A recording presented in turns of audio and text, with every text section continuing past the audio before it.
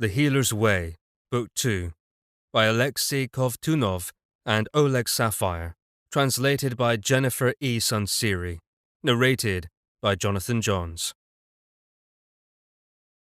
Chapter 1. It's interesting, this life. Really. There are times when you find yourself planning something big and working out the details, considering what could go wrong and how to make sure nothing does. And then, right when the time comes to make your big move, it turns out to be no big deal, really, because what seemed like such a major undertaking is, well, not hard at all. Like capturing the castle. I mean, here I am, hundreds of years old already, and yet I failed to see that it was a simple matter. I thought I'd be testing my limits when it came to wresting the castle back from the enemy, and that I might even have to pull back and regroup. But here I am now, ensconced in the former Count's armchair, watching the fire crackle. Did I greatly overestimate these mercenaries? Or could it be that the family's enemies actually weren't all that powerful? That was probably it. In my previous world, I'd battled some truly formidable foes, and yet, when it came down to it, some of them turned out to be underwhelming. The exception to that would be my brother.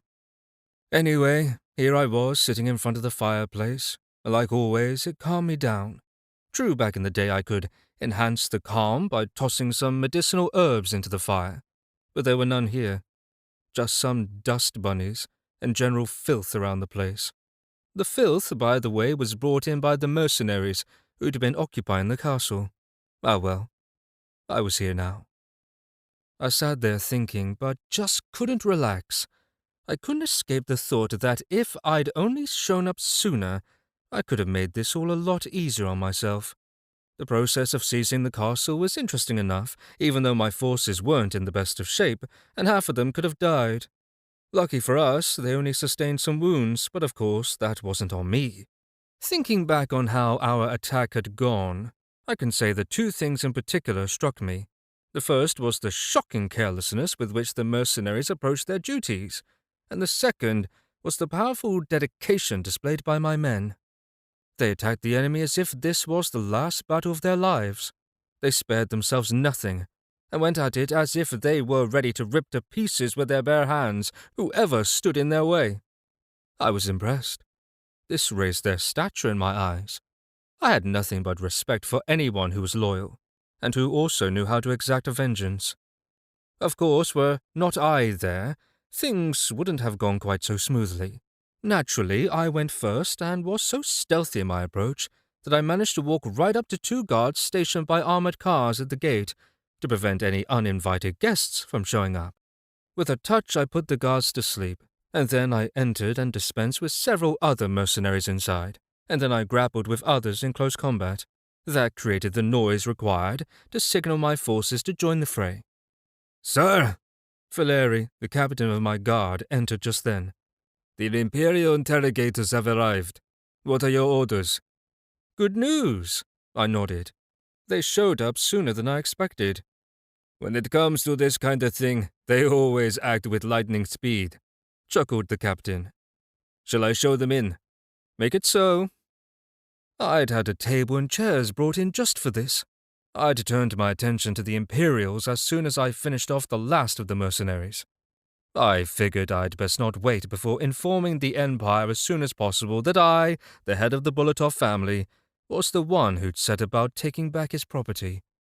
Otherwise, they might think it was some despicable imposter who'd randomly decided to decimate Nekriev's mercenaries. Thus far, I didn't yet exist as far as the Empire was concerned, because it wasn't like the former Count could officially register the transfer of his family's estate to me. This wasn't a problem, though, since I had the ring, which was impossible to counterfeit. "Greetings!" Three middle-aged men entered the main hall. The hour was late, but they all looked cheerful and neatly dressed. "So then," began the head of the trio, who'd preceded the other two, "you're Mikhail Bulatov, the new head of the Bulatov family?" "That's right," I responded, showing him the ring. "Just for the record, I have to ask what happened to Gregory Bulatov. It seems he's been missing." "He's dead," I shrugged. "I see." He nodded to himself and began taking notes on his tablet. In that case, if you don't mind, we will begin the verification procedure immediately. Go right ahead. I indicated the empty chairs. Then all three of them sat down at the table, took out papers, a tablet, and documents, and asked me some simple questions, like how, when, and under what circumstances was the family transferred to me. Also, one of them checked the authenticity of the ring, and nodding, gave me a paper to sign. Easy peasy. That was done. All it had taken was half an hour. Roughly speaking, that's what transpired in that time. Now I was officially registered as the head of this family. I'd spent a lot of time researching how to make that happen, because not everything was simple in this world. The way the old count transferred power to me was legal, but the problem is that these are very ancient laws, and nowadays that rarely apply to real-world events. Before the world was wired up with all this technology, such laws were more widely employed. But now, these family signets were sort of like living artifacts that fed on the power of the owner and were part and parcel of their being. Unless I voluntarily gave the ring away, nobody, nor anything, could get it off my finger. From time to time, those shysters would show up in the Empire trying to deceive the authorities. Thus, there was a case where, in a war between families, the victor slaughtered everybody in one family, forged their ring, and then announced that the family head had bequeathed his holdings to him. Then he was able to dispose of the assets and sell off all of the family's lands. This all happened around a century ago. Only 30 years after the events, the deception was discovered, but by then, so much time had passed that nothing could be done about it. Interestingly, the system here was such that one family could literally own several other families at once, but not like feudal lords, rather more like managers of their estates. It wasn't uncommon to see several patriarchal rings on one man's fingers. Anyway, now my paperwork was in order, so nobody could set me up, kill me on the sly, or allege that they thought I was an imposter. I'd put the game on a whole new level. Once the Imperial agents were gone, I breathed a sigh of relief and got down to examining the wounded. Everybody was doing well and would be on the mend in a couple of days, maybe even sooner, of course. As long as we weren't under attack, I wanted to heal them properly. What was interesting was that since I was now registered with the Imperial Service for Aristocratic Affairs, I could access via my phone the family email account and also the office where all the documents were kept. It was only then that I fully understood what deep shit we were in. Yes, I meant not just I, but we, because half of these debts were held by Victoria. Incidentally, that name? Beautiful. I was often impressed, even amazed by the names in this world. Could it just be that it was because all this was new for me? But the debts, seized lands that had already been sold, laborers and others who'd disappeared, and that wasn't all. I saw that an invitation to a ball had been sent quite recently. It was to be held at a house belonging to a family by the name of Lazov, and apparently Victoria planned on being there.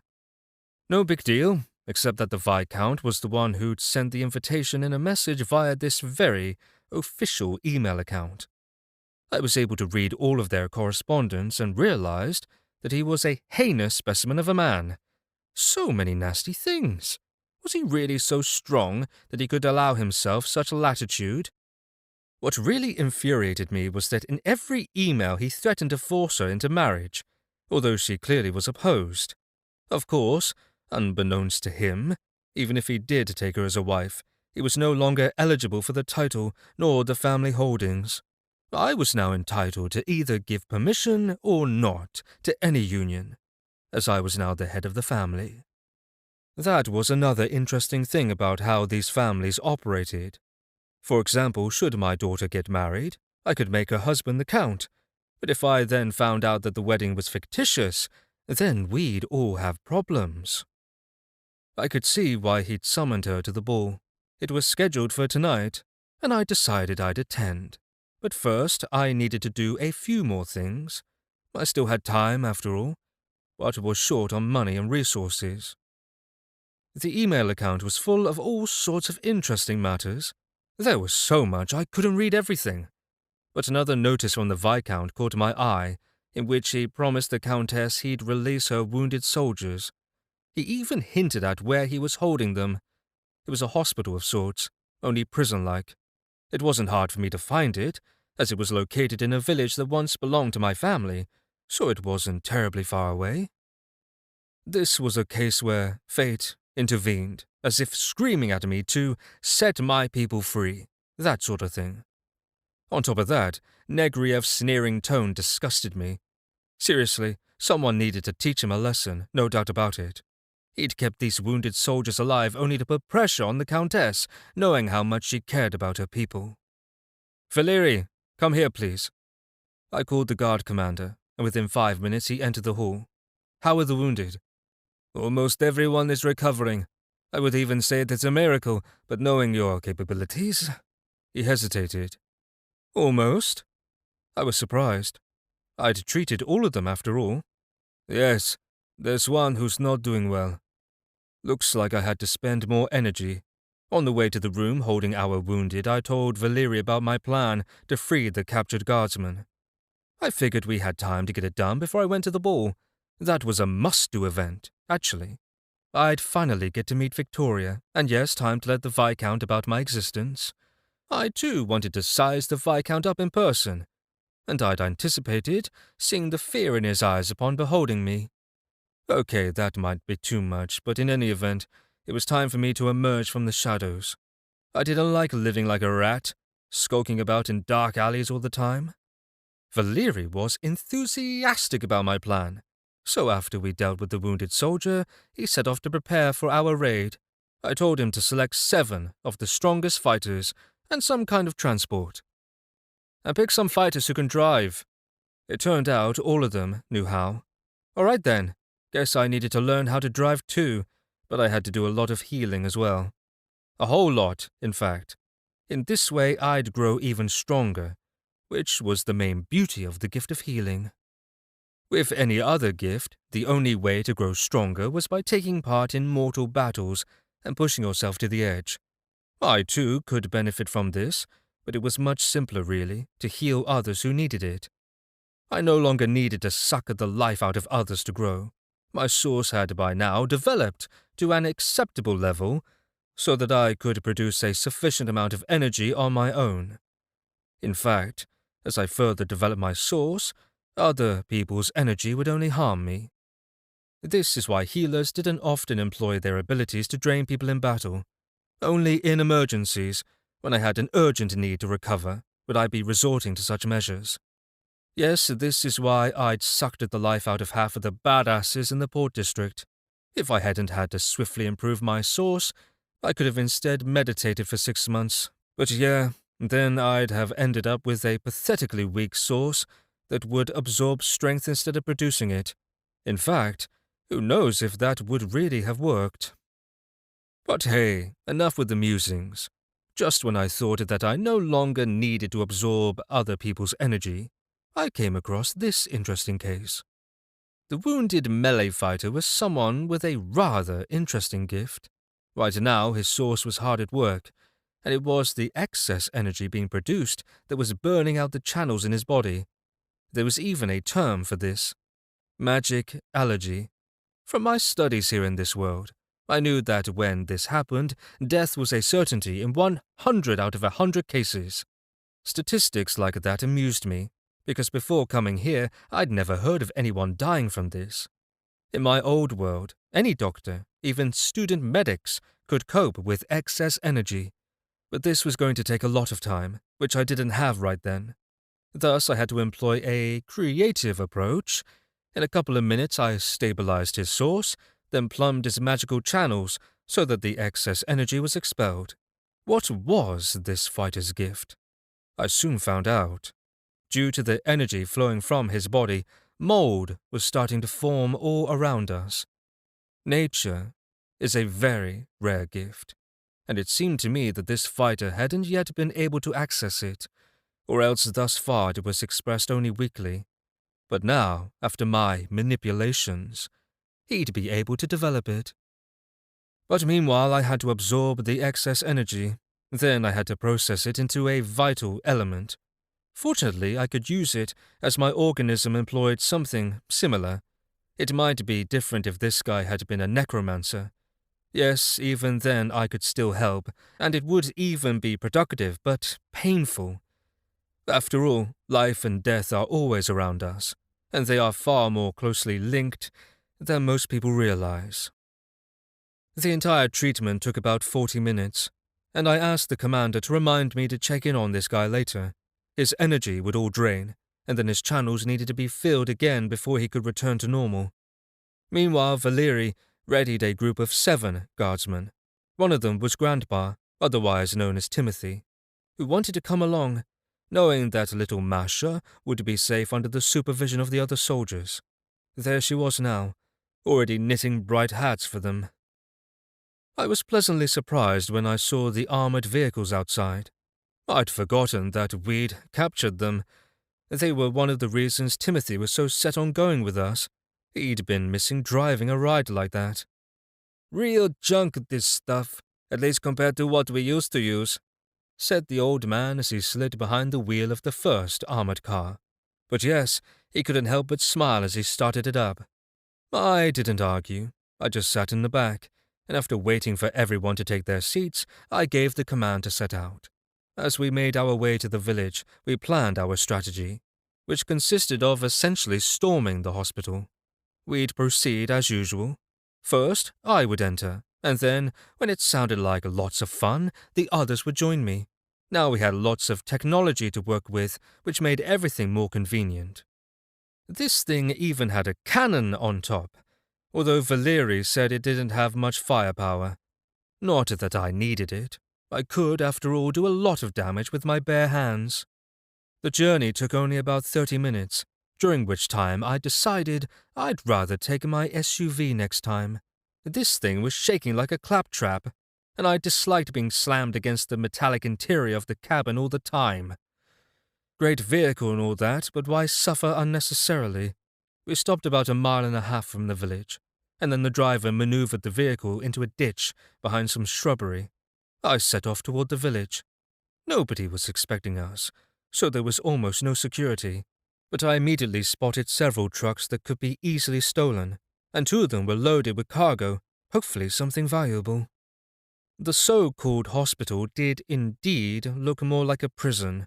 It looked like a hangar, or even a big barn, with small barred windows. In the big space on the ground floor, I sensed many heartbeats. They clustered around the iron stoves, and no wonder, the temperature inside was almost the same as outside. I took my time checking the perimeter of the hangar, and spotted a few guards. There were 4 of them, all armed, 2 of them whom were sleeping on the job. Inside were 22 wounded individuals. These were all probably my people, which was fortuitous, because they included some seriously wounded men. I'd grow my sauce even more in the process of healing them. I saw that there was an attic to this so-called hospital that served as barracks of a sort for the enemy's men. Up there were 9 weakly gifted types, all huddled in one warm room. Some of them were sleeping, while the others seemed to be relaxing and chatting, enjoying their downtime. What a shame, but I'd have to spoil it. However, they were holding my people captive, and from what I could tell, they weren't treating them well. Next, I walked around the village, but I couldn't tell right away who the enemy was and who were simply regular people. I noticed 3 with average gifts, who no doubt weren't going to sit around if a fight broke out. They'd have to be dealt with right away. But in any case, my men would take care of the village. I didn't want any casualties, as they say, among the regular citizenry. I might want to hire them on as laborers later on. That wasn't the case with the mercenaries who were hired by the Viscount. "Valeri," I spoke after calling him. "I'm done with the reconnaissance, so here's the plan." 15 minutes later. Hangar, holding the prisoners. "Sayoma," wheezed the man lying on some dirty rags. He was skin and bones, pale, and his whole body was shaking, either from cold or from pain. "Sayom, what?" responded a guy missing a leg. From the bloody stump, it was evident that it had been lopped off quite recently. "Sayoma, Uttered the pale man in a pained voice. I won't survive this night." tell my son that. Yada yada ya, muttered another guy who was totally wrapped up in dirty bandages. He'd been burned all over his body, but thanks to his gift, he'd survived. And now he was bound to the bed with wire, which is the only thing that kept him down. "For 2 weeks now you've been dying on us. You look fine to me," I'm getting worse and worse every day. whined the dying man. My entire body is trembling, and I'm freaking cold. It means I'm nearing the end. "It means it's frickin' freezing in here, that's what, idiot," barked the man with the burns. "'Tain't fair. Them bandages are keeping you warm," joked the man missing the leg, and quiet chuckles resounded around the stove. But just then, they heard doors creaking open in the distance. That's where the security on duty usually hung out. Only this time they heard the doors open, but they didn't shut. In the darkness, measured steps sounded. "Damn it, close the door," barked the man in bandages. He wasn't afraid of any of their overseers. He'd tried to escape so often over the months, they were tired of beating him.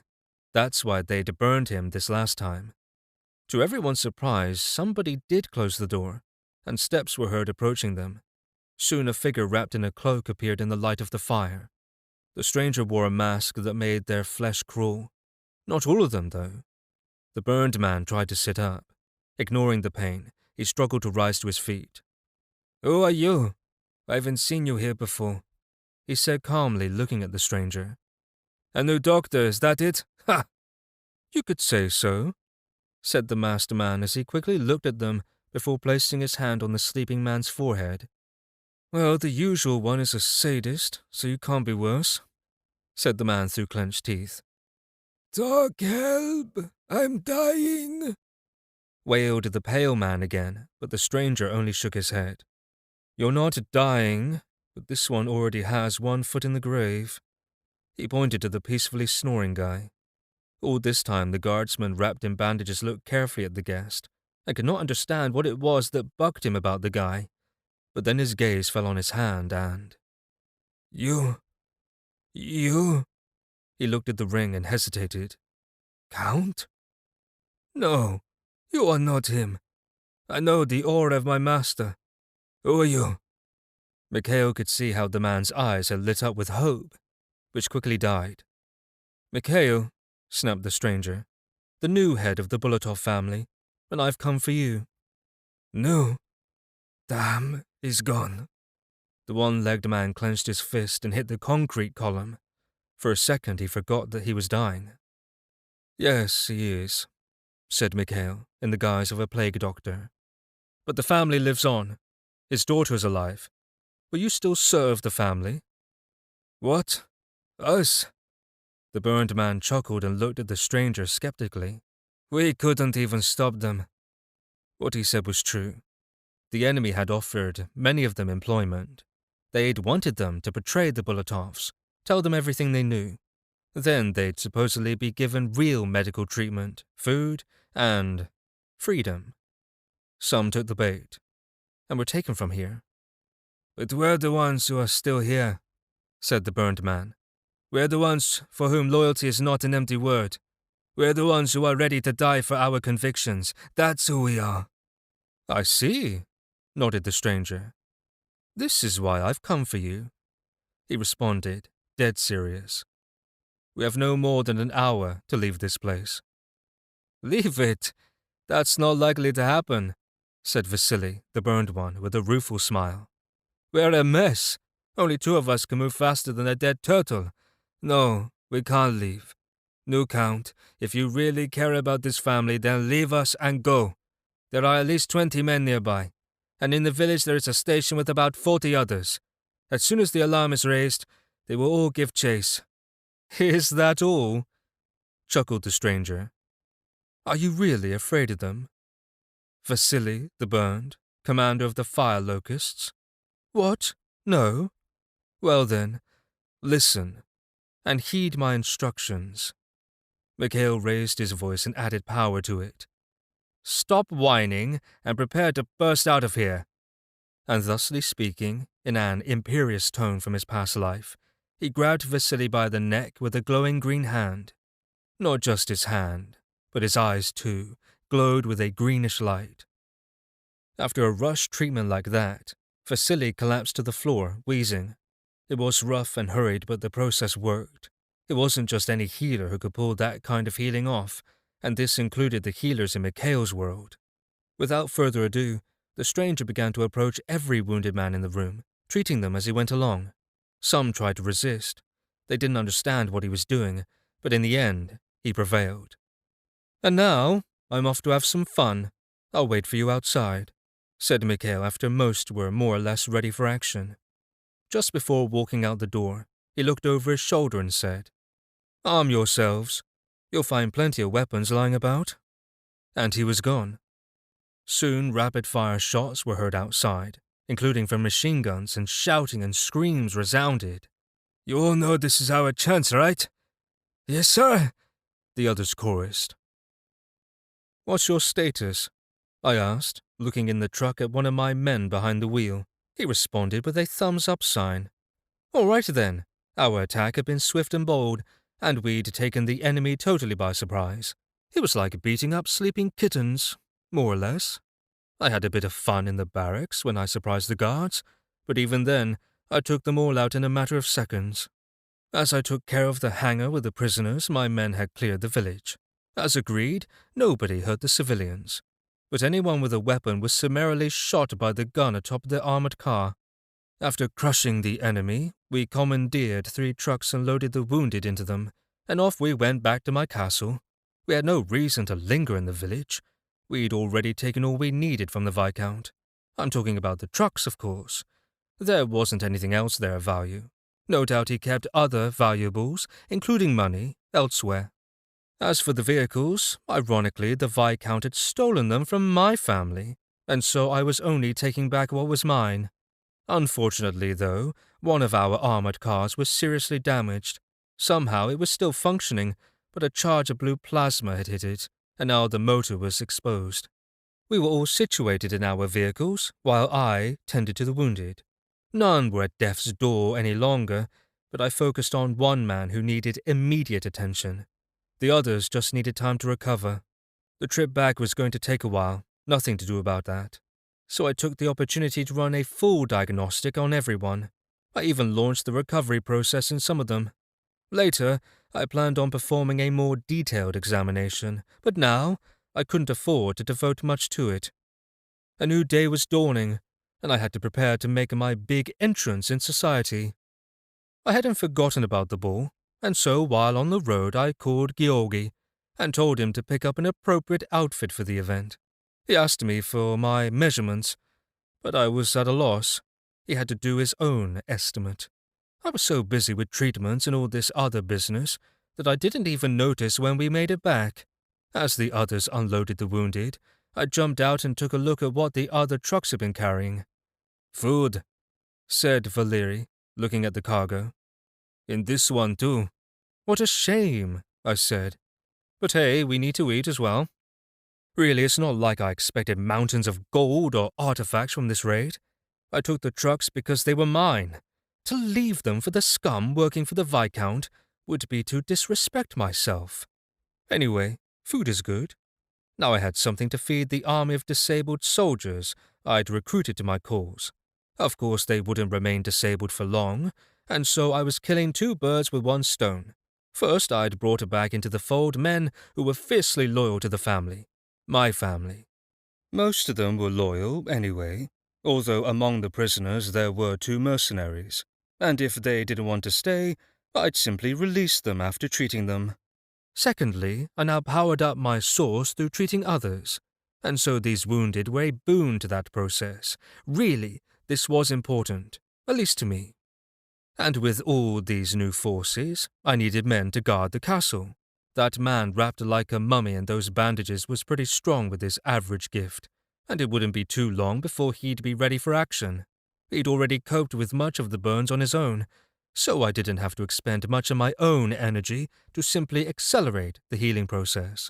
Now he needed to simply take it easy and eat, and time would do the rest.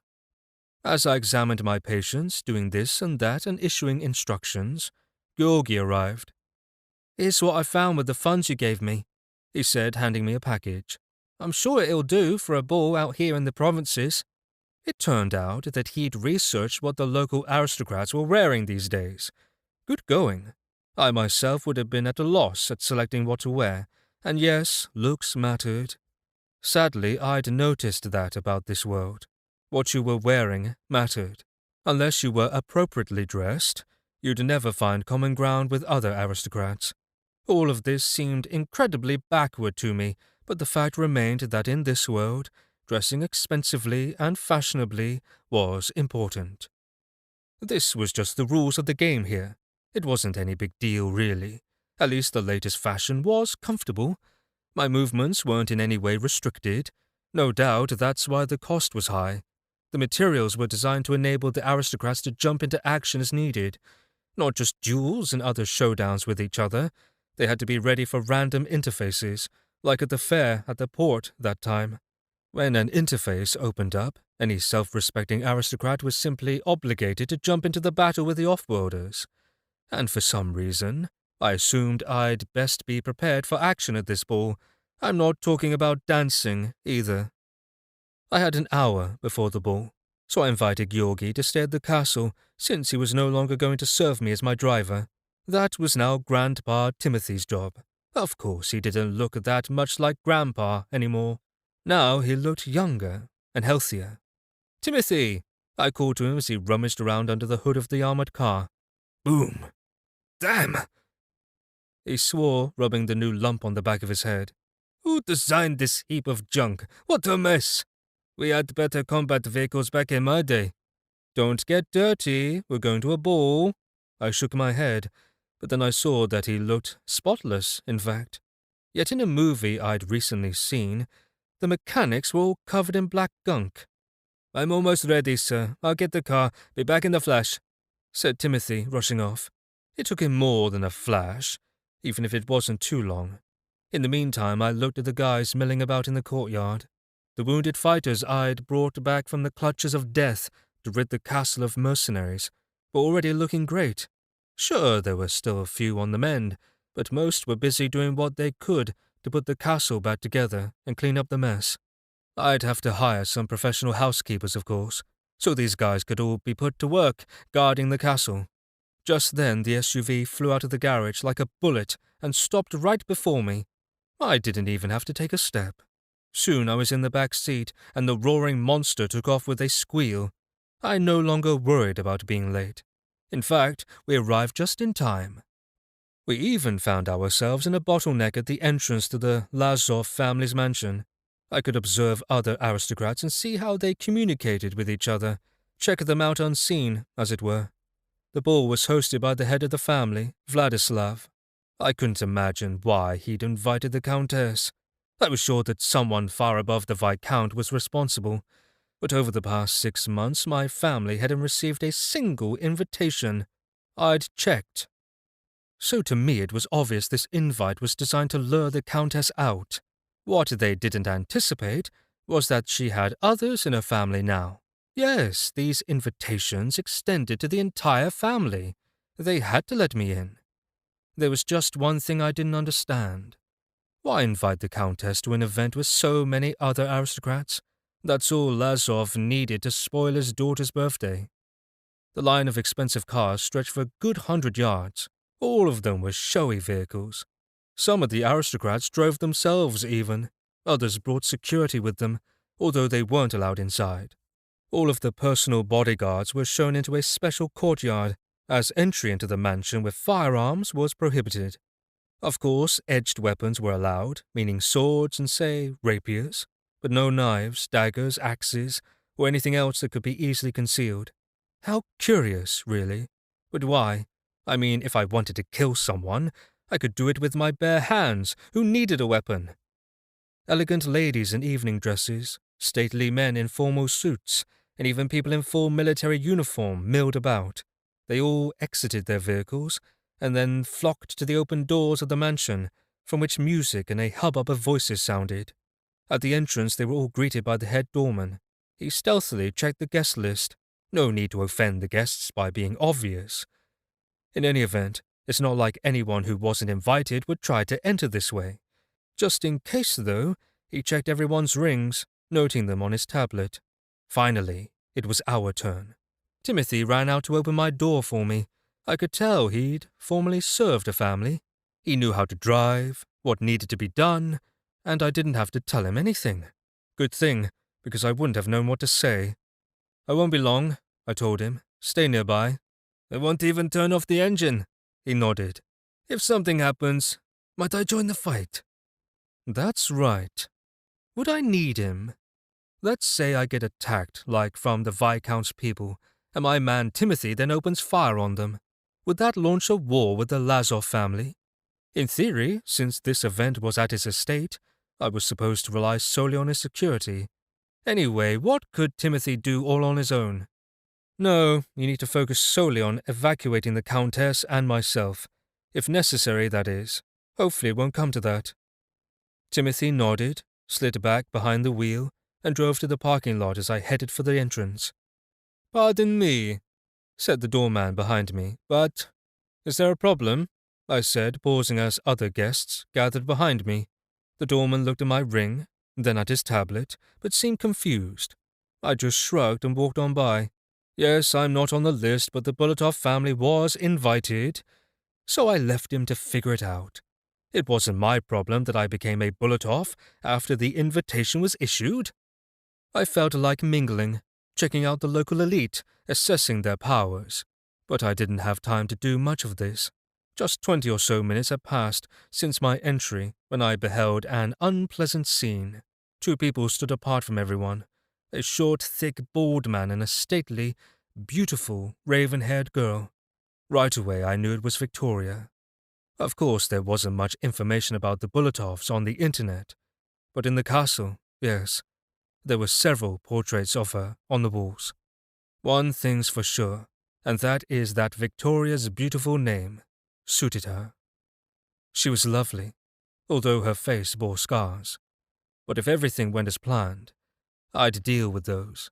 Nothing to it. That is, assuming she wanted to be rid of them. Who knows? Maybe she bore such wounds with pride, like a warrior sporting battle scars. I'd met some who were into that kind of thing. But I didn't have to spend much time looking at this darling duo. Before long, their conversation began to heat up, and the chubby chump flared up and raised his hand, preparing to actually strike at the Countess. Really, by then, I wasn't far off, but I hadn't been in any hurry to interfere. What for? I felt like I should observe them, see what transpired. But I wasn't allowed to stay in the background for long. The fat fool stood there, his hand raised as he imbued it with force using his gift. Yes, I could tell there was more to this situation. She apparently had a sharp tongue, judging from how offended he was. And she also was no coward. I could see from where I stood that she wasn't in the best shape, and yet she'd provoked him. I had to act. I strode forward and intercepted the Viscount's hand. Bastard! He'd poured energy into it.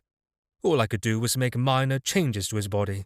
I weakened the nerve conduction a little. It wouldn't affect him too much.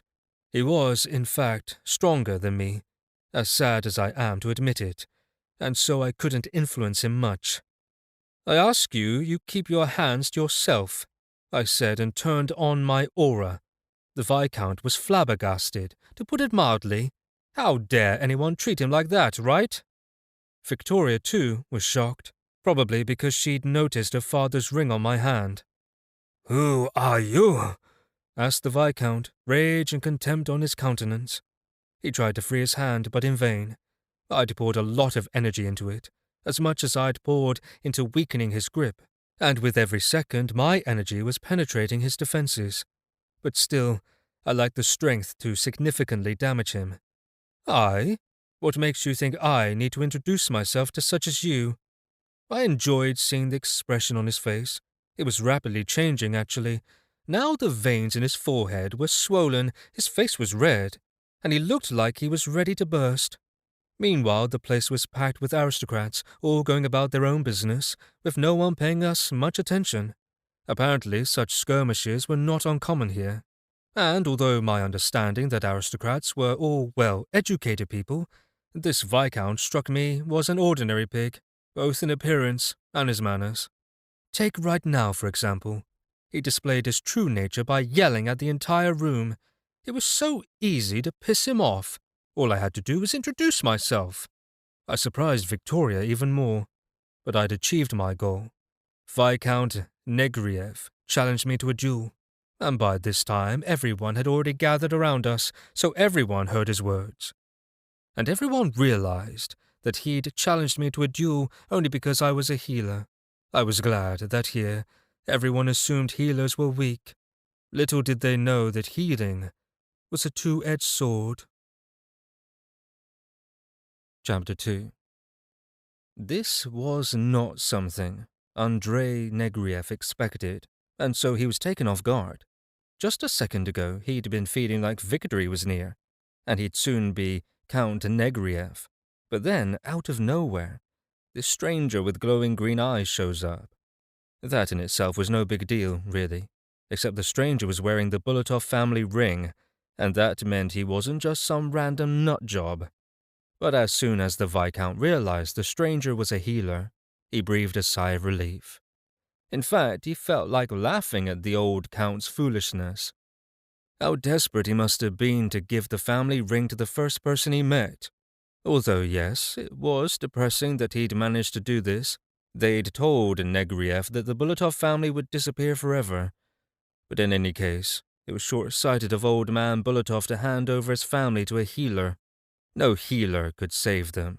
Everybody knew that healers were, by their nature, not strong.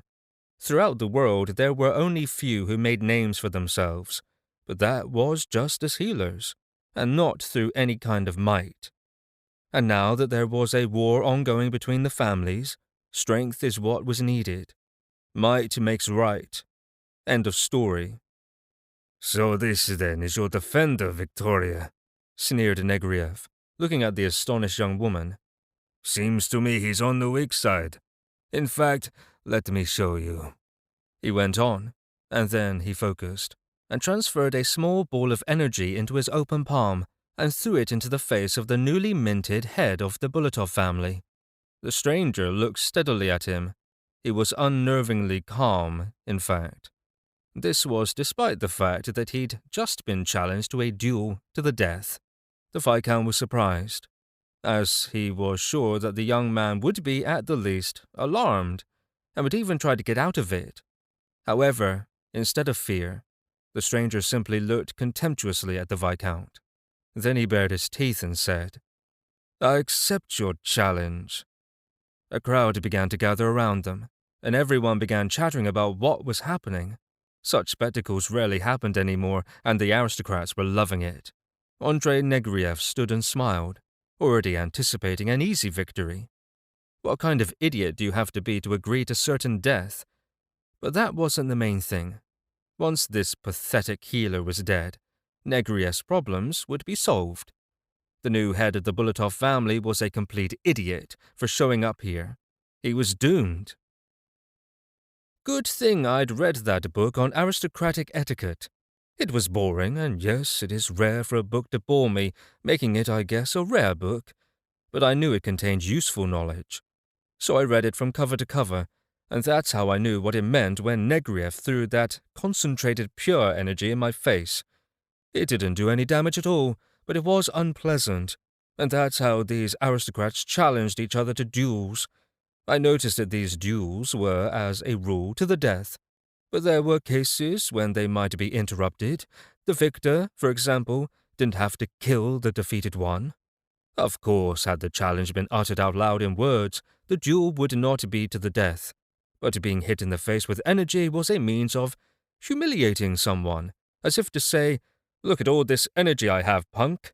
I can toss it about just like that, so I can crush you." It was fun seeing the Viscount in his changing moods. He so wanted to humiliate me, make me afraid, but something was wrong. I'd simply agreed, my face impassive. I didn't think it would be so simple. I'd come here to get Victoria, but now I could accomplish 2 tasks at once. I love it when things work out so easily. Well, maybe not 2 things. From what I could tell, the way our family had been treated lately left something to be desired, but this duel was my opportunity to change everything. Of course, I realized they'd never love us, but I hoped they'd think twice before they crossed our paths. Really, this was perfect.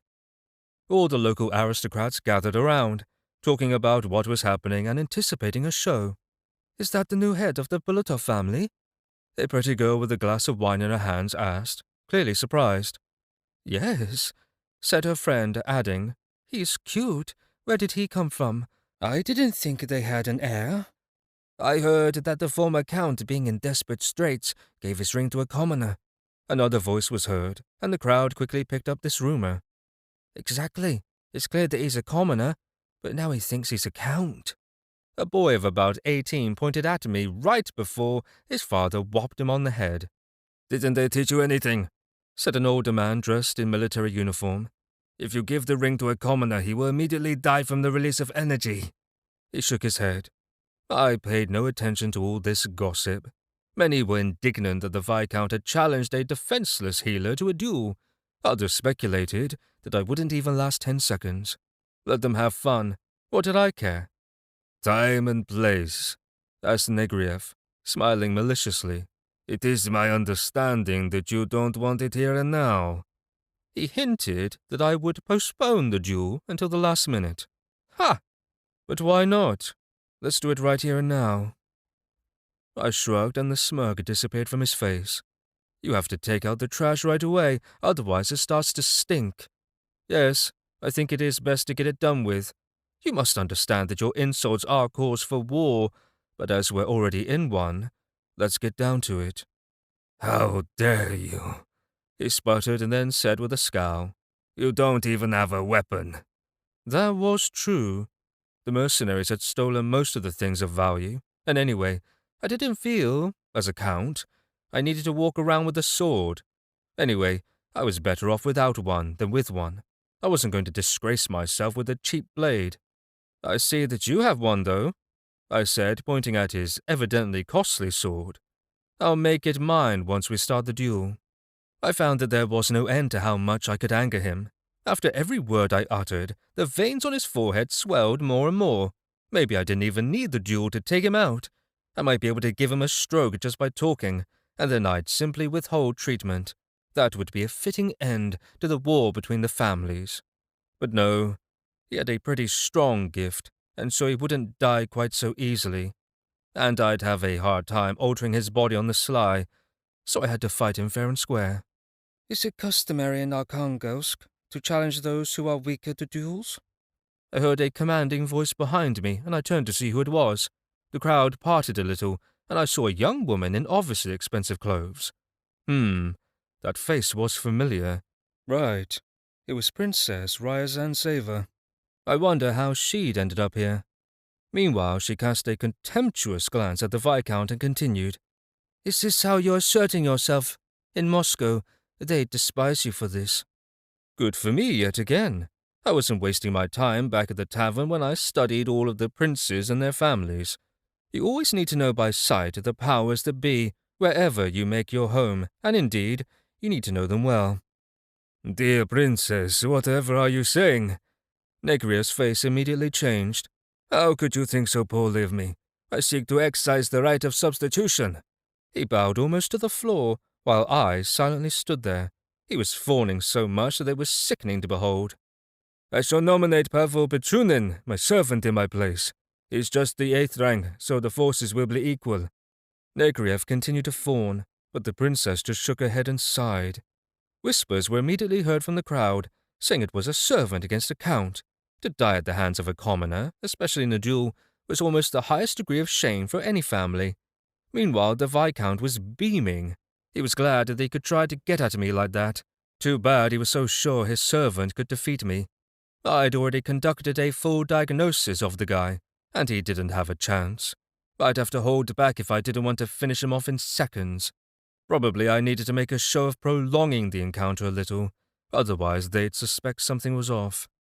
What was really unpleasant is how weak his servant was, and yet everyone around us thought he had a chance.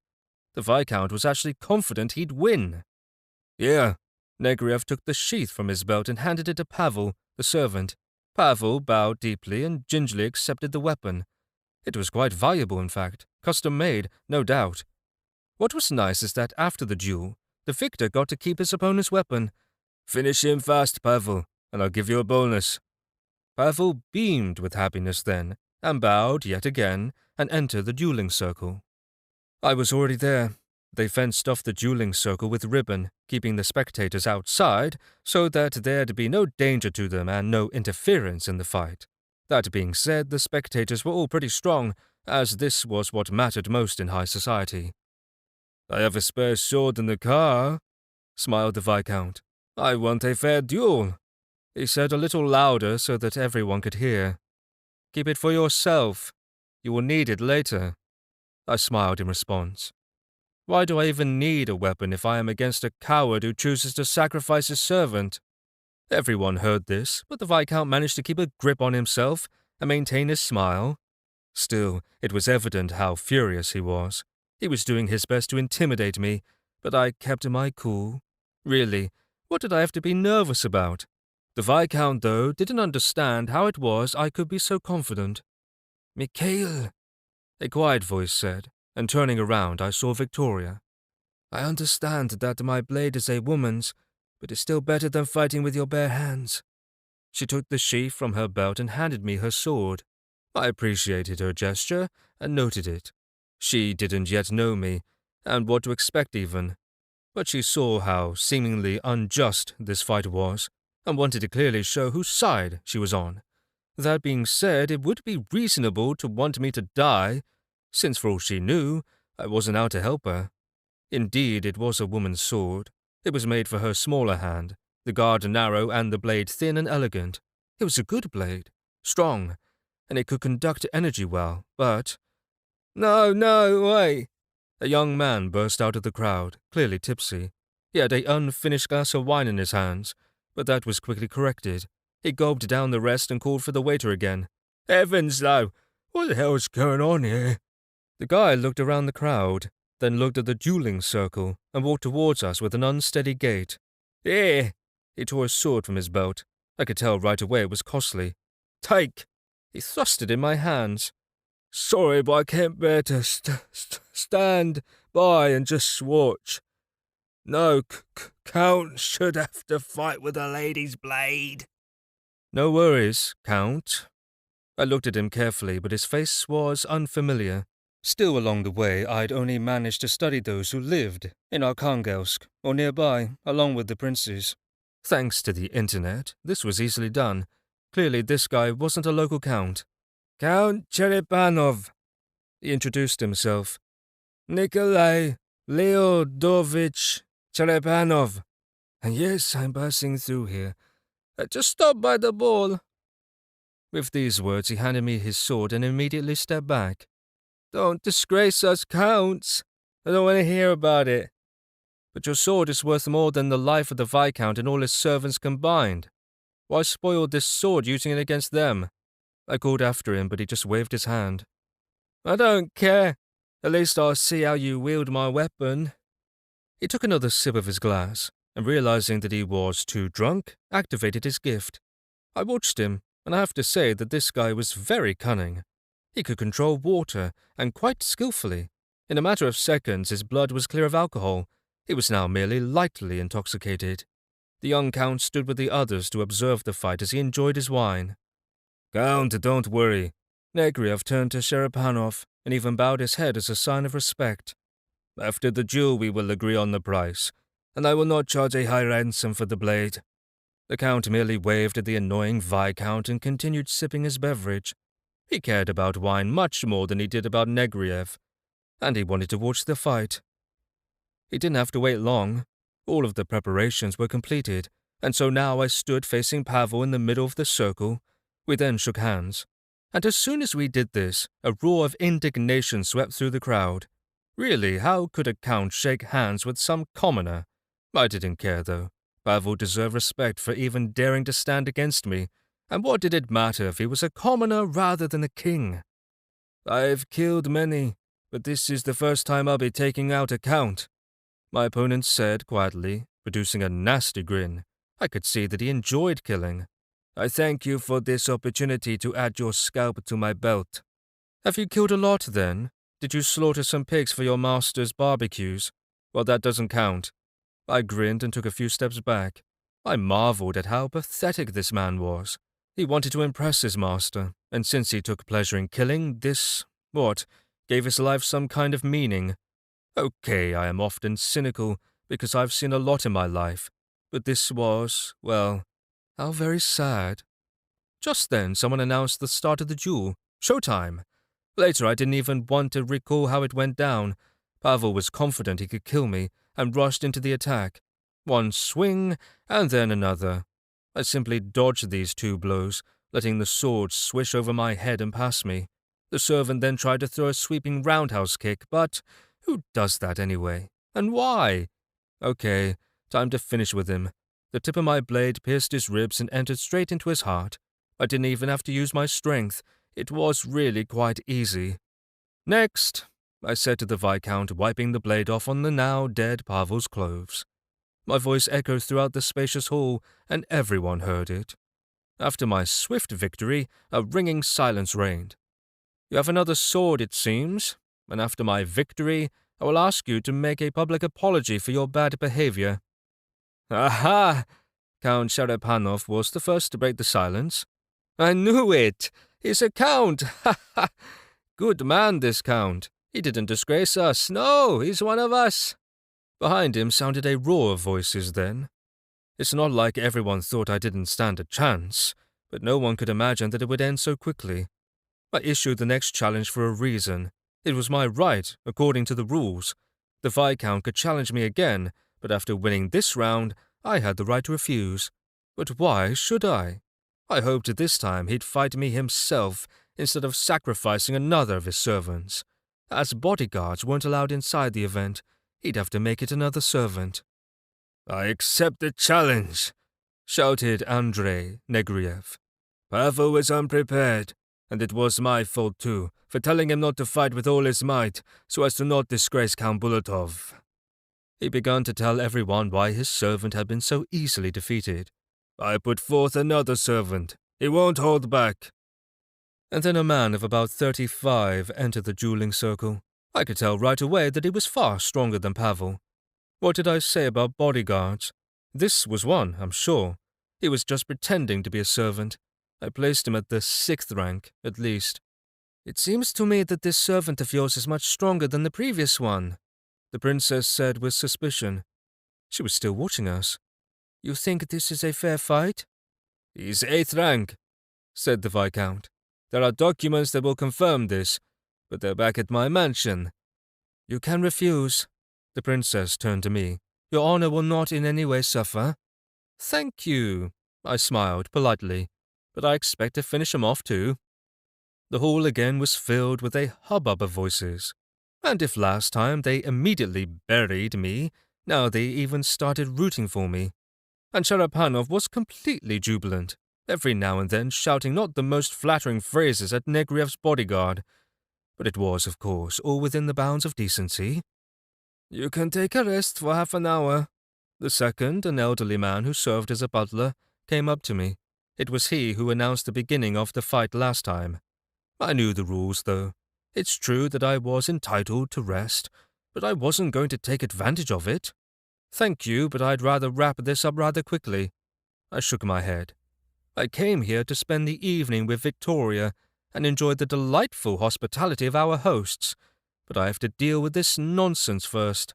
So I'd appreciate it if you'd announce the start of the duel. The butler bowed and approached the other participant, and I just stood and watched what was happening around me.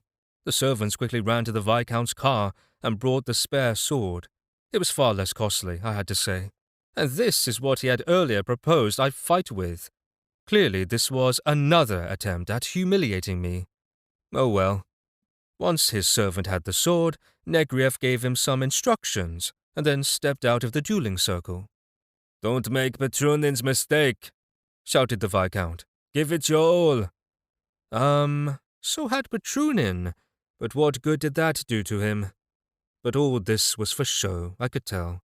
The Viscount didn't want the spectators to know how much stronger this guy was. Just like before, we stood in the center of the circle and shook hands, and whilst there, the servant decided to talk some trash.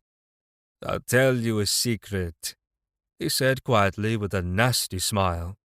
"When you die, and your family is transferred to the Viscount, he promised us the Countess, for 3 days, to teach you a few things."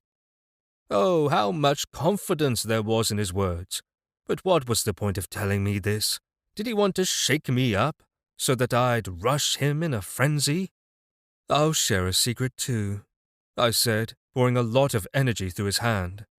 "You don't need women anymore. Even if you somehow survive, you'll never get it up again. I know, I'm a healer," I said, smiling ominously. And he believed me right away. Although not every healer could do this, I launched several harmless processes in his, nether regions, and he felt it. You. His eyes widened in horror. I? I smiled. This time the duel turned out to be a little more interesting, but although my opponent was stronger, he clearly lacked skill. His only ploy was to attack head-on using his gift. Sadly, it would take him at least 30 or 40 years to have a chance at hurting me.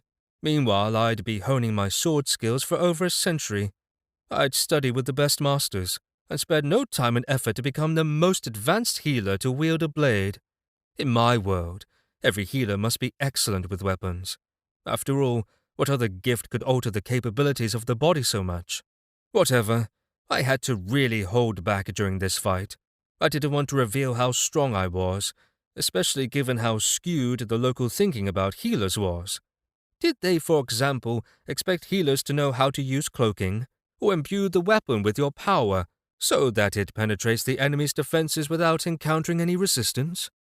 As it was, I stuck to fighting the old-fashioned way, without even cloaking myself for protection. My opponent took full advantage of this. Each of my blows bounced off the impenetrable film around his body, but gradually his reserves of strength were depleted, although he could still dance around. At first, the Viscount's bodyguard rained blows on me, but I simply dodged or deflected them to the side. I didn't have the strength to simply block everything, and anyway, didn't see the point in doing so. I'd scanned him when we shook hands. He had old injuries that were plaguing him, and in addition to impotence, he would automatically fall in his right leg. I could take advantage of this, not to mention the recently injured tendons in his left hand. Perhaps he slipped, or he simply fell while drunk.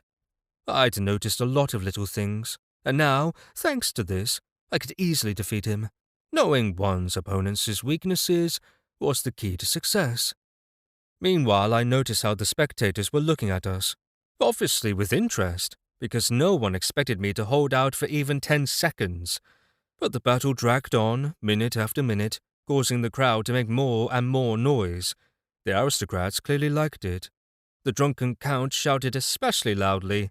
True, before the fight he removed a lot of alcohol from his body, so as to not miss a single detail due to being dead drunk.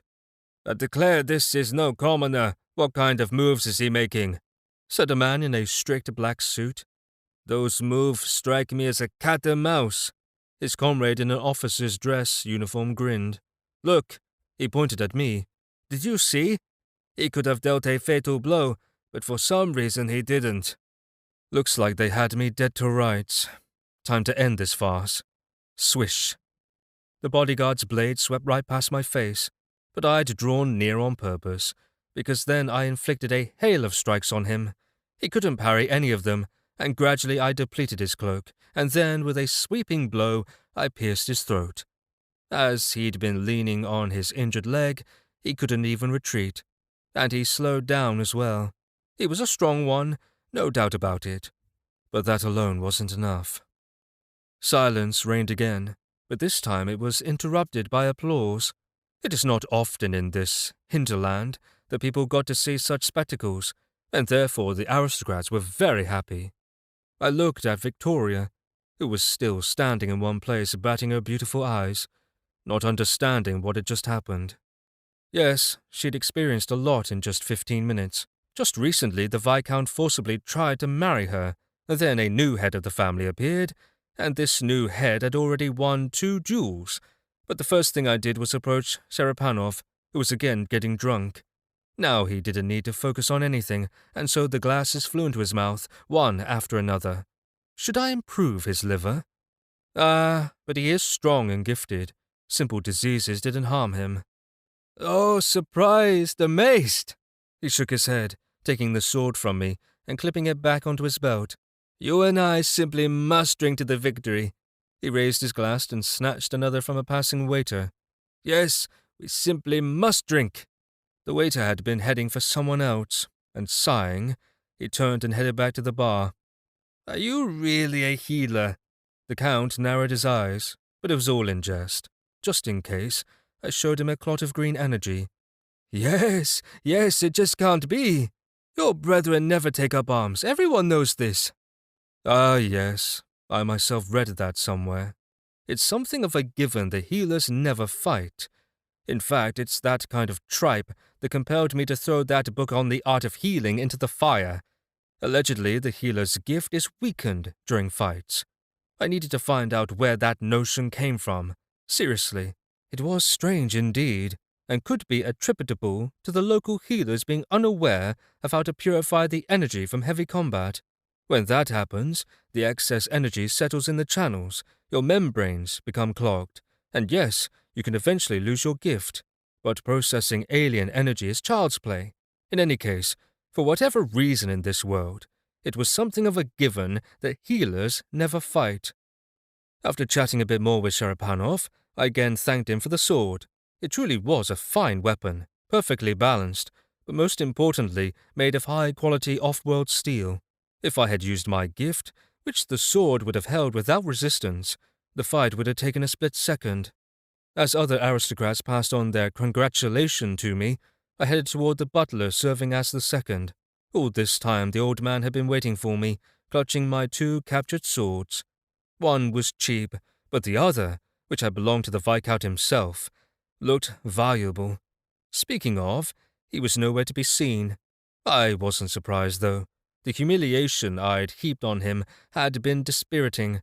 What a shame, though, that I wasn't able to fight him. But perhaps it was just as well. I'd have had to reveal many of my secrets to defeat him, as he was far more powerful an adversary than were his servants. Where shall I deliver your captured swords? Asked the butler. Give them to my driver. He shall be outside with the others, I said, nodding at him. I felt certain that the swords would make it to my car. Under the rules, ensuring the transfer of the captured weaponry was an obligation of the organizer of the duel. So it was time for the owner of this mansion to do his part. He, however, had yet to appear, which was understandable. In recent times, the Bulatov family was seen as outcast, something of pariahs. I needed to get to the bottom of this. I was at a loss as to what compelled the Viscount to be so viciously bold in attacking my family. Clearly someone else was behind this.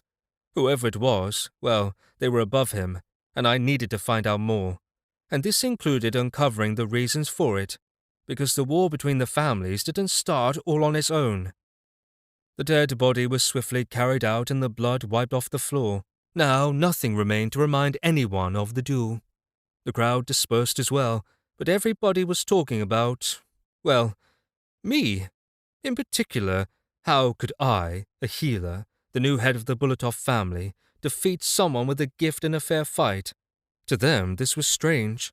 What can I say? Meanwhile, I was finally able to turn my attention to the main thing. I headed toward Victoria, who was heatedly discussing something with her servant. Countess Bulatov was still reeling from recent events. She felt like she'd left her body and was watching events from above. In the span of minutes, her world had been turned upside down. Although she'd long suspected that her father was most likely dead, now she knew this for sure.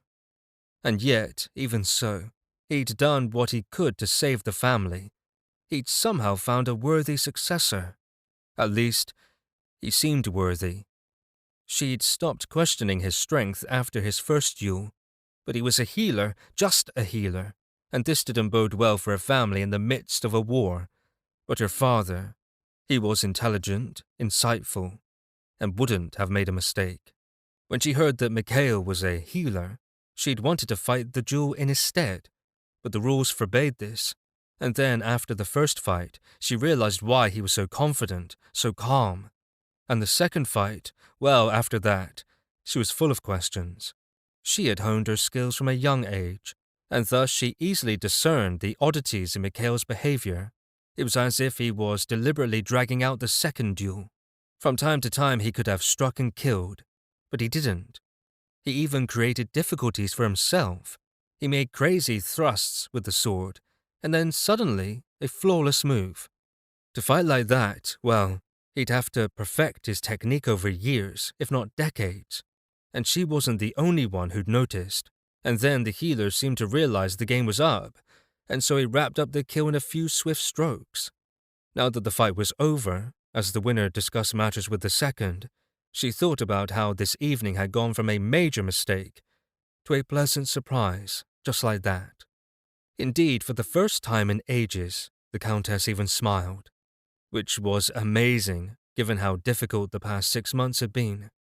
She'd especially enjoyed observing the fury of the Viscount, who had to somehow control himself before he exploded. He needed to do what he could to save face in front of the other aristocrats. "Do you know what's going on?" she asked her servant, who had been standing slightly behind her all this time. "Nothing more than what you know, madame," he said with a smile. He'd been smiling for a while now. "But your late father knows how to surprise you. I couldn't be more astonished." "But now what? What should I do now?" Victoria was almost pleading with him. On the one hand, she was very happy about this new turn of events, but on the other, the girl had no idea what awaited her next. What was this guy about? "How should I talk to him? Maybe I should leave the ball, but I can't wander about forever." "I don't think you should worry," her servant smiled. "Negriev has slithered out the door already, so you have no reason to leave." "What if it's a trap?" the girl said quietly. "Well, what's up with you?" The old man was still smiling, but now he was looking over her shoulder. "Is he standing behind me?" He nodded, and she turned pale.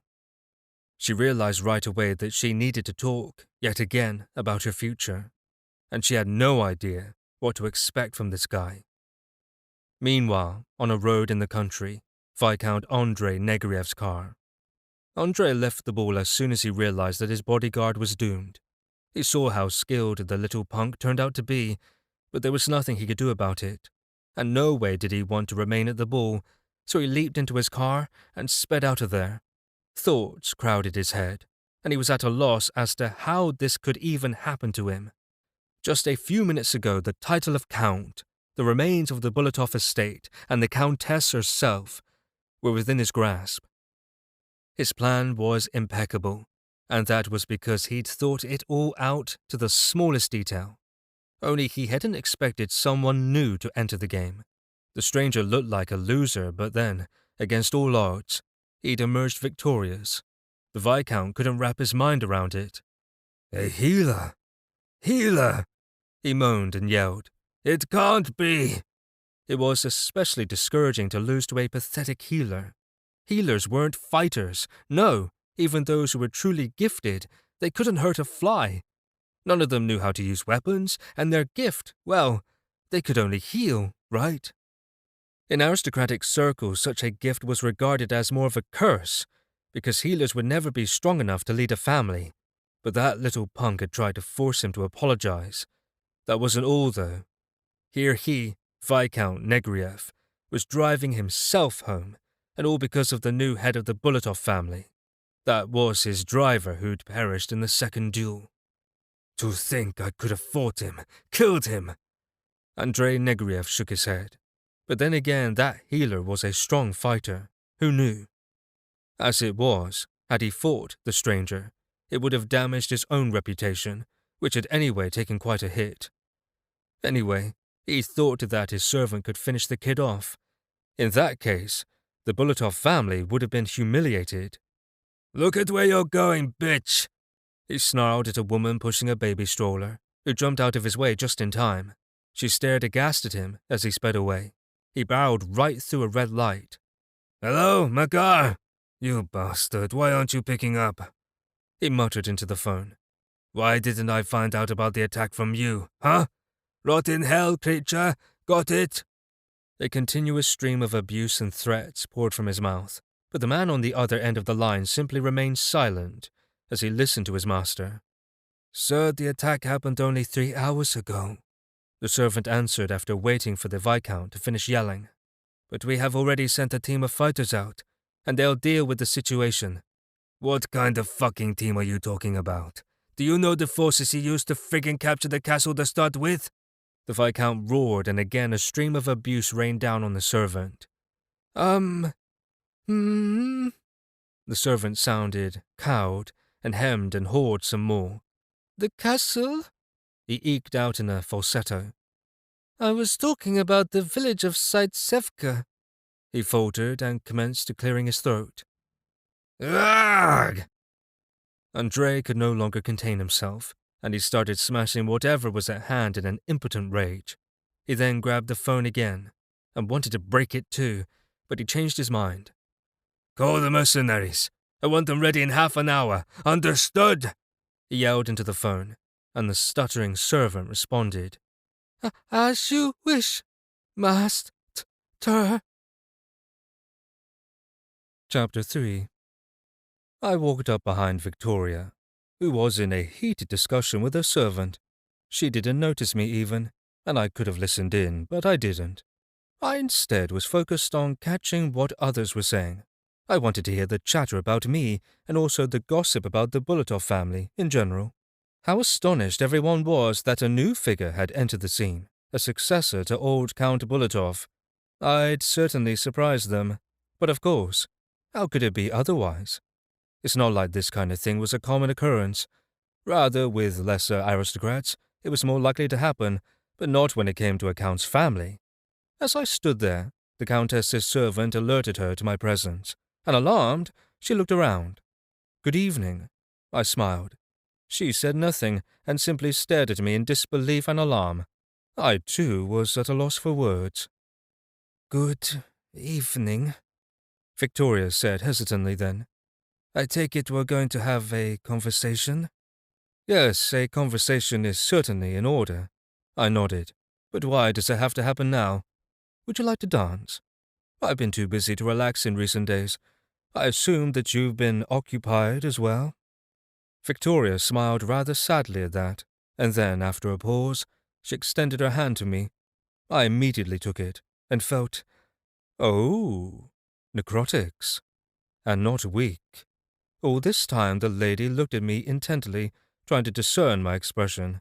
Was she now testing my feelings about her being a necromancer? Ha, no worries. For me, those with such a gift were almost relatives. However, I was surprised. Where did Gregory Bulatov get a daughter whose gift was necromancy?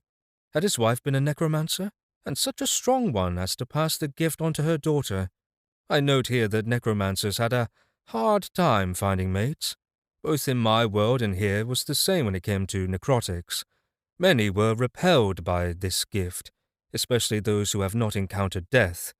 For hundreds of years, though, I'd lived side by side with the Grim Reaper.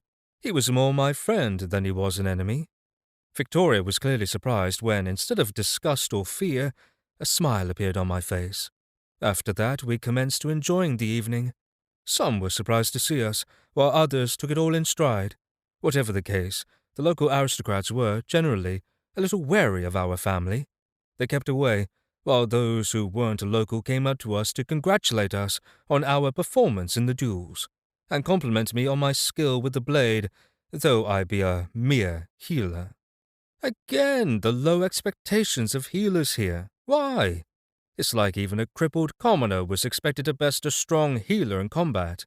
That's what I gleaned from what I heard that evening. The Countess was rather thoughtful all evening, but a couple of times, whatever she was thinking caused her to smile. I could tell she was eager to talk, but something was holding her back. She was excited about something, but nervous as well. Meanwhile, her servant stood aside and beamed with happiness as he looked at us. "Oh, Bulatov!" Having finished dancing, we had gravitated to a table with hors d'oeuvres. There we encountered Count Cherepanov. By then he'd probably downed his umpteenth glass of wine and had been chatting with a couple of pretty young ladies. When he saw us, though, he came right over. "Let's have a drink, then," he said, producing another glass of wine from nowhere. Then he noticed Victoria and fished out another one for her. I have to refuse. The girl smiled, but I accepted a glass. Oh, finally, decent wine. Since arriving in this world, I'd come across nothing but a pale imitation of it. Fortunately, this wasn't universal. You just had to know where to go. Of course, this wine was a far cry from the fruit of the vine in the distant Balian kingdom, but it was like nectar compared to what I'd sampled in the Port District. Looks like I had some spending to do.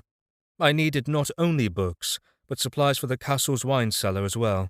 Actually, I could consume a lot of wine, since, as a healer, one of the most basic skills was that of cleansing alcohol from the bloodstream. Cherepanov and I chatted for quite a while. He was clueless about the status of the Bulatovs here. He'd traveled to Arkhangelsk to oversee his father's production and transport company, provide security, supervise the process, and so on. Judging by how much he was imbibing at the local balls, he didn't need to spend too much time at his duties. Or maybe nobody wanted to tangle with a strong family from the capital. The ball eventually started winding down, and the guests began heading towards the exit. In fact, we were among the first to leave. Our car was already waiting for us near the exit, which surprised Victoria. She'd been one of the few to arrive by taxi, so she was pleasantly surprised to see the posh SUV. I smiled and shrugged, and opened the back door for her, and then slid in beside her. Makar Petrovich." The Countess's servant extended his hand to Timothy as he slid into the shotgun seat. "Timothy Valentinovich," he responded as they briefly shook hands, and off we went, heading for the castle. Victoria kept sneaking glances at me, but was in no hurry to talk.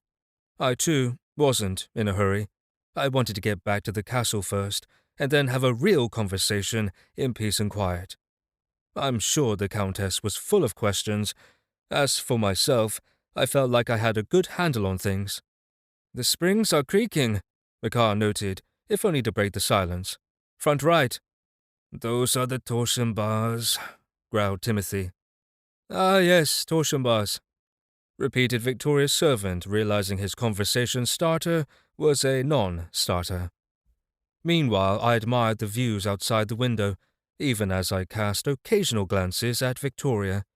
I guess I could have tried to make small talk with her, but besides asking how she was, I couldn't think of much to say. And so silence reigned in the car as we anticipated arriving at the castle. In fact, I pulled out my phone to pass the time.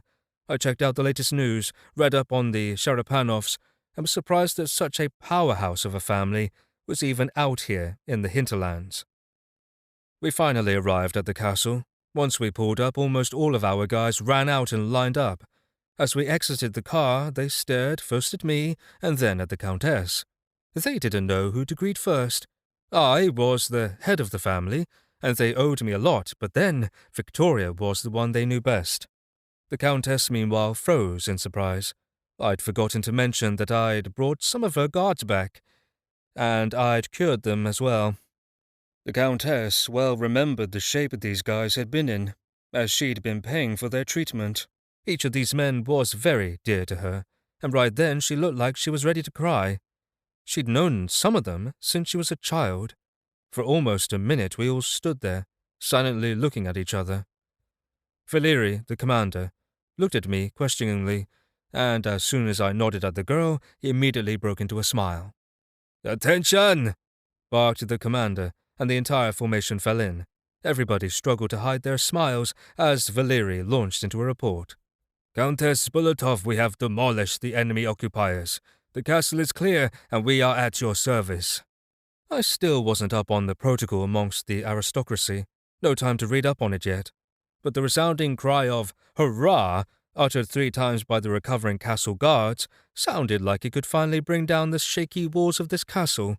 And curiously, For whatever reason, the commander neglected to mention that I'd been the one who'd done the heavy lifting in recapturing the castle. No big deal, though. Nope, these were great men, and deserved the admiration of the Countess, who still looked like she was about to burst into tears. She had great composure, though. Even after finding out her father was dead, she kept it together. "Let's go inside, Victoria," I said, indicating the door, and inside we went, where, miraculously, a fire still burned in the hearth. I guess someone had kept it going. Fire was always calming, making even the darkest room cozier. I recalled a dark magician I knew in my old world, who'd gone totally bonkers. He built a black castle, corralled some slaves to serve there, and ruled over his little fiefdom like a dictator. At that time, my brother, the king, was not yet married, and was still a decent ruler. He came to me and asked me to help deal with the problem. I never refused my brother, plus I was intrigued by the crazy dark magician. He thought he was the Almighty, and that he could build his own evil empire. He'd been doing whatever he wanted, forcing his henchmen to plunder the surrounding villages, and in this way gradually expanding his influence. In the end, we brightened up his castle once we set it on fire. Ah, yes, fire. It brought peace, really, to even the darkest, most depressing spaces. "Well, what comes next?" Victoria's voice pulled me out of my reveries. I wondered what it looked like from the outside when I sat like this, smiling, as I gazed at the fire. "Basically, it's business as usual." I shrugged, spread out in an armchair with an imperturbable look. "No," the girl shook her head. "By the will of my father, you are now the head of the Bulatov family. But this is also my family. I am a Bulatov by birth. Are you afraid that I will take your family for myself and drive you away?" I laughed. Now I got what was troubling her. "I don't know your motives." She looked serious. "Maybe your plan is to sell the family, or you could even be colluding with Negriev. Healers aren't like you.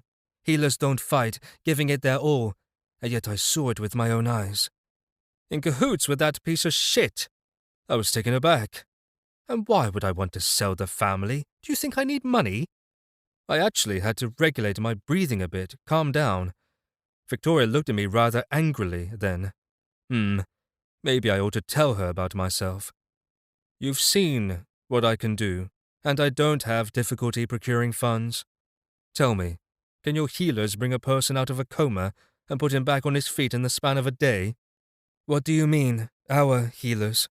she said as the truth dawned on her. "You're—" "Yes, I'm from another world," I nodded. "Are you surprised?" "It can't be."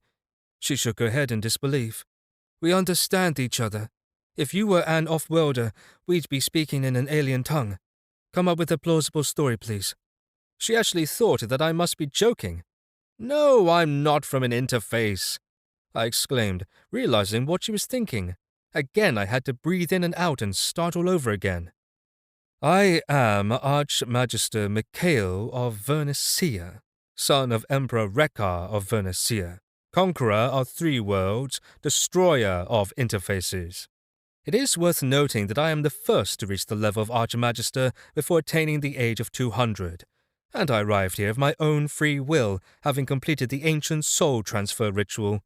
And no, I didn't choose this world," I exclaimed, realizing what she was thinking. And then I explained to her why I'd come here to her world, about how my brother went to war against me, wanting to eliminate one he saw as a contender to his throne. This despite the fact I wasn't even vying for it. The last thing I wanted was the crown, as it was truly such a pain in the butt to rule over people. There were far more interesting ways to occupy time in my world, such as meditating, for example, or drinking expensive alcohol. And then there were women. Really, I lacked the lust for power, and everyone around me understood this. Everyone but my brother's new wife. Before he got married, my brother was fully engaged in the affairs of the kingdom, and everybody was happy. But as soon as he fell in love, he was a fairly strong mage, and she was his equal in this, but still, they understood that I was far stronger than them. I don't even want to recall what happened next, because I'd once vowed to my father that I would help my brother to the best of my ability, and thus I didn't wield my power against him. I simply initiated the soul transfer ritual and found myself in this world. Initially, all I'd wanted was to avoid raising a hand against my brother, but now I was rather pleased with my lot. I have to say that this world is quite interesting, and to make settling in here more convenient, I agreed to your father's offer to take over the family, I said, shrugging as I wound up my tale. Actually, that's all there is to it. I've no reason to take your family away from you, and what would I gain anyway? Your servant? I chuckled as I looked at old man Makar. He'd quietly tapped at the door, bringing us 2 cups of tea and some cookies. Or this run-down castle. I nodded at the shabby walls of the main hall. Or maybe a status in society lower than the floorboards. I didn't refuse the refreshments. Finally, some tea worth savoring. I had to ask Makar if he knew how to make delicious coffee. I munched on the cookies and looked at the Countess, who was still digesting everything I told her. She seemed to believe me, because I was quite convincing and had explained everything in detail. It's not like I could fabricate it all. Moreover, I had a lot of evidence to support what I'd said. There was a reason I'd worked at acquiring strength before showing up on her doorstep. Okay, I see. But what should I do? She said uncertainly. I can't leave because this is my castle and… Strange. Why would I want her to leave? I don't see why you think you have to leave. I raised one eyebrow questioningly. I agreed with your father that I would look after you. I don't need to be looked after. I myself am…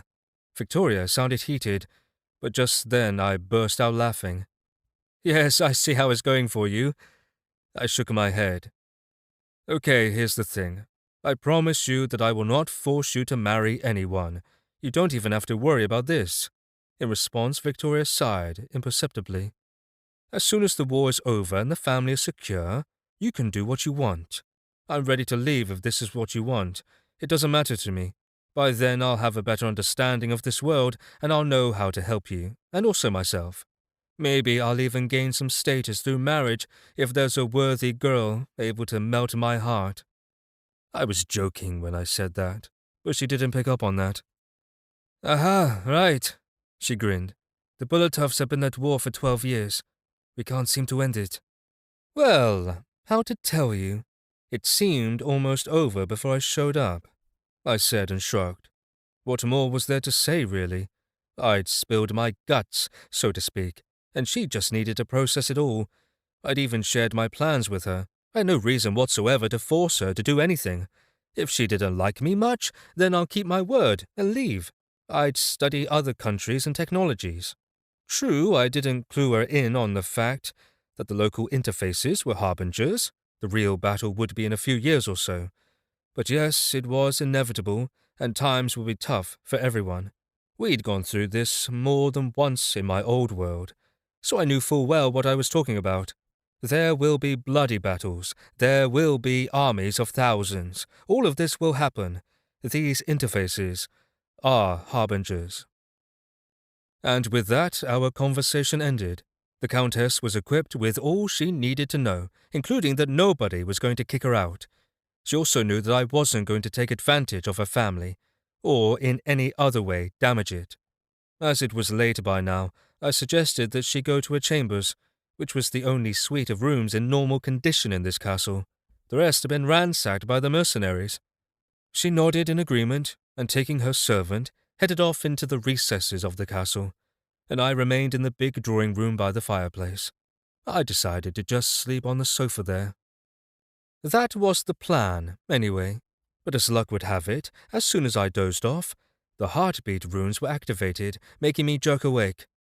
It was as if someone was appearing right above me, and this someone was quite small. But as soon as I woke up, the heartbeat immediately disappeared. Coo-oo-oo. What the hell is that? I jumped, startled. Really, over the last half hour, I'd even made adjustments to the runes, so that every little thing no longer triggered them. But even that didn't help. The strange guest would wake me up and disappear again. Was it a ghost or what?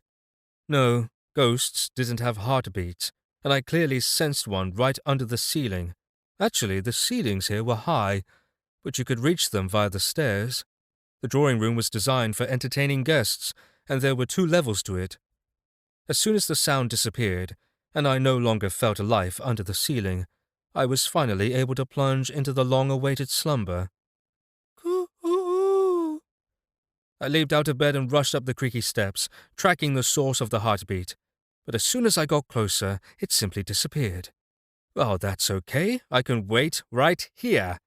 I sat down right where the sound had come from before. Once the creature appeared again, I planned on grabbing it. Coo-oo! I just sighed. I didn't know what this thing was, but it was clearly making fun of me. This time the sounds were coming from somewhere down below. I failed to catch the creature, so I plunged into meditation and again set about configuring my runes. So, now small animals like birds or mice would no longer wake me up. Also, when Victoria's guards approached, that wouldn't awake me either. Easy peasy, that was done. Now all I had to do was turn off my hearing, leaving only my sense of touch. If anyone or anything touched me, I'd immediately feel it. But if someone were to come into the room and wander around, that wouldn't awaken me. And if anyone not from the list of trusted persons approached the castle, I would immediately awaken, and then I'd explain to them why they were not welcome here without an invitation. With these thoughts, I fell into a long-awaited slumber, and after turning around a little, I dimmed my perception of light, because dawn was already breaking outside the window. The chambers of Countess Bulatov. As soon as she retired to her room, Victoria could not hold back her tears.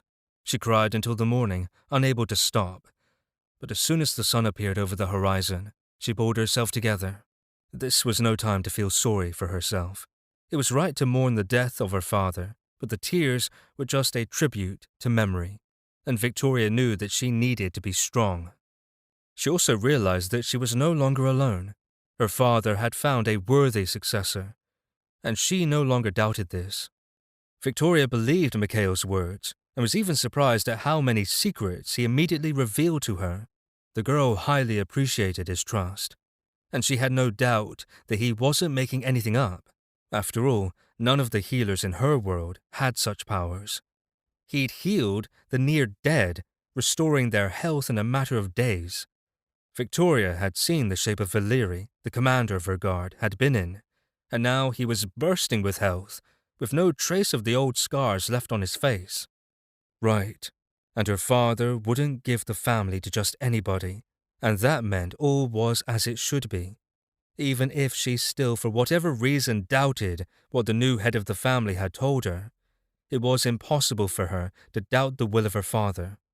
After all, she so respected his memory. Even if there were still some questions deep down inside her, she wanted to believe all this was real. The fact is, if she wanted to be honest with herself, she'd been losing this war. And something else. Mikhail hadn't cast her out of this, the only decent suite in the entire castle. Instead, he'd gone off to sleep in the rather dreary drawing room by the fireplace. He was trained in manners, courteous, and immediately told that he would not force her to do anything, although he had the right to do whatever he wanted. Victoria cleaned herself up, left the room and headed downstairs to the drawing room. Mikhail was still sleeping and did not even wake up when she deliberately closed the door loudly. So the girl approached the sleeping man and studied him carefully for some time. Then, sighing, she adjusted his blankets. "I will trust your choice, Papa," she said to herself, and righted a blanket that had slipped off the new count. His choice, that's right. Victoria knew that this agreement on the transfer of the family meant that they were actually engaged, although she realized that Mikhail was unaware of this. So she decided not to mention it to him quite yet. She stood over him for a while, and then she left, and Mikhail's eyes snapped open. Okay, at least I slept for 3 hours, and that was good. I woke up from someone touching me, but I didn't show it. It was Victoria, fussing around with my blankets. I immediately turned on all my senses, but she just stood there, silent, lost in thought. Then she quietly left. Well, in any case, she certainly had a lot to think about, and I had things to do, so I immediately got up, dressed, and went to explore the castle in the light of day. Yes, there was a lot of junk in this place, busted up furniture, glass from broken windows, and other debris. But before telling the guards to take it all outside and burn it, I decided to test their combat effectiveness. Yes, they'd gone through combat already back in the village, but I needed to ascertain their strengths and weaknesses.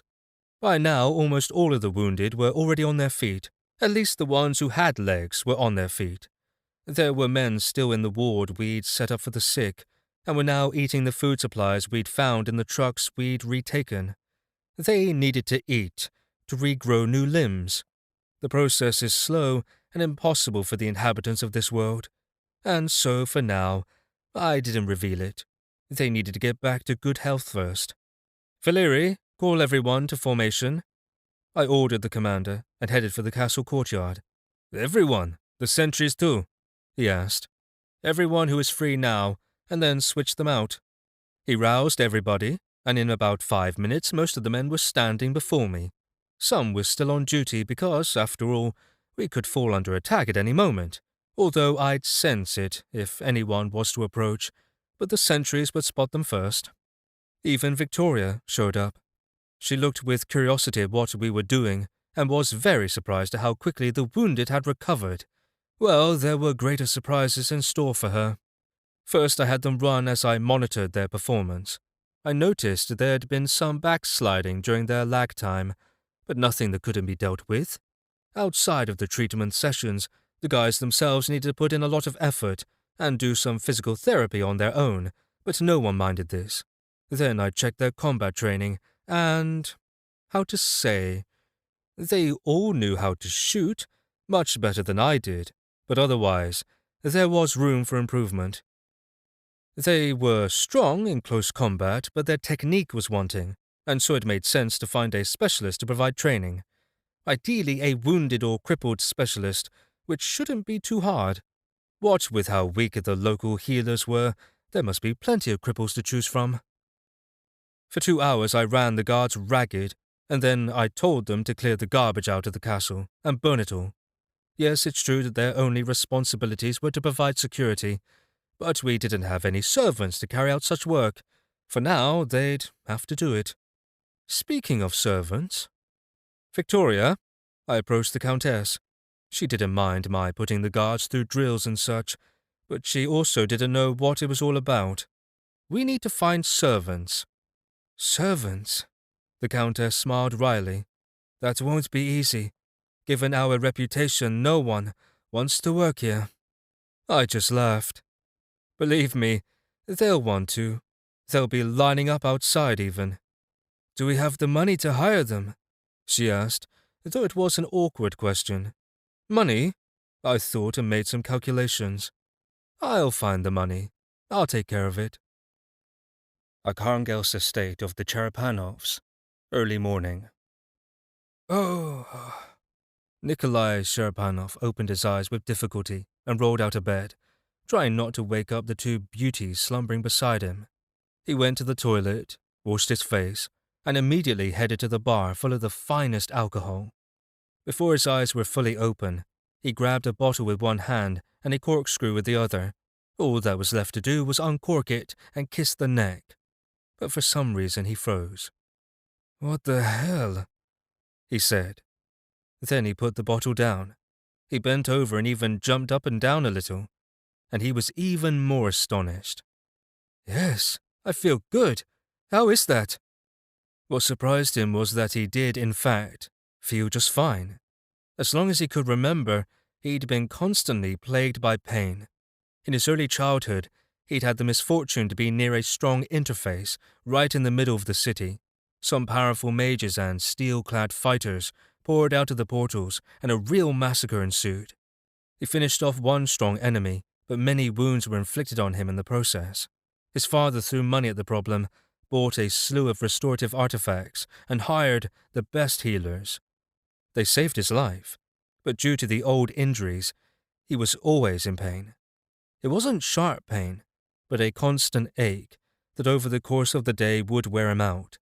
Booze, it turned out, was the best way to dull the pain, and so that is why Nikolai was always reaching for the bottle and was sober only when necessary. Now, however, this constant pain that was so much a part of him was gone. He was sober, yet felt great. But how? All of the doctors and healers had agreed that his condition was incurable, and he'd have to live with it for the rest of his days. What the does this mean? Should I stop drinking now? Serepanov muttered in surprise. He momentarily froze, and then, waving his hand, he said, "No, what nonsense!" And he popped the cork. Chapter 4. I can say that Victoria got the hang of things pretty quickly. I hadn't expected her to jump into whipping the guards into shape, but she did. I even think she enjoyed it. I learned more about the family from her demeanor and enthusiasm, and yes, we made great strides with the men. And once I really got down to it, well, the poor guys, they had no idea what they were in store for. I planned on making real warriors out of them. We gave them a break for lunch, and I even treated them to a little energy. But once lunch was over, we went at it again. Actually, that's when the Countess joined us. She'd changed into a sportier outfit, and even warmed up a little with everyone else. After the warm-up, I planned on checking out their hand-to-hand combat skills. Yes, there was a time when I too engaged in that kind of thing, but even my trainer back in the day said that hand-to-hand combat was invented exclusively for the stupid. What he meant to say was that for you to end up in hand-to-hand combat, you must lose all your weapons, be caught still fighting after expending all of your energy, and then find that you can't, say, even pick up a rock from the ground with which to whack your adversary over the head. To some extent, he was right. But the fact is, you should always expect the unexpected, and so, yes, you should know how to fight with no weapons on hand. Oh no! I heard a muffled cry and stopped fighting. I turned and saw Victoria looking chagrined at her sparring partner, who was curled up in a fetal position on the ground. I had to help him, as she'd really dealt him a serious blow. She knew it too by how scared she looked, with her hands over her mouth. Mistress, The guard croaked as soon as I gave him the opportunity to breathe again. you're much stronger now. Forgive me, Vlad, she exclaimed. We last fought, what, some 6 months ago? Yes, milady. Miscalculating her strength, Victoria had walloped him in the ribs. Fortunately, she hadn't employed her gift. Had we been using magic in this training session, well, I'd have to constantly dole out treatments. After that, Victoria decided not to participate in sparring anymore. She just stood and watched. I warmed up a little more, and as soon as the last guardsman was gasping on the ground, I announced the end of the day's session. Really, it had gone pretty well, all in all. The training is over, I said, and heard many relief sighs. Now, let's all get down to cleaning. I promise you that tomorrow you won't be feeling any aches and pains. I added a spoonful of honey to the ointment. For me, it's a piece of cake, removing acid from muscles and restoring microdamage. Anyway, it was necessary, or else tomorrow the guardsman would be about as useful as limp rags. As for myself, well, I decided to help out with the chores. On the one hand, cleaning is clearly not an activity for an archmagister, but I didn't see it like that. My new home should be clean and tidy. I could at least burn the busted-up furniture. But I underestimated how neglected this castle was. We were busy almost until the evening, and Victoria, along with the guards, carried out the trash, heaping it in piles. But our efforts were not enough. Yes, the inside of the castle was now a lot tidier and cleaner, but it was still far from ideal. The mercenaries broke everything they could, as if they'd been on a mission, and there were many other rooms that looked like they'd been the sites of old fights. But yeah, I'd already tasked Victoria with finding some servants, so it was only a matter of time and money. Once I had the funds lined up, Victoria could hire an army of cleaners for this place. By the way, about finances. I sat down by the fireplace and took out my phone and immediately began reading the family mail. There were a lot of messages, and many of them were not very pleasant. Either the bank confiscated some of our lands for debts, or some family declared the right to our property by forceful seizure. I knew things were bad for the Bulatov family, but I didn't know they were this bad. But all of these dealings were from the last month. The more deeply I dug into things, the more unpleasant the news. As I delved into the family business, I asked Victoria if there were any other documents I should see. She sighed heavily and went to her room, and soon returned with a whole stack of papers. This whole pile crashed onto the coffee table, causing it to creak pitifully, as if it wanted to join those heaps of broken furniture in the yard.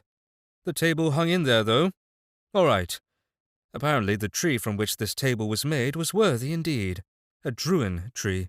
A hearty tree like that could not be destroyed. But the druin trees were also very touchy, especially if you were to bust a branch off in the forest. About a century ago I had the misfortune to meet some of them. I then spent around 2 years uprooting them from my landscaped grounds. They'd taken over and had no intention of leaving. They crowded out my apple trees and peach grove, not to mention the vineyards. That is when I called the most powerful death mage. There was a time we didn't get along very well, and this is why he charged me a fabulous sum to rid me of my tree problem. I had no choice but to pay it, and then he destroyed all the druin trees. But that was only how it seemed. The druins shifted their malice onto the mage, and so after they were gone from my garden, they took up residence at his house. To the best of my knowledge, the poor guy was still struggling with these immortal trees. How ironic for a mage who specializes in death. He'd by now changed where he lived several times, and yet each time, as if overnight, the trees moved with him. Back to the documents that Victoria kindly handed over to me. Why was she standing there smiling? Reading the first piece of paper I came across, I realized that the Countess was simply gloating. In that look on her face, you could read only one thing. Well, now do you understand what you got yourself into? Yes, in fact, I did understand it. No need to openly smirk. But in reality, I wasn't at all upset. Yes, we had a lot of debts, and most of our property was lost during the last war, and currently they were trying to completely and irrevocably destroy the Bulatovs. So what? That made it even more interesting. And I smiled, while Victoria now frowned. She probably thought that I was crazy. After about 2 hours, I put aside a hefty stack of papers and said, "Okay, as I understand it, this is a list of what was taken from us.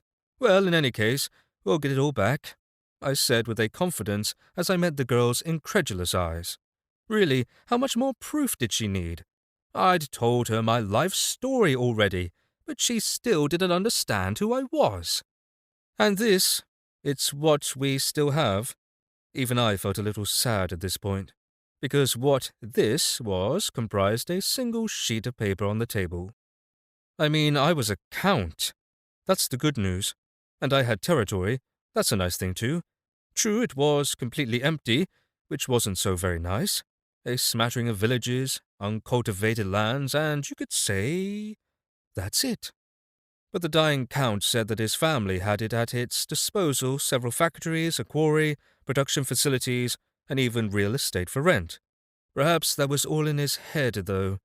And over those 6 months in which he lay in prison, well, all of the vermin-like aristocrats got their greedy little hands on everything. The family holdings had literally been parceled out. "Vicar, can I ask you something?" I'd been poring over the accounts covering the most recent months, and I couldn't understand where the additional expenses came from. It seemed like I had taken everything into account, but a large hole in the budget literally screamed that this was not the case. "Look, this figure here. Where are these funds?" I pointed at the spreadsheet, and she began to carefully run her eyes over the figures. "Ah, that's a loan payment," she said.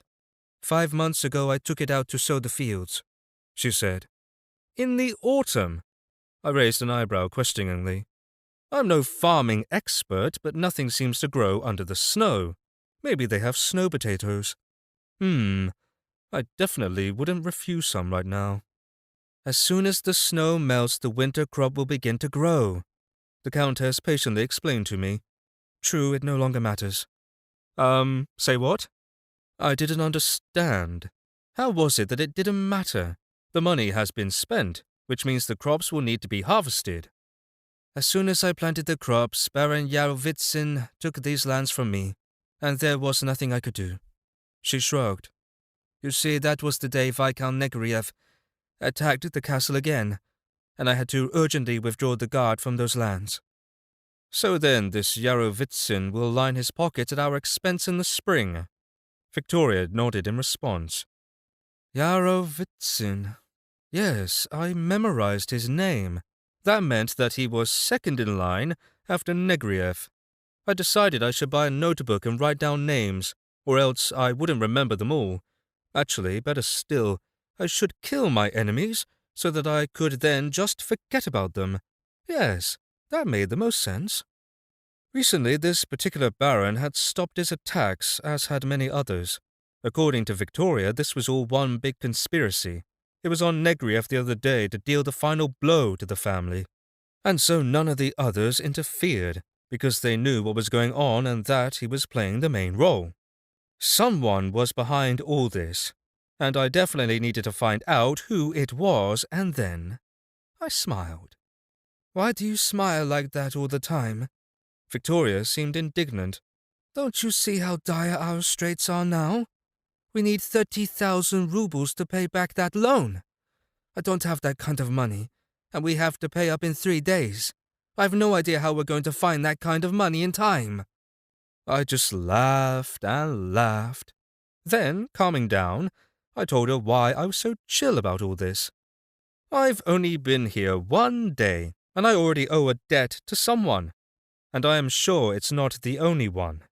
I said. To this, Victoria smiled quizzically, as if to ask, Please explain? Okay, I said. Don't worry. I'll take care of this. You can go now. I'll call you if I need you. I said and again dove into the paperwork. Victoria nodded and headed towards the door. Coo-oo-oo-oo. From somewhere above me I heard that same vile creature that had interrupted my sleep last night. I then heard some wings flapping, but still couldn't see it. What the hell is that? I got up and began examining the ceiling, but to no avail. The insidious creature was excellent at hiding. For whatever reason, I couldn't even feel its heartbeat. That is... Victoria froze in the doorway and looked at me in bewilderment. That's a pigeon. Is it edible? I asked, which took her aback. Not that it matters. Can you help me? With getting rid of the pigeon? You need a 6th rank necromancer to deal with a harmless bird? She laughed. What's wrong with that? In real life, I would not call this creature harmless. We still had to find the vile beastie. It would fly at me when I least expected it, and interrupt when I was in the midst of replenishing my strength. And that sound it made. I could hear it in my dreams. 6th rank, I said thoughtfully. So you can't conjure up a necrotic thunderstorm. For this, I think you need to have attained the 1st rank or more. We have nothing above the 1st rank. The 1st is the highest, and few around here have attained it. Victoria shook her head. Aha, right. Nothing higher. Of course not. I chortled. Okay, thank you, Victoria. I'll get back to working out what I can do to restore our fortunes. I said, plopping back into the chair and again diving into the pile of papers on the table. Indeed, there was a lot to deal with. First, though, I had to come up with the 30K payment for the Morishov family. Everybody knew that it was folly to trifle with moneylenders, especially the Morozovs, who were notorious. I read the fine print listing all of the penalties that we'd face were we not to render payment in timely fashion. They'd take away our castle and all our property, and we needed to stay here. Of course, we could simply stand our ground and not let anyone into the castle, but there were laws about this kind of thing, and we'd be in the wrong. What we needed was to pay this debt off right away and be done with it. But first there was a hostile force I had to contend with. To this end I got my phone out and typed "pigeon" into the browser, realizing I needed some help here. How could a simple bird cause me so much grief? Ah, I see. I shook my head, realizing that I was right. This pigeon was indeed a stupid bird and a common pest. So then, is there no way for me to catch you? I said, looking up at the ceiling. Just keep on talking to me. But the bird said nothing, and I sat there in silence. As Victoria left the room, she couldn't help but smile. It wasn't just because the pigeon issue was funny. Mikhail's words inspired hope and confidence in the future. Even though he was fully aware of the massive challenges facing the Bulutovs, not a shadow of doubt crossed his face. He was totally certain he could handle it all. But, the girl sighed and headed to her room. Maybe Mikhail did look like someone who knew how to get it all done, but even if every word he'd told her was the truth, just the same, he couldn't come up with that kind of money in just 3 days. If only he was a gold mage rather than a healer, maybe. But gold mages were the stuff of legends, they were so rare. They could allegedly spin gold out of thin air using only their energy, but they'd all been executed 1,000 years ago, as had anyone else who inherited that gift. Victoria froze for a couple of seconds, as if not daring to do something. But then, with a bitter smile, she pressed an inconspicuous ledge in one of the walls of her room. She had to exert some force, as the stone was reluctant to budge. But then the mechanism clicked, and with a rumble, the wall first moved back a little and then slid to the side, revealing a small inner chamber. Inside were many dusty paintings, and on the wall hung a sword that once belonged to the head of the Bulutov family. It was here that the Countess had hidden all of the treasures that she could save. There were items of value to her personally, as well as to the family as a whole. In addition to paintings depicting former heads and members of the family, there were also objects that were reminiscent of the past. Mercenaries would see these items as trash, but to Victoria, they held great value. Her mother's favorite dress, that plush cat that was her favorite toy as a child. Really, over time, she'd come to realize that to throw these special toys and personal articles out meant disregarding memories. Again, she sighed, and then walked over to the far corner of the chamber where a massive safe was hidden behind a mountain of things. To open it, she needed her family ring. Any other way of opening it was incredibly difficult, and would require bringing in specialists. Victoria stood there pondering, and then finally, she pressed her ring into the slot. In a couple of seconds, a small but heavy door clicked open. It didn't hold much, this safe, and inside was jewelry, mostly. Ancient, antique, historical pieces. One of them was a necklace made of black stones that seemed to absorb color. The necklace was her mother's, and seeing it, Victoria couldn't hold back her tears.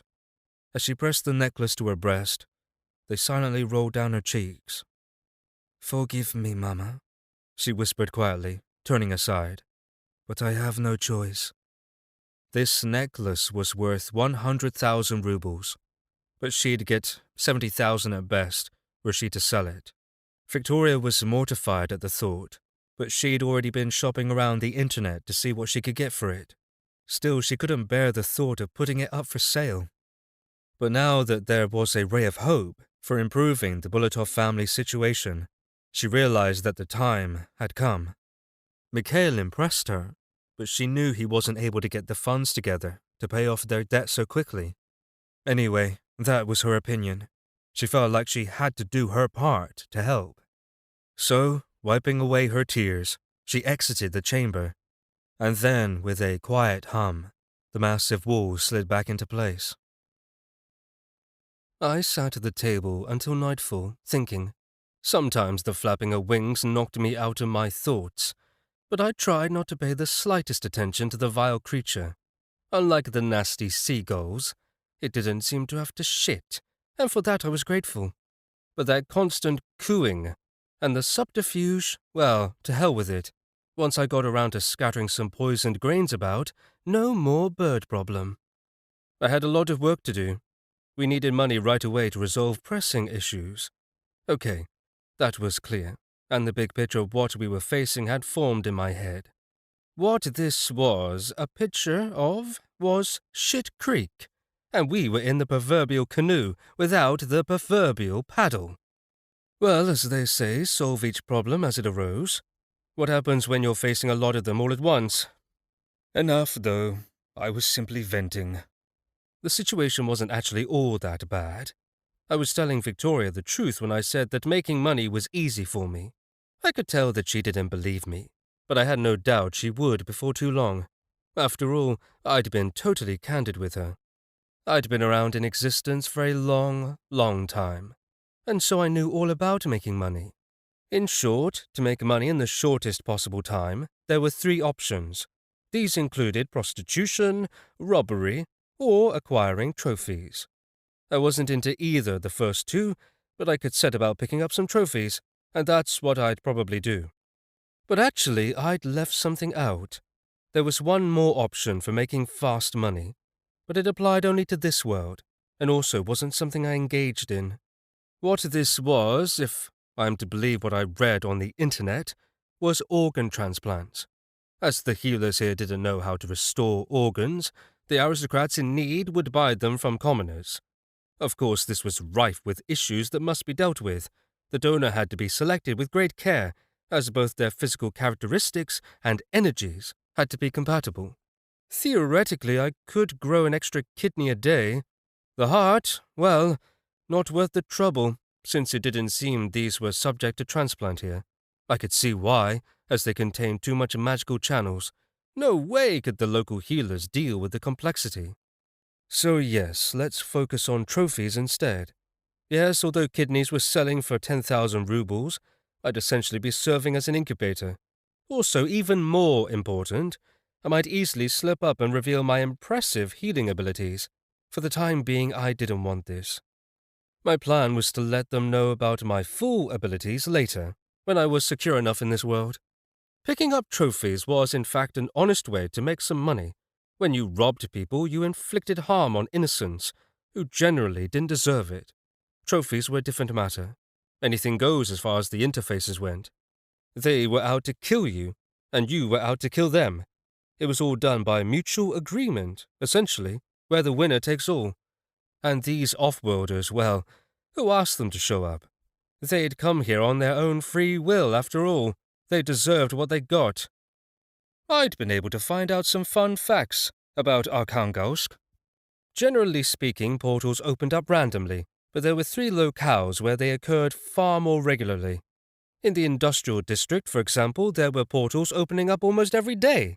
Really, if the off-worlders were doing this on purpose, then I didn't understand their motivation at all. Every industrial complex had its own security, as was the case wherever big money was involved. Thus, the off-worlders would often emerge only to be gunned down in seconds. Sometimes security personnel would even go through the portals to explain to the off-worlders why they were better off not attacking the factories. And yet the off-worlders continued their attacks. Another area, less rich in portals, was located outside the city. The off-worlders who landed here tended to be small groups of catchers who would find themselves right in the middle of endless forests. They didn't end up catching much of anything out there besides bullets. But the hottest area for portal action was, in fact, the port district. It was a regular portal party there. They might not be major interfaces, but you could count on 2 or 3 every night. They might also occur during daylight hours, although far less often. I myself can testify to this. Having made my mind up what I would do that night, I summoned Georgi. It made more sense for me to go there by taxi, as my posh SUV would attract unwanted attention. After all, I'd stolen it from the big boss out there. No doubt he was looking for it, in fact. I didn't want to tangle with this gang of mafiosi tonight, as I was focused on picking up artifacts. Another good reason to have Georgi drive me was that it made sense to give Timothy some rest and relaxation time. He and Marina, his granddaughter, still needed to settle in at the castle. As I waited for Georgi, I conducted a little research on what it was that the off-worlders were after, generally speaking. Maybe if I figured this out, I could use the information to my advantage. Most of all, they were into kidnapping children, and the younger the better.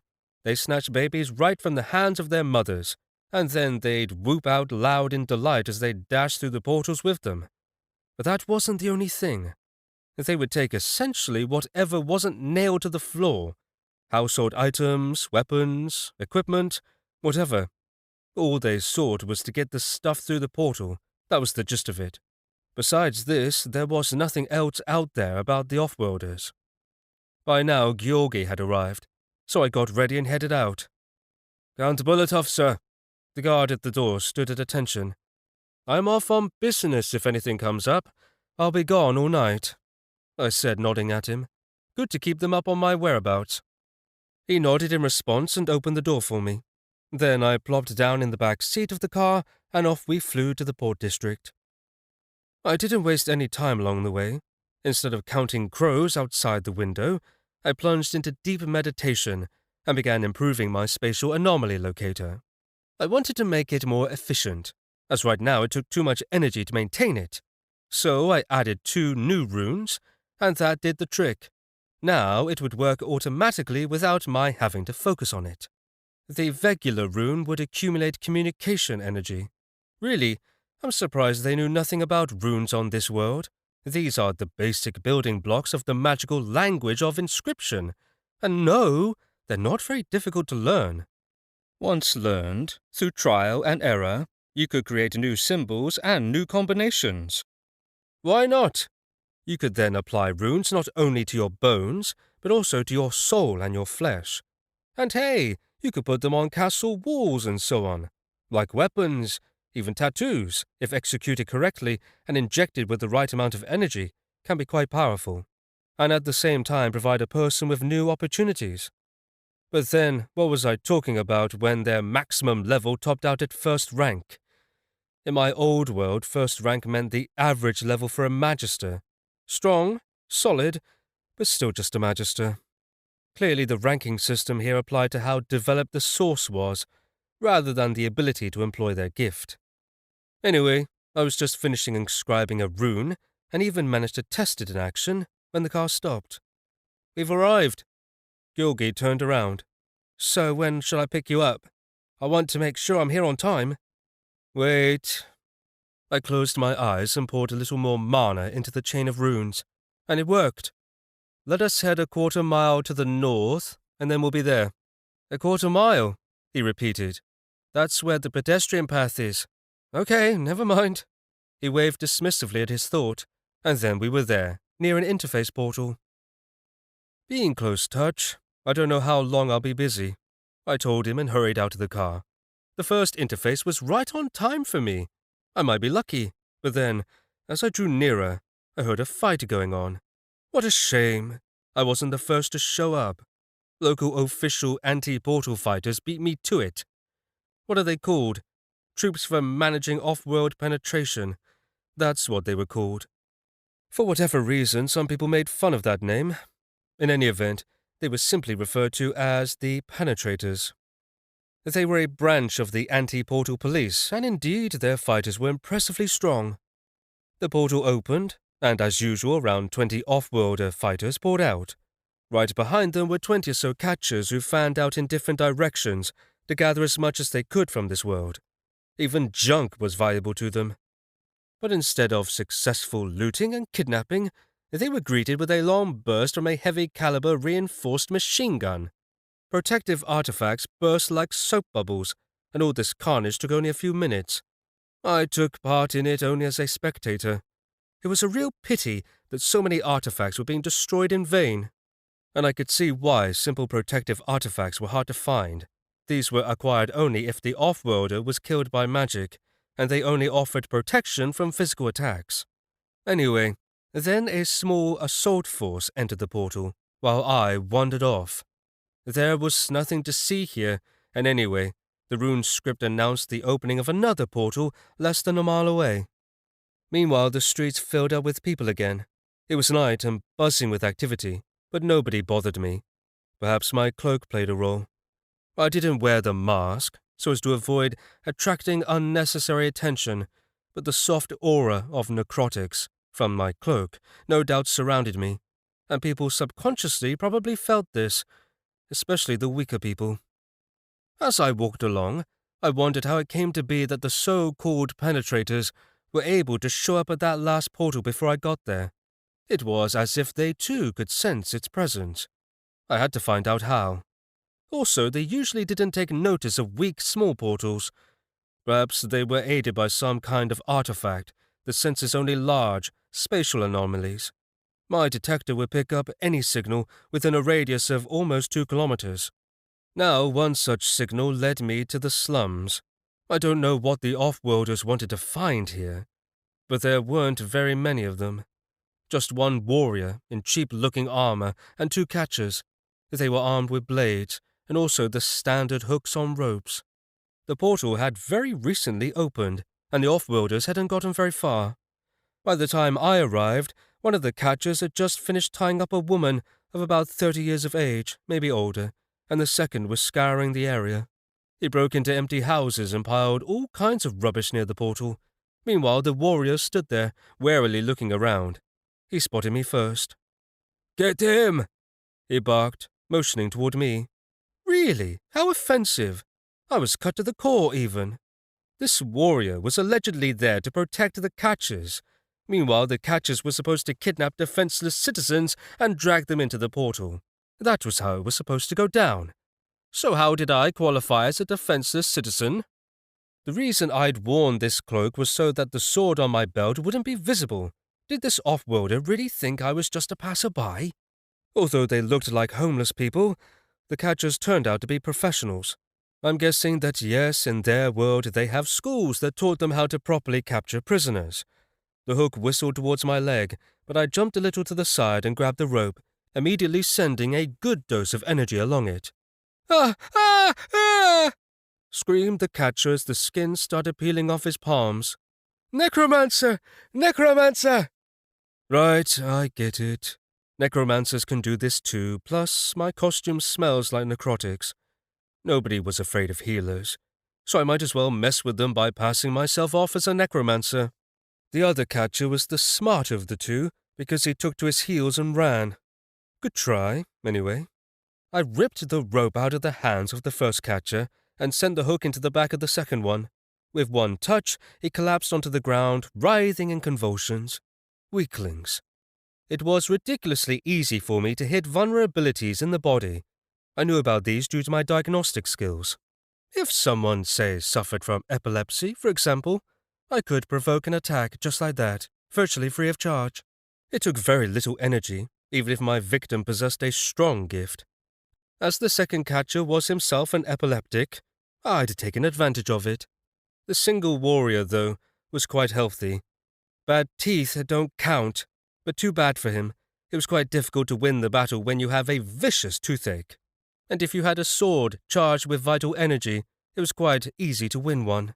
In fact, the warrior didn't even bother to block my blow.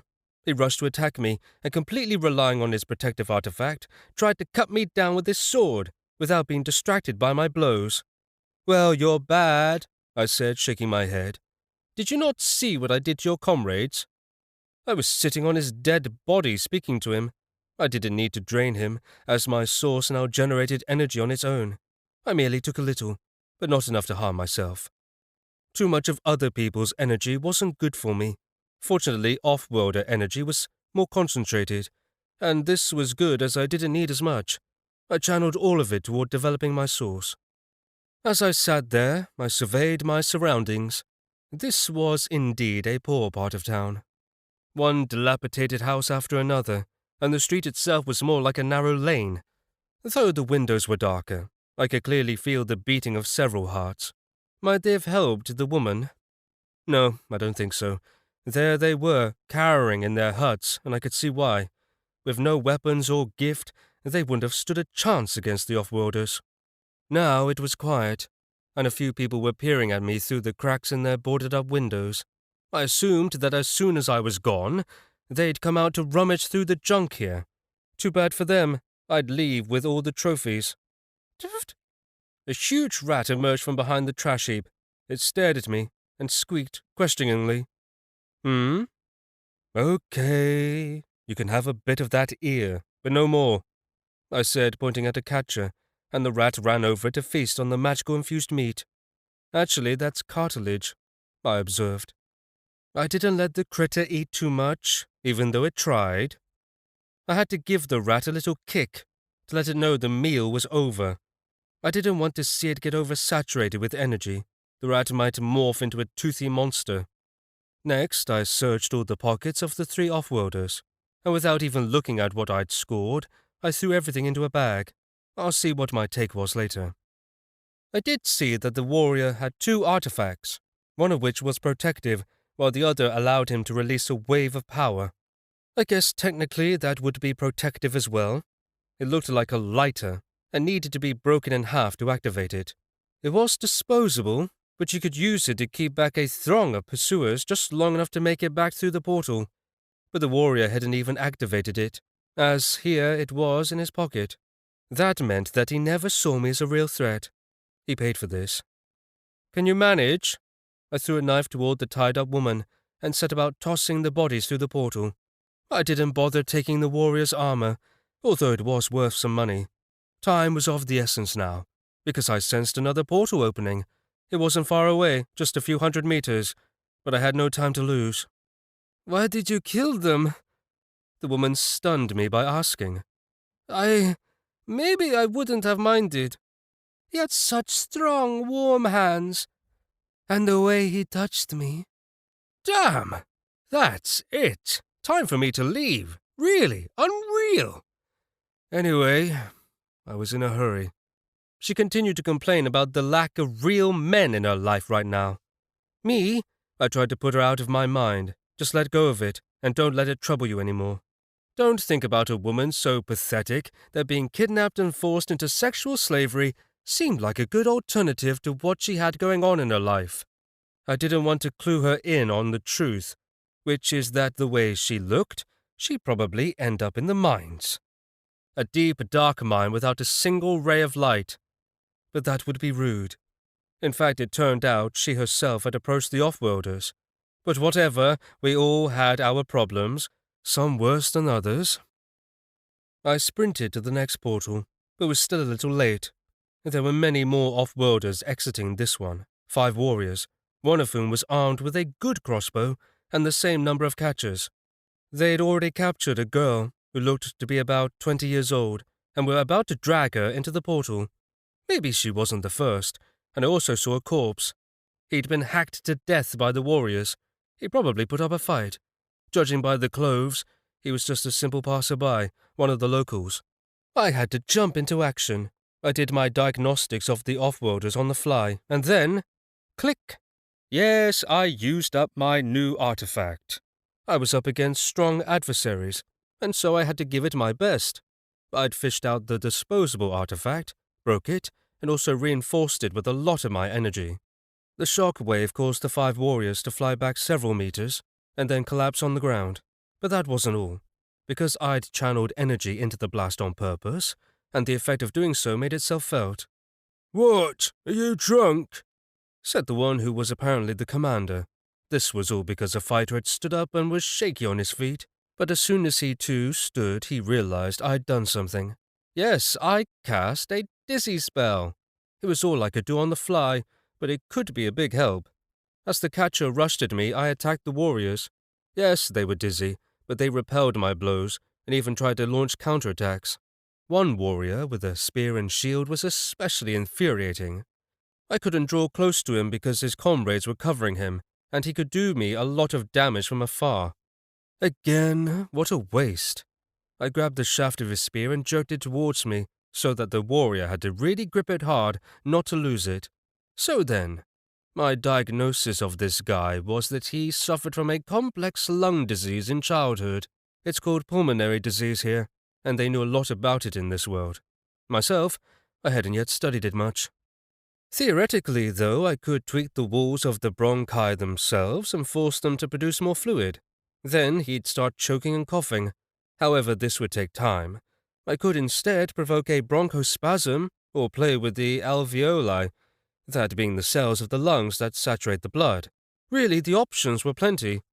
However, of more interest was that recently this guy ate a lot of spicy food, so the sudden attack of diarrhea I settled on made him grab his stomach, which is when I pulled him close to me and plunged the sword into his eye.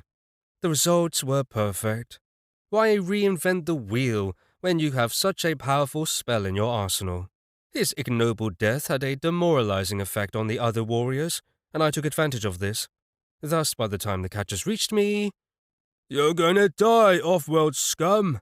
I heard a furious scream and heavy footsteps.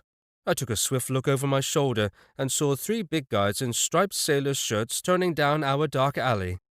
2 held clubs in their hands, while the third was armed with a sword. They all looked at the off-worlders with hatred.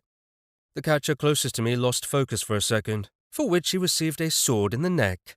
Blood gushed out like a fountain, and the look of surprise on his face spoke volumes. "Yes, my friend, artifacts don't always work," I answered his silent question as his eyes rolled back in his head. Just then the portal flashed and 2 more catchers ran out. One was well armed with a harpoon, while the second had the standard rope and hook. Right away they noticed the hefty sailors running up to us, and the one with the harpoon fired at them, but one of the big brutes intercepted it with his club. Then, although he'd lost his weapon, the catcher rushed at the hefty sailor, furiously screaming obscenities as he ran. Meanwhile, I suddenly thought about that crossbow. Where was it? Ah, there it was, awaiting me. The warrior with the crossbow was protected by melee fighters, but he wasn't able to target me. He simply couldn't aim right, no doubt because of my dizzy spell. And when you're dizzy, it's hard to hit a target with a crossbow. I leaped forward and plunged my sword into his chest and drained some of his life energy. Meanwhile, a battle ensued between the sailors and the 2 catchers. Essentially, they kept each other occupied, while I finished off the last of the off-worlders. It was all a pretty simple affair. They would throw their hooks, which enabled me to channel magic through the ropes, which were an excellent conductor. Thus, all I had to do was catch the hook and do whatever manipulations to the catchers' bodies. The trick was in getting each catcher to clutch onto the rope even tighter, rather than releasing it before I was done. I didn't bother helping out the sailors. First, they didn't need it, and also the battle was in full force over there, and were I to fly into the middle of it, I could get hit by so-called friendly fire. Actually, hard to say how friendly such fire would be. We were on the same side against the off-worlders, but anyway, they were holding their own in a fierce fight. Clearly, these were experienced fighters. In no time, they dispatched the off-worlders. One of the sailors, after losing his weapon, swiftly picked up my spear and tossed it at one of the catchers. Then he finished him off with his fists, pummeling him like a jackhammer so that the catcher was pulp, and so on. One sailor with a sword laughed at a catcher who was clutching a knife. He struck the catcher several times with the side of his blade, breaking his protective amulet, and then he plunged the tip of the sword into him. And the last catcher, well, he didn't last long. The catcher flailed around with a knife and then his hook on a rope, but to no avail. A sailor clubbed him to death. His club was so big and long and heavy, forget about surviving long when it came down on you. Well done, guys. Kudos for not looking the other way when trouble struck. They heard the cries for help from the captive girl and heeded the call, fearless in the face of off-world danger. Even when 2 new off-worlders emerged from the portal, they stood their ground. Now was the time to find out their standing with me. Were these guys friend or foe? "Off-world, carry on!" spat a sailor at the defeated enemy, and he even kicked a corpse. "When will you all die?" "No kidding, they keep on coming," nodded his comrade, tossing his club aside. "Look at that spear.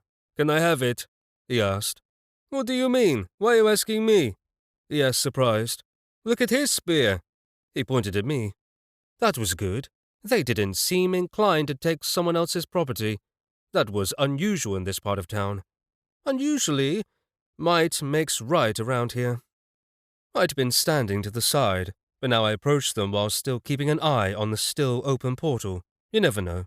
Someone else might emerge with even more artifacts for me. Of course, that would be too much joy. Portals were short-lived, and usually after they deliver a group of off-worlders, they begin self-destructing. I expected it to be gone within 10 minutes. Meanwhile, I didn't know what to expect from my helpers. Right now, they think they saved me. Maybe they expected payment for this. "How do you want to divvy up the trophies?" I decided just to ask them, not putting my weapon away just yet. "What do you mean?" asked one of them. "It's all about honor. However many of them you kill, that would be your take." He shrugged. "These 3 are ours." Good answer. These sailors were both brave and honest. So after exchanging a few words with them, I decided to give them the spear. Yes, and the swords too. I simply couldn't carry that many away. I carried out a full diagnosis, but didn't bother treating them for anything. They were honest and deserved it, but they were also exceptionally healthy. They hadn't even been wounded during the battle. In the meantime, I was sorting out the trophies, putting the most valuable items in a special pocket of the backpack, and while choosing from what else was there, I chatted with them and found out why the sailors had come to the rescue. Weren't you leery about joining in? After all, you saw that I was holding my own, I asked. Yeah, it takes balls, hell yes. But someone needs to teach these alien bastards a lesson. A lethal lesson. Ha! Ha! Ha! Ha! He laughed.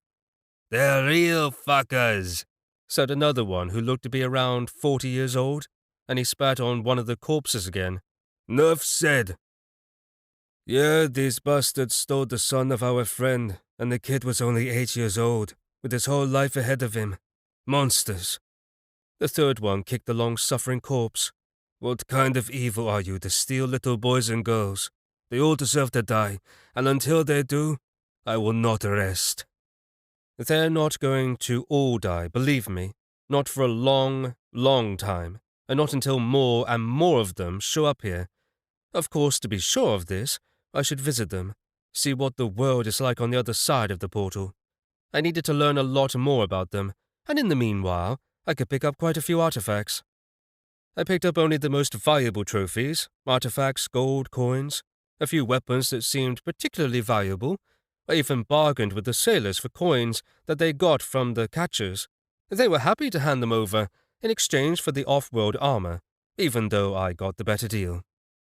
The armor wasn't in fact anything I could use, as it was too bulky and heavy. Of course I took the crossbow, and also a jam-packed quiver of bolts, and the shooter's shoulder bag, which contained more supplies. I didn't bother going through the loot here, and simply parted with the sailors and headed for the tavern where I had lived for several days. It wasn't far away. As I recalled, the kebabs there were worth the trouble of dropping by. En route there, I opened my bag and took a peek at the artifacts. I could have retrieved more, of course, but I shook my head. No, why complain? I'd scored well this night, and could wind things up now. I paid no attention to other portals. Anyway, the locator was silent, and why look for more? I'd acquired energy as well, and the money I'd get from these artifacts was enough for now. I'd get plenty for just the protective artifacts like these animal fangs. They were small, yes, but worth 20k each. I had at least 3 of them. I was feeling good from the off-worlder energy as well. My source was working at full capacity. Now that it was fully activated, I didn't have to act like an energy vampire anymore. I wasn't at the tavern for long. Right away I ordered some food for myself and took a few bites, and then ordered a lot more for the road. We didn't have a functioning kitchen at the castle yet, not to mention we had no servants either, and although we had provisions, they were simple products, though good enough for the guards. I, though, wanted more than oatmeal and potatoes. I continued my repast as I waited for Georgi, and looked around at the others in the tavern. It was rather quiet in here right now, but this was only natural as it was almost dawn, so the drunks had all passed out by now, some in the street and others in their rooms. I also noticed the waitress I'd treated while staying here. There was no longer any trace of the necrotic disease, and she looked like she was on the mend. She needed no more help from me. True, she looked at me askance, no doubt recalling how rude I'd been, clutching her hand and scolding her for a minor chip on the plate. Right now, I was even missing the tavern. It wasn't like a posh place, but I liked it here. That being said, the castle was far more interesting. So much fun in store in terms of the Bulatov affairs. Attacks to repel, income to find to keep the castle afloat, war to wage with other families. "Hello, Count," said an obviously sleepy Georgi as he sat down at my table. "Would you like to order something? Are you hungry?" I asked. "I want to sleep," he smiled. I got the hint. So soon there was no trace of his drowsiness left. Just a tiny shot of energy, and he was as fresh as if he'd been sleeping for a week. Of course, in 10 hours or so, he'd be exhausted, as his body would demand payback. Until then, I had plans for him. As soon as he completed my tasks, he could sleep as much as he wanted. In the meantime, I finished eating, and off we went to the castle. Along the way again, I saw little out the window. True, it was still dark out, with only streetlights to be seen, but even that was interesting. A wealth of questions came to mind, such as how they managed the infrastructure around here. I'd already learned all about how electricity was generated, but just the same, it seemed like magic to me, the magic of those who were ungifted. Then I took a closer look at what I'd scored on my hunt for trophies. An artifact for healing cuts, disposable but still worth something, 3 small protective artifacts, one of which I kept for myself, and another which I planned to give Victoria as needed. Money was one thing, but more valuable than moolah was protection from stray bullets. Later, I'd find something even more powerful. Yes, should a bullet penetrate the reinforced bones of my skull, in all likelihood it wouldn't kill me. I'd invested a lot of energy into ensuring my longevity, and so in the event of a critical injury, all of the reserves I'd dedicated to this would immediately activate with the aim of urgently bringing me back online. This, in fact, is the main focus of the diamond armor spell. It wouldn't protect me as much as everything else altogether, but should something happen and I needed it, the effect of the spell was unparalleled. Looking at my loot, I decided the rest wasn't worth keeping. I'd just give it all to Georgi and see what he could get for it. There was also that handful of coins as well. Coppers, kopecks, change, all good. Georgi, I said to him as we drew near the castle, take this stuff, and after you sell it, subtract your usual cut from the total. And I handed him the rather crumpled bag. I'd used one in which food had been packed. That was the only one I could find. Oh! Georgi immediately became serious when he saw what exactly was in the bag. You do know that stuff like this is usually transported in reinforced armored cars with multiple locks. Really? Who knew? I said, scratching the back of my head thoughtfully. Anyway, that bag will suffice. Sell what you can and take your cut. And don't worry so much. There's nothing much there. I laughed and grabbed the boxes of food as I got out of the car. I had so many boxes of to-go food that I had to use my chin so that they didn't all fall out of my arms. Fortunately, the guards met me at the gate and helped me with my precarious load. Thank you. I nodded at them. All good here? Yes, one of them said, and his stomach rumbled loudly. I had everybody covered, though. Half of the trunk of the car had boxes of to-go delights in it, so I let them have most of it, but asked them to leave me and Victoria enough for breakfast, which wasn't far off. At night, the castle looked rather sinister. Inside, you could walk along the endless corridors and feel like you were all alone there. The plus side of necrotics were that they kept the mice away. But that pigeon, well, what was that about? For a stupid bird, it sure was adept at hiding. I got the feeling that what that thing was under the ceiling in the main hall was something creepy. But casting such musings aside, I lay down on my ad hoc bed and fell asleep right away. A full stomach and an eventful night did their job. And I dreamed. Scraps from my previous life, luminous, full of color. There I was in my tower, drinking one of the most expensive wines. Around me were lovely damsels, the best in the kingdom. They were practically fighting for the opportunity to dance in front of me. But one of them, the most beautiful, with one slight movement of her hand, unfastens a clasp, and her airy gown starts sliding off her onto the floor. Scum! I jumped out of bed, and without even seeing the creature, I fired a shot from the preloaded crossbow. The bolt whistled upward and it lodged into the ceiling. No way I had missed. I felt exactly where the heartbeat was a moment ago, and now there was no one there anymore. I definitely didn't miss, and I couldn't have imagined it either. And yes, that creepy cooing from somewhere to my side confirmed that the creature was real. Again, I heard the flapping of wings, and then silence. It's okay. I'll get you, I said quietly, reloading the crossbow. Next time I wouldn't even have to sit up, since now I clasped the crossbow to my chest. I'd fire straight off, and the creature would be toast. Coo-oo-oo-oo. Now the sound was closer and louder, but my second bolt again went nowhere. I stood up to reload the crossbow, and then as soon as I again closed my eyes, I heard the self-satisfied cooing. This scenario played out again and again until dawn. That's when the creature itself fell silent, probably tired of our game. I managed to get a couple of hours of sleep in before the aroma of coffee wafted into the room. Time to get up. I had a lot to do, and my stomach was empty. Hunger gnawed at me. So how to sleep? I collected a lot of energy the previous night, and used it right away to further develop my body. I reinforced my bones and improved the blood supply to my muscles. I even developed my heart such that I'd best not let local doctors examine me. They'd see right away that my heart was not quite the same as everyone else's. Generally, I was just like the locals when it came to all my other bodily attributes, except that my blood supply is far denser.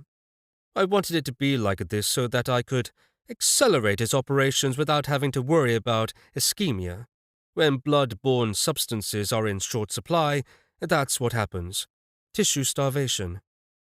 Then I headed up into the dining room. Yes, we actually had a dining room, and entering it, I was impressed. Yesterday it was filled with rubble, but now the guardsmen had whipped it into shape. True, all we had in the way of furniture was a table, and it was barely big enough to hold the food I'd brought from the tavern. So then, what smells so good? I heard as I was digging into a hearty breakfast. Victoria then entered the room. Imagine her surprise when she saw trays with food for commoners. At least that's what she'd called the shish kebabs. You should try it before turning your nose up at it. I grumbled as I devoured my portion and moved on to another meat dish and something that looked like baked pigeon. I enjoyed the latter the most, imagining that it was that bastard that had kept me up again last night. For some time the Countess hesitated at the door, and then she asked her servant to make her coffee. I asked him to make me some too. I was intrigued at the range of this old man's skills. Sit down, I brought it yesterday. I pointed to the dishes placed on the table. True, I left everything in the to-go packages. Why not? Anyway, we don't have a lot of dishes. You brought home the bacon, though. Victoria smiled. I just shrugged. No big deal, right? Yes, though I'd scored us some bounty. So you went out for food last night? That was part of it. I smiled, recalling my adventures. They included clearing off-worlders out of the port district. Meanwhile, Victoria's aristocratic soul couldn't stand it any longer, so no more turning her nose up at it. She sat down at the table. I could hear her stomach rumbling. She murmured as she tried a dish. Pretty tasty, she agreed. But where's this food from? The packaging looks cheap. Ack, there's no pleasing the girl. Once I was at an expensive restaurant that served seafood, and guess what? I ordered some exquisite dish for that cost 15 rubles, a real delicacy, and they brought me raw oysters. Thank you, at least I didn't have to crack open the shells. I might have broken my teeth trying. I didn't even know if I wanted to eat raw oysters. First, I made sure they didn't have helminths in them. Only when I knew it was safe did I try them, and they were strange, but delicious. That being said, this kebab tasted 100 times better, not to mention how much better cake was. We ate in silence, then Makar brought coffee, and also in silence we began sipping it. Everything was too tasty for conversation. For future reference, I should keep in mind that I'd better not order anything tasty for serious meetings, not if I wanted to discuss business. Okay then, that was great, but let's get down to business. I put my cup down and looked at Victoria. I need a list. What? A list of the property recently stolen from us. I know it's somewhere in the documents, but the information is hard to unbury, and I need to compile it all together. I nodded. Don't forget about the servants. We also need a list of everything we need for the castle. Not everything, really, just the necessities. We'll get more later. Shouldn't we have a list of the lists that we need? She smiled, but seeing how puzzled I was, she looked serious then. Okay, I'll make you your lists, she said. And also the guards. We have too few of them now. We need to make a list. I watched as she began to giggle again. We'll have them put the call out. Have those who left come back. Sure, they'll all come running back. She grimaced a little then. No doubt. Tell them it's an order. Come to the castle and as soon as possible. I understand that hardly anyone will come, but still. Actually, there are some who would return to duty, but they're still in the hospitals. I'm guessing that there are around 20 of them, quite a lot. She said thoughtfully. I placed them in different hospitals to make them harder to find. That's smart. I nodded. If all the guards were in one hospital, the Viscount would quickly eliminate them.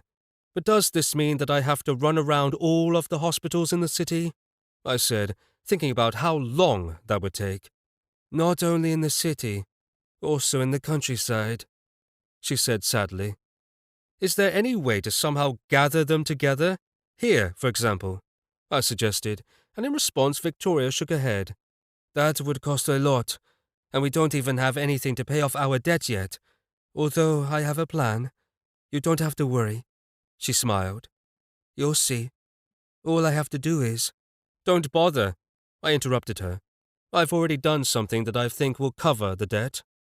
There will be money in the evening, and it should be enough to bring the wounded here too. I waved my hand. So you can start tracking them down. Are you sure you can cure them all? She again looked at me dubiously. Really? I'm glad I was done masticating food. I'd definitely have choked on it, hearing her doubt. That would be the funniest death of the Archmagister of the Healing Arts since the beginning of the universe. I didn't even respond, at least not right away.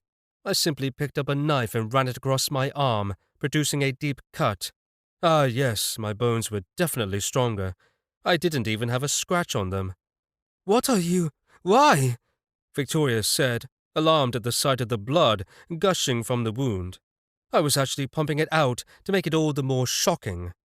But, she then said as the wound began to heal right before her eyes. In another 10 seconds, there wasn't even a scar left. So there you have it, I shrugged. Have you forgotten that I'm a healer? Would you like me to run diagnostics on you? I'm thinking you may have issues with your memory. I have issues with trust. Victoria shook her head. And forgive me. After all, lately I've been completely alone, completely unaccustomed to trusting people. She lowered her eyes and plunged into her thoughts. I'll do it all. I'll get the guards to the castle, although not all of them at once. Wonderful, I said, clapping my hands and smiling. You'll see. I'll make them good as new. Even if they're missing limbs, bring them here. I can grow them new ones, better than before. Hearing this, the Countess didn't know if I was joking or not. You see, in this world, limbs didn't regenerate, and yes, what a pity. I myself have lost both arms and legs more than once. Really, how could anyone live without them? It'd be a chore. Of course, on this world they use prosthetics. That would be well and good, but how to put runes on them? However, the money issue remains open, Victoria reminded me, but when she saw the look in my eyes, she immediately raised her hands in a conciliatory gesture. Yes, okay, I got it. Loud and clear. In the evening we'll have money, I remember. No need for diagnostics, or whatever you're thinking. And on this we finished breakfast. I returned to the drawing room, meditated a bit, and pored over some paperwork. I even searched the internet for information on why the local so-called pigeons were dangerous. From what I read, they really weren't. In fact, they were completely harmless and do not pose any threat. So what? Was I being gaslighted? I'd spent too many hours when I should be sleeping trying to finish off that bird. I'd even caught a glimpse of it, but only briefly. So here I was in a castle inhabited by a pigeon. It was fat and mean, but it was also so elusive and arrogant that it seemed immortal. I didn't see how it could be so impudent if it was a mortal pigeon. I sat at the table until the evening. Then I retired to the library and read a couple of books. I enjoyed the smell of ancient books and leafed through them. Yes, for the sake of such a library, I was ready to sacrifice the entire guard of that Viscount, and it would clearly be worth it. I found books on magic, technology, the history of different states, and fiction. Well, there was an entire shelf devoted to it in the library. I had a lot of reading to do, and for me, it was always worthwhile to pick up new information through books. My pleasure was interrupted by a phone call.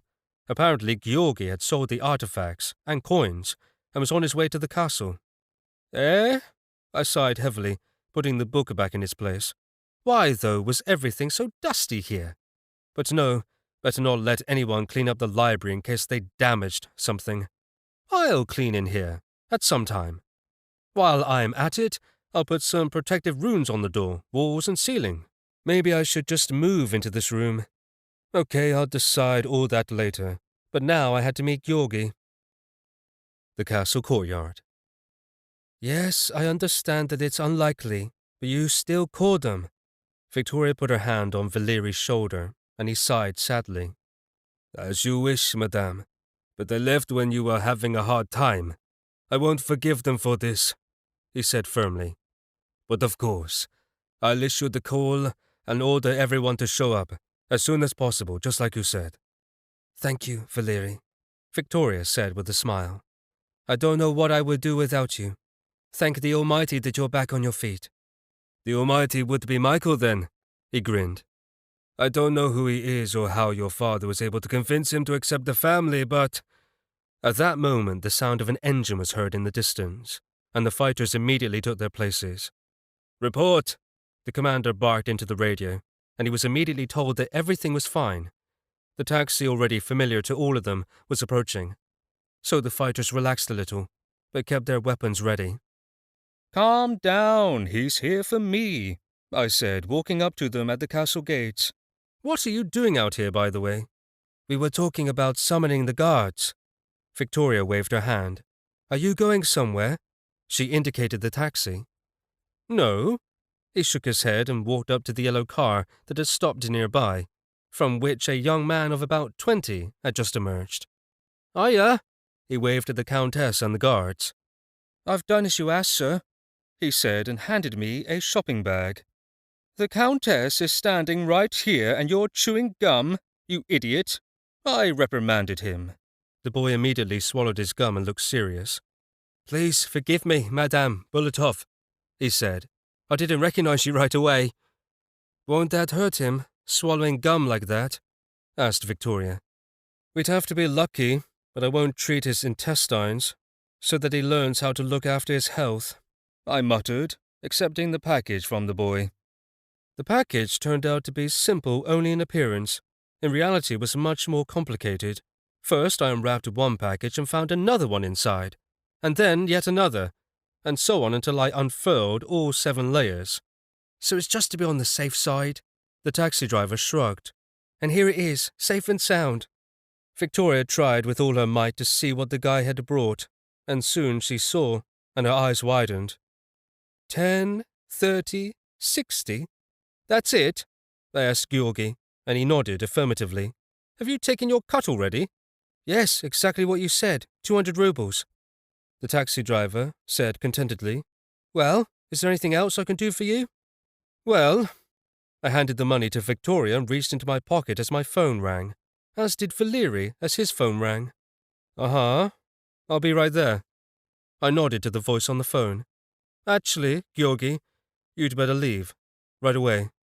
I don't quite understand, Georgi said with a broad smile. But just then an explosion thundered in the distance, and he grew serious in a flash. Okay, I hear you. He wasn't a fool. A fool would have not understood, but a second later Georgi was peeling out after executing a U-turn, and soon he sped out of sight. Well, gentleman and lady, it seems that another profitable night awaits our family, I said, smiling grimly. Chapter 5. Count Bulatov, enemy forces have entered the village of Sinyutino. They seem to be mercenaries, said one of our guards over the phone. I hung up and stared at Valeri. Well, I asked, where is this village of Sinutino, and what would it be that they blew up there? It's not far, he said, calling up a map on his phone and showing me. It's abandoned. It's been a long time since anybody's lived there, but I don't know what they blew up there. Maybe they just wanted to draw our attention, suggested the Countess. Actually, that made sense. An act to intimidate us, as if to say, we're in power here. You just hunker down in your castle and keep your head down. As if I'd do that. I listened to a couple more reports from our sentries, but they lacked details. They just reported that equipment and a fairly large detachment of mercenaries had entered the village, but no one knew how many mercenaries were in the detachment.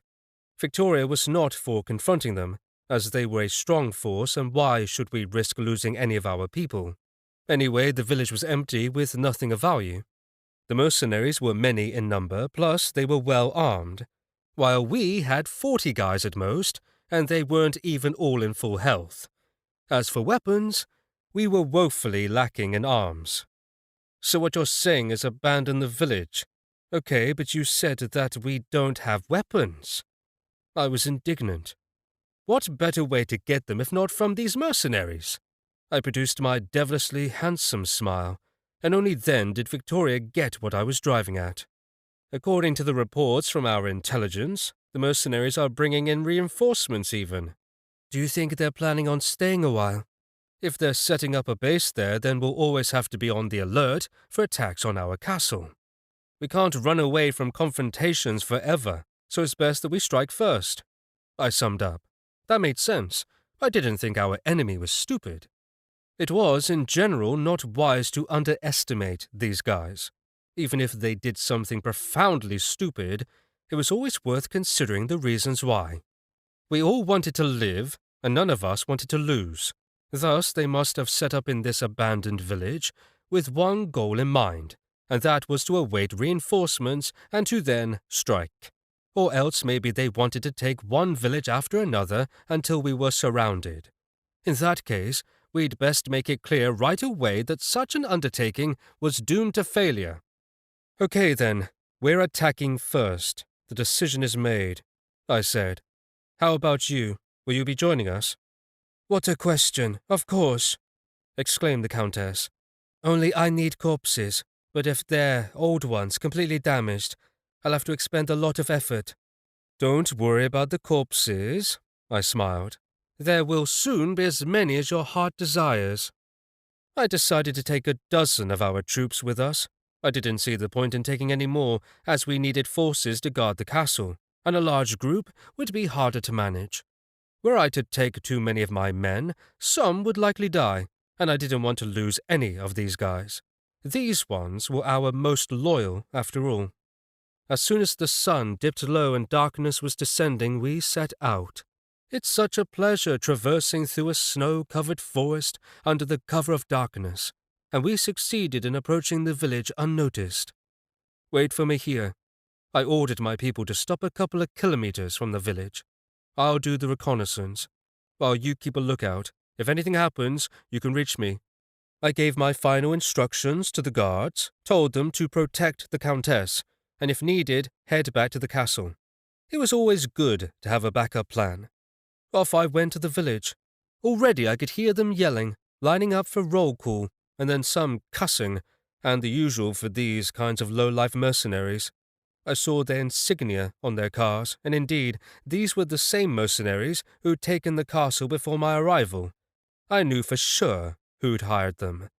But just the same, I felt I should interrogate a couple of them. They might even know who was behind Negriev. That would help me form a complete picture of what was going on. Otherwise, it was as if the entire world suddenly declared war against our family. And not just our world was out to get us. We had the off-worlders to contend with too. Righto, I said to myself as I wound up my reconnaissance. I looped the entire village by then and procured a head count of the enemy forces. 62 people, 9 of whom had average gifts, considerable reserves of ammunition and weapons, and quite a lot of equipment. There were 6 Yetogorsk vehicles altogether. An interesting means of transport. Had I my way, I'd always ride in one. They weren't at all comfortable, but the technology was fascinating. Hefty wheels, that powerful armored angular body, and the design was nothing short of aggressive, not to mention the heavy machine gun on the roof that was controlled from inside. I'd recently read an article on this car, and now knew all about it. It was popular in this country, for good reason, but there was only one thing I didn't understand. I'd heard a lot of disparaging remarks about domestic technology. Everybody griped about how wretched and backward it was, but right now in front of me, I saw these vehicles, all of which were manufactured in the capital. I saw nothing wrong with them. The enemy forces were well equipped, apparently. In fact, they had enough weapons here for 100 people. So I showed up just in time, right when I should have. Perfect, really, because where else could I acquire so many arms, so much gear and equipment absolutely free of charge? I didn't neglect amplifying my hearing on this reconnaissance trip. Taking a peek isn't always enough. Eavesdropping is usually worth the effort. This time, though, I didn't find out much. These men mostly chatted about the women they'd hooked up with in their free time, and boasted about their feats, which had nothing to do with the capture of the village, or anything like that. But not all of the talk was a waste of my time. After about an hour of listening to various conversations, I heard 2 sentries complaining. They were unhappy that they were stuck rotting in this lousy village when the main attack would take place only in 3 or 4 days. Like, what was the point of establishing a foothold here, digging trenches and installing weapons, when you could immediately invade the castle? Then it would be all over. Worry not, fellas. It will all be over before you know it. I returned to the forest by retracing my route to the village. There was one big disadvantage to the winter. Unless it was snowing outside, it was hard to cover your tracks. All they had to do was spot footprints in the snow to find out there were people in the forest. I briefly met up with my crew. I didn't explain everything in detail, and told them only how many mercenaries there were, and about how much weaponry they had. Yes, while I could count the living and be spot on, this wasn't the case with any weapons they might have hidden. Also told the others about the enemy's plans, at least what I'd managed to overhear. Victoria realized right away that I'd been right about their motives. It was irritating to her, wasn't it, that I was right virtually all of the time? The secret to my success in this is to always expect the worst. I ordered my men to wait, grabbed my crossbow and bolts, and went hunting. The night was long, and we still had time, so I might as well reduce their numbers. And as I walked, a good plan was developing in my head. If all went as expected, the mercenaries were in for a big surprise. Of course, they wouldn't be able to appreciate it for long. 5 minutes later, the clearing in the forest. "Is he for real?" asked a guardsman who had recently been captured by Negriev. "He's taking a crossbow against an entire army." "Forget about it already," Valeri frowned. "He got you out of captivity, and there were guards there too." "No, Commander, I don't mean it like that."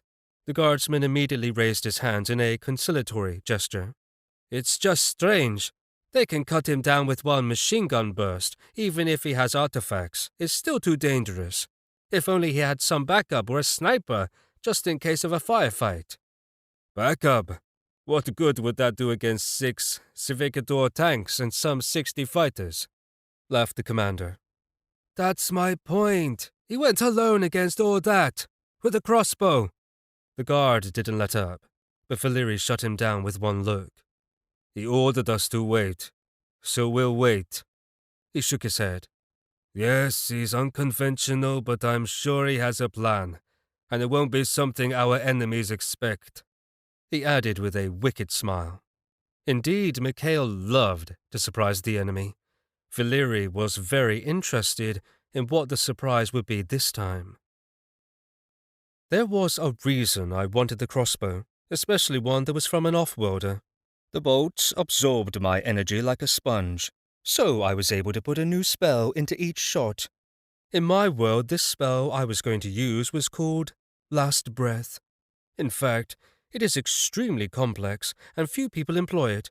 The energy consumption is colossal, and the discharge is sometimes questionable. But I needed information, and I need it now. I also put another spell in each of the bolts that I fired at the unwary. Strangely, this was a healing spell, so these were healing pellets aimed at the skulls, necks, and hearts of many combatants. Totally complete compulsory treatment, devoid of red tape, waiting your turn, and delivered right to you. This treatment plan was only part of my scheme. I fired off the first bolt almost as soon as I got to the village. I followed one of the mercenaries for a couple of minutes, and when he ducked behind a hut, I fired off a shot. As soon as his body fell onto the trampled snow, I dragged it off and covered it with snow. I don't understand at all why the mercenaries wore black uniforms that were easy to spot against the snowy landscape. It's not like they couldn't wear white in the winter, right?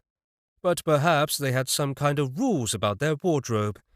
Anyway, I didn't even need to see them. I could sense their heartbeats, and with a little extra mana channeled into the chain of runes, I could tell exactly where they were. Actually, the village was quite nice. I checked it out as I hunted, although yes, one village looked pretty much like another.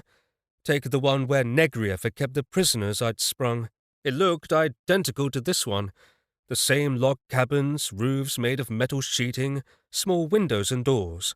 Not that there was anything wrong with it, it's just that they were all the same. The village comprised a single street, lined with about 15 houses, no more. My second victim wasn't hard to find. The sentry decided to leave his post to relieve himself, and that's when my treatment overtook him. The bolt entered his heart and immediately healed the wounds, though he anyway died.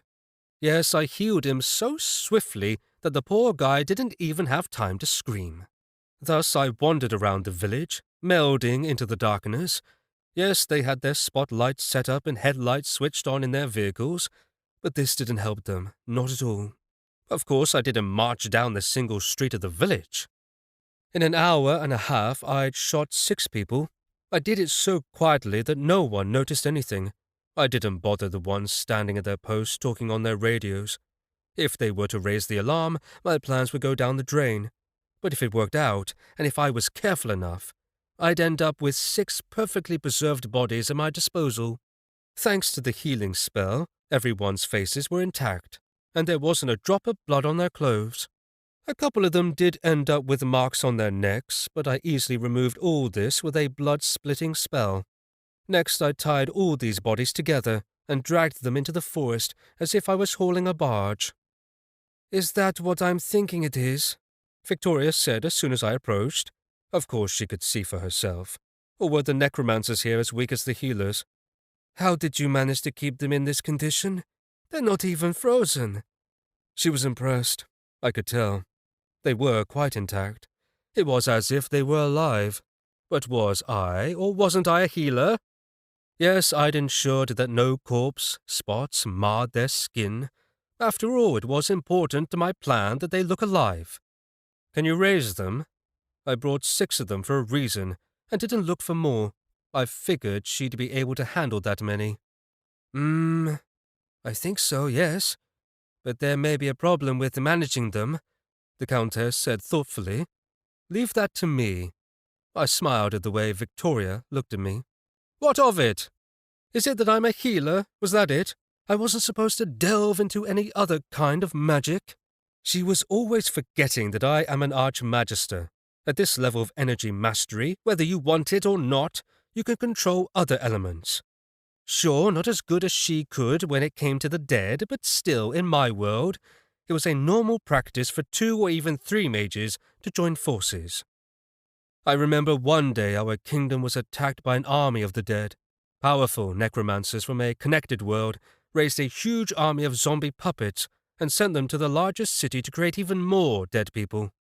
And Kissarin, an Archmagister from the Order of the Flame, happened to be visiting my tower, and so the 2 of us set out to take care of this problem. I don't even remember how many dead people were encountered. 20,000, I think.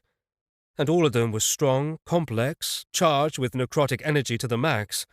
But if you combine the magic of fire and life, you get an explosive cocktail that can destroy hordes of the dead raised by necromancers, and in a matter of moments. Cleansing flame, that's what we called this spell. And then, as if nothing had happened, we went back to tasting a couple of barrels of wine that Kissarin had brought me as a gift. Generally speaking, the combination of two elements sometimes produces fascinating results. What a pity not many know how to combine them. How nice that it is to be one of the chosen few. Thus far, all was going according to plan. I was sure of this, because the spell embedded in each bolt I'd fired allowed me to expand the picture a little. The last breath was more like mental magic. At least that's what ignoramuses from this world would think. In fact, healers work not only with the body, but also successfully influence the mind.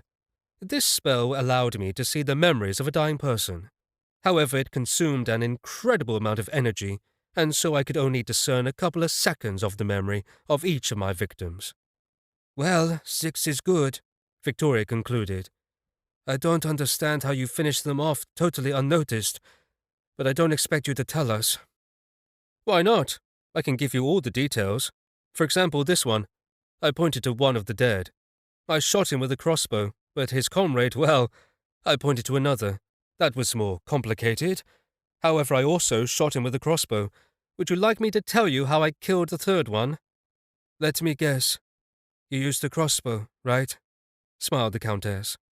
Your insight has no limits. I spread my hands. So, you see, there's nothing to tell. I finished them all off in exactly the same way. I just walked up, fired a shot, and then dragged the corpse off. Why did this seem so hard to comprehend? It took nothing to revive the corpses, and within a minute we all set off like a rather motley crowd towards the village to begin the operation I'd planned. As Victoria correctly noted, I only killed 6, and there were many other mercenaries in the village. And this majority would soon notice the disappearance of their comrades and raise the alarm. The search would begin, but instead of their friends, they'd be finding us. I was still lacking forces and gear.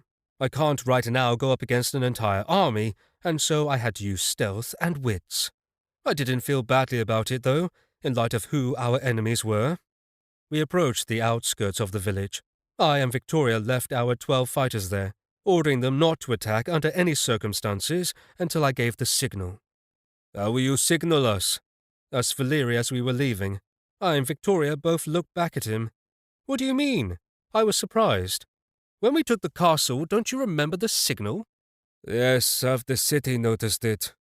He remembered the cannonade of shots that broke out when I was discovered in the castle.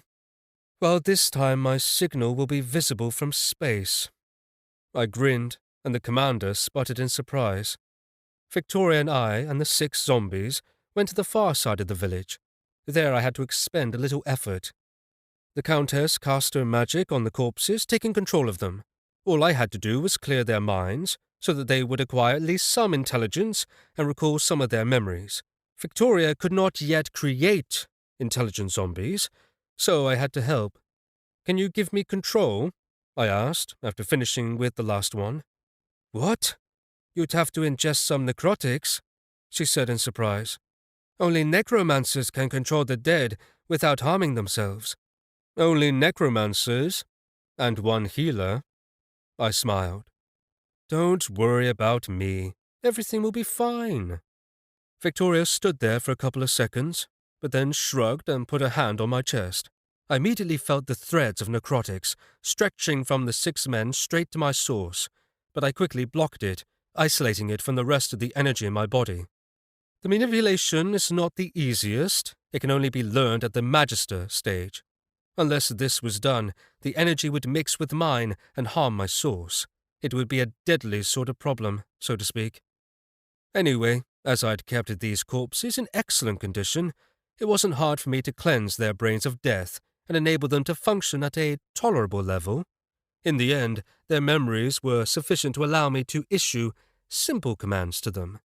They all immediately headed towards the targets I indicated, and then another, rather simple, but very important task on my behalf awaited them. All done. Now we just wait, I said, sitting down in the snow and closing my eyes. Wait for what? The Countess asked, sitting down next to me.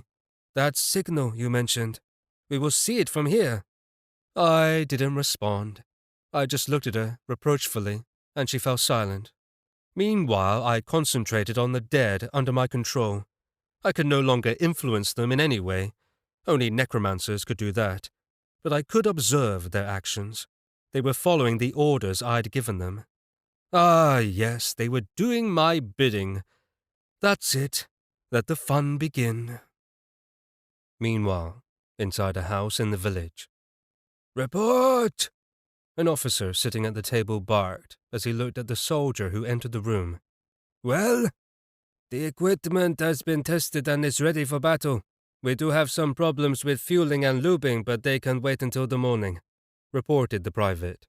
"What about the fortifications? Is the perimeter ready?" asked the officer. He was a young, clean-shaven man in a pitch-black uniform. However, everyone here had a black uniform, and there was almost nothing to distinguish between officers and privates. "Yes, sir.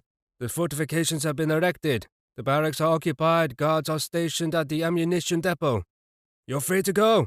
The officer waved his hand and the soldier stepped back out into the cold. "Listen, Lipov, what is it that we are missing here?"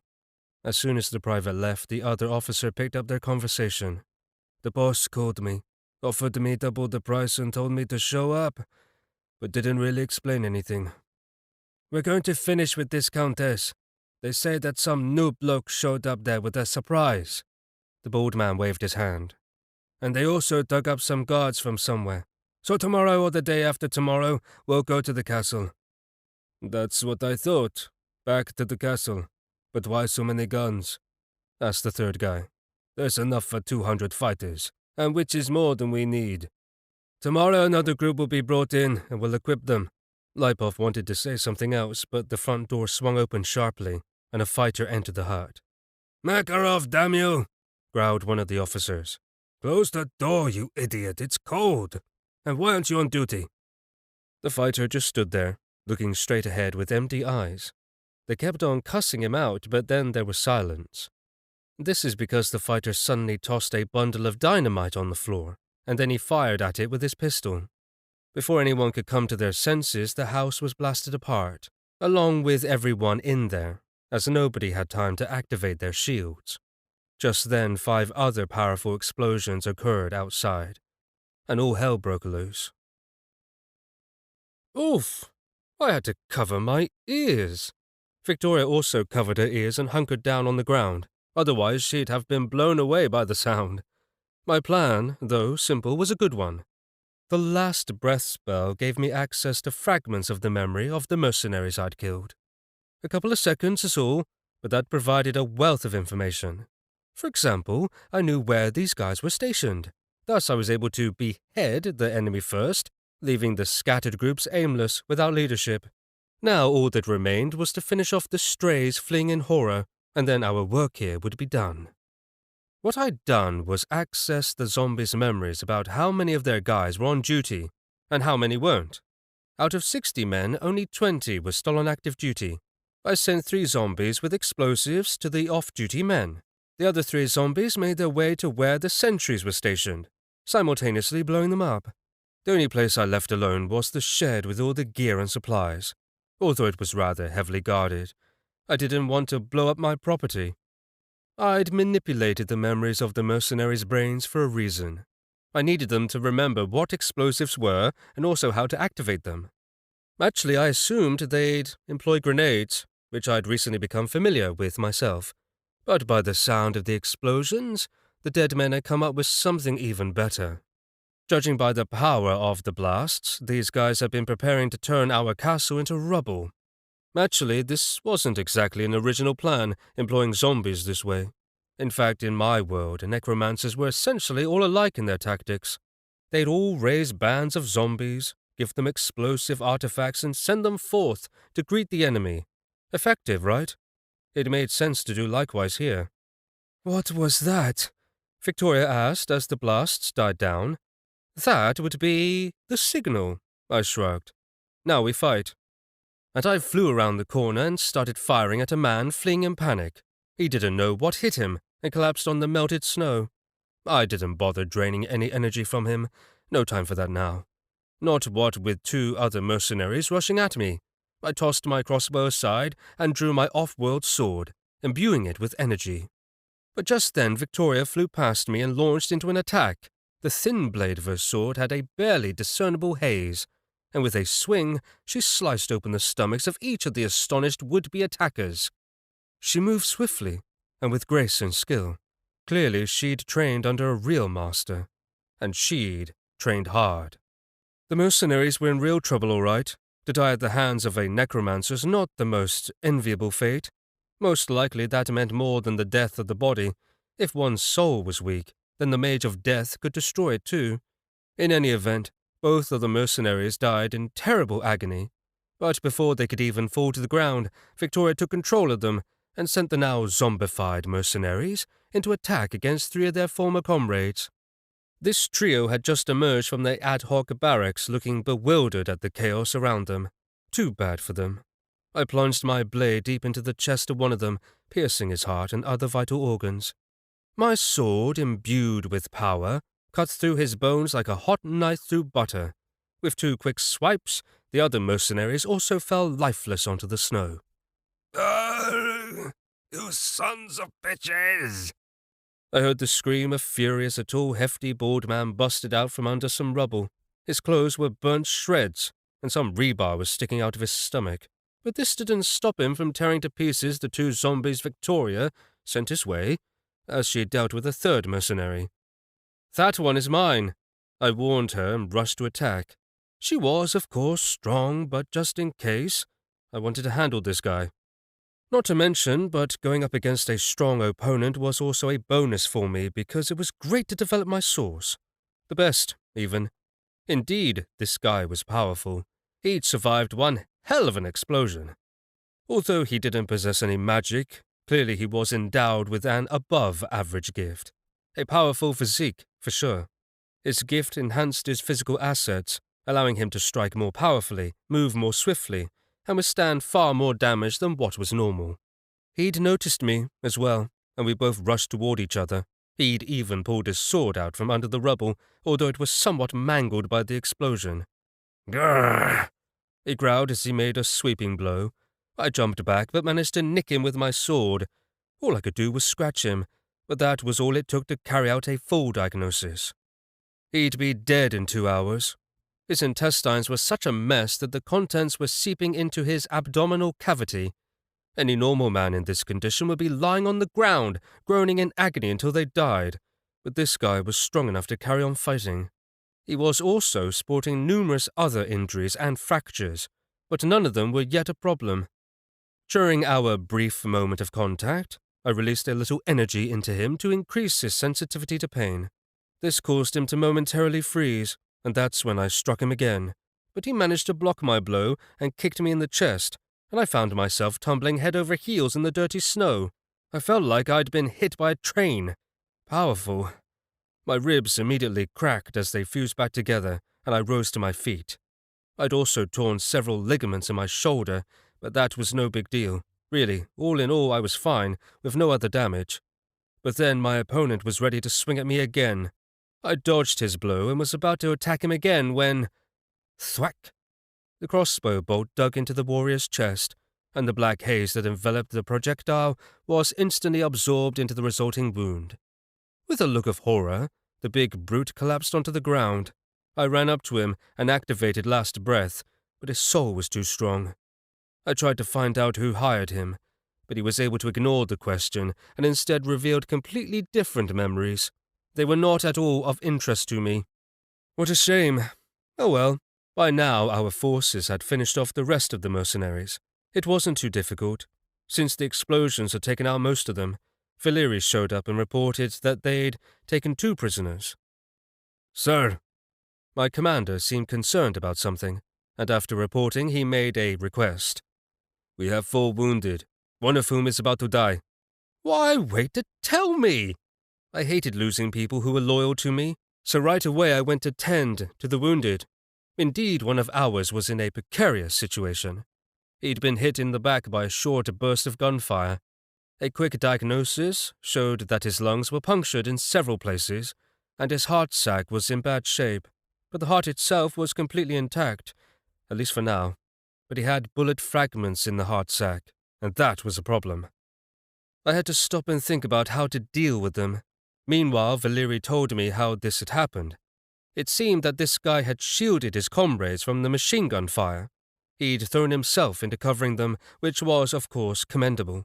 But the consequences were troublesome. I pondered how to extract the bullet fragments, and also how to retrieve him from the other world. You start collecting the equipment and anything else of value. I'll be here a while, I told Valeri. If you need help, summon it from the castle. I don't want anything of value to remain here. The commander immediately ran off to carry out the order, and I began treatment. First, I slowed down my patient's heartbeat, and next I started blocking the damaged vessels. Only then did I start removing the bullet fragments. I recalled as I worked all of the various instruments and gear that were used in the local hospitals. I could have used some of them, actually. It would have made all this much easier. The healers here were a different breed, but they did have at their disposal countless auxiliary methods for conserving energy. However, they would throw all they had into their treatments, wasting resources. What for? If, for example, the goal was to heal a damaged artery, what point was there in dispersing your power throughout the body? If the energy wasn't applied carefully and with precision, you could run out even. Thus, I concentrated specifically on spot treatment. No, I couldn't put this guy on his feet right away, but at least I'd have almost no deficit in my energy expenditure. Still, if I had some instruments, I'd spend even less energy and could benefit greater numbers of the wounded. All in all, it took me about an hour to do what was needed. Meanwhile, reinforcements arrived, and they loaded all of the ammo and weaponry into the armored vehicles, as Valeri prepared a detailed report on the loot. I was pleased. Indeed I was. Not all of it fit into the trucks, so I don't know how the mercenaries got it to the village to start with. We had to use the vehicles we already had at the castle to transport it all. Valeri, I said thoughtfully, approaching the guard commander, I was thinking, wouldn't it make sense to build on our success? And my smile as I spoke caused Valeri to grow pale. Aren't those great assets to our fleet? I indicated the Svyatogor armored cars. What a name. I already liked them, and as I stood next to the armored Svyatogors, I felt like trying them out. Valeri had nothing to say in response. I sensed his lack of enthusiasm, but he didn't want to openly object. And so I soon had 9 fresh fighters with me in 3 captured vehicles. One drove, the other manned the machine guns, and the third was the backup. Victoria, I called out to the girl who was helping the soldiers load heavy boxes of ammunition. Her help, of course, consisted of advising them on how to pack them. Can you wrap all this up by yourself? She nodded. Then we'll meet later back at the castle. In the meantime, I'll be paying Negriev a visit.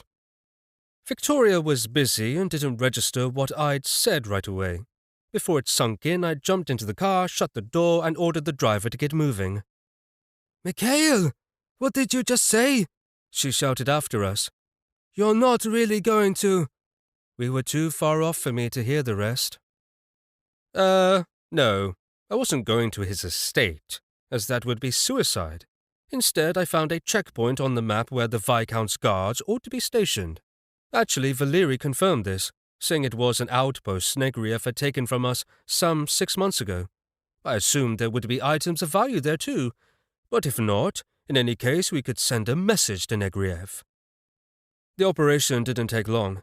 We were there in just half an hour, stopped nearby, and simply fired on the sentry booth, and then on the rest of the buildings with our machine guns. I myself directed the shooters in this, as I could sense exactly where the enemy was hiding.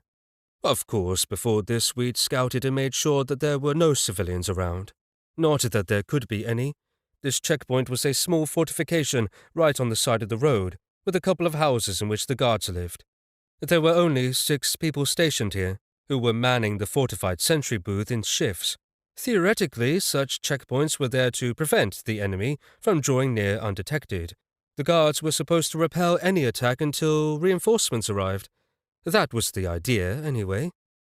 But we clearly surprised them, as nobody even fired a shot at us. 2 were left alive because they raised their hands and surrendered. Good decision. Really, the others should have done likewise. But for some reason they didn't, and they had to be killed. And then in the span of 10 minutes we went through the buildings, collecting all the weapons and equipment, and headed back.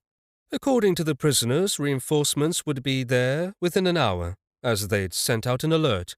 Why wait for them, as we'd done what we set out to do? I felt that I'd sent a strong message to the Viscount.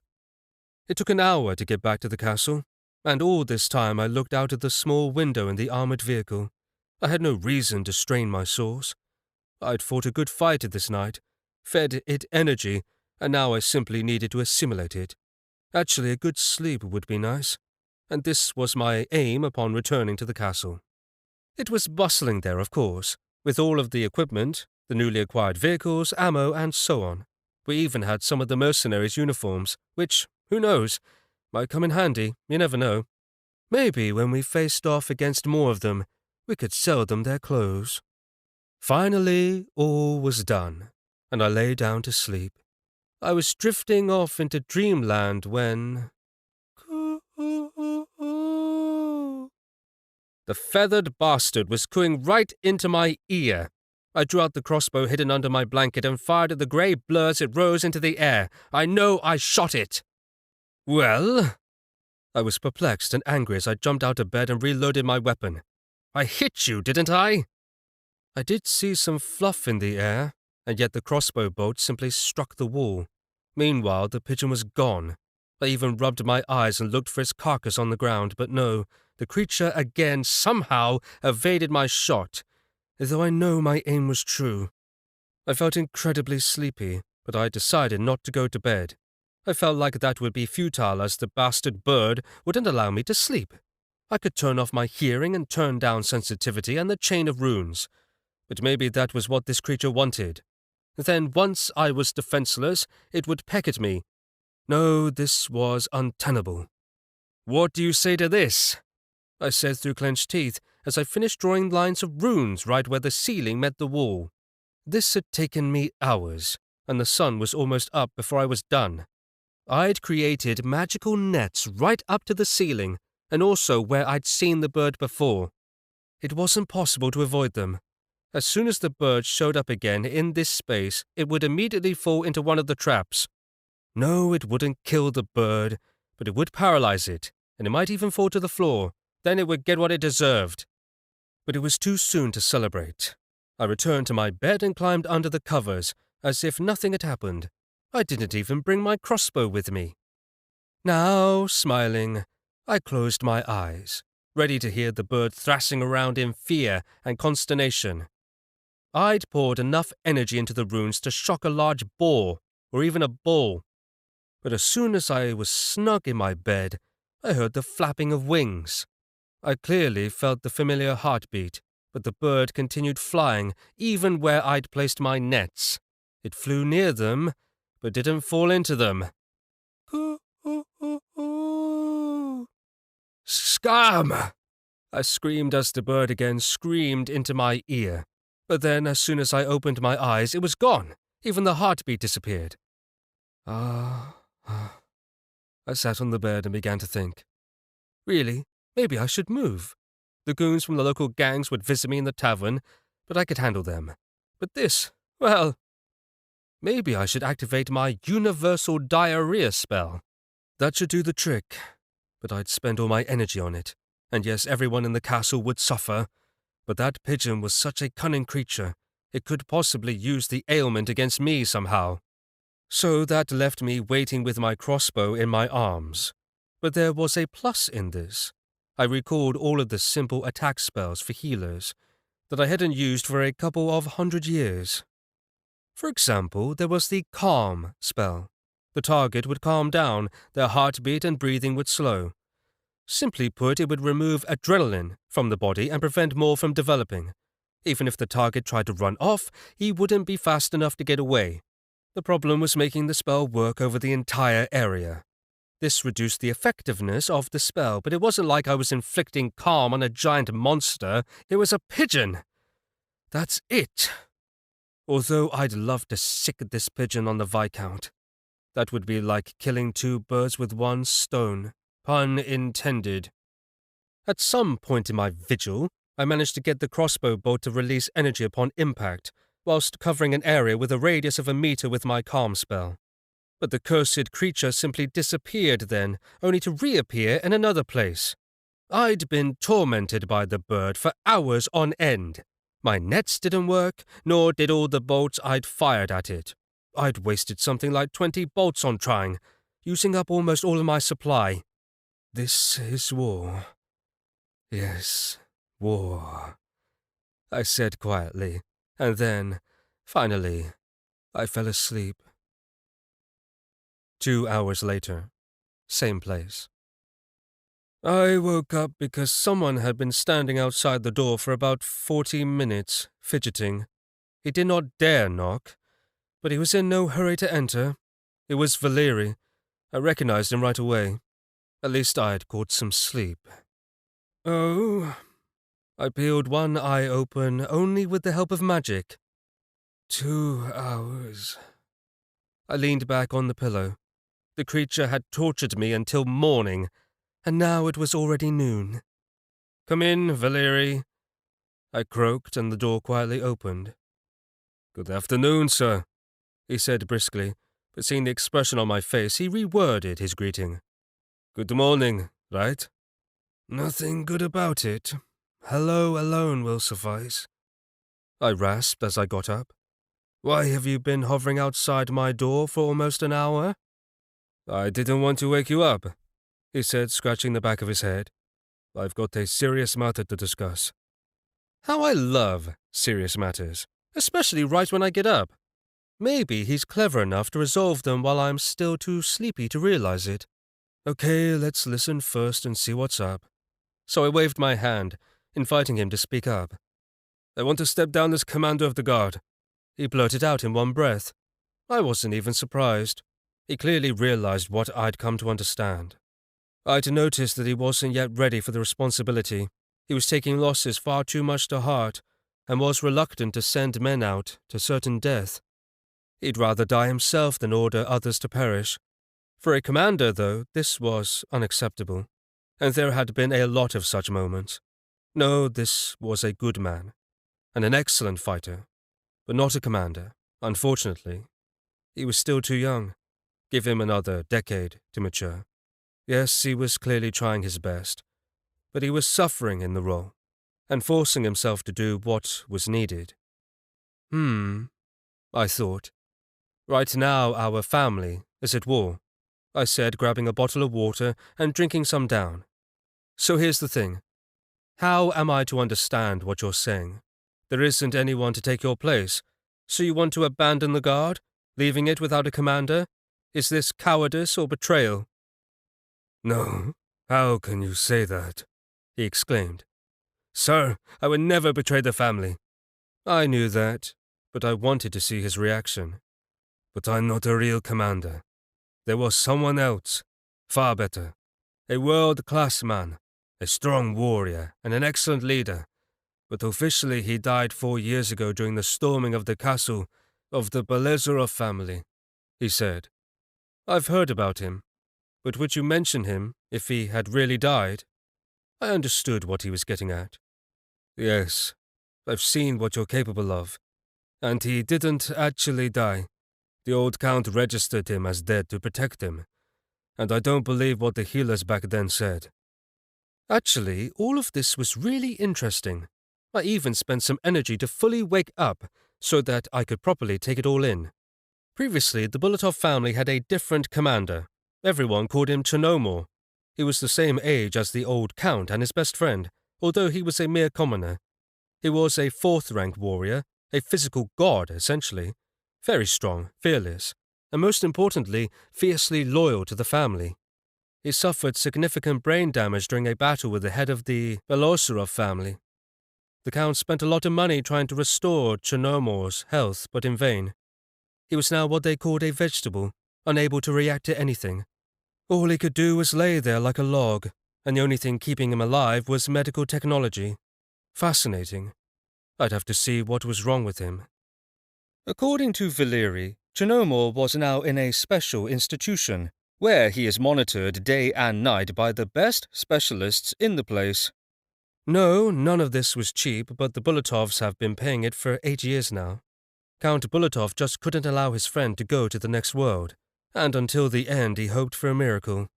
And so a miracle in the form of the Archmagister was now going to visit Chernomor and bring him back to life. And the Belozerovs were added to my list of targets. True, in the 4 years since they'd taken out Chernomor, they'd never fully recovered. It's a pity that back then, Chernomor failed to put the Belozerovs to rest for good. That would mean less for me to do. Okay, I'm interested. I'm free right now. I nodded towards the exit. I can't relieve you of command yet, but as soon as I find a worthy successor, I'll immediately demote you to the rank and file. Agreed? Thank you, sir. Valeri bowed and left the room. I sat for a while thinking, and at some point I smelled the aroma of coffee coming from the corridor. That would be just fine right now. After a couple of mugs, I wouldn't have to expend energy just to stay alert. I followed the smell into the dining room, where I ran into Victoria. She was sitting there, drinking coffee, and, to my surprise, there was another cup on the table. Was this for me? Was I that predictable? I sat down and picked it up, and immediately took a sip. Ugh, so strong. Oh, sir, madame, sorry for disturbing you. Her servant Makar appeared at the door, shot me a mean look, and immediately disappeared. Was this coffee not for me? I guessed. In response, the girl just smiled. Yep, I guess I stole his coffee. Oh well, he can make more for himself. He was good at it. Why didn't you tell me about Chernomor? I asked Victoria after I was done with my coffee. Hearing my question, her expression turned stony. He's dead. She shook her head. And nothing can be done about it. Not even you are capable of bringing him back. What makes you so sure of this? And why don't you want me to even try? I didn't let up. She should know by now that there was no healer stronger than me to be found in this world. Mikhail, do you think that I don't want him back? She said with sudden tears in her eyes. He was examined by the best doctors, the best mentalists, and they all agreed he was brain dead. There is no soul in his body, only his shell remains in which a semblance of life is artificially maintained. And you think I wouldn't want to cure him? He was like a second father to me. The best healers, I grimaced. It revolted me to think about it. I fully understood the kind of mediocrity she was talking about. What do mentalists have to do with his case? If the soul, for example, is concentrated in the area of the source, how can they impact it? I looked at her, but saw that she'd understood nothing of what I just said. Okay, time to get down to basics. There are many places where the soul could hide such that no one would find them. No one but me, that is. It's hopeless. She shook her head. There's no point in even trying. Oh, of course not. The most loyal and bravest of them all, but no, let's not even try, right? Okay, Countess, I give up on you. I nodded goodbye and left and immediately summoned Timothy. He came right away, and I told him to get the car. Soon I heard the engine roaring outside. As I made my way outside, I got the address and room number from Valeri, and then 2 hours later, Timothy delivered me to the entrance of this institution. Even from the outside, you could tell it was a heavily fortified, solid kind of place. The grounds were encircled by a massive fence, and armed guards were stationed at the entrance. Above the gates hung an ornate sign announcing the name. I thought it was a hospital at first, but it wasn't like a regular medical establishment. The name spelled it out. Anatoly Fukov Institute for Managing Muscular Atrophy. Yes, indeed, a suitably technical-sounding name. No doubt everyone referred to it simply as the Fukov Institute. It was located far outside the city, in a lovely park-like setting, and yet the nearest village was at least 30 kilometers from here. The guards were wary, but they let me in without any questions as soon as I showed them the family ring. Apparently only members of the families on the list they had were allowed inside. I didn't need his room number after all. The guard escorted me right to him. Really judging by how expansive this place must be, I had to say that the Bulatov family must have had a whole lot of money. There were medical personnel and healers, along with all manner of medical equipment inside. The guards stood outside the door and I entered the room. Indeed, Chernomor was completely safe. No one could get into this room unless they were thoroughly vetted, not unless they blasted their way in or something. Once inside, I looked around. It was quite spacious, with a hospital bed in the middle of it. I heard some hissing sounds, and clearly the mattress under the old man was somehow moving. Interesting. My guess was that this was so the patient's muscles wouldn't atrophy, or his tissues collapse over time. The mattress forced his body to move. Yes, so interesting. Along with so many other things in this world, I never imagined how their inability to develop the gift of healing would inspire so much inventiveness. I carefully examined the equipment and then turned to study the patient. He looked like an old man, but in fact he was only 45 or 50 years old. What was remarkable was that although he'd lost some mass, he still didn't look like a shriveled mummy, as I would have expected. I could tell that he'd been a strong man, and still was, in a way. I was impressed at how he'd weathered the years he'd spent here, but yes, it was his mind that was the issue. Just what I expected. His soul was still in his body, but locked deep inside. It would be a little more difficult than I thought. I'd have to make a couple of more trips here. I couldn't do it all at once. But you can hear me, I smiled, and his soul responded with a slight burst of energy. Well, Chernomor, are you ready to return to duty and again serve the Bulatov family? Do you want to destroy the enemy? The response was a new burst of energy, but the torn face of Chernomor didn't move a muscle. Well, stop lying there, Chernomor, I smiled, and my eyes filled with green light, and in my hands a ball of concentrated vital energy began to grow. The family is in danger, and you're just lying here. At this, the ball of energy flashed green, and I drove it into Chernomor's chest. Phew, I hope I didn't overdo it.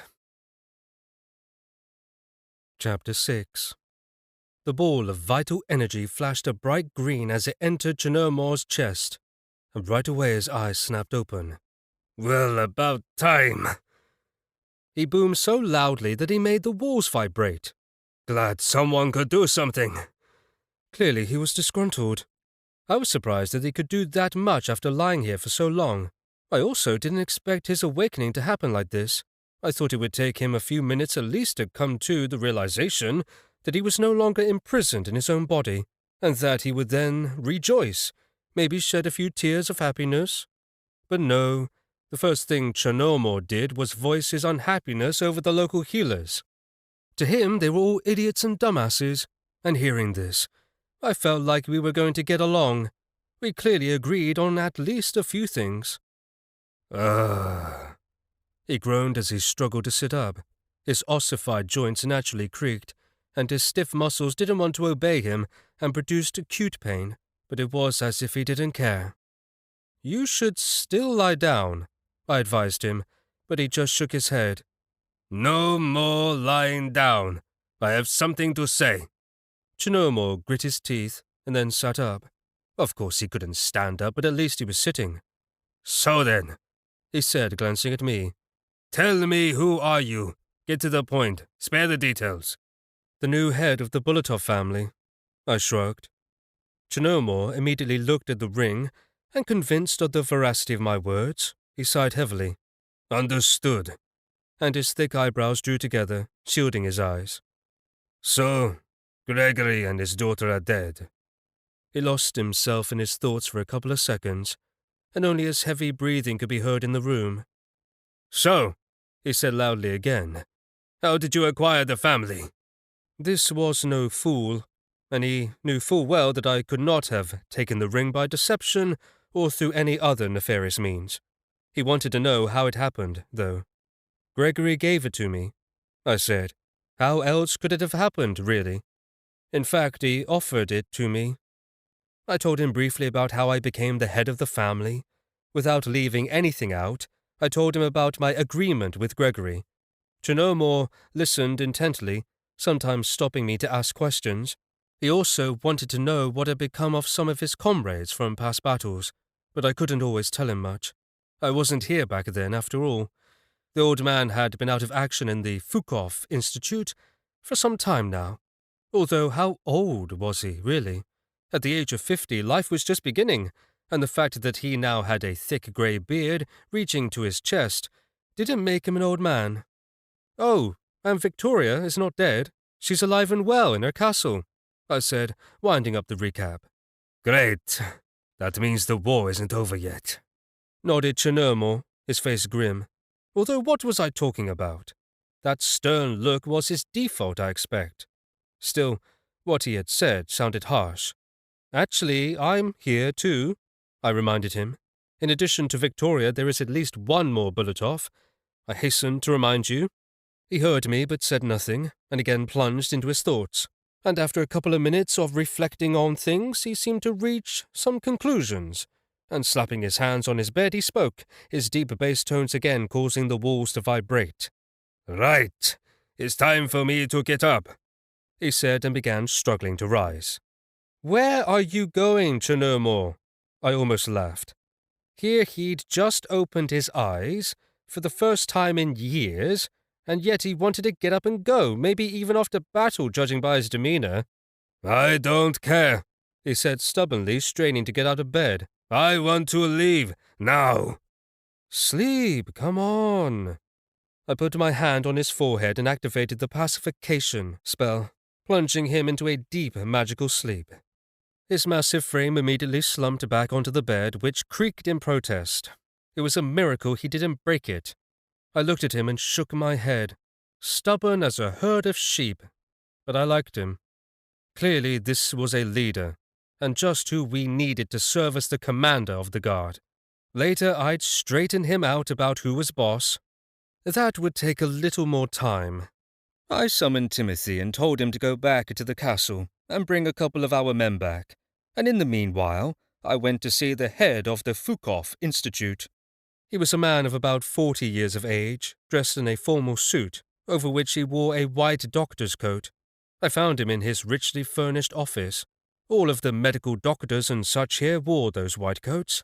I had to find out why. Really, how to get blood out of them. They just weren't practical. Our healers wore red, or in extreme cases, blue coats. These were bright, easy to spot, and our enemies knew they'd best turn tail and run when they saw them. "Unfortunately, we won't be able to return your money," he said with mock regret as soon as he heard what I wanted. I'd told him I'd be taking Chernomor with me, and he didn't even object. "We drew up a contract for 8 years. It's all there in print." I had the time, so I picked up the contract and carefully studied it. This, although I never expected that we'd get any money back, I'd come here with a specific goal in mind, and I'd achieved it. And so, after signing various documents absolving the Fukov Institute of all responsibility, I went outside. I didn't have long to wait by then, and in some 20 minutes I heard the roar of the engine and saw the black SUV heading toward me. The guards opened the gates right away, and the staff rolled Chernomor out on a gurney and loaded him into the car's back seat. I was glad I'd put him to sleep. No fuss this way. Indeed, he looked as if he'd never been awake at all, lethargic, diminished and helpless. But this was only how he looked. In a few hours after the treatment finished healing him, I'd bring him out of the magic coma. I wanted his body to be ready first. Timothy drove as fast as usual, so we were back at the castle in no time. He flew down the road, which was fine with me. In fact, I told him he could go faster next time. Yes, it might be dangerous, but after all, I'm a healer, so no worries. Victoria was awaiting us at the entrance. She looked aghast as she saw them unloading the seemingly lifeless body of the one so dear to her from the SUV. She went with us to the hall I'd set aside to serve as a ward for our wounded. It was quite a spacious hall. Our guards had hung up a lot of lamps and made it comfortable for their wounded comrades. True, nobody was ever here for longer than half a day. Then I went straight to the drawing room with the fireplace that served as my study and bedchamber. I still had a lot of other affairs to tend to. For example, I needed to peruse the lists compiled by Victoria of lands and possessions that had been taken from us. Even more important to me were the lists of what we'd procured from the mercenaries. Valeri told me a couple of hours ago that they'd counted everything and compiled a spreadsheet listing what we'd scored, and I was looking forward to finding out how rich we were now. You mean ammunition from other weapons? I asked as Valeri told me the figures. Well, most of the ammunition doesn't correspond with the weapons that were confiscated from the mercenaries, Valeri reported to me. Confiscated. That's a good word. I smiled. We have to do some more confiscating then. Yes, we do, he said, also smiling. It's not like we want to rent this stuff. That was too bad about the ammo, but it wasn't a big deal. All it meant was that this was just the start. There must be more soldiers with lots of guns and equipment heading our way. This ammunition had been brought in for them, it seems. What, then, should I do with it? Most of the boxes of ammunition were of no value to us, but we could sell them. Even though trading in weaponry and ammo was strictly regulated here, we could do it on the sly. Besides the useless ammunition, there was lots of other loot, including 6 Svyatogor cars. Of course, 2 of them were damaged by explosions, but Valeri said they could be repaired at low cost. The other 4 were in mint condition, and we had ammo that fit the machine guns, so we could use them against the enemy. 2 good trucks, several dozen small arms, machine guns, rifles, automatics, and more. I didn't know much about these firearms, but Valeri explained the differences between them to me. I mean, I could certainly tell a pistol from a tank, but yes, I still had a lot to learn. We'd also collected a lot of bladed weapons, swords, knives, and stuff like that. Their value was questionable, but in any event, they could always be sold.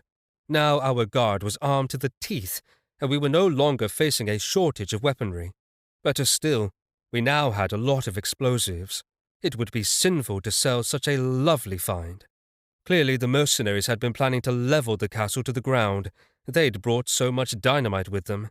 We'd be using all of this loot in the near future, only against them. Yes, we'd done well with this haul. The outing had been profitable, and on top of that, we'd left a couple of surprises in case the mercenaries decided to go back to the village. Once Valeri left, I again plunged into my research on the internet, along with my perusal of documents. It didn't take me long to ascertain that there really was no way to sell ammo and weaponry on the black market. It just wasn't possible, period. The only way to offload this stuff was through official channels run by the Empire, or else I could give it all away, which would be the same thing were I to try to sell the ammo officially. The Empire paid peanuts, because they could get away with doing so. Ah well. Georgi, I called on my taxi driver. I have a question. At your service. He sounded cheerful and alert. If you need me, I'm nearby and can be there in 5 minutes. Can you sell ammunition for heavy weapons? I heard him suddenly start coughing. Time for him to quit eating or drinking whilst on the phone. He could choke to death. Please excuse me, but I want to remind you, he said after a long pause. I'm a taxi driver. Just a taxi driver. I get people from point A to point B and all that. I'm not the head of an underground cartel. I'm just a taxi driver. So can you sell the ammo or not? I interrupted him. There was silence on the phone again, but this time not for long. I can, the guy sighed resignedly. Send me your email then, and I'll send you the list, I said with a smile. Really, and he'd been saying he was just a taxi driver. As if. He then muttered that he didn't have an email address, but that he would in another 5 minutes. He had to figure out first how to create one. I said nothing to that, and hung up to await his message. Yes, I definitely appreciated this techno world. Once my old world experienced an interface with one such world, but it was nothing like this one. That one also had mechanical transportation, but it was steam-powered. Everything there was powered by steam, and where they got that much firewood remained a mystery to me to this day. Small surprise that they stole firewood from us. If a portal opened in the forest, they would celebrate, and then they'd clear the forest in 2 or so hours and be on their way. As I reminisced, Georgi managed to figure out how to set up email, and then he sent me a message via my phone. I then sent a hefty list with the types of ammo, the quantities, and everything else. Now that these must-do items were off my agenda for the day, I decided to take a walk around the castle. Time to check out how things were going. Yes, it was still practically a ruin in places, and we needed to hire some servants ASAP. We had the money, and we'd soon have more, so I saw no point in delaying. Vicka should have already dealt with this matter, and yet I found her sitting by Chinormore's bedside. She was stroking his grey hair and quietly talking to him. No, it didn't look good. She still didn't believe in me, that's what. She didn't believe that I'd cured him, and so she thought I'd brought him here hoping for a miracle of some sort. But, oh well, he'd be awake again before too long. The restoration process was almost complete, and all that remained was to apply some finishing touches and then wake him up. Next, I walked around outside and checked the sentries at their posts. The guardsmen were at their stations in the castle towers and had set up some nice firing positions for themselves. Since we procured some two-way radios from the mercenaries, Valeri had also sent men out to patrol the forest. "Don't forget to check on the village as well," I reminded him.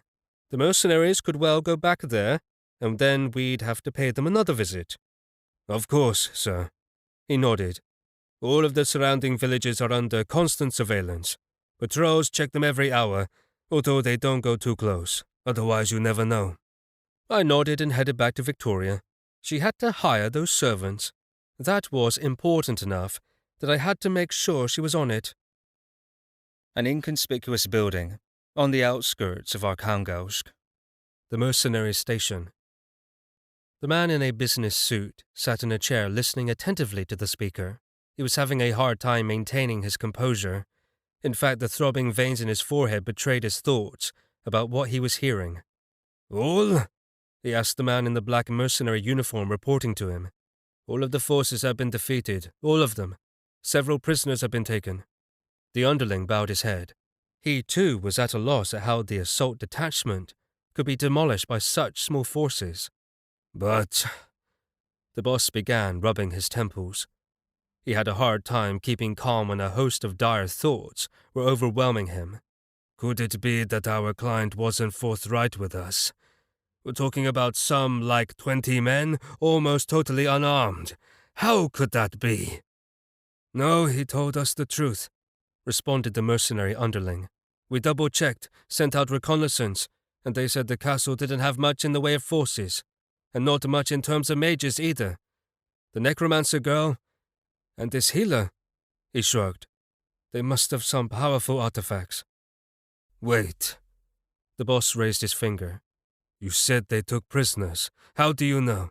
After all, none of our people escaped from that village, did they?" This immediately seemed suspicious to him because, traditionally, the Bulatovs did not leave any witnesses. "Well," the mercenary scratched the back of his head. For a couple of seconds he tried to find words and muster up courage, but then he blurted out, "They've already demanded a ransom. Double the usual, 2,000 per person." The boss's face was now impassive, except that his temples were pulsating like crazy, and a capillary in his eye burst, causing it to turn red. "Leave now," he hissed to his subordinate. The latter didn't have to be told twice, and he was gone in a flash. It was like he'd morphed into a gaseous state and seeped out under the shut door. Once he was gone, a furious scream sounded from the office, along with the crashing of furniture being flung around. "Fucking hell, motherfucking asswipes!"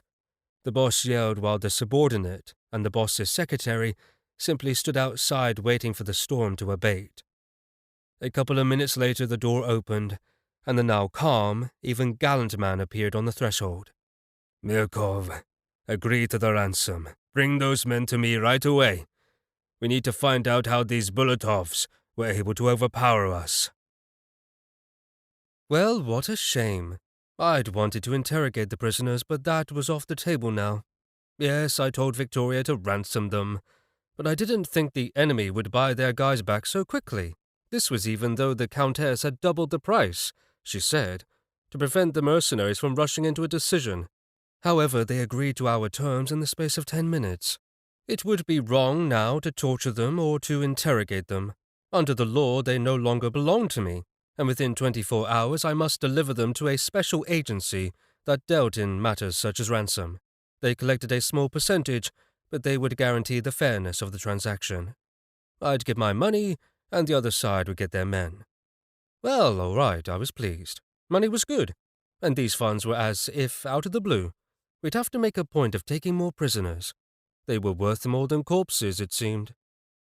Why did I entrust this to Victoria? I wanted to test her ability to conduct business and negotiate. In battle, she'd shown herself to be a middling, yet persistent mage. She needed a little practice and study, and only then would she amount to a real force. As for how she'd do when it came to business matters, this had yet to be seen. Well, now I knew, and I was pleased with the result. She'd done what was needed swiftly and transparently, and had gotten the most from the enemy. Thus I could give her more to handle without worrying about it. There was no point in waiting, so the guards set about preparing to transport the prisoners. Even though the intermediary agency guaranteed the security of the transaction, just the same, anything could happen along the way. Mercenaries, after all, weren't aristocrats, and they didn't have reputations to worry about. Thus you could expect them to fight dirty. And so I deployed 2 civigators on the mission to deliver the prisoners and collect the ransom, along with a dozen heavily armed men from our guard. Should there be trouble along the way, my guys would be ready for it. There was just one thing that bothered me as they were about to leave. "Wait, stop," I said to one of the men, and he froze in place and looked alarmed. He was worried about how closely I was looking at him, and also how suspicious I was. Damn. I shook my head and put my hand on his chest. "Enough. You're free to go," I said after a couple of seconds in which I neutralized the necrotic substances that had accumulated in his body. I had to do that same thing to the other fighters. These were all guys who trained with Victoria in hand-to-hand combat. Truly, the girl still had a lot to learn. Indeed. This, then, was one of the side effects of serving a necromancer. She couldn't yet fully contain her powers, so some of her necrotics infected the bodies of those who served her. It didn't kill them right away, and many wouldn't even notice until the concentration was enough to cause problems. But everyone around her would age a little more quickly, have worse resistance to maladies, and they'd end up growing tired more quickly. These were little things, but still not pleasant. On the other hand, maybe that pigeon might die from the necrotics in the castle. If so, I might want to leave everything as is. Before the armored cars had cleared the gates, my phone started beeping. What a handy thing, the alarm clock. In fact, it was time to awaken Chernomor. It wouldn't be good for him to sleep too long. Now he needed to move about, because otherwise the energy from the vital forces distributed over the muscles and joints might simply dissipate. I went straight to the treatment room, stopping by the Countess's servant on the way, and asked him to bring 3 cups of tea. I knew from him that Victoria was already there. If Chernomor didn't want a cup, I'd drink his and mine. And if Victoria didn't want hers, I'd drink that cup of tea as well. "I'm glad you're here already." I smiled at Victoria, who sat at Chernomor's head. "Well then, are you ready to talk to him?" "Mikhail, really, you don't need to give me false hope. I told you how dear he is to me."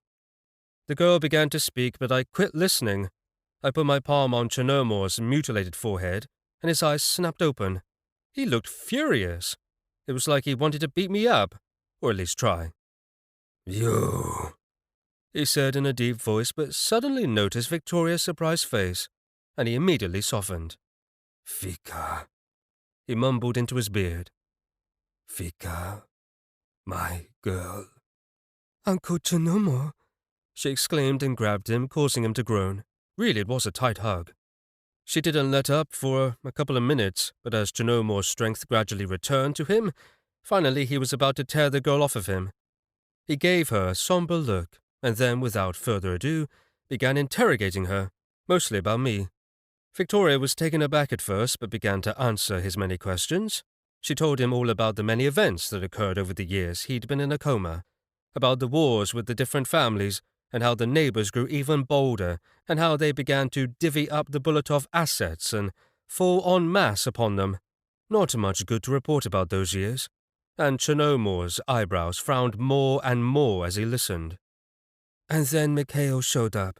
I can talk about how we met and more until dawn breaks, but—" She looked at me with gratitude in her eyes. "He recaptured the castle all by himself, got the best of our guard out of the hospitals, literally saved me at that ball. Got it. He raised his hand, saying he'd heard enough. I understand, and so I trust him. He nodded to himself. But if he offends you... Chinomore looked at me meaningfully and showed me his huge fist. Oh, well, may you need another nap, I said, shaking my head and sending him back to the kingdom of dreams. He plopped back onto the bed and passed out just like that. He's threatening me with his clenched fist? I muttered. I was none too pleased. I waited a couple of minutes and then brought him back to his senses. This time he looked even more furious, but at least he was silent. Well, have you calmed down? I smiled. Right off, I'd like to point out that you and I are not equals, and my powers are anything but simple. Henceforth, my supremacy must not be challenged in any way. I hope you understand me now. Well, I might as well show him who was boss while he was weakened by that coma. Who knows, in another 2 weeks he might be uncontrollable. He was still glaring at me and sniffing into his beard. For a full minute he said nothing. Chinomore, did you enjoy your long sleep? I took a sip of tea and stepped towards him. Yes, I heard you, I heard, he said, still grumbling, and turned away. What's there not to understand? That's good. I smiled, sitting down in a chair and putting the cup on another chair next to me. Now you need to start moving, but very carefully. You need to walk around more before you can think about going into battle. Hearing this, he clenched his teeth, but said nothing. And then Victoria and I both brought him up to speed on recent events. We told him in detail about what we were dealing with, and speculated about what would happen next. The car kept running in and out of the room, bringing us tea and cookies, although I got the impression that he and Chinomore were not on the best of terms. One reason I thought this was because the cookies he gave Chinomore were dry and tasteless, all but inedible. Our men also started dropping in to visit their newly awakened commander. They were clearly happy to see him. I could tell that he'd earned their respect and unquestioning obedience. I didn't think we'd have any problems with our guard under Chinomore's leadership. As evening fell, I returned to my fireplace in the drawing room, while the others remained with the old warrior. They were reminiscing about stories from their past, sometimes laughing. Other times they were sober when the conversation touched on losses and fallen comrades. I saw no point in being there. I checked on how his recovery was going, and after ascertaining that all was well, I left to peruse some more documents and then get some sleep. At least that was the plan. That night, again, the pigeon tried to plague me, but this time I'd loaded new spells into the crossbow bolts. It might have helped, because the vile bird seemed to calm down. The next day was boring. When I woke up, I was actually surprised at the lack of messages on my phone. Then, once I learned from the guards that nothing had happened over the course of the night, I decided to devote the entire day to meditation. It was, in fact, long overdue. My source had been developed quite well lately. I felt I had to acknowledge this, but in fact, I was now only at the 9th rank. Let me remind you that the worst is the 10th, but there was no reason to despair, because I'd started the strengthening process, and all that I needed to do now was keep on training and carrying out treatments, and most of all, I needed to participate in battles. Of course, the 9th rank. This is in reference to my source, my energy reserves, recovery speed, and so on. That kind of thing. But my primary advantage was my rich store of knowledge collected over several centuries, in a far more magically advanced world. I returned to the drawing room, made myself comfortable, and plunged into deep meditation. I could be brought out of it either with a touch, or if the chain of runes for detecting heartbeats was activated. Even that would wake me up, only were strangers to enter. But nothing happened until the evening, so I was able to devote the day to strengthening my own self. I distributed the accumulated energy throughout my body, and also did some light work on my magical channels. I also improved the speed in which I could pump energy through so-called magic depots. And I didn't neglect my defensive capabilities either. Neither my diamond armor nor my energy reserves were panaceas. Not at all. I also further strengthened my skull bones, tweaked the structure of the bone fibers, and did some work on the seams between the fixed bones. Anyone from my past life would not have believed that I'd been engaging in this kind of thing. Just the same, to mock attending to one's body like this, well, that would be stupid, regardless of how many other defensive techniques the healers in my world employed. It was far from superfluous to say, make your skin so strong that a spear, even one charged with energy, would be unable to pierce it. I also devoted several hours to increasing the elasticity of my heart sac. I couldn't do this to the heart itself. However, now the tissues surrounding it were impervious to bullets, even from a rifle. To do this, I had to create a magical combination that was passive in effect. I'd have to spend energy maintaining it, of course, but safety first, as they say. And just when I was finishing my meditation and checking on my work and all of my upgrades by sending energy through the channels, my phone rang. It was one of my men reporting that the mercenaries were back in our area. This time they'd used 2 different detachments to capture a couple of villages. The lookout reporting this didn't know how many troops were in each detachment. However, he estimated that there were now 150 of them in the village we'd just cleared, but they didn't seem to have a lot of hardware with them, except for 2 tanks. Tanks, yes. I'd read about them not long ago, and immediately wanted to ride in such a marvel of machinery, touch it, fire the cannon. Be careful what you wish for, right? I guess that one way or the other, I'd get up close to one tonight. In the other village was the opposite scenario, where only 50 men had established themselves. These numbers were only rough estimates, but just the same, unpleasant. The timing was a problem. I thought we had a couple of days before they'd be back. This could all be because of that prisoner exchange. They could tell that we didn't have a large force at the castle, and this had emboldened them. And here I was, about to ask Chinomor if he was ready to again lead the guard. Maybe I should wait, though. Bang! The door burst open, and Chinomor strode into the room. "Where's my sword?" he roared, causing plaster dust to fall from the ceiling. "Where's my armor?" After him ran Victoria and Valeri, and I asked them, "Who told him?" They glanced at each other, each one looking guilty. I sighed. "Grandpa, go lie down. We'll handle this ourselves." "I'm ready. Where are my weapons and artifacts? Where did you hide them?" He couldn't calm down. "Here's the thing, Chinomor. They're gone. We had to sell some things and other items were lost."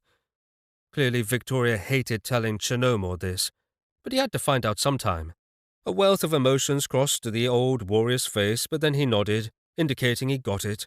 After all, he'd spent years in a coma, so why hang on to his things? "Well, give me something to fight with, and I can't make my way through the forest with a bare ass," he growled, and I laughed. "Let's go out there and recapture these villages. We need to teach them not to trespass on our lands. Are you ready, Vicar?"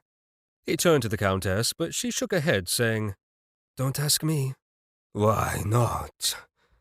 Chinomor was surprised. "We'll rough them up and be done with it, short and sweet." "The head of the clan is Mikhail." She pointed at me. "And he will make the decision. Don't you remember what father said?" Chinomor was about to protest, but Victoria spoke first. "Only one can be the head of the house. A team can't have multiple leaders." Good stuff, that. I thought more and more highly of her every day. "You're right, Vicar." Chinomor nodded. "What are we going to do, Mikhail?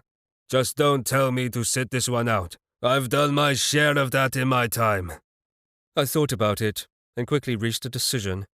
"Okay, then." I smiled wickedly. "Gather the guard. We'll take 10 men with us, and have the rest ready as backup."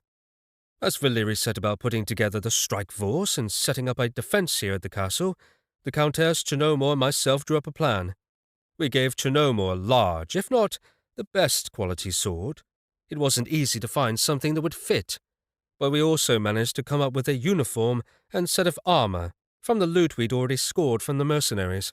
And of course, we decided to bring along one of the machine guns, and not the smallest either.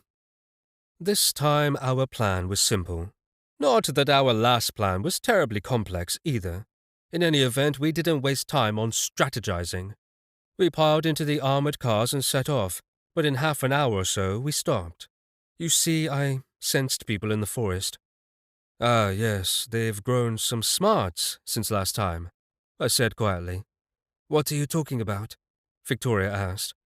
This time they have groups of patrols. They're watching the perimeter of the village and also the surrounding territory. And indeed, a full kilometer from the enemy base, we regularly spotted small teams of 2 or 3 enemy patrols set up.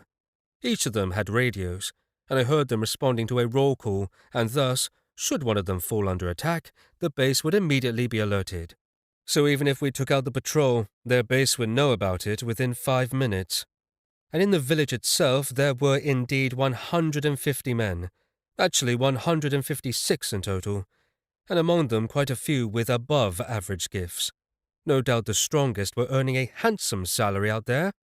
I was certain that the prisoners had told them all about our capabilities. They were definitely better prepared for us now, but it could be worse. Since I wasn't able to interrogate them, they had no idea what my abilities were. So even if we couldn't dislodge them from the village this time, I could at least inflict damage. I spent the next 2 hours scouting. I tracked the enemy's patrol routes and took a good look at the base. Having done so, I decided we should strike first. But first, I had to make some preparations. In particular, I created a pile of corpses for Victoria. You see, that plan was going to again have Victoria create zombies for us. And again, we'd use them against the mercenaries. How fun! Actually, that was the gist of our strategy. I returned to the others and told them what the lay of the land was, and they all agreed that the time for action was now. Victoria took half the fighters and disappeared into the forest. Chinomore took the other half and went to the far side of the village, while I moved further out. I made a wide circle around the village, shooting down patrols one after the other. I didn't even try to hide. On the contrary, I made a point of making sure I was seen by at least one of the patrols before killing them. I wanted to make sure they had time to call for reinforcements. I'd killed 4 patrols before hearing the roar of engines, at which point I hid in the forest. Fortunately, hiding at night was easy for me. I saw well in the dark, whereas regular people didn't. I then radioed Vika and told her to launch her part of the plan. Meanwhile, a detachment of 30 mercenaries and 2 armored cars were sent out after me. They didn't know where I was, though, and went to where I'd killed a patrol and started looking around in the woods there for me. I waited until I heard explosions on the far side of the village, and as soon as the detachment was about to head back in response, I fired my crossbow, hitting 1 mercenary. The others rushed back to kill me, but I was already gone. All they found was a mess of footprints in the snow. Meanwhile, as they bumbled about looking for me, I headed to the agreed-upon rendezvous. Another half-hour passed as the fighting continued, and then first Victoria and her men and then Chinomore and his appeared. No one required treatment, although some had suffered minor injuries, but generally all was well. We'd all decided to not risk engaging in combat this time. Instead, we retreat once we achieved our objective using the zombies. Victoria's men were fine, since essentially all they'd been doing was escorting her to the corpses. She then did her thing with them and sent an army of the undead to attack the mercenary fortifications. Once she sent out the first batch of zombies, she gave another batch to Chinomore, who then created more chaos with the undead troops. "Well," I asked him, "happy now?" And how? He said. But I'm weak. Very weak. There was a time that I'd have scattered their forces all on my own. Sending that kind of rabble to the Bulatov castle is a slap in the family's face. "Down, boy," I smiled. "Just watch. They'll come after us in hordes now." And indeed, according to Victoria, he was at least 4th rank, but he'd been weakened by the years in a coma, and right now I'd say he was closer to the 6th or 7th rank. But he'd mastered a lot of skills and experience, and once a pro, always a pro. It wouldn't take him long to get back his former strength. With a little training and some serious fighting, in no time Chinomore would again be a mighty warrior. "So what do you think they'll do next?" I asked him after checking out the aftermath of our efforts. We'd killed quite a few of the enemy, about 60 men. Now there were less than 100 of them in the village. "Well, they have 3 options," he replied. "Either they'll attack the castle before long, or they'll dig in even deeper in the village and wait for reinforcements.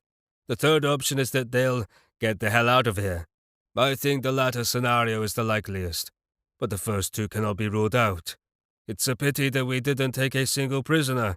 Then we could have found out more about the enemy. Okay, I nodded. Now they're ready for us, so we can't repeat our performance. Let's get out of here. Well, wait a minute, Chinomor said thoughtfully. There's that other village.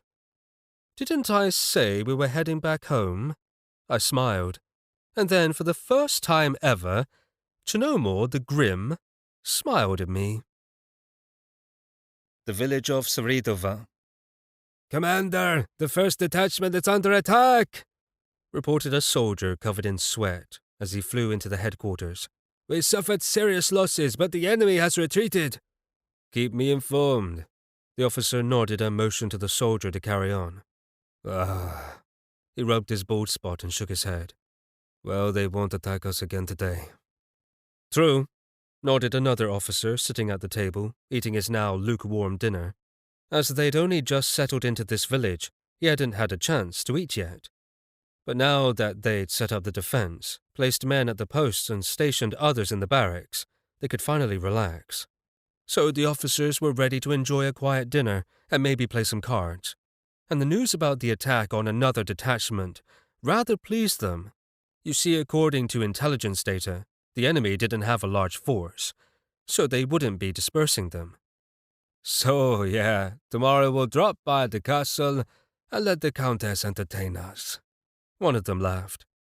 Ideally, she'll already be naked, snickered another. Right, have you actually seen her? If you like the scary type, okay? Said the youngest of the officers. I'll take a close look first. I don't share my talents with just anyone. You're crazy, kiddo. When else will you get to do it to a countess? Even if she's a witch with warts, well...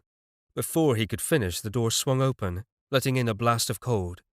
Polilepenko, you bastard! The commander immediately growled and stared at the soldier frozen at the threshold. Why the hell are you standing here? Get out of here! The soldier just stood in place. Polilepenko? Drunk again? What the hell? Have you no idea the kind of trouble you're in?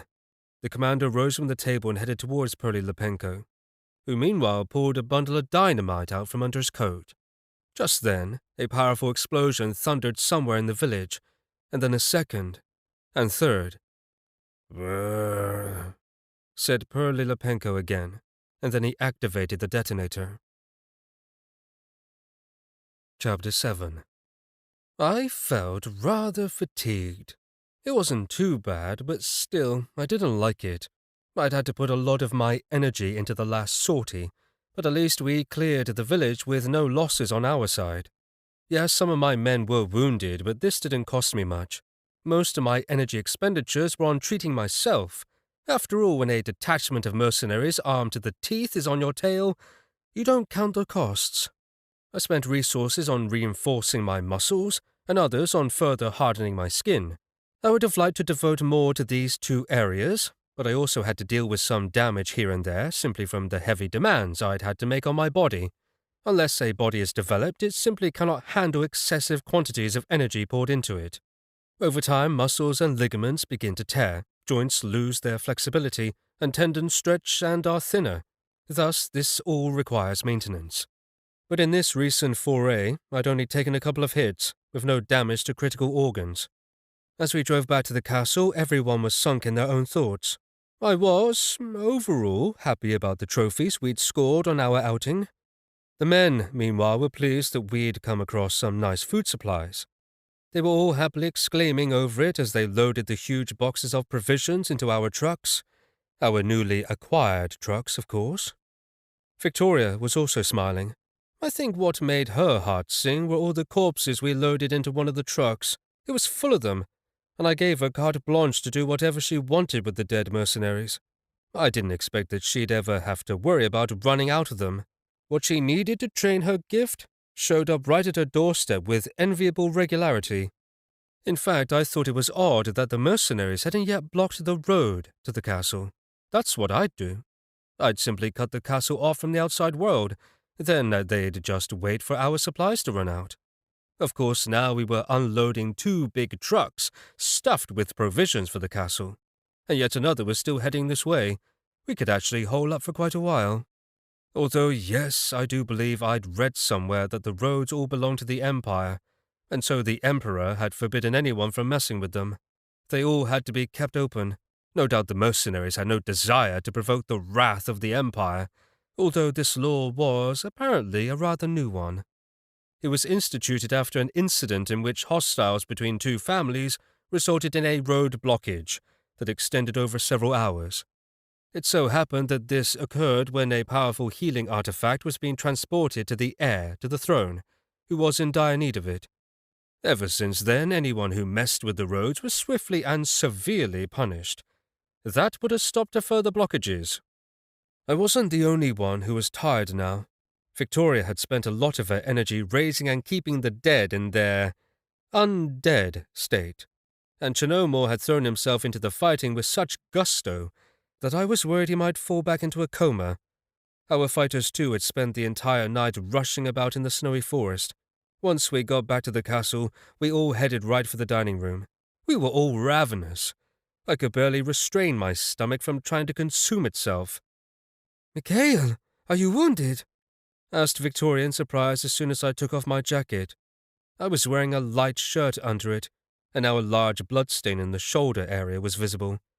"Nothing to worry about, Victoria," I said, casually pushing aside the edge of the torn fabric. Under the saturated material of the shirt, my skin was absolutely unblemished. No sign of a wound. This, despite the fact a bullet had clearly pierced my shirt there. "Sorry, I should have known better," Victoria chastened. "I'm still not used to your, powers." "My tricks," I laughed, guessing what she wanted to say. Well, yes, it was a sort of sleight of hand. Meanwhile, Makar flew into the dining room, took one look at our hungry faces, and flew back out. "Oh, we'll be ready in a minute," he shouted as he left. As soon as we all sat down at the table, we heard the rumble of trolley carts being pushed down the hallway. Then Makar entered with one of them laden with dishes with sparkling silver covers. "What you see here is no worse than what you'd find in the best aristocratic houses of the Empire," said Makar with pride. "Ah-ha." It reminded me of when I sampled an oyster served to me in an expensive restaurant for aristocrats. The waiter first arranged the tableware, setting cutlery next to the dish, and then he proudly removed the silver cover to reveal the dish. It was underwhelming. "Sorry, Makar, but why such ceremony for serving these rations?" I asked. "And why is it I'm eating worse now that I'm a count than when I was residing at the tavern?" "Count, you're not being fair," said Chinomore in a deep voice. "These aren't just any dry rations. Do you see the emblem?" He turned over the sealed box and showed me an insignia on it. I didn't know what he meant. Yes, I saw a coat of arms. Okay, nice. "So what?" "Here's what," said Chinomore. "Imperial dry rations are nothing to turn your nose up at," he said, and then he began unpacking his box. The others hadn't waited even, and were all digging into the food in their meal boxes. I looked at them and shrugged. In the end, any food was better than nothing at all. I threw the first piece of mystery food into my mouth. It was kind of like a cut-up candy bar. The piece I just ate was brown. "Well, tasty, eh? Now try the porridge." Chinomore boomed approvingly. In fact, I couldn't stop eating, no matter that the food really was delicious, despite its nondescript appearance. What mattered was what my scan of this food revealed. The bar I was eating contained as many nutrients as what a huge meal at the tavern provided, and it wasn't bad tasting for a candy bar. Once I'd consumed it, I turned to the porridge, which was outstanding. I had no idea how they'd managed to cram so many vitamins into it, but by now I was ready to shake hands with the creators of these rations. Clearly, the Imperial Army cared about its soldiers. I didn't want to think about the amount of research that went into putting these meal boxes together. I asked the others what was in these dishes, and Chinomore grinned and again pointed to the back of the box. "This is meal number 305. Do you see?" That number indicates how often the composition of the different dishes has changed. Really? Yes, decades of painstaking work went into these rations, and we now had a truckload of these boxes, which should last us for quite a while. These meals were designed to be consumed by people who engaged in grueling physical activity. And when the body is provided with all the nutrients and other elements it needs, healing processes go much faster. I knew I'd have to spend less energy on self-healing. Okay, I got up from the table.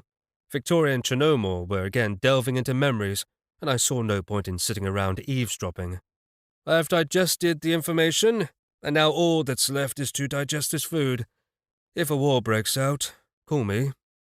I waved farewell then and headed for my drawing room. Right, we still had a lot of work to do in the castle before I had a dedicated space for myself. In the meantime, this drawing room would suffice as both a sleeping space and office and whatever else I needed. It was rather a shame, in light of all of the other rooms in this edifice, but we still had to clean them, furnish them as well, and, where needed, carry out repairs. A person could spend the rest of their life on house maintenance, really. Who had the time for it? Not me. It'd be a waste for me to spend my resources on, say, fixing the staircase, or even plugging the leaks in the roof. That night, the pigeon let me sleep. Like usual, I was prepared for him, just in case, with my ceiling traps and my loaded crossbow, but this time there was no need. Had I actually killed it with one of my spells? Hopefully I had. And with these thoughts I drifted off into a sleep that extended into the morning. What kind of demon are you? The question arose deep inside me. Yes, that night the creature had left me alone, and so for the first time in what seemed like ages, I slept well. I almost felt like thanking the pigeon, except for one thing. When I awoke, the crossbow by my bed was covered in bird shit. I felt like tossing it out. Right. It was high time we acquired more servants. No way to avoid this fact. Time to get the guards into helping out. This, too, was a war of sorts. I downed a couple of cups of coffee, rubbed the last vestiges of sleep out of my eyes, and got down to business. I reviewed our bank statements and saw that Victoria had paid off the loan and that the funds had reached the debtor. So that matter had been put to rest. No need to worry about any more payments. Now it was time to formally change the commander of the guard. In fact, this had been on yesterday's agenda. To this end I approached Chinomore. I found him in a small room which he'd staked out for himself with a small window. What struck the eye was the heavy machine gun that was pointed out the window, and the room was chock full of all sorts of weaponry, whilst grenades were strewn all over the bed. What's all this here for? I indicated the bed, but Chinomore just waved dismissively. He sat at a desk on which was stationed yet another machine gun. He was either cleaning it or repairing it. I was massaging my wooden muscles, he said in a deep voice. I ended up sleeping on them. I mean the grenades. I'd clearly neglected to treat any lingering brain damage. Okay. I shook my head, resigning myself to the oddities of the future guard commander. Are you ready? Again you ask me, Count, he exclaimed, and it was only now that I noticed that he was attired in his full dress uniform. It was still a bit too big for him, but he didn't seem to mind. He'd ironed it, and it had been cleaned as well. He had apparently prepared in advance for his appointment as commander of the guard. I didn't even have to say anything. We both silently walked out into the castle courtyard, where we found the guardsmen, all lined up in a row. Valeri was standing before them, with a smile on his face. I present your new, old guard commander, I said, indicating Chinomore. Since you all know him already, I don't think I need to introduce him. I could tell by their expressions that they were all pleased by this change in command. They knew Chinomore well, and had already served under him. By the way, the former commander asked me to make this happen. I nodded at Valeri, and he confirmed my words. I wanted them to know that I hadn't forced Valeri's demotion. I didn't want anyone to think less of him for this. Putting the operator of a PK unit in charge of the guard. Real smart move, that one. Chinomore said, looking pointedly at me. I just smiled and shook my head. Whatever he meant, he was aiming his barb at the wrong guy. Actually, it was father's idea, said Victoria quietly. He singled out Valeri as a man of impeccable integrity and loyalty to the family. Ahem. Chinomore cleared his throat, realizing that his nasty barb was a big fail this time. As for me, I had no idea what BK was. I found out that it was simple. This was an abbreviation for a mechanized combat suit. In the past, the Bulatovs had a couple of them, but they were too costly, even when the family wasn't facing hard times. One of the suits was lost in battle, and the other broke down and they sold it, as to fix it would have cost them far more than it was worth. So why did they even mention the suits? The baseline price for them started at 200,000 and ended at several million, not to mention the maintenance costs for batteries, fuel, and more. All this made me want one, just to have it. Chinomore stood before the men now and began talking to them about something. He'd already been working on a training regiment, and was now delighting them with the details of the grueling drilling he had in store for them. All good stuff. They should train. The new commander had my blessings for developing the men's combat skills, even if they incurred serious injuries in the process. Of course, that should only be when I was here at the castle, and able to immediately heal them. This kind of hardcore training was the best, though, as it mirrored real-life conditions. I had Victoria join me in the drawing room. I'd told her to do something, and there'd been no results yet, though days had passed. We needed servants, so where were they? It was wrong to ask the guards to do that kind of work. They needed to train, and also guard the castle rather than waste their time on such menial matters. It's a problem, the Countess said with a shrug. I've contacted servants who are seeking work as well as hiring agencies, and no one wants to work for us. They all say that it's too dangerous. What about the ones who used to work here? I asked. I spoke to them too, the Countess said, sounding a little sad. They're deathly afraid of returning. I even offered them a higher wage, but they still refused. I see, I nodded. Then I'll recruit the servants myself, don't worry about it. Victoria chuckled then, as if to say, Good luck. A lot of good that'll do you. I called everyone, she reminded me. Don't think I didn't try. Aha! I smiled. But you don't know how to motivate people. I'm not going to promise you the moon, but by tomorrow we'll definitely have some servants. Victoria clearly didn't believe me, but I didn't even feel offended.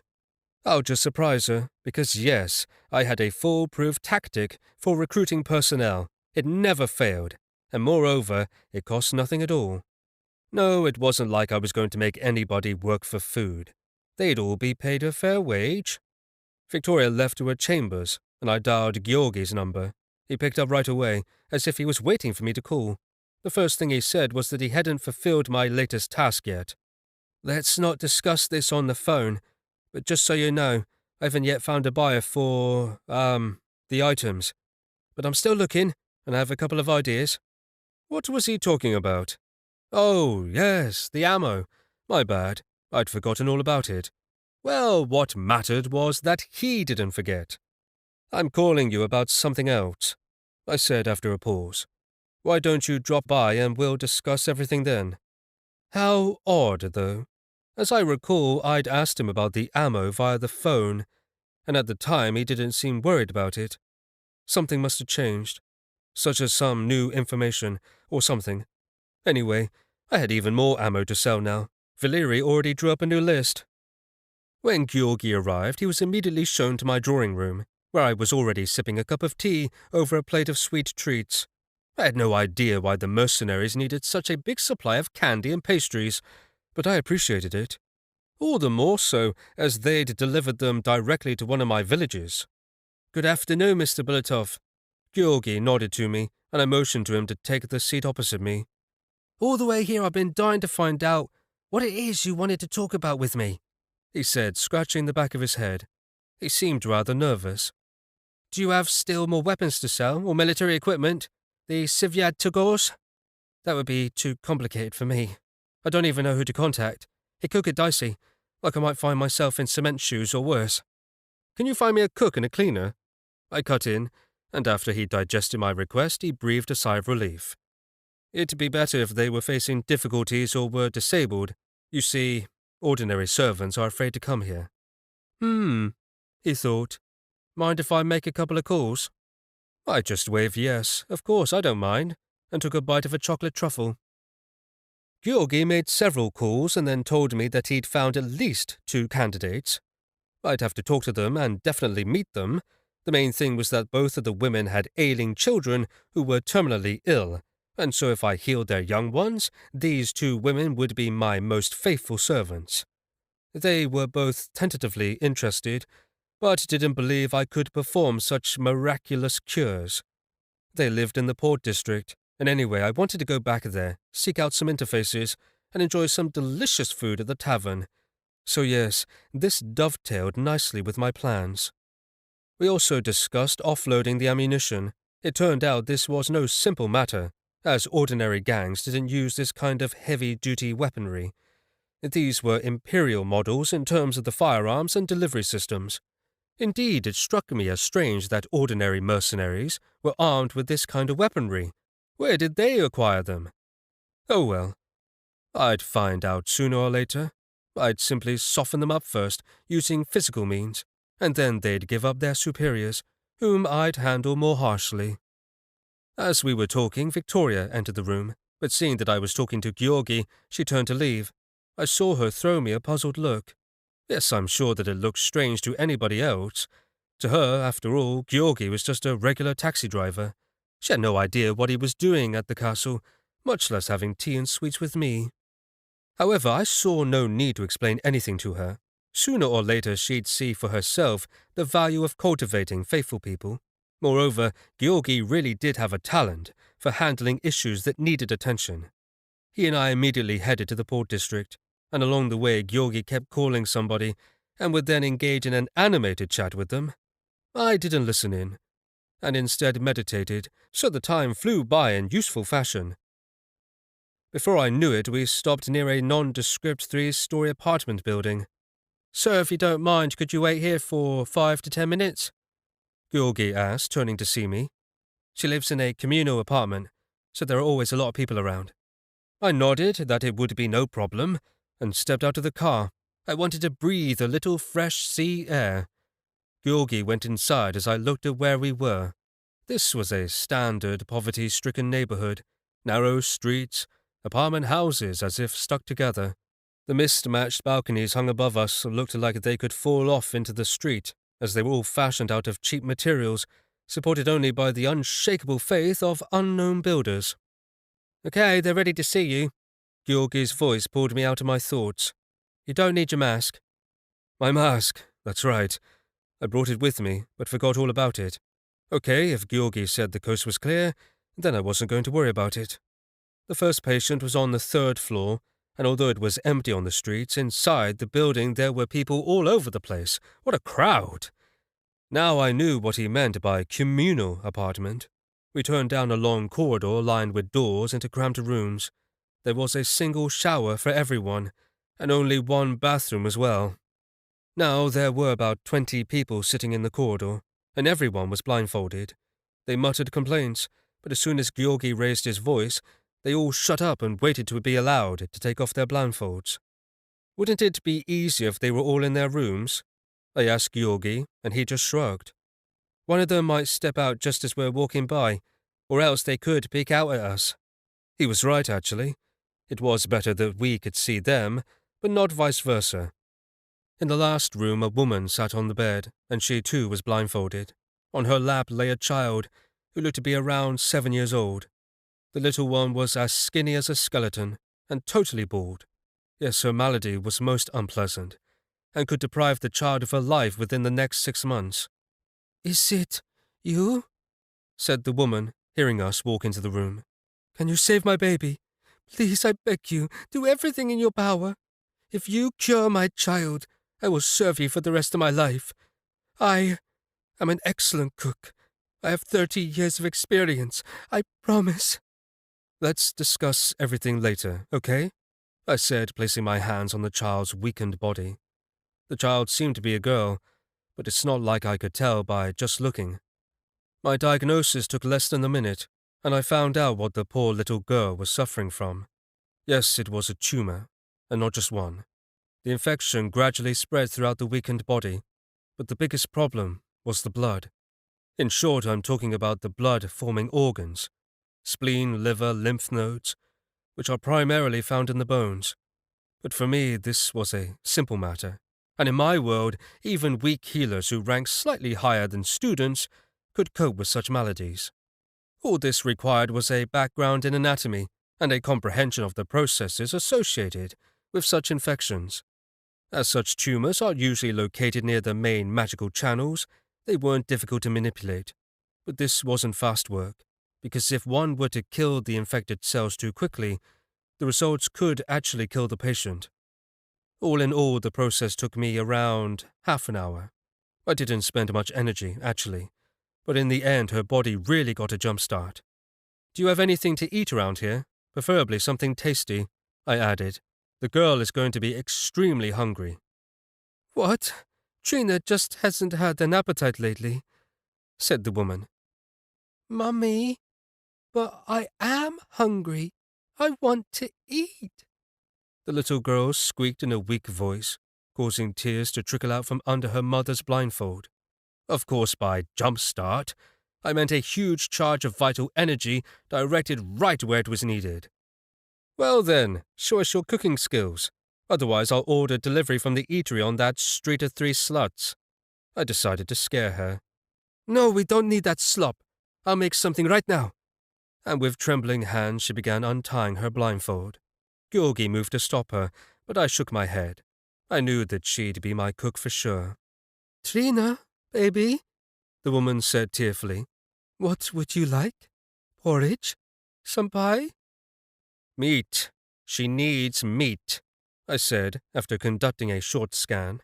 Any food would do for the time being, but what she needed to rejuvenate was meat. So then, contact Georgie later, and he'll bring you to our castle later, in the evening. Agreed? She almost threw herself at my feet, she was so grateful. But I didn't need that kind of thing. I told her that the best way to thank me was to work at the castle, and my work here done, I left. She needed to collect herself, feed the child, and wind things up. As we drove to the next address, Georgie gave me the rundown on the cook's professional skills. Sounded like she was something of a real chef. There were some fine restaurants both in the Port District and in the city centre, and she wasn't a simple prep cook. Well, I'd find out for myself, once I'd tasted her cooking. But based on what Georgie was saying, I wasn't going to be disappointed. Now, though, I had to figure out what to do with the little girl. I hadn't planned on building a daycare centre in the castle. As it was, I left little Marina, the knitter of hats, to her own devices. Already she'd made hats for every single one of our guards, and exacted payment from them. She was quite the little entrepreneur. Next, we sought out a cleaning lady. We had a lot for her to do at the castle. She'd need helpers too, but for now we'd start with her. The cleaning lady lived in a separate apartment, so this time we didn't have to have anyone wear blindfolds. She met us outside the building and led us inside, and then to her son's room. I see. This is the same issue that plagued Timothy, my driver now, before I treated him, except that this patient was much younger, and so it would be much easier to heal him. The boy was hit by a gangster's car half a year ago. They'd slammed into him and ran right over him as they sped off. As a consequence, he suffered even more fractures, and yet, miraculously, he somehow survived. True, he could no longer move or even speak, and his mother was feeding him through a special tube. She worked like a slave to pay for everything, otherwise they'd be starving now. The head of the family bailed out and ran off to work on a merchant ship. He couldn't take it, and so he abandoned his loved ones. Georgie didn't really explain anything, she said. You're not a black healer, are you? Why would you think that? Do I look like one? I was surprised. Judging by her expression, I guess I did. And yes, my cloak did reek of necrotics, so I guess I could see why she was worried about it. No, I'm no black healer. Don't worry. Did Georgie tell you what my conditions were? Are you willing to work for me at the castle? Even if she wasn't ready to agree to this, I felt sorry for the boy. He still had a lot of life before him, and without my help he was doomed to spend the rest of his days in bed, looking at the ceiling. But his brain wasn't dead, and so he'd be fully aware of everything. All he could do, though, was move his eyes, not to mention the constant pain, about which he couldn't even complain. Well then, this case was more difficult. My diagnostics revealed a lot of hidden damage, all of which needed to be dealt with. I set to work after sending Georgi out to get us something to eat, and I got to know Zena a little, that being the child's mother. As I conducted my treatment, she could see the changes in the boy's condition taking place, and that's all she needed to believe in me and my powers. I worked until late in the evening, and so I arranged for the new servants to start work tomorrow. As I still had things to do here, I let Georgi go, and donning my mask, I set out on a stroll. What else could I do, since my spatial anomaly locator remained stubbornly silent? But then there was one weak signal. It was about a kilometer away. A portal had opened. By the time I made it there, all the fun was over, and now the official forces were gathering up any artifacts and tossing the corpses into a special vehicle. What a shame, but yes, this was a little bit like fishing. I wanted to make a catch, but instead I ended up eating some shish kebabs. I enjoyed every bite, so really, it wasn't a total bust. I decided I didn't feel like hunting for portals until the break of dawn. I had the feeling this would be a waste of time, and so I summoned Georgi again, and had him take me back to the castle. Of note that night was that I'd had an interesting discussion with some sailors. They'd intercepted me on one of the main streets and tried to force me to serve on their ship. Like, the pay is good, loser, you can earn enough money for your bread. I got the impression I should buy some new clothes. So, no new loot today? Smiled Georgi as I got into the car. I'd noticed how tense he was whenever I showed up with new items for sale. Not today, I wasn't lucky, I said, and hearing this his smile was even brighter.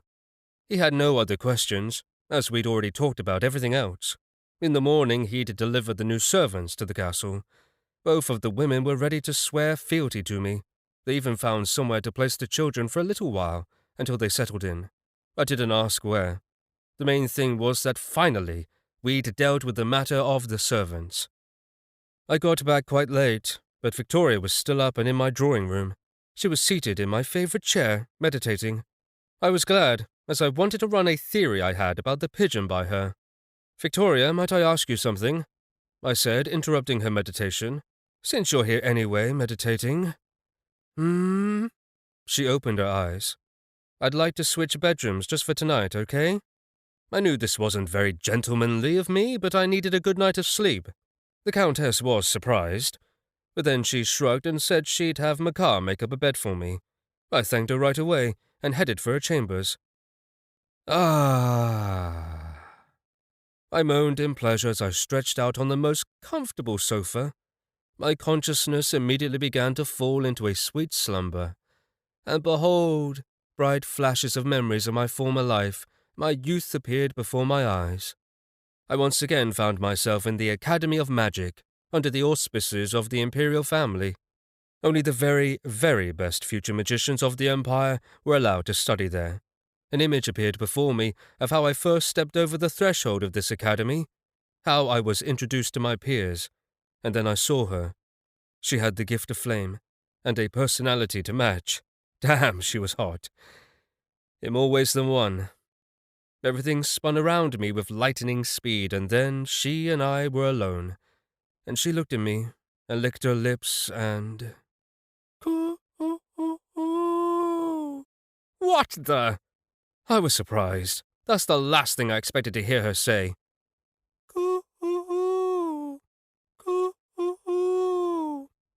She said again, and then no trace remained of the sweet, vivid dream. I got it. The bird was stalking me, and no, it didn't live in the drawing room. I'd selected Victoria's room because it was totally enclosed. Not even a mouse could get in here, not to mention a rather large bird. I'd realized some time ago that this was no ordinary pigeon, but now I was doubly sure of it. And the ceiling here was lower, but the bastard was now flying right beneath it. Just like before, here he was, taunting me with his screams.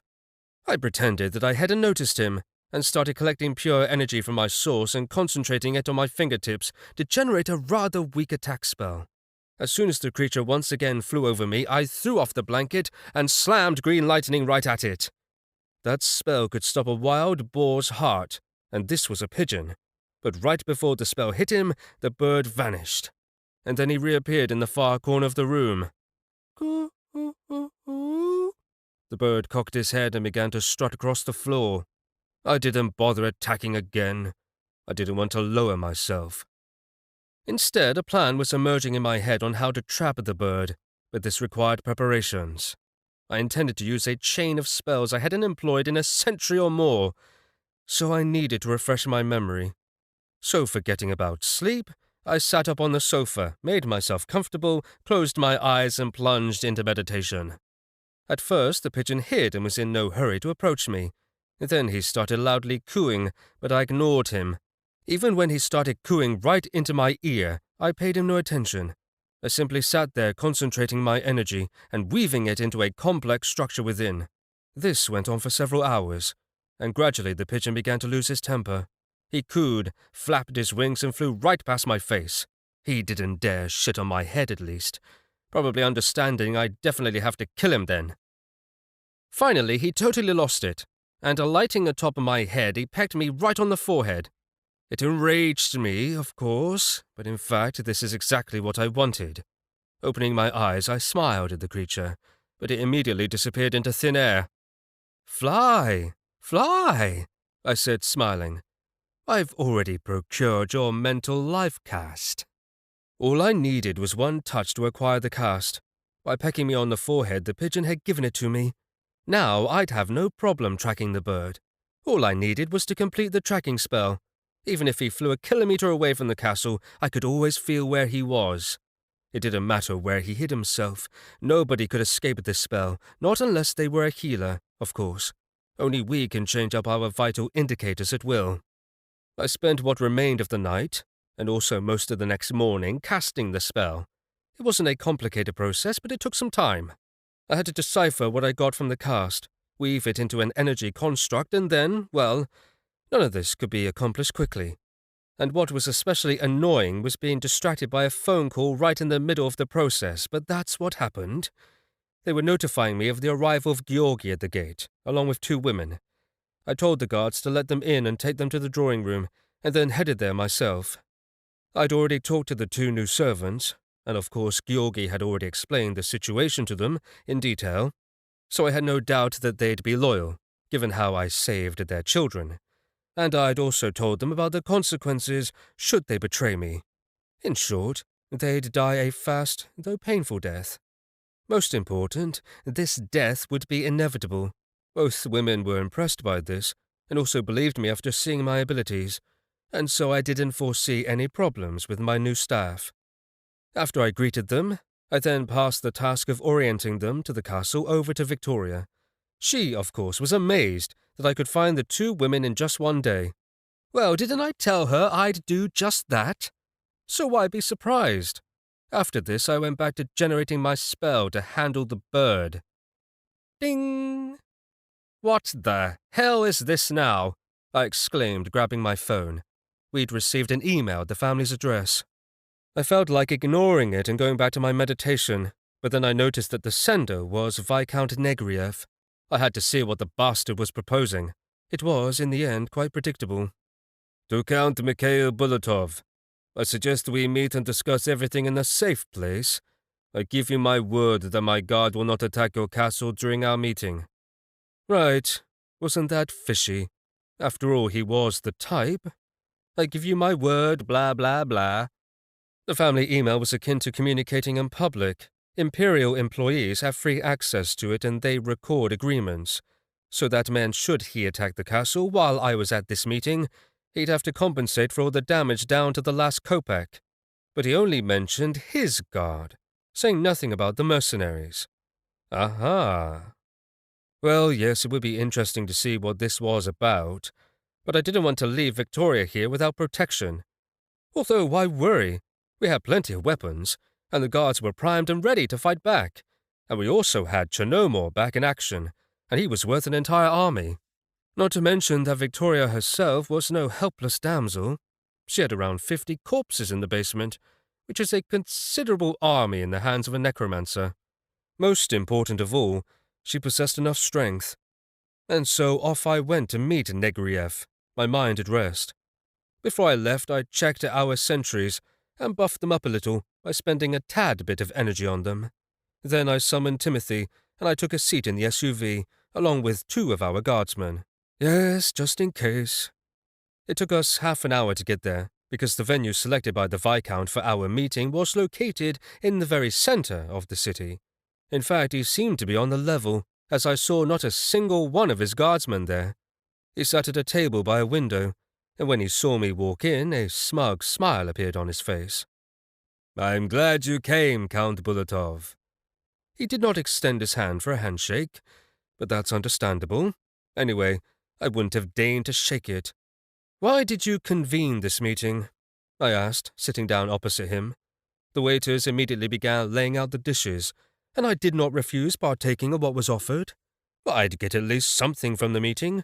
I knew the Viscount wasn't attempting to poison me, as I scanned every morsel before chewing it. He grimaced slightly at my brash demeanor, but said nothing.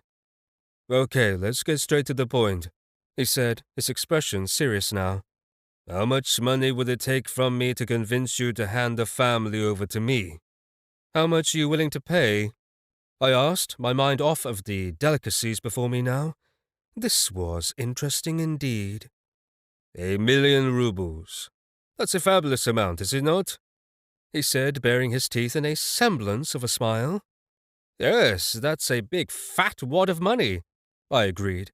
I can't even imagine what 1,000,000 rubles all stacked up on this table would look like.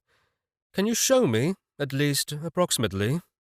I don't have that kind of money with me, but the stack of that much money would look something like this, he said, indicating the height with his hands. Yes, it was a lot of money indeed.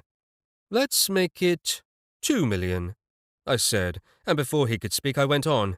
You take 2,000,000, roll it up all in one big wad, and shove it right up your— Bulatov! He cut in, his tone menacing. Sheesh! Right when I was getting to the good part. You're getting arrogant. But okay, I'll give you one more chance. I can offer you the position of serving me as my vassal. With full benefits, live and be happy. Well now, was he perhaps simply stalling for time? No, I didn't think so, but Negriev clearly knew that I wasn't about to agree, and yet there he was going on and on making these ludicrous offers. As if I could ever agree to any of his schemes when he'd get Victoria and do whatever he wanted with her. Worse still, I'd end up subordinated to him, and that would be the end of the Bulatovs. What Negriev was suggesting was a way for me to form a new aristocratic family. As I understood it, this was legally an option. That being said, there were no guarantees for me in any of this. Not that I needed any guarantees, as anyway I had multiple reasons for not agreeing to any proposal that emerged from Negriev's mouth. Viscount, I interrupted his spiel. You look like an adult. Why do you spew this nonsense? You will never be a count. Just as you were born a viscount, so you will die as one. And the more you interfere with us, the faster this will happen. I added almost nonchalantly, having finished sampling another delectable dish. Well, what are you doing here then if you don't want to strike a deal? Negriev was taken aback. I just wanted to look at your face. Recently, you've been really mucking up your attacks, and I was interested in seeing how you were taking it. Obviously none too well. I finished staring straight at him. Okay, he exhaled tiredly. Do you want me to tell you something? Then I will, he said, taking a sip of his drink and leaning back in his chair. There are 2 guards with you now, right? Yes, that's right. He answered his own question and produced a mean smile. And how many men do you have back at the castle? 10? Oh, I'm sure I'm spot on with that guess. And you didn't think to have Victoria go somewhere safe, did you? Bullseye again, right? Gee, before now I thought better of you. But you don't really care about the family, do you? Maybe you despise it, even. Ha! Yes, to hell with Victoria. He kept on essentially interviewing himself while I carefully controlled my biophysical responses. You see, I knew Negriev had an artifact that could read the reactions of whomever he was speaking with. It's a complex artifact, but it wasn't created to perform that function. However, whatever the case, the Viscount was certain that he could see right through me. He asks something, then the artifact feeds him some data on whether I believed him or not. But the artifact was basing this data on my body's reactions. My heartbeat, my body's magical field, what hormones I was releasing, and so on. But of course, all of this was under my control. So it wasn't at all difficult to deceive the artifact, and in doing so, deceive the Viscount as well. But, candidly, we couldn't find out anything about you. Who you are, from whence you came. It's like you dropped in on us from another planet. He chuckled. However, all joking aside, I gave my word that my guards would not attack the castle, and I shall keep it. But nothing was said about other aristocrats. And a jubilant smile spread across his face. I would like to note that it was not me who attacked your castle, but one of my distant acquaintances. Oh, what a scoundrel! Whoever would have thought? I said mockingly. I didn't see that coming. Make fun of me all you want. He took a slurp from his glass.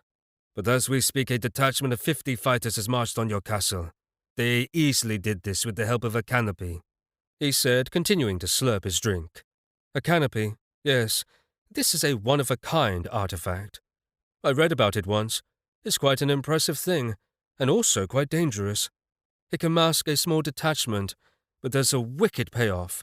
Due to their exposure to a transcendental magic background, all these invisible people would be dying in terrible agony within a couple of days.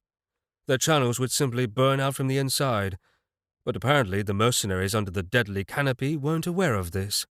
However, the Viscount himself knew, and so he'd sent the worst of the bunch into this battle. The strongest fighters among them were rank 7. It's clear that you and your artifacts provided a major contribution to your recent victories. But now here you sit, and thus, the castle is almost mine. As far as I can recall, it almost was yours, I said, smiling, as I took another bite of cake.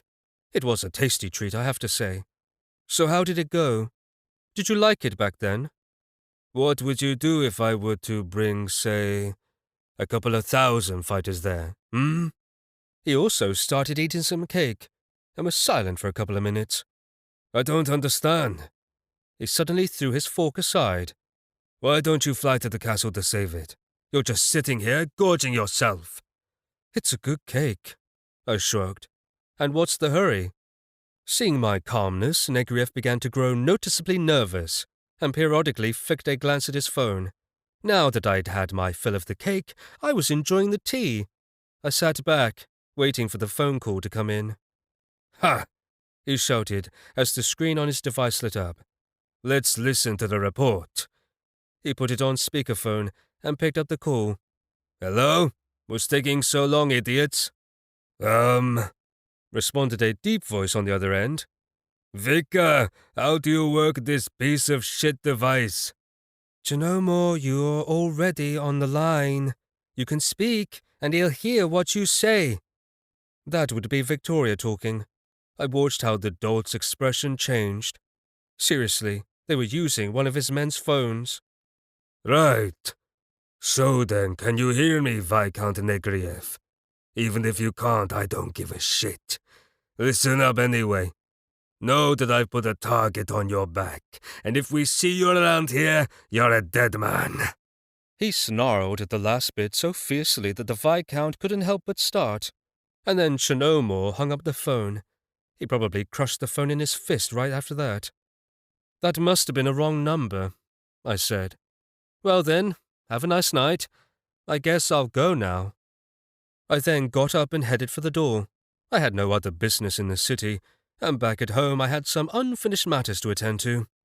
Here, have this, I said as I passed by the waiter. It was a tip. I figured Negriev wouldn't be leaving one. Thank you, he said, and bowed slightly as he accepted the gratuity. I quickly walked to the car, plopped down in the back seat and closed my eyes, plunging into meditation.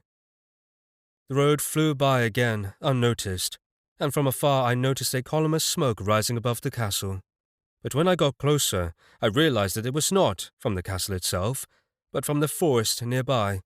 It was there that our patrol had spotted the enemy detachment, exactly 100 meters from the wall.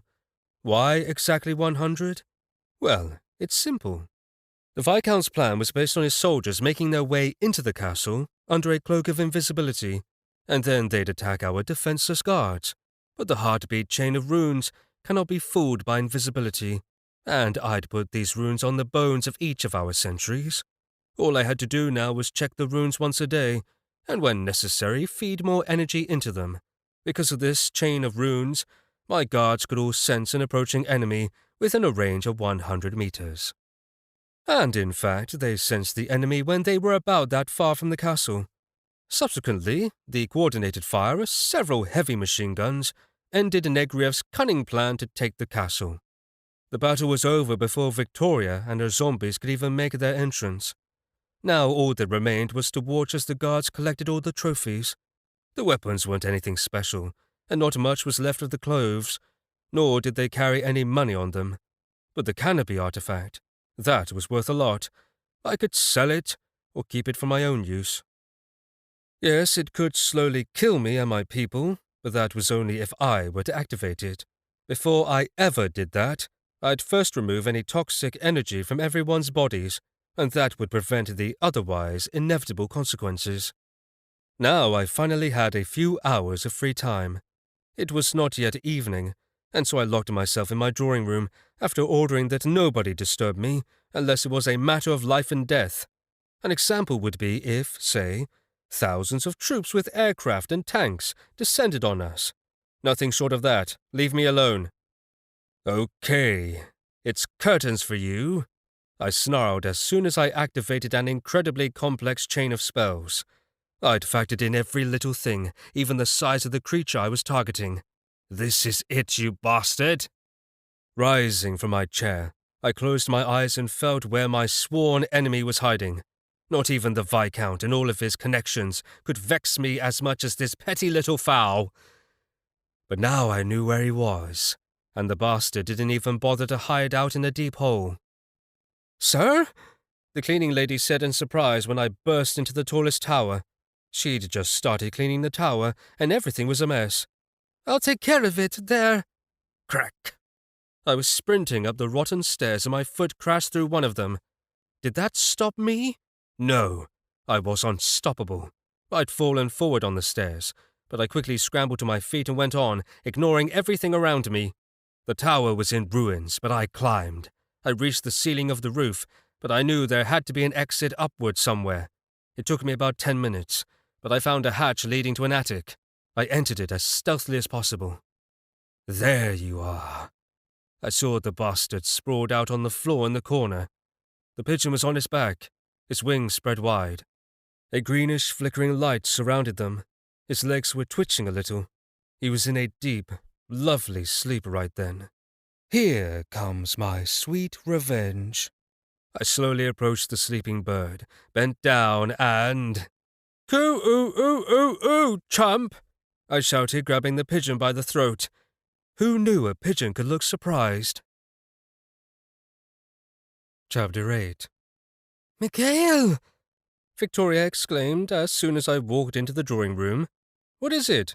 I looked inquiringly at her, but she just pointed at my shoulder. "That? What is it?" The Countess was jolted out of her meditation by the sight of me. "You really don't know?" I was surprised this time. "It's a pigeon," I said, glancing at the bird perched on my shoulder.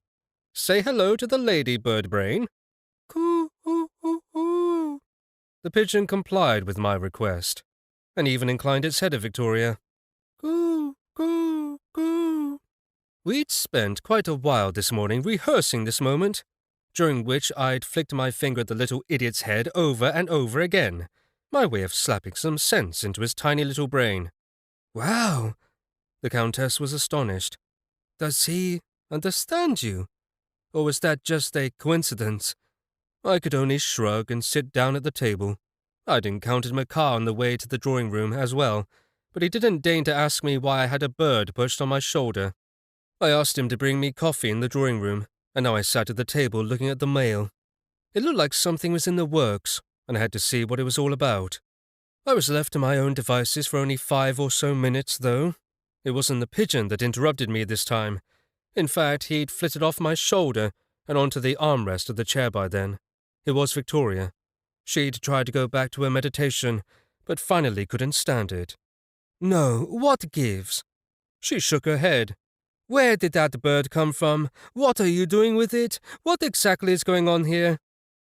Clearly, she had far more questions in her head than answers. Although, I didn't see what the fuss was. Once I read something about sea pirates. Birds were absolutely normal pets for them. True, these were usually beautiful birds, such as parrots. This bird was just a pigeon, though, a common bird, normal in appearance, perhaps. But if you looked closely, you could see the tips of his feathers were flickering. Well, his name is Kuki. I nodded at the bird relaxing on the arm of the chair. He'll be living with us. What do you mean by that? Victoria was even more surprised. He owes me, and now he's serving me. That's how he's compensating me for damages. We've come to an agreement. I shrugged and then went back to reading my email messages. Victoria sputtered something or the other as if she was indignant, but that was fine. She'd get used to it. After all, this bird had truly confounded me with its endless nocturnal attacks. He seemed harmless, but I was still furious at Kuki the pigeon, all the more so as I now understood how intelligent the bird was. Moreover, he'd targeted me alone, ignoring the others in the castle, not even revealing himself to them. It was quite devious, the way I'd managed to catch him. I made my way into the attic, grabbed the bird by the throat and shouted into his face, "Coo-oo-oo-oo!" Just like the bastard had been yelling at me. Moreover, when I had him in my hands, I poured a lot of energy into his strange, freaky body. This is what confused me. He had a truly strange body that was both material and magical. This is why, before, I could only hit his wings with my crossbow. Yes, this would momentarily paralyze him, but that was all. The frightened bird opened his beak and then morphed into something intangible. I don't even know what to call it. It was like Kuki was a ghost, but just for a little while. However, I could track him still thanks to my new spell, and so when he manifested again under an old sofa, I rushed right at him. And he was trapped, and he couldn't take off whilst under the sofa. That being said, he scuttled along on his little legs pretty swiftly. He rushed from one mountain of rubbish to another, all the while cackling. Sometimes I swear he was cursing at me. But then, wouldn't that make this an intelligent pigeon? But what would compel a smart creature to disturb the rest of a tired healer night after night? I'd long been wondering this. It took me an hour of chasing the scurrying bird to catch him, as whenever I got a grasp of his tail feathers, he would turn intangible and slip away. It drove me crazy. But each time I touched him, I poured a little energy into his body, and could therefore make changes to it. First, I paralyzed his wings, and then one of his legs. But even so, he continued to hop about on a single leg, hiding first under some junk lying around in the attic, and then jumping down the open hatch to the floor below. I yelled at him and rushed down after him. I again managed to touch him. Kuki again disappeared and then reappeared not far away with 2 paralyzed legs. I thought he was all mine by then, and that I could finally exact my revenge. But no, he pecked at the rotten stairs like a little jackhammer and squirmed through the hole he'd made as if he was a worm. A really fast worm at that. And then he made it through the wall of a locked room in the tower. I was forced to call in the guards. We blew our way into the room, blasting the windows out in the process. But victory was mine. The pigeon cowered in the far corner of the room, staring malevolently at me. He was like a samurai who accepted his fate and was prepared to die. But then, I changed my mind. I no longer wanted to kill him. The bird struck me as willful and interesting, but most importantly, I'd won already. His fate was in my hands. I realized that the bird truly was intelligent, so I started asking him why he was pestering me. After all, I wasn't the first to attack him, and I'd put up with his taunting me every night for quite a while. After asking all this, I was still left in the dark. All I got was that he lived in the castle long before I showed up, and he'd been happy with the status quo. And so he didn't like it when I burst onto the scene, so to speak. So that's all there was to it. What specifically he didn't like about me was still a mystery. Cookie couldn't say, or else he simply wanted to keep it to himself. He had taken a disliking to me, though. We could have ended our association right then, but it struck me as a good idea to demand reparations for damage done. And so I gave Cookie the choice: serve me or die. If he chose the former, I could promise him he'd be well fed and rarely bored. This would beat his former pastimes, in which he hovered under the ceiling and shat on the heads of counts. Not that he wouldn't get the opportunity to engage in similar pursuits. The pigeon took his time considering my proposition, but in the end he nodded in agreement. So then I removed his paralysis and allowed him to climb onto my shoulder. He was quite comfortable sitting there, and looked downright regal as we made our way down the winding staircase of the tower. "Sir?" exclaimed the new cleaning lady, who all this time was at the bottom of the stairs. In the time it took me to catch the pigeon, she'd washed the floor and put a lot of trash out into the corridor for removal.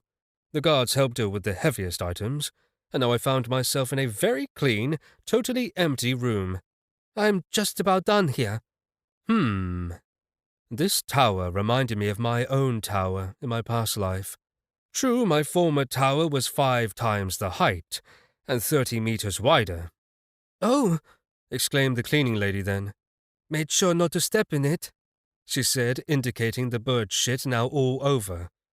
"Coo-oo-oo," shrugged the pigeon, as if to say, "I didn't do it."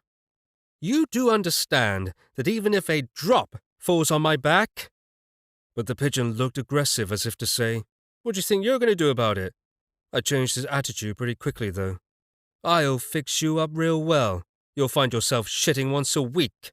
Hope you like bloating up like a balloon. Do you read me loud and clear?" "Coo-oo-oo-oo," and he saluted using his wing. And then, assured that he wouldn't dare shit, I strolled into the drawing room, surprising Victoria, who'd been meditating. Once there, I turned my attention to family matters. "So how do you think you'll make use of the bird?" Again the Countess couldn't stop herself from asking, and indeed how to meditate with a pigeon cooing right there. "What?" I turned away from my notes. Well, I haven't decided yet. And that was true. I felt like Cookie would come in handy for something, but I didn't know what yet. Cookie, fetch me... It's not like the bird could serve me coffee. He'd spill it, or shit in the foamy milk or something. "Well, I don't know. Bring me a pen." Cookie rose, disgruntled, and threw me a look of contempt, but my eyes flashed green, and that inspired him to do as I asked. True, I didn't need another pen, and so then I told him to put it back where it was. "There, you see, the bird is useful." I smiled, and again plunged into studying our financial situation. Right now we were in the red, meaning our expenses exceeded our funds. What can I say? Even if we were to buy bread, that would add to our dilemma, because we were earning nothing. We had to do something about that. I spent the rest of the day studying our properties. I thought about how we could make use of them, and also calculated the lost profits from the factories taken from us. Why did I do this? I needed to decide which of our lost assets I wanted to recover first. I couldn't take it all back from everyone at once, nor did it make sense to take a piece of this and that. Maybe I should write a book. Why not? Out of all of the literature I'd read here on the art of healing, only one book was of interest, and that one was, well, not entirely legal. This way I could kill 2 birds with 1 stone. I'd teach the local mediocrities something about healing, and also earn a lot of royalties and such from their efforts. But there was only one problem. I had to keep my abilities under wraps. So no book until the distant future. As for now, I needed to think about how to bring in more people. We needed a lot of them, because we had to populate all of the villages surrounding the castle. As it was, they were nothing but dead weight, and did nothing for the family's balance sheet. Of course, first we needed to secure these villages. Again, what it all came down to was that we were facing numerous enemies. Thus, I pondered these matters until nightfall. Then, shortly before dinner, Victoria sent me off to attend to the first batch of disabled guardsmen. She also sent Cookie along with me. Didn't I tell her? Cookie was useful. I didn't tell the bird this, though. I simply gave him some seeds to thank him for his service thus far, and headed for our so-called infirmary. All we had in here were beds, but now the room looked a lot more comfortable, with clean white sheets, a sparkling floor, and so on. The men needing medical aid knew what to expect, and were compliant with my treatment. This is because Chinomore had told them to shut up, lie still, and do what I told them. The old man obviously knew how to keep the men in line. These wounded soldiers all lying in their beds were so still that they looked like they weren't even breathing. Victoria was also there, having decided to join us. Even now it seemed she doubted my powers a little. This despite how impressed she was by how I'd brought Chinomore back. Now she wanted to see how I handled the vital energy of life, but I could also teach her how to better use her own gift. Right now, just like many mages in battle conditions, she'd simply unleash her power in one big wave, and thus far all she could do with it was use it in simple spells. But with complex spells, strength alone wasn't enough. Complexity required a far more subtle approach. At the moment, though, I couldn't be distracted by the Countess and her gift. I was about to treat 4 wounded men at once. 2 were missing limbs, and 2 were simply unconscious, and their internal organs were like soup, not to mention the state of their magical components. Right, I murmured after conducting a detailed diagnosis of the last patient. If no one else had attempted to treat him, this would all be much easier, but they poked around quite a lot. "Is it beyond you?" asked Victoria, worried. "Is it that bad?" "It's very bad, and that's fine." I smiled. Victoria was at a loss, and I didn't enlighten her. "Everyone leave now. There's nothing for you to see here. And you." I nodded to a guardsman standing near us. "Do you have a knife, preferably a surgical blade?" He blanched, but brought me what I asked for. The knife turned out to be not surgical at all, but quite high quality. So after energizing it and removing harmful microorganisms, I kicked everyone out of the room and began the operation. There are times when it's easier to do it all yourself. Take this guy. The local healers had treated his stomach wounds with dry vital energy. It had stopped the bleeding, but that was all. His intestines were still a mess, having healed themselves in haphazard fashion. This resulted in the formation of adhesions that entangled his internal organs as if they'd been put into a blender. I had to go in there manually to put them all back in place. After opening him up, I excised what needed taking out, not forgetting to monitor the patient's condition and pour vital energy into him when required. The operation itself didn't harm him at all, as the blood vessels touched by the knife immediately closed in spasms, and while the tissues I cut absorbed any drops of blood that escaped. All of this took me around an hour and a half, and in the end, he didn't even have any scars on his stomach, and I'd spent at most 10% of my energy reserves. In contrast, his former healer spent around 30 times more energy on him, and the healing session had to be overseen by a surgeon. Really, since the healers here are so inept and don't want to learn, why didn't people turn to regular doctors first? Better still, healers and the doctors should in fact work together. The other 3 patients had, comparatively speaking, far simpler issues that needed addressing. I employed the knife just a couple of times more, but that was because I wanted to practice with it. What turned the tide for my patients, though, was my adjusting the pattern of energy circulation inside their bodies. Of course, I channeled in some of my own energy as needed, and 2 hours later, all of the men were on the mend and in good shape. "Well, are you ready to serve me now?" I smiled before leaving the room. "Sir," they all chorused almost in unison. "until death, I swear. You're the head of the family, right? The one everyone has been talking about." It seems they hadn't yet been brought up to speed after all. After they all swore their loyalty to me, they then asked me to help other wounded fighters, and so the entire next day that's exactly what I did. Victoria finally believed in my strength, and this provided me with an opportunity to become a little stronger. I also practiced surgery. Yes, long ago I had engaged in this practice, but now I was reaching new heights in terms of my skills with the knife. I didn't know what a book on surgery was doing in the family library. I'd come across it by accident, but it was full of excellent information. I spent the entire day referring to it and cutting into people. I didn't have to, really, but I couldn't resist.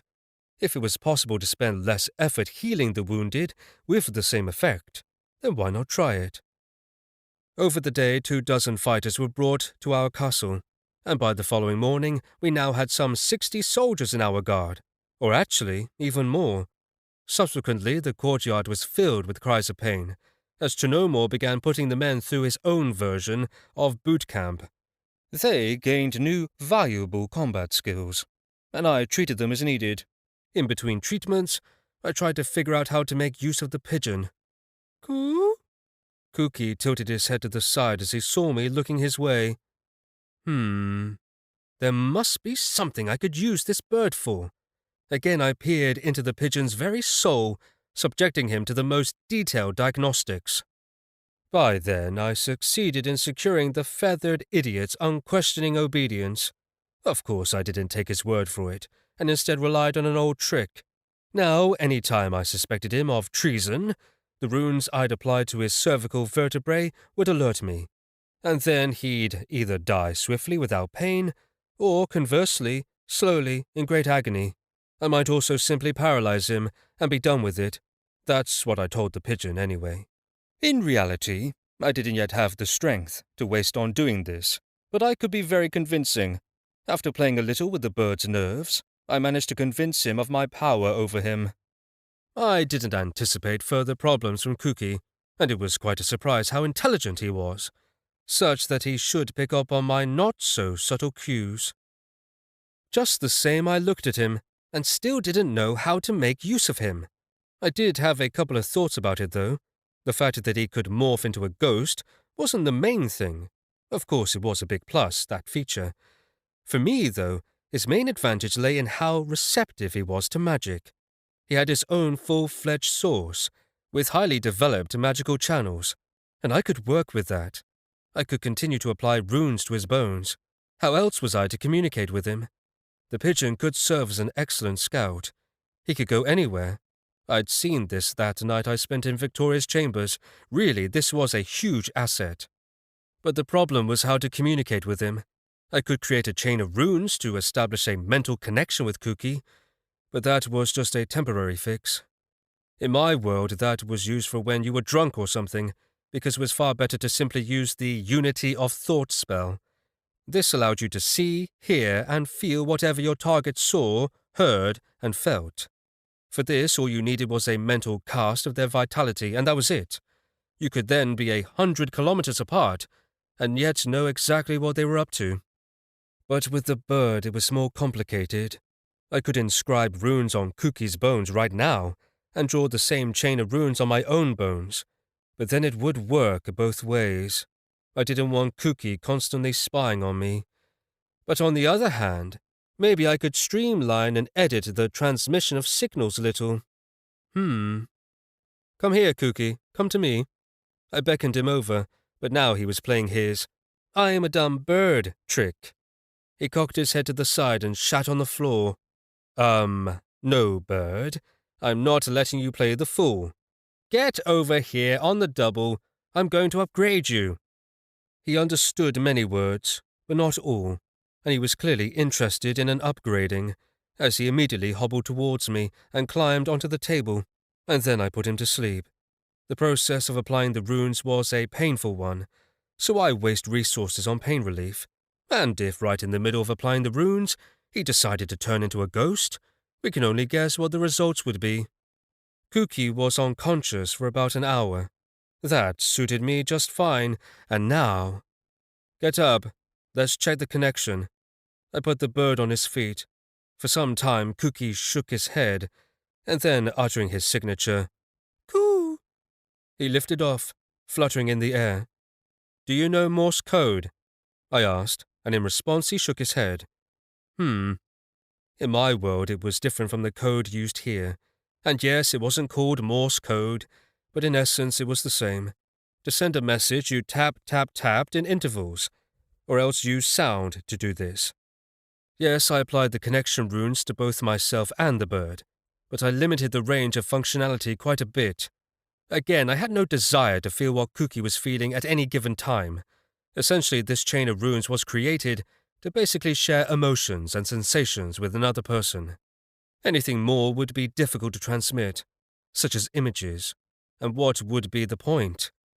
But I'd altered the runes a little, and now, by pouring some mana into the runes on my bones, I could transmit my voice to the pigeon, as could he to me, but what could he say besides, coo-oo-oo-oo? As a test, I sent him into the next room and taught him the basics of transmitting data through repeated sounds. One short coo meant yes, and two short coos meant no. Cookie, do you see Victoria? I asked. Of course, I knew if he was responding correctly because I knew where people were by their heartbeats. Now, Victoria wasn't anywhere around. Cookie seemed to be flying around the armory, while the Countess was in the dining room. Coo, coo. I heard it in my head. Damn! I, the Grand Archmagister, do not think things through here. Now the bastard could scream his cursed coo-oo-oos right inside my skull. As much as he wanted, and he didn't even need to be anywhere near me to do this. Yeah, I dug my own grave, so to speak. But so it was. If I must, I'll tweak the runes later. As I experimented with the runes, I came up with several interesting combinations of magical signs that would improve the functioning of the entire chain. That would suffice for now, and eventually, little by little, I'll come up with a new chain that will completely suit me, because at this point, I was sure that the pigeon would come in handy. Find Victoria. I mentally ordered Cookie, and sensing my excitement, he flew all over the castle. Right now, the Countess was occupied with her workout, so the bird had to do a lot of flying, but in just 10 minutes or so, Cookie's signal sounded in my head. Coo-oo-oo-oo. Cookie had completed his mission. Okay, so that was done. So now the next step. How to get more detailed information from him. I'd have to teach him Morse code in full. No way around it. Without further ado, I summoned the bird back and started refining the runes. This took a lot of energy, of course. I was already sweating, but all I managed to do was increase the communication range, which resulted in a greater energy drain inside the bird. I had no time to do more. My phone rang then, and though I cursed it, I was given some important information. One of the guards patrolling the far borders of our estate discovered some men out there. These were heartbeats somewhere in the forest, nothing more. Okay, retreat. I ordered him. I didn't see any point in risking anybody when I had a great scout right here. I hung up the phone and stared at the pigeon. Coo? He seemed surprised and cocked his head in that way of his. I, too, was surprised. This was because, as I was talking on the phone, the pigeon had climbed onto the table, picked up a sugar cube with his beak, and dropped it into my cup of tea. And then he dipped his beak into the cup and started drinking it. But that was my cup of tea, and it was hot too. How could Cookie drink it? Look here. I decided not to scold him for now, but later I'd make sure he understood that tea was sacred. Now, though, I simply showed him the map on my phone and pointed out where he should go. Fly there and let me know when you've arrived. Coo-oo-oo-oo. He puffed out his chest and gave me a salute with his wing. Then he ran across the table like it was a runway, flapped his wings, and disappeared into thin air. All I had to do now was sit and wait. The guardsman hadn't seen the enemy. He'd only felt the approach of 5 people. Moreover, he felt it at the very edge of his field perception, 100 meters away. That meant there could be a lot more of them there. Rather than just waiting, I called Shinomore and told him to rouse the men and also prepare machine gun emplacements and the Sivia Tagores. These vehicles performed very well in the fight against infantry. I now had that costly canopy artifact that can cast invisibility over an entire area, but it would be folly to employ it. I decided I should sell it for a lot of money, which I needed more than I did the artifact itself. Right away the castle came to life, as men took up defensive positions and prepared to repel a potential attack. Just then Kuki arrived at the destination. Coo-oo-oo-oo.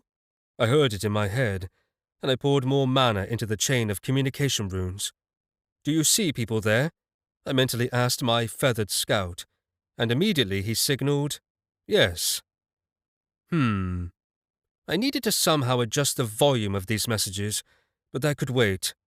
A lot of people? Again, yes. But what did a lot mean to a pigeon? Okay, let's not worry about it. Are these mercenaries? Coo, coo. Kuki signaled no. I started asking a lot of questions, and the dove answered many of them with a coo, coo. These weren't mercenaries, nor were they the Viscount's people, nor were they the Viscount, who was someone Kuki knew by sight, nor was this some other family's troops. But then, what if? Are these off-worlders? Coo-oo-oo-oo. A smile spread across my face. Looks like the money I needed had come right up to my doorstep. Almost. All I had to do was reach out and snatch this unexpected bounty. "To know more?" I shouted so loudly that I didn't even need a walkie-talkie. "Where's the Sivya Tagores? Let's go." I didn't even know how many off-world guests to expect. Along the way I set about interrogating the pigeon, which, by the way, wasn't very difficult. There were more than 5 of them, and less than 10, and that's all I needed to know, as I had with me 20 guardsmen and also 3 Sivya Tagores, as well as Chinomo and Victoria. I had no reason to take more, as that would leave the castle open to attack. It didn't take us long to get there. Half of the roads were covered in huge snowdrifts, but this was no problem, as we were in the Sivya Tagores. It beat leaping through the snowy landscape on foot. This time I left the crossbow behind, opting instead to bring a sword I'd picked up at the interface back in the port district. It wasn't as fine a blade as the one I got from the mercenaries, but the materials were from the world of the off-worlders. Even in my old world, we didn't have swords like this.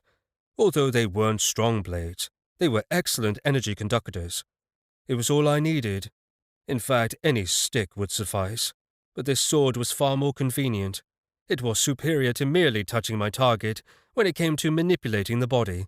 That is, once I pierced my adversary's skin with this sword, it would take far less time and effort to do what I wanted to him. As we made our way there, the off-worlders succeeded in cutting through the forest to one of our villages. There were plenty of such settlements on our lands, but they were small, and to the chagrin of our off-world guests, they were also all deserted. Ah well, how were they to know? Not that I cared. All I was interested in was their artifacts and weapons, which I hoped were fashioned from valuable resources. 10 minutes later. Village of Murkino.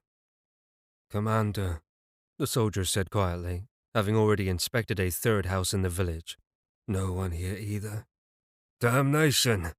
exclaimed the man dressed in a poultry breastplate and helmet. He'd had high hopes for this outing. They managed to open the portal not far from his home, and so he'd quickly put together a detachment by dashing into the nearby tavern and recruiting some guys. They then headed straight through the portal, but they found themselves in a cold, deserted, inhospitable forest. "To hell with it. Let's keep on looking," he ordered the handful of fighters. "And you," he said to the 2 catchers, "take whatever you can from the houses and carry it all to the portal." "But there's nothing here," the catchers grumbled. But having provoked another outburst from the commander, they ran off to search some more, and soon they found something really valuable. Coo-oo-oo-oo.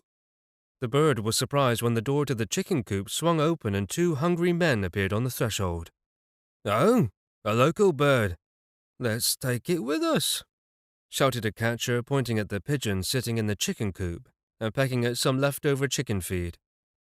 "Okay, only it looks familiar. I've seen that bird before." Without further ado, they shut the door to the coop behind them and rushed to catch the stupid bird.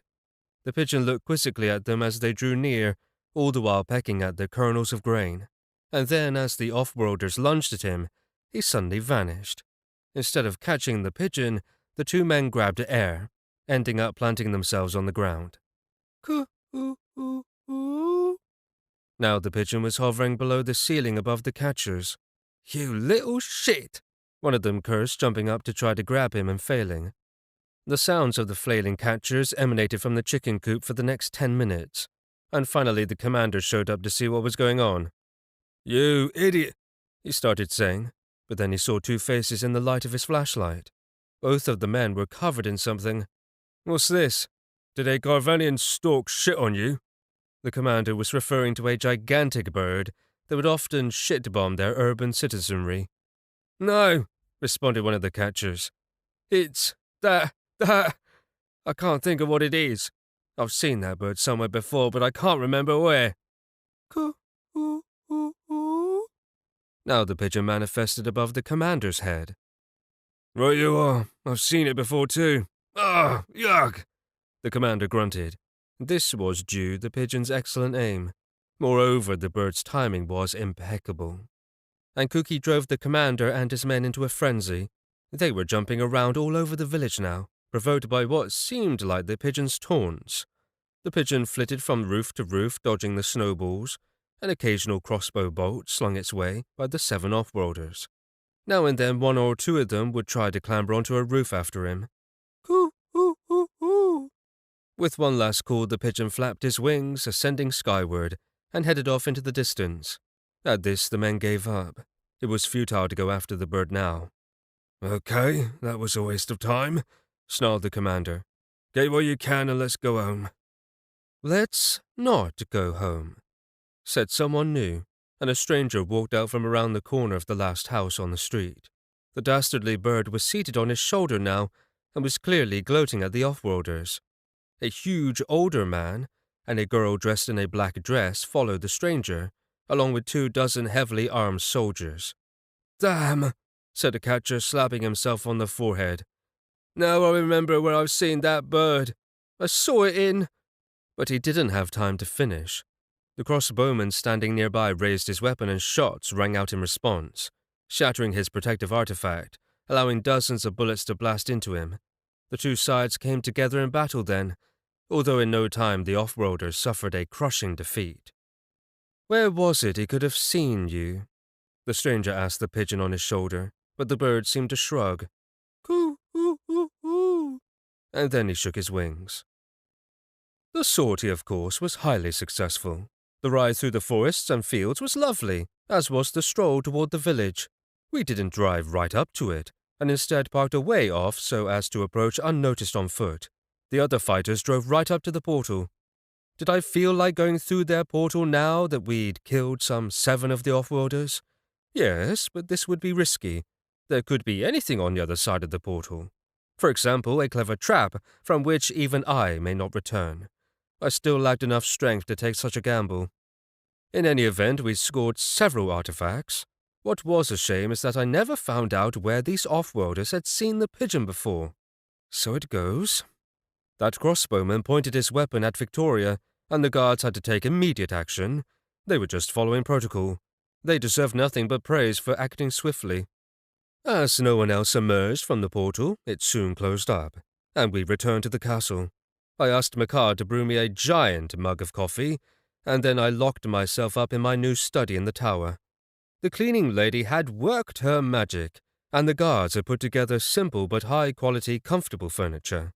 Later on, I'd procure something better, but for now, what was there sufficed.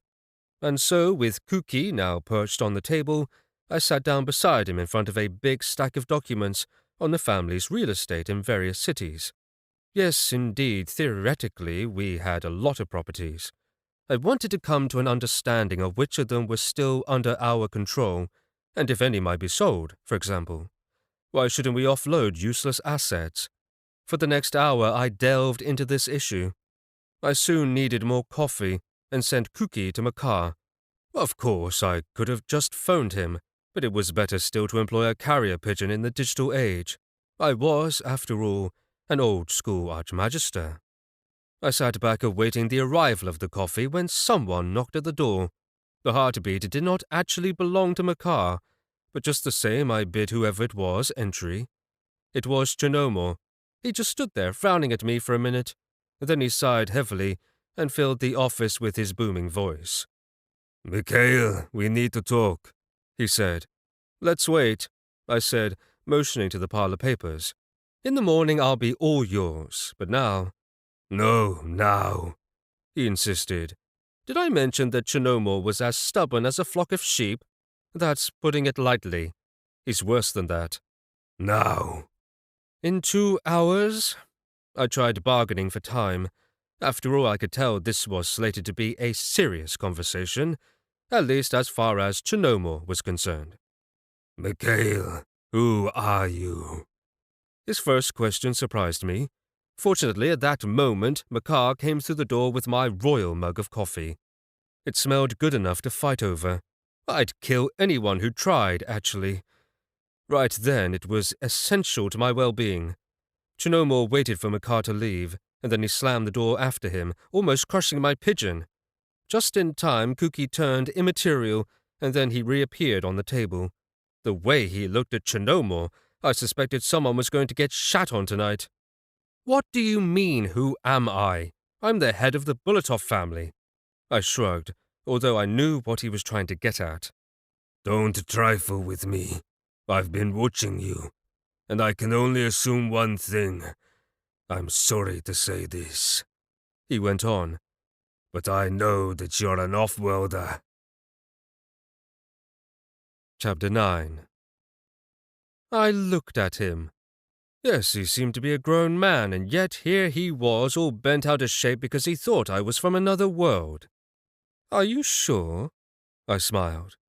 "Damn straight I am," nodded Chinomor. "I've been studying you for some time now. You've slipped up numerous times." And he started going through various incidents which I allegedly revealed myself. But was I even trying to hide who I was? What would be the point? Really, I fully understood how I must look from the outside. The way I'm so curious about things that are routine around here, for example.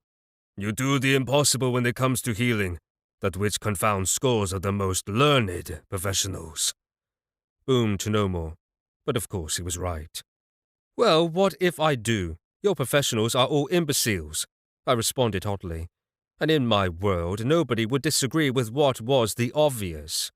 "There you go. You called them your professionals," he quoted me. "And your knowledge about magic is amazing.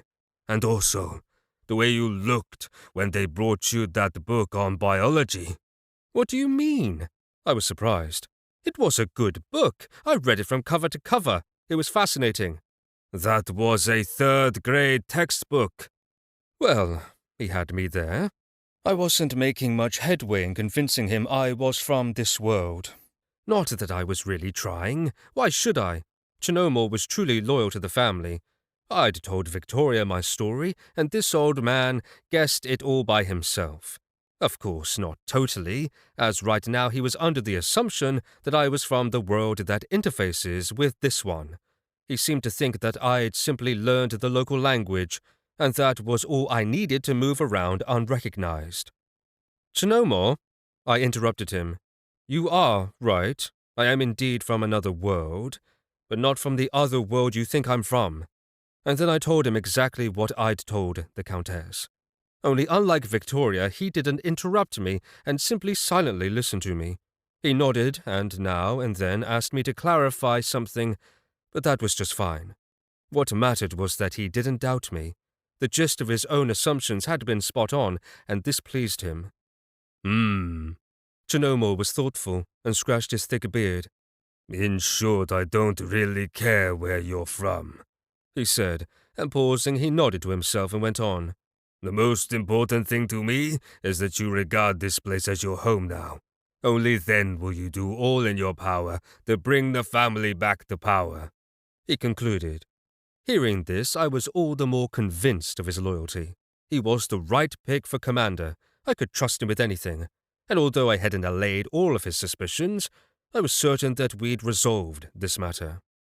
Make sure that it doesn't turn into soup, Chinomore said, pointing at something on my table, and then he left. What? I asked, and looking at where he'd pointed, I saw Cookie sitting right in my giant mug of coffee. He was actually drinking the brew. The foamed milk was all over his little face. I had to flick my finger at him, but Cookie paid me no attention.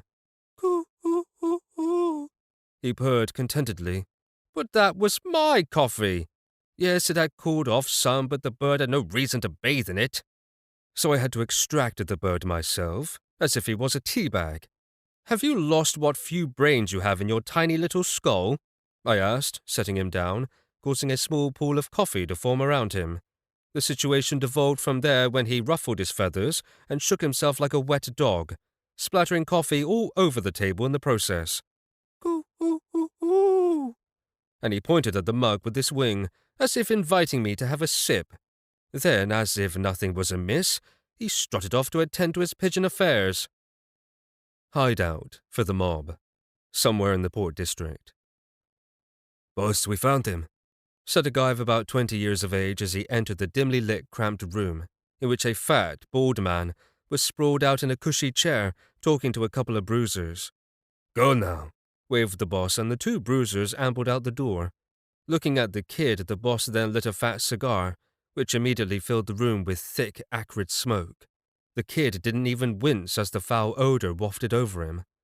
Well? The boss looked at his minion. Where is he, and who is the bastard? Your car is now in the possession of some count, said the minion, noting how the veins on the boss's forehead began to bulge. This was far from the first time he'd delivered bad news to the boss, and so he knew to maintain a poker face. He was, in fact, the only one who delivered such reports. Any other messenger ended up leaving the office with a few broken bones. He, though, knew when to shut up and let the boss scream. And that's what he was doing right now. First, the boss looked at the ceiling and then at the surrounding walls, clenching his fists until the knuckles cracked, and then he sat back and took a series of deep breaths, in and out. Yoga. I took up yoga and meditation, so now it's not as easy to piss me off, the boss told him for some reason. Now my mind is clear of anger and confusion, he said, repeating the words of his coach, some gray-haired Asian who arrived on one of the ships. When you think about it, most likely someone sold my car at a discount. That's not it. He didn't even switch out the plates. The minion began, but didn't finish what he was saying. Fuck the fucking yoga, yelled the boss, jumping up and slamming a fist on the table, breaking it into two. Yarg! He yelled and threw his chair against the wall. He then went at the few other items that passed for furniture there. Not even the cabinets escaped his wrath. Only the lamp extending from the ceiling survived, but only because the boss was short. The minion stood like a statue, waiting for the boss to calm down, and the rage subsided once there was nothing left within reach. Finally, the boss again was able to breathe in and out, in and out. In short, fuck the yoga, he said again. It doesn't work. He turned his gaze onto the minion and went on. So who is this count? Is the family a strong one? Buletov. There are 2 members in the family and a whole lot of guardsmen. He went on, showing the boss a report with several photographs. The boss quickly looked through the documents, stopping at a photo of the countess. Gather the guys. Have them pay these Buletovs a visit. A smile appeared on his face. But bring this wench to me as compensation. As for the count, make him suffer. But this Viscount Negriev's zone of interest. The guy saw how the veins on the boss's forehead began to swell again and fell silent just in time. I don't give a shit about the Viscount and those who stand over him. That car is my ride. I expect to see it in my courtyard, cleaned and polished, growled the bald man. Enough. Go now. The minion immediately left to convey the boss's order, leaving the boss to prop up his broken chair, in which he then sat looking thoughtfully at the photographs. Coo-oo-oo-oo. Coo-oo-oo-oo. I'll replace your wings with arms. Want that? I awoke to the sounds of my living alarm clock, and then I turned it off. I simply brushed the bird off the side of the table by the couch I slept on. Ugh, I hated waking up like this. But then I realized why Cookie was raising such a fuss. It turned out that my phone was ringing. It wasn't a familiar number, but oh well, I was already awake, so I picked up the call. Hello? I heard the voice of an elderly woman. Michele called to tell you that the mob boss knows who stole it from him. The voice issued rapidly from the phone. Did you understand any of that? I covered the mouthpiece and turned to Cookie, but he just spread his wings. And who are you exactly? And how did you get my number? I returned to the call. It doesn't matter, answered the old woman. Now I was sure of it. But he's sending his men out right now. I still wasn't totally awake, and to hear this kind of gibberish already, well, I had to charge up my brain with a jolt of energy to get it to function properly. I stole something from someone. Was she talking about off-worlders? Was she herself an off-worlder? No, it had to be something else. What else did I steal? Was it that towel I took from my room at the tavern? But as I recall, I had paid for it. Ah, I got it. Are you talking about a car? Yes, affirmed the old lady. Well then, thank you. I'll take note of this then. And after I spoke, I heard a series of short beeps. What on earth was that? I asked the pigeon, and he again spread his wings, indicating he sure didn't know. Well, okay. I wasn't at all worried about some gangsters. They could try whatever they wanted. If they did, I'd simply end up with whatever they had of value on them. After conveying the message to Chinomore about the possible arrival of guests, I began checking the family email. And yet another message surprised me then. I was so surprised that right away I got dressed and went downstairs to see Victoria, who was already in the dining room tantalizing me with the aroma of coffee. Make sure there aren't any feathers in your cup, I warned her. Trust me, someone here likes to take coffee baths. And I glanced at the feathered asshole. Meanwhile, he looked nonchalant, as if all he ever did was peck at chicken feed and such. Immaterial chicken feed for an immaterial bird. I'd come to see Victoria for a reason. True, what I said made her choke on what she was eating, and after she was done coughing, I delivered the details. We've been invited to a reception in honor of something. I showed her the letter. It's an invite from the Baulov family. I don't see any reason not to accept it. I shrugged. These functions were where aristocrats did their networking. While we were rich in enemies, we were poor in allies. Yes, I knew that we weren't likely to find too many of the latter at this ball, but clearly it would be worth it to check out who was there. Perhaps we'd see Negriev at this event. If so, I could compel him to challenge me to a duel, in which case I'd dispatch with one of our biggest pains in the tuchus. Of course, I wasn't foolish enough to count on that kind of luck. I can't go, Victoria said. But seeing how taken aback I was at hearing this, she only sighed sadly and turned away. I have nothing to wear. What? Really? I was surprised, but said nothing. I could have pointed out that she wasn't naked as far as I could tell, but these were aristocrats and clothes were really important to them. So I paused, in thought, and then I opened up a cabinet and extracted 1,000 rubles. Here, this should be enough. I handed it all to her. Can you order something? The Countess pulled open a drawer in the side table and found a few more bills there. Actually, I could use some shoes too, not to mention an evening bag, she said, flashing a smile. Woman, do you want to clean me out? Cookie, I turned to my pigeon. I'm giving you your first combat mission. Hearing this, the bird puffed out his chest, and he looked downright fierce. If she keeps on robbing me, you have carte blanche to peck her on the forehead. Coo-oo-oo-oo, responded the bird, saluting me with his wing and glaring at the Countess.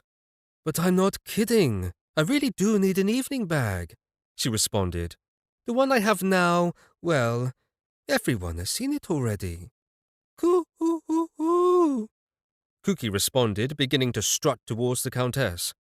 She, though, just shrugged and activated her aura of death. In doing so, she covered both the bird and me in necrotics. At this, Cookie lost his martial aspect, and instead of marching on Victoria, he marched on a small bowl of seeds in the corner of the table. Before long, he made the seeds disappear. Coo? He cocked his head then, imitating a truly stupid bird, even by pigeon standards. Okay, Victoria, I smiled, looking at my cunning, fearless colleague.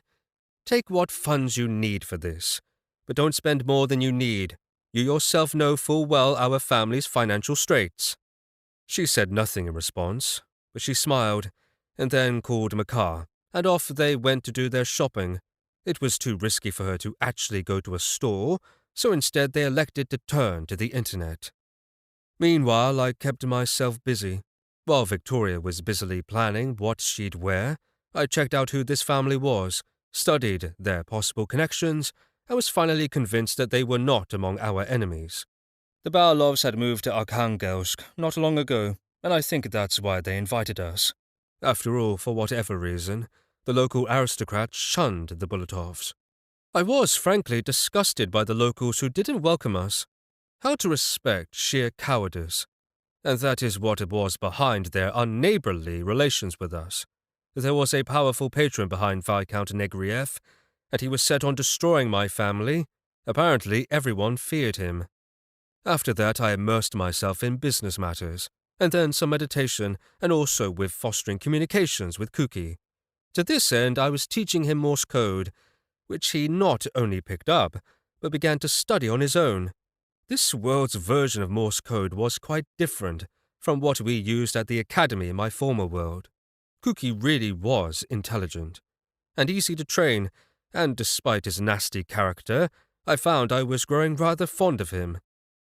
Yes, I'd entertained thoughts of punishing him in the past, but then again, why should I? All those nights he deprived me of sleep, and the dirty tricks, like bathing in my coffee. Well, this was all harmless fun in the end. Cookie knew better than to cross the line, and that's what mattered, even when it came to that coffee episode. At the time, I was talking to Chinomor, and it had grown cold. I wouldn't have finished drinking it. Anyway, before I knew it, it was evening. Timothy drove up in the SUV that was now being sought out by the gang from the Port District, and we sat in the back to go to the reception. I stared at Victoria. She'd selected an evening dress that truly suited her. Yes, again it was black, and she looked great in the colors of the night. Perhaps because she's a necromancer.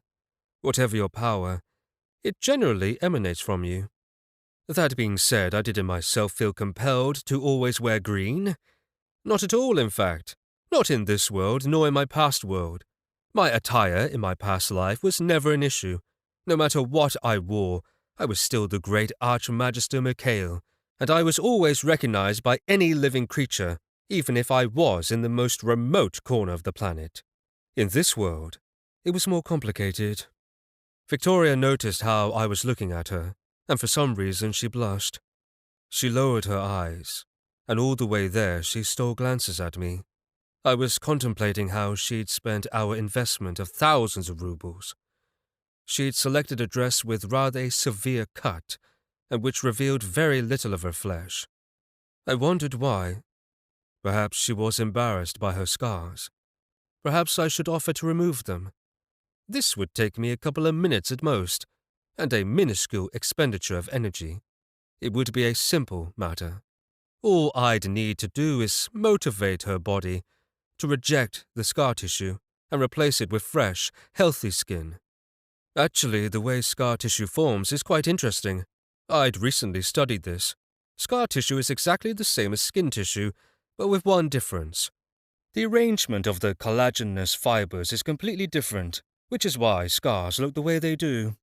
Roughly speaking, scar tissue grows more rapidly than the more complex tissue that makes up the skin, and that's why, in the event of an injury, the body quickly forms the scars to protect the wound from germs and such. As I pondered this, we arrived at the event. Time to focus on matters at hand. Timothy pulled up at the entrance to the mansion, and Makar jumped out to open the door for Victoria. We then went inside, and right away I noticed that there were far fewer guests here than at the ball, where I'd first met Victoria. But there was one familiar face, that being Count Sharapanov, if memory serves. He was standing there holding his ubiquitous glass of wine, but as soon as he saw me, he broke into a smile. "Oh, Count Bulatov in person!" he exclaimed, raising his glass in greeting. He immediately came up to Victoria and me and kissed the lady's hand. Then he extended his hand for a handshake. "Mikhail!" He came closer and spoke much more quietly. "Please enlighten me if you will. What is this reception in honor of? No one will tell me." "As far as I understand from the invitation letter, it is in honor of the Baulov family's recent move to this region," I told him, and he slapped his forehead with his palm. "And I keep walking around looking for whose birthday it is today. Phew, you just saved me." He laughed, and that was the end of the wine in his glass. Having lost interest in us, he immediately wandered off looking for a refill. Seeing him, I decided I might as well relax a little. The Countess and I made our way to the table with appetizers, and intercepting a waiter, we also picked up some glasses of wine.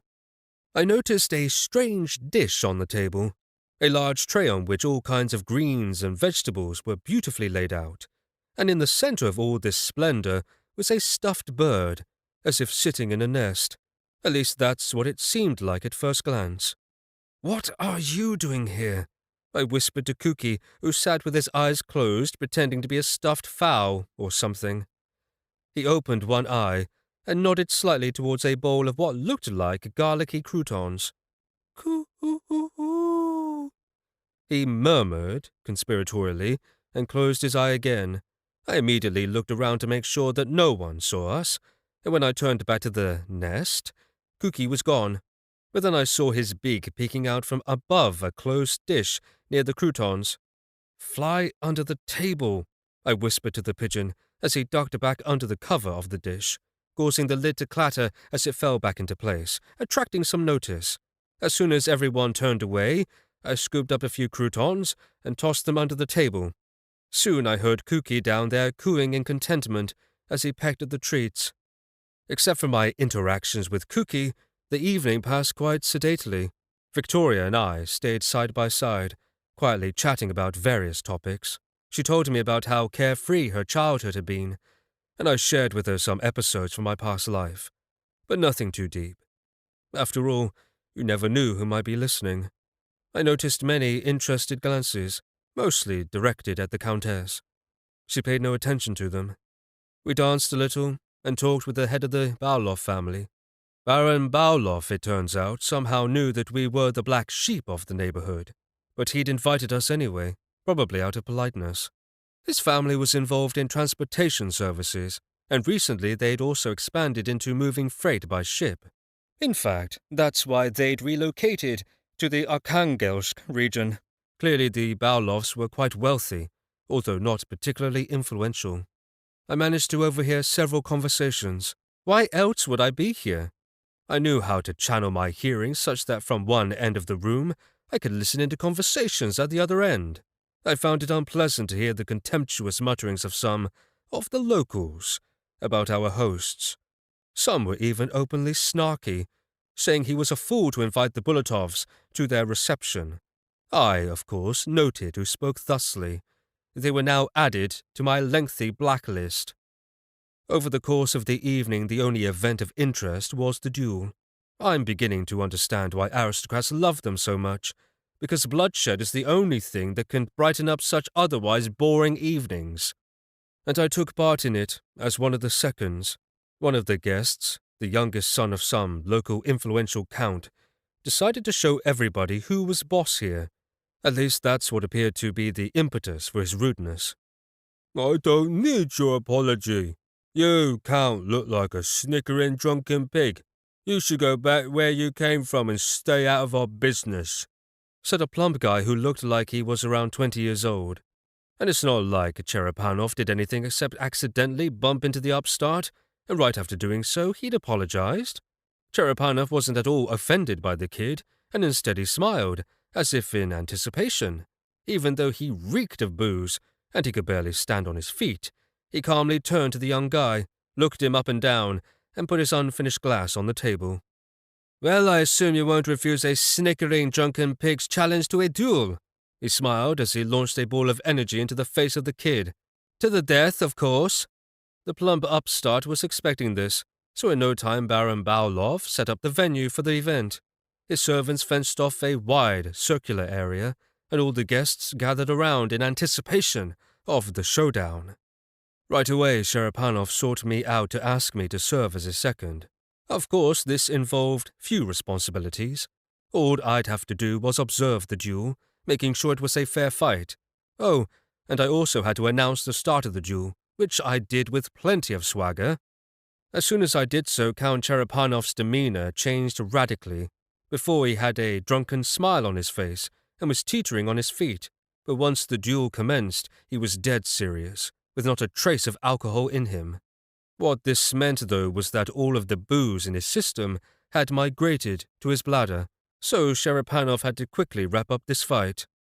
He didn't employ his gift to the full extent. He simply covered himself with a powerful cloak of ice, and he extended his blade by half a meter right when he thrust it into his opponent. Not expecting this, Sharapanov's adversary was dealt a serious blow right away, and then Sharapanov's icy blade rapidly sliced through his opponent's throat so swiftly that some of the onlookers failed to see it.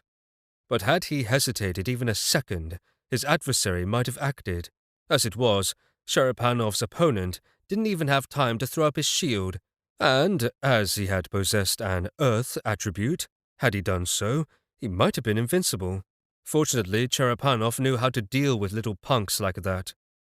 "I do beg your pardon," the Count exclaimed, interrupting the hush that had fallen over the onlookers. "But I simply must dash to the loo now." And then he was gone in a flash. The servants swiftly cleaned up the aftermath of the fight, and then they presented me with the captured sword. I have to say that it wasn't the costliest blade, although it was still rather high quality. It was unadorned, but fashioned from off-world materials. He had nothing else of value on him, and I couldn't help but wonder if he'd been sent here specifically for the purpose of engaging Cherapanov in a duel. Most likely this was the case. "I don't understand," Cherapanov said as soon as he was back. "This is the third duel that's come my way out of the blue. What have I done to provoke such a negative reception from the locals here?" He asked as a bottle of wine materialized in his hand. He had to do something about the alcohol he just expelled. "I can relate to that," I said with an ironic smile, and he burst out laughing and thumped me on the shoulder. "They're just jealous," he laughed. "Your countess is a real beauty, while I can drink as much as I want. Not everyone is so fortunate." We chatted for a while longer, and Cherapanov urged me to take the trophy blade, but I refused. I already had Negriev's sword, so what did I need it for? And nothing else of note took place that night, although we had to leave early. Chinomor called and reported some movement a kilometer from the castle. One of our sentries sensed heartbeats, and quite a few of them to boot. On the way back to the castle, I sent Kuki out to do some reconnaissance.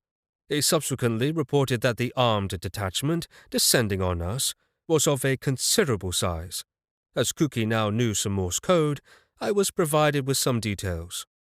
I knew the detachment was comprised of 70 men. As they were neither mercenaries nor soldiers from some family or the other, I had to assume these were from that Port District gang. So that old lady who called me this morning was on the level. This horde of men were out to take my car. And yet I discounted what she'd said. Not that I was worried about a force of 70 mafioso types. And as they were in need of a car, I might as well show them our entire fleet. "Chinomor?" I dialed the old man's number, and he immediately answered. "Remember how I talked about that artifact?" "Yes, the one that creates a cloak of invisibility. We still have it, right?" Somewhere near the Bulatov castle, deep night. "Seryoza! Hey, Seryoza! You hear that?" Igor poked his comrade in the shoulder. They were slogging through the snowy forest, mostly in silence. "What?" Huffed Seryoza in a tired voice. "Is that you pissing in your pants?" Sniggered Igor and laughed. "Relax. It's always scary the first time." "I'm not scared," responded Serioza. But in fact, he did feel jittery. He'd only recently joined the gang, and this was his first assignment. The boss said that all they had to do was bust into the castle, throw their weight around, and kill anyone who put up a fight, but they had to make sure not to kill the Countess, who was supposedly easy on the eyes. They could do whatever they wanted to the Count, though, but the snippets of conversation from the others made him nervous. They were talking about what they wanted to do to the Count, and who would get first crack at the Countess once the boss was done with her. And they were all so sure that this was going to be like a walk in the park. Everybody was so nonchalant. It was like they were on their way to the local watering hole. I guess he was the only one who was feeling spooked. He didn't like the way the others were talking. He didn't like the thought of torturing or raping people. He thought he'd just be working security at the gang's casino. But here he was plowing through these woods. Not that the casino would have been easy pickings, but he had to do something to feed his 2 kids. "Let's tie the Count to the roof of the car and drop it off at the Count's home," guffawed somebody. This cracked all of the others up. "Yeah, but first let's cut off his balls. Ha! You're too much, Igor." "Me? I want to ride back on the Countess. Yeah." Hearing this, Seryoza knew for sure. He knew he wanted no part of this, even if he now had to look for work elsewhere. If he couldn't find something better, he'd send his kids off to an orphanage and take work on the first ship that would have him, or... Thinking thusly, he gradually fell behind the others. He was haunted by the feeling that someone was watching them, and yet again he spotted a strange-looking pigeon. The bird was always perched on some branch looking at them, and then after they'd pass under it, the bird would reappear on the next high branch they passed under. "Seryoza! Don't lag behind, we're almost there!" yelled one of the others, the one who'd invited Seryoza to join the gang. "Look, you can see the castle." The 70 thugs on the march weren't even trying to be stealthy, as they marched toward the imposing edifice. Rising above the trees, it looked mysterious, and even a little scary. None of the men were put off by the fact that not a light was to be seen through any of the windows. "What? If they'd taken to their heels and run off? Damn it! How are we supposed to find the boss's car?" said the commander of the operation, but the voice that responded to his query was unfamiliar. "No worries. You have a whole fleet from which to choose a vehicle for your boss." Who was that? The voice came from as if out of nowhere, and everybody in the horde of gangsters fell silent. "Was that? What are you? Show yourself!" The commander sounded frightened, and with good reason, as there didn't seem to be anybody out there. But then, as if out of thin air, 6 armored cars appeared all at once, and then they all flicked on their huge headlights and headed their way, the machine guns mounted on the roofs trained right on the invaders. You mothers! Do you know who we work for?" growled one of the gang. His bravery was surpassed only by his stupidity. The others were simply frozen in place. Seryoza was by then some 20 meters behind the others. By now he was sure this was all a bad idea. Thus he burrowed into a snowbank behind a tree and covered his head with his hands. Just in time, because then the air was filled with the roar of 6 heavy machine guns firing in unison, mingled with the screams of 69 invaders. "Oh, and who might you be? What's your name?" I walked up to the only survivor. Before I could stop them, my men had killed all the others, but this lucky guy had managed to escape by burrowing into a snowbank behind a tree. Now all that was left of this tree was a stump.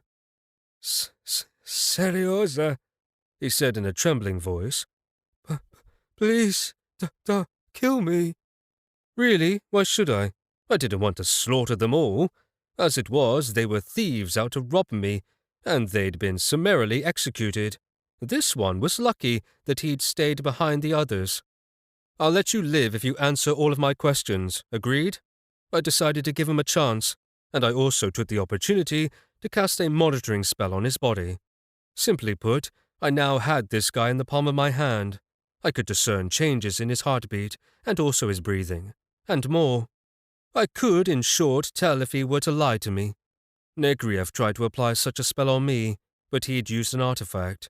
Of course, I easily manipulated his attempts to deceive me, but this guy's weak gift would not enable him to override my monitoring spell. I could tell that this was no killer, and it was a mystery what he was doing with this horde of thugs. "I'll tell you everything I know," he said, "but I haven't been in this gang for long." Well, that meant he might not know all that much, but at least he seemed to have no desire to lie to me. It turns out this guy had already decided that he wanted no part of this action, and I saw no reason to kill him. Especially since, anyway, he decided to bail and ditch the gang. "Okay, you're free to go," I said, waving my hand. "Don't return to your boss. He won't give you a second chance." At first, Serioza didn't believe me, but then he turned and headed for the forest. "Sir," he said, stopping for a second and turning back. "There are several buses not from here, about a kilometer off. We hid them in the forest." "Not anymore. I've got my men driving them to the castle," I laughed. "Go now before I change my mind." And hearing this, Serioza disappeared into a thicket of trees. I tracked him a little, and once he made it onto the road, I called Cookie back to me, my sneaky little scout. I'd interrogated Serioza about what the boss wanted. Apparently, he didn't just want his car back, he also was out to harm my family. Worst of all, they were supposed to bring Victoria to him. I could not fail to punish the boss for this. Thus I picked up their commander's phone, gathered together a detachment of my men, and headed to the city to pay the big boss a visit. An hour later, somewhere in the port district, the gang's hideout. The bald boss looked at the screen on his phone. "Christoph is calling, so shut up!" He growled at the bruisers gathered around his desk. The men did as told, and the boss answered the call. But what he heard was some stranger's voice, rather than that of his commander, Christoph. What gives? "Hello, you bastards," said the cheerful man at the other end of the line. "I'm calling to make you an offer. Let us resolve our issues peacefully. What say?" "Who the hell are you?" asked the boss, barely restraining his anger. "Your men are dead, all of them," said the stranger. "I can forget about your attempt to attack me, but only if you promise to never again move against me." "What?" growled the boss, feeling a tidal wave of wrath rising inside him. "Are you insane, scumbag?" "Oh, I'm disappointed in you," said the voice. "My offer is most generous, so why do you scoff at it?" The telltale veins on the boss's forehead were throbbing now, and his face flushed a vivid purple. How dare anybody, much less the scumbag on the other end of the line, talk to him like that? Not anyone, not even the Duke, their patron, was allowed to disrespect the boss. "Why, you, I'm going to grind you into powder," he croaked into the phone. "Do you really think those guys mean anything to me? Fuck 'em. Yeah, sure, you may have big brass balls, I won't argue. But that's even better, because I'm going to castrate you and shove them down your throat." He was screaming by then like a wounded hippopotamus. "Oh, did I wound your pride?" laughed the stranger. And just then some greenish, sticky matter landed on the boss's shiny bald pate. At first the boss didn't know what it was, and so he ran his hand over his head, smearing the bird shit all over. He and everyone else looked up to the sound of coo-oo-oo, and saw a bird clinging to the dangling lamp hanging from the ceiling. He seemed to be mocking them, and then he flapped his wings and disappeared into thin air. "Good job!" I gave Cookie his just dues for excelling at his latest mission. In fact, it wasn't my idea to crap on the boss's head. Cookie had shown real initiative there. What was especially helpful, though, was how he managed to disable the cameras. As the bald boss man retched and threw whatever was at hand at the wall, I was approaching his house. Not much had changed since my last visit.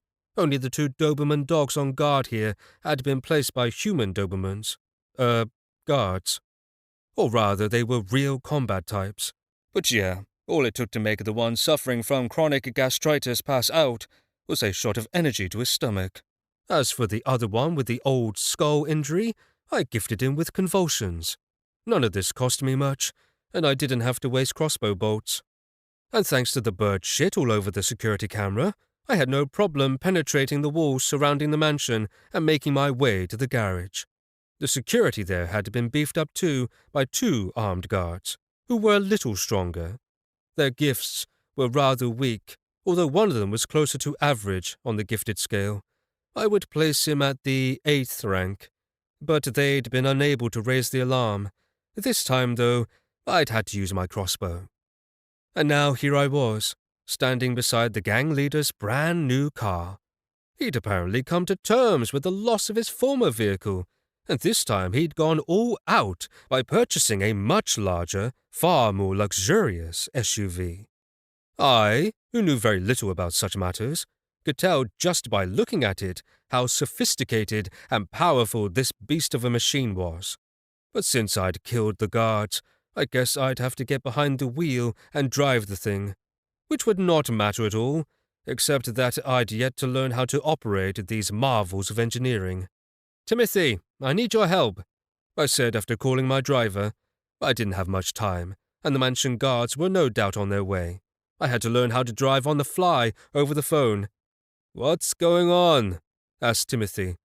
"Here I am sitting behind the wheel, and I don't know which pedal to press to make it go," I said. Yes, before calling Timothy, I'd taken a look at all of the buttons and pedals and levers and such. But none of this was intuitive to me. He thought. "What kind of car is this?"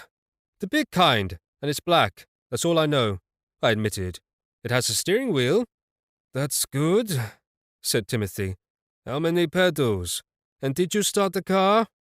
Damn, this was getting complicated. Okay then.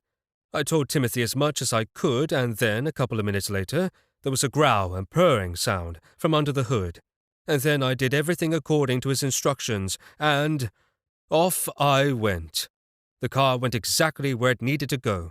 It turned out to be easy to steer, but out of habit I still hit the flower bed in front of the house. I also damaged the fence, and then I accidentally rammed a parked car. Fortunately, it was night outside, and there were almost no pedestrians on the street. Almost none. Well, okay, if I end up hurting anybody, I'll just heal them. I thought that one pedal was for backing up and the other one was for moving forward, I admitted to my driver, and he laughed. "You should see all the pedals on the plane," he said. "Oh, then I have to hijack a plane next. I like this." I smiled as I took out a road sign and wondered why they didn't place the driver's seat in the middle. "Better not count," Timothy said, sounding alarmed. "You should start with a bike and then move up to a car." Damn! That was me. "What is it?" "No worries," I said, looking up what was left of the bus stop. "Timothy, I think you'd better take over here. Can you find me? Just follow the trail of destruction, and I'm at the end of it." Chapter 10. Ah, yes, what can I say? It's a good start to the day when you wake up to the smell of coffee wafting from the kitchen. Quite nice, that, especially considering that we had all of 3 servants in the castle. I can only imagine what it's going to be like once I had a full staff. Speaking of, I'd have to task Yorgi with finding more servants, but it could wait a bit. Once I was fully awake, I summoned Cookie the pigeon back. I'd had him tracking the gang leader with the mission of eavesdropping on him, and as I was devouring my breakfast with gusto, including the compote, my feathered scout reported to me in the kitchen. Both Victoria and Chinomor were also enjoying their breakfasts, so Cookie refrained from investigating the pot of soup on the stove. I could tell he wanted to, though. However, he was afraid of Victoria, not to mention Chinomor, but the Countess's aura of death kept Cookie in check. That being said, back when I asked her to do something about the bird long ago, she only laughed about my dire situation. "Coo, coo, coo, coo." My faithful feathered scout began delivering his report in Morse code about what he had seen and heard in the gang leader's hideout. I had yet to become totally fluent in the local Morse code, but I got the gist of what he was communicating. Yes, I realized I could use the chain of runes to enable the pigeon to deliver messages all night long, but this would cost me enormous amounts of energy. And why would I need live action reports like that? Instead, I spent my energy on enhancing Cookie's ability to hide, and also on helping him retain what he heard so that he could later provide me with the highlights. Am I hearing this right? Asked Chinomo, looking up from his plate. Is the bird communicating in Morse code? And he listened carefully to the pigeon, clearly surprised. Yes, that's right. Apparently, this gang leader is now ready to do whatever it takes to put you in your grave. And he sent assassins after you. When I think about the idiots that he sent last time, He mused, scratching his bushy beard. the ones stacked in the basement now, waiting to serve Victoria. Really, having Chinomo translate Cookie's communiques was quite convenient. The commander was far better than me at comprehending Morse code. Of course, Timothy, who'd helped me a great deal when it came to teaching Cookie the code, was also fluent in it. Although Morse code hadn't been used in aviation for quite a while, my driver still knew it like the back of his hand. Coo, coo, coo, coo, coo, coo. Cookie finished his report and plopped onto his butt, his legs splayed. The bird was exhausted. He even used his wing to as if wipe the sweat from his forehead. And then he suddenly grabbed a piece of freshly baked bread from the table and, jumping onto the floor, began pecking at it.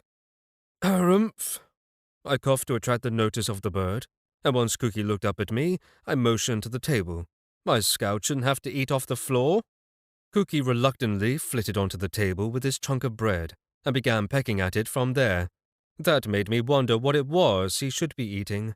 I'd have to conduct a diagnosis on him, targeting what was best for him. Perhaps he was a natural carnivore. Coo? He looked at me with disgust, and I knew right then that no, he was a vegetarian. Indeed, what Cookie had to report intrigued me. He'd had a lot to say, and I was glad Chinomo could relate it to me. Cookie had not only eavesdropped on the boss, he'd also flown around the hideout and listened in on the boss's minions. It seemed that these guys weren't about to leave me alone, and that they were gearing up for a real war. And so, right after breakfast, I called Georgi. As I recall, he'd put together a lot of information about this gang, but had only provided me with the essentials. That's all I needed back then. This time, we talked on the phone for over an hour. What I learned was that the gang controlled half of the Port District. The other half belonged to another, equally interesting gang. The leader of the second gang was, it turns out, had also taken an interest in me. Whatever. Every drunkard staggering about the Port District could be out for me for all I cared. What drew my notice was the big boss, who'd more than once targeted my castle. He was firmly on my radar now. Of course, he controlled a lot of properties primarily in the Port District, but also a few in the industrial zone. This included, for example, a huge warehouse chock full of a range of merchandise. The merchandise was in the form of payouts from ships under the gang's protection once they entered the port. Georgi also told me how it was this boss could act with such impunity.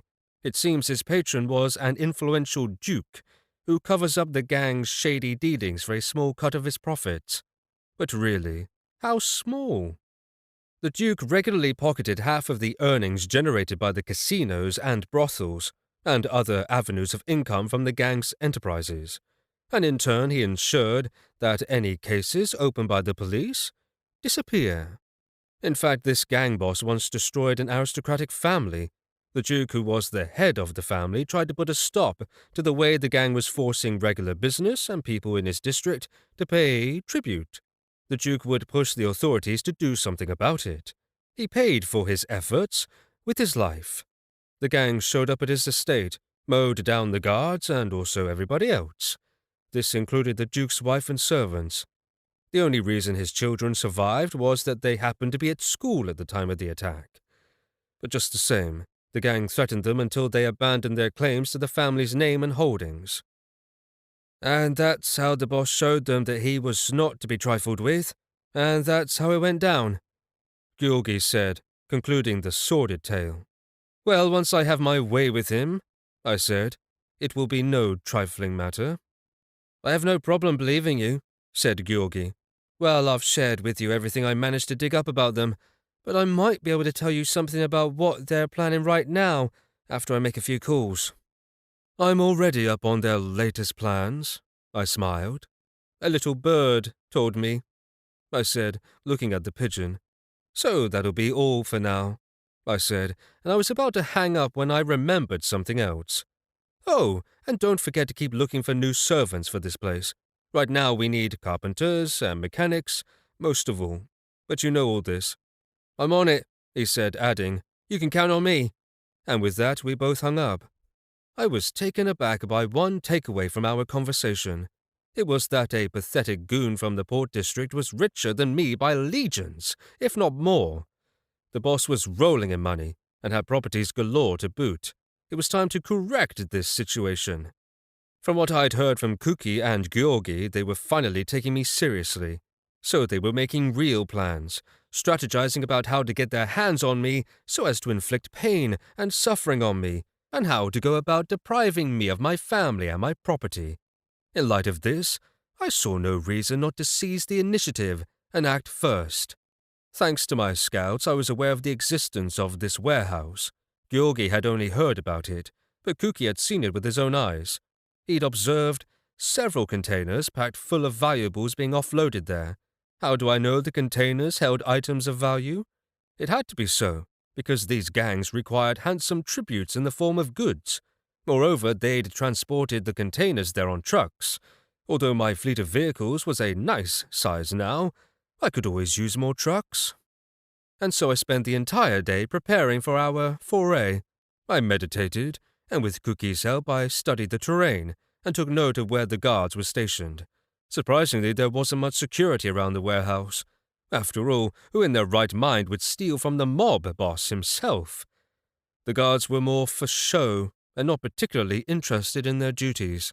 For example, Cookie had no problem penetrating a room in which two security guards were laconically eating sunflower seeds as they monitored footage from surveillance cameras. Right away, Cookie went at their sunflower seeds, causing quite a stir. The two men frantically tried to catch the impudent bird, who easily flew all over the place, crashing hard into the monitors, and then Cookie grabbed the bag of seeds and simply vanished. As darkness began to fall, I finalized my preparations. I took with me 24 of our men and headed for the industrial zone. Victoria and Chernomore stayed back at the castle, from where they would be assisting this foray. In fact, I wasn't using our men to fight, which was actually their usual function. I planned on handling the warehouse guards on my own. I did, however, need men to load the trucks and do the driving. As the two security men tried to restore the surveillance equipment taken out by Cookie, I set about taking out the guards stationed at the warehouse one by one. I did this as stealthily as possible, taking advantage of how nonchalant they were about their duties. The two guards stationed at a side entrance, for example, were in an animated discussion about not much at all. Despite Cookie's report, I was still surprised at how easy it was to get close to them. Cookie alighted on the head of one of them, and as his colleague guffawed at the sight, I emerged from the shadows and placed my hand on his shoulder. All it took was a small burst of energy to put the weakly gifted guard out of action. A couple of seconds later, I neutralized the second guard as well. Thus it was that I disabled all 6 guards without firing a shot or making a sound. However, I did have to do a lot of walking in the process. The warehouse was actually the size of a hangar for planes, and inside it was lined with industrial shelving. Most of the shelves were full of merchandise, and there were even machinery there to procure items from their higher shelves. There were also quite a few hefty metal containers, usually used in shipping, and these were stacked on top of each other outside the warehouse itself. I even saw a small parking lot for loaders and other machinery. At each of these facilities, 2 guards had been stationed, when the only ones left for me to contend with were the duo stationed in the security booth. I looked at the bird and thought maybe I could employ him as a mode of transportation. What with all the seeds he'd consumed, he was one fat bird. Maybe I should think about performing genetic mutations on Cookie back at the castle. If, for example, I could enlarge him enough, I could ride through the air on him, as if he were a flying horse. But no, he might suddenly activate his ghostly form when I was high above the ground. Also, he already eats a lot. Could I really afford to feed a gigantic version of my feathered scout? Anyway, all that remained doing was to show the guys the loot, and have them start loading it all into the trucks. We spent all night at it, and managed to load up what seemed like to be the high-value items. Once dawn neared, though, we had to stop, as we saw groups of workers trudging to their jobs. We didn't need any witnesses, so time to call it a day. "Sir, where should we?" said the guardsman who was sitting behind the wheel. Yes, I tried to drive the truck, but as there were more than 2 pedals, I was confused, so he'd be driving the rest of the way. Now, he asked, "Where do you want us to unload this stuff?" Good question. I looked at the column of some 20 trucks lined up at the castle. We really didn't have anywhere to put it all. What was truly a shame is that the Bulletov warehouse wasn't all that far from the boss's warehouse. It was located just 1 kilometer away, but some Duke had taken it from us half a year ago. However, this was not the time to take it back, and so not only did I have nowhere to unload this merchandise, I didn't even know where to park the trucks. And so we ended up parking all the trucks here and there around the castle, which technically wasn't even protected by castle walls. Victoria came up with a solution. At first she was astonished to see all the trucks chock full of whatever, but then she told me about a nearby village. It wasn't likely to be attacked in the near future, as it was situated too far from the road and therefore not easy to access. In the past, they used it to house all kinds of agricultural equipment, tractors and industrial tillers and such. Before it could be stolen or destroyed, she'd sold everything. So now the 2 large warehouses there could be used for all of the brand new trucks. Finally, I could see what it was that the mob boss felt was worth storing in his warehouse. "Tell me, Valeri," I asked as he dropped off 1 big box, "who needs so many doorknobs and hinges and stuff?" "What do you mean?" he asked, and also looked inside, surprised to see that the container was filled with boxes of fittings for home construction and such. They weren't even the best quality, just regular doorknobs and hardware for domestic construction. "I must have misread the packing slip. I thought what was in this crate was loaded with ingots. That'd be easy to sell," he said, scratching the back of his head. "Okay, well, as it was, we had hundreds of identical doorknobs. I didn't even know where to put them. In the next container, we found hundreds of towels. I'm talking about a delightful selection of colorful towels of all shapes and sizes. All of this we'd also sell, except for what we could use in the castle. One after the other, we opened up the trucks and the containers, and I found myself plunging deeper and deeper into my musings. All of this stuff needed to be sold, and the range of items, well, it was impressive. Right now, I not only had a lifetime supply of doorknobs, I had enough of them to ensure that half of the apartments in Arkhangelsk had them. I also had tons of erasers, a couple tons of chewing gum, and several hundred simple wooden chairs. Stuff.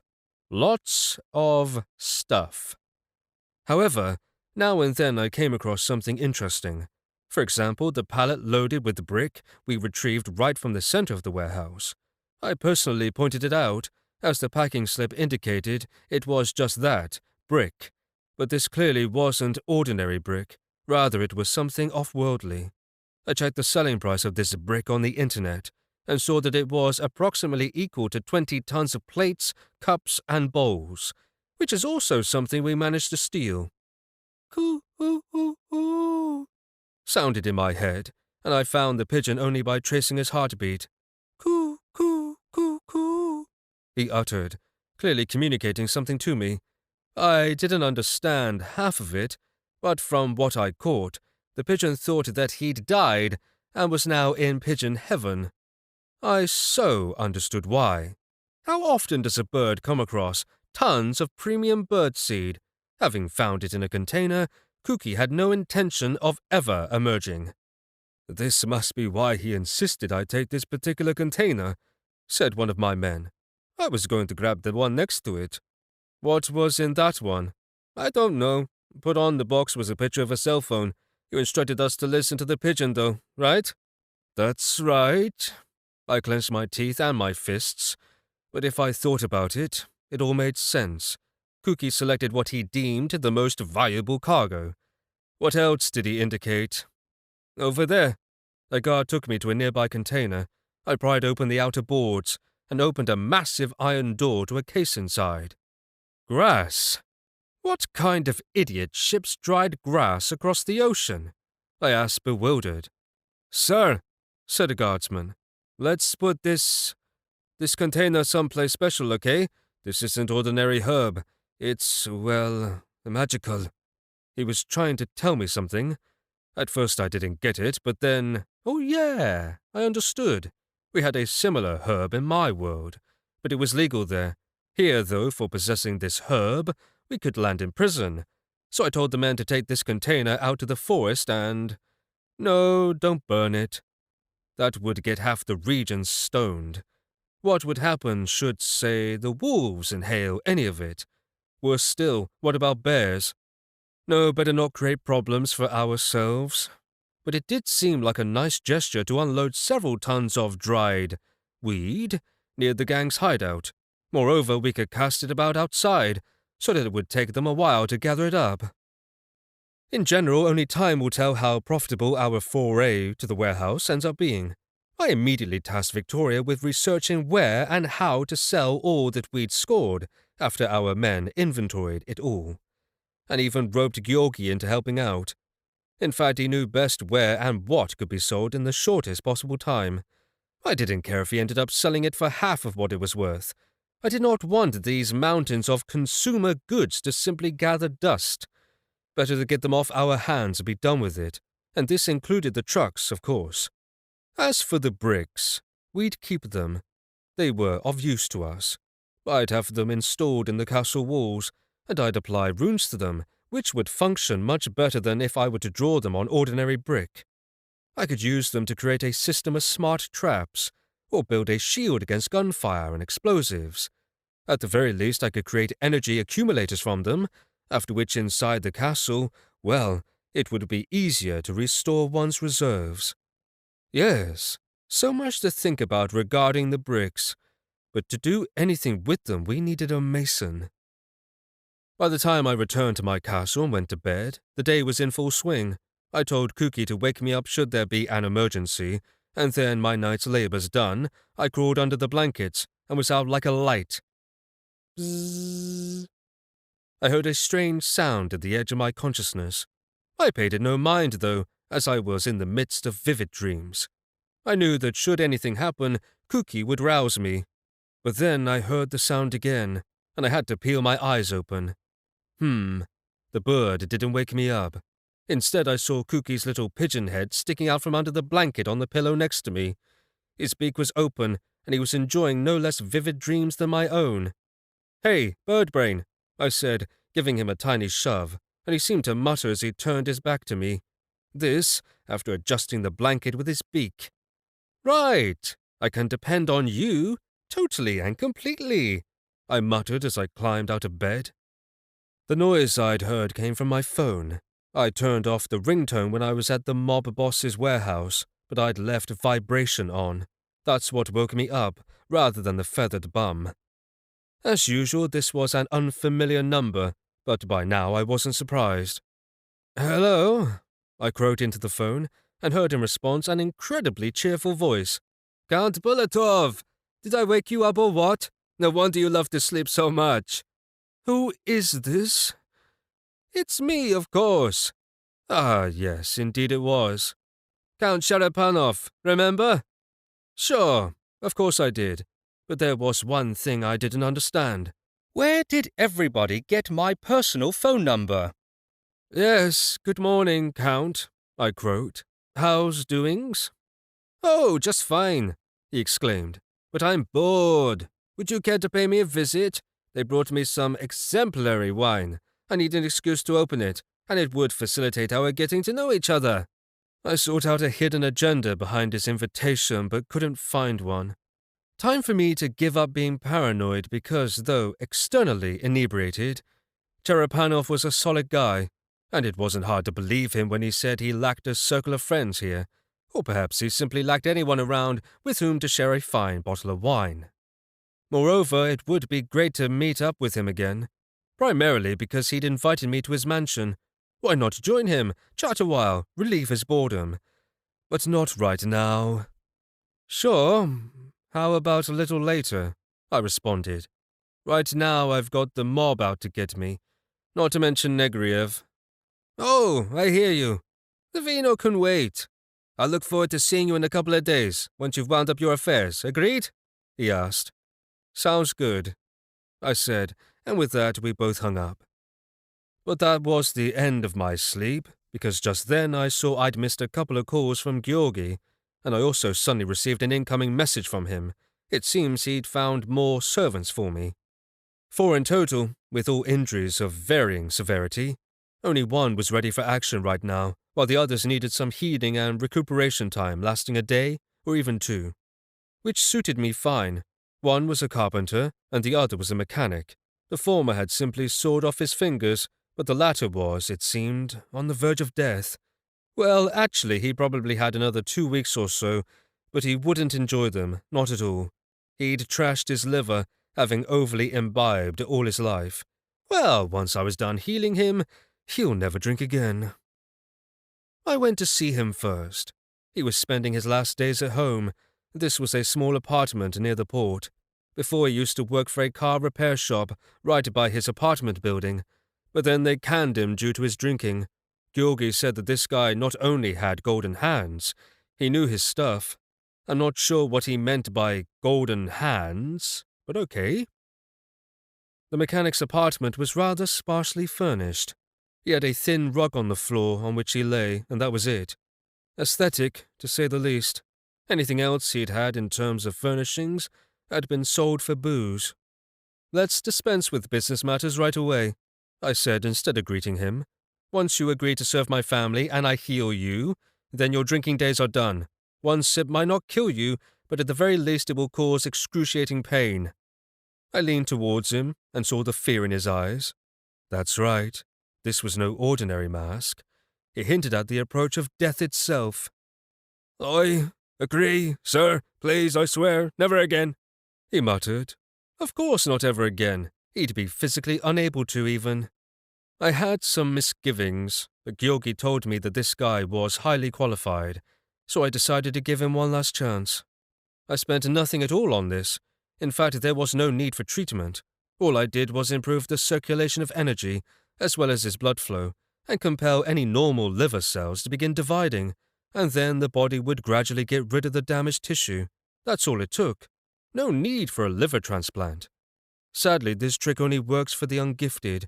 For stronger people, anything I do would be far more complicated. Next, I gave the man 5 rubles and told him to buy himself some clean work clothes and show up at the castle the next day. We could use his services right away.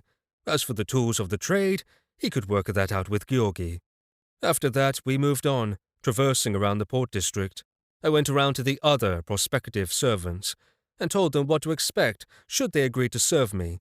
All of them said they'd work for free if need be. Being invalids, it's not like they had much in the way of other prospects. And on top of employment, I was offering them miraculous cures.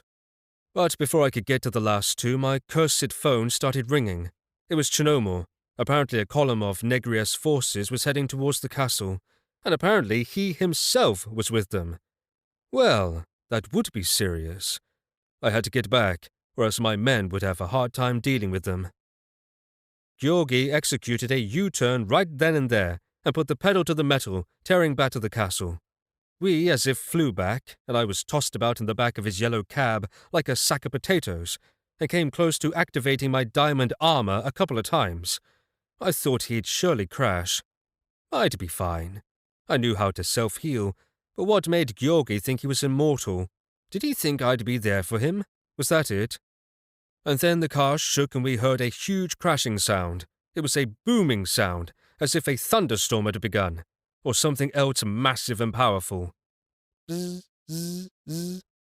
That would be my phone, and then the radio in the car turned on. "Attention!" The sound issued out of the speakers. The alert sounded along the entire street, and all of the cars on the road suddenly stopped. "This is not a drill," said a voice that descended as if from high above. Meanwhile, my phone screen lit up. A message arrived in the family's email account, which I just had to read. Literally, I could not close the email message as it expanded to fill up the entire screen. "All residents of Arkhangelsk, please proceed to the emergency shelters," sounded the strangely bored voice from the speakers. Georgi's face drained of color, but he didn't slow down until I urged him to do so. As it was, I was having a hard time reading the message. They write that I, as an aristocrat, was obliged to join in repelling the attack. However, I could refuse with good reason. Interesting. What would be good reason? If, say, my beloved cat were to die, would that suffice? Or how about if my grandmother was ill? I wouldn't have to help repel the attack? Whatever. I clicked on the accept button, indicating that I'd joined the fight along with my guard. A map then opened up on my phone with a marker indicating the area to which I was to proceed. "I repeat," said the announcer. "Danger code red. Please depart the cordoned off perimeter and seek shelter." "How often does this happen here?" I asked Georgi with a smile. My driver was white-knuckling the steering wheel as he awaited further instructions. Never," he stuttered. "We've had interfaces, but never code red. Red? That's bad." "All right," I interrupted him. My sense of spatial anomalies indeed indicated the opening of a huge, powerful portal. It was big enough to allow a cruiser through, although that wasn't likely, as it didn't open out to the sea. But that wasn't all. There were also numerous smaller portals opening all around the city, and I told Georgi to head for one of them. I had both my mask and my cloak with me, and these days I didn't even go to the restroom without my sword. So why was it I agreed to aid in the defense of the city so swiftly? It's elementary. "Hello, Negriev?" I called the Viscount. I heard his disgruntled voice at the other end. He was no doubt considering what to do, accept his civic duty, or make up an excuse. "If you're still heading toward my castle, I suggest you gather your idiot forces together, turn around, and go back to where you came from," I said with a smirk, all because Kuki was now circling right above Negriev's considerable detachment. He was conducting surveillance, eavesdropping, and shitting all over the place. But, of course, there was a reason I fed him so well. Negriev was seeing red now, and he looked red as well. His face was apoplectic, and he was sputtering, unable to speak. All this because his attack was a bust. You see, because I'd accepted the call of the Emperor himself, I was now officially under his protection until such a time as the major interface portal was closed. And should anybody attack my estate while I was off battling the off-worlders, then they'd have to contend with the Imperial Guard, who would ensure that not a trace remained of the Negriev family. An offense such as taking advantage of me whilst I was defending the homeland would be seen as high treason and subject to swift and severe punishment. Negriev didn't have anything to say. He cut off the call, but I had the pleasure of hearing my feathered scout's report. Apparently, Negriev destroyed his phone and then began screaming at the heavens above. In response, my scout lobbed more of his special shit bombs at him. What a shame he missed the Viscount's mouth. And then the Viscount turned his guard around and headed for the city. Theoretically, I should also have my guards head there to help close the giant portal, but I had other plans for them. Having finished my communications with the Viscount, I immediately called Chernomor and ordered him to begin preparing to defend the castle. I'd be a fool not to, given Negriev's treasonous nature. He'd assumed that my men would be tired out after defending the city, and so he'll likely strike as soon as the portals on the outskirts close. We'll have prepared a big surprise for him, though. "Sir," Georgi called after me once I'd donned my mask and got out of the car. "What should I do? Can I help you?" Good for him. He'd found some courage, but he'd just be in my way. "Get out of here. Get away as far as you can and wait for me to call." I said, smiling under my mask. And also, start thinking about where to sell the artifacts I'll be collecting. Chapter 11. Georgi took off with a screech as he powered the yellow cab down the road, leaving me standing on the street. All around me, people were fleeing in panic. One after another, cars coursed down the road. Civilians were moving one way, while powerful, heavy armored trucks packed with soldiers loaded down with heavy big guns headed the other way. According to the messages, the off-worlders had taken over several city blocks at once. That being said, it seemed to me that they were swiftly expanding their territory. Small portals kept on popping up in various locales. It seemed to me that it was only a matter of time before this entire district was overtaken by the off-worlders, and then they could well move on to the neighboring one. I saw one portal not far from me. It was in the courtyard of an apartment complex, and a fairly large detachment of off-world fighters emerged from it. I counted some 20 of them, and before too long after them would come the catchers. They were going to have a feast in light of all the defenseless citizens all over the place, ready to be scooped up. People were rushing about helter-skelter, hardly looking at where they were going. It was no surprise that some of them were running right into the clutches of the invaders. Suddenly, an extended burst of gunfire sounded, taking a number of the off-worlders out of the picture, although some were only wounded. But the armored truck that delivered the blow to the off-worlders was then showered with magic projectiles and caught fire. I rushed to the rescue, arriving as the off-worlders were attempting to bash in the windows of the armored truck with their swords. I could sense survivors in there, one of whom was seriously wounded, while the others were ready to fight back. Although the machine gun mounted atop the truck was destroyed, the soldier who'd been manning it managed to duck down the hatch into the truck and close it behind him. The off-worlders were doing their best to get to him now, and I doubted that he'd be able to last much longer. I felt my energy spreading throughout my body. My muscles were aching with the overload as I rushed toward the armored truck. My sword was imbued with vital energy, and I thrust it into the back of the nearest off-world fighter, easily penetrating his armor plates and neutralizing his protective artifact. The tip of my sword entered between the ribs, ending in his armpit. His heart stopped then, and I moved on to the next enemy combatant, who'd pried open the edge of the armored vehicle's narrow windshield. Just as he was about to shoot a fiery stream from an artifact ring into the truck, I swung my sword and cut off his hand. I needed to pick that hand up before I left. At first, the off-worlder didn't realize what had happened, but his magical defenses were useless against my blade, which was imbued with vitality. He was unable to parry my next move, and my blade passed through his throat, but the results were bloodless, as the wound immediately healed, along with his damaged airways, due to the properties of my sword. As a result, he started suffocating. Meanwhile, someone shot an icy ball at me, but I'd been anticipating this kind of thing, and had amplified the strength in my legs and simply jumped to the side. The off-worlders had included a number of warrior mages on their team this time.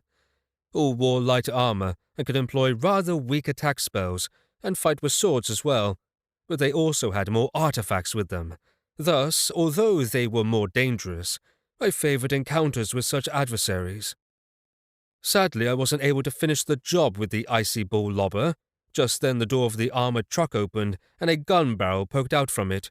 A burst of gunfire ensued, demolishing the warrior mage's defenses, and then bullets riddled his body. "Shield wall!" I heard an off-worlder shout, and all of the warriors swarming the armored truck jumped off and gathered together in a big huddle facing outward. Aha! That must be their commander, as he looked just like all the others. I didn't realize this until he issued that order. But now, looking closer at him, I saw that the coat of arms on his cloak was different from everyone else's. He had more stars and stripes on it. Well, they too must have ranks and titles. I'd have to investigate this when time permitted. The off-world warriors all lined up in a row then, holding their shields aloft over their head, and a second later a transparent dome manifested above them. A hail of bullets showered down upon the dome, only to ricochet right off of it. It seemed to be impenetrable. As the soldiers ran out of ammo, the detachment under the dome of shields began to slowly advance. Watching all this, I prepared my next move, which began with a powerful weakening spell.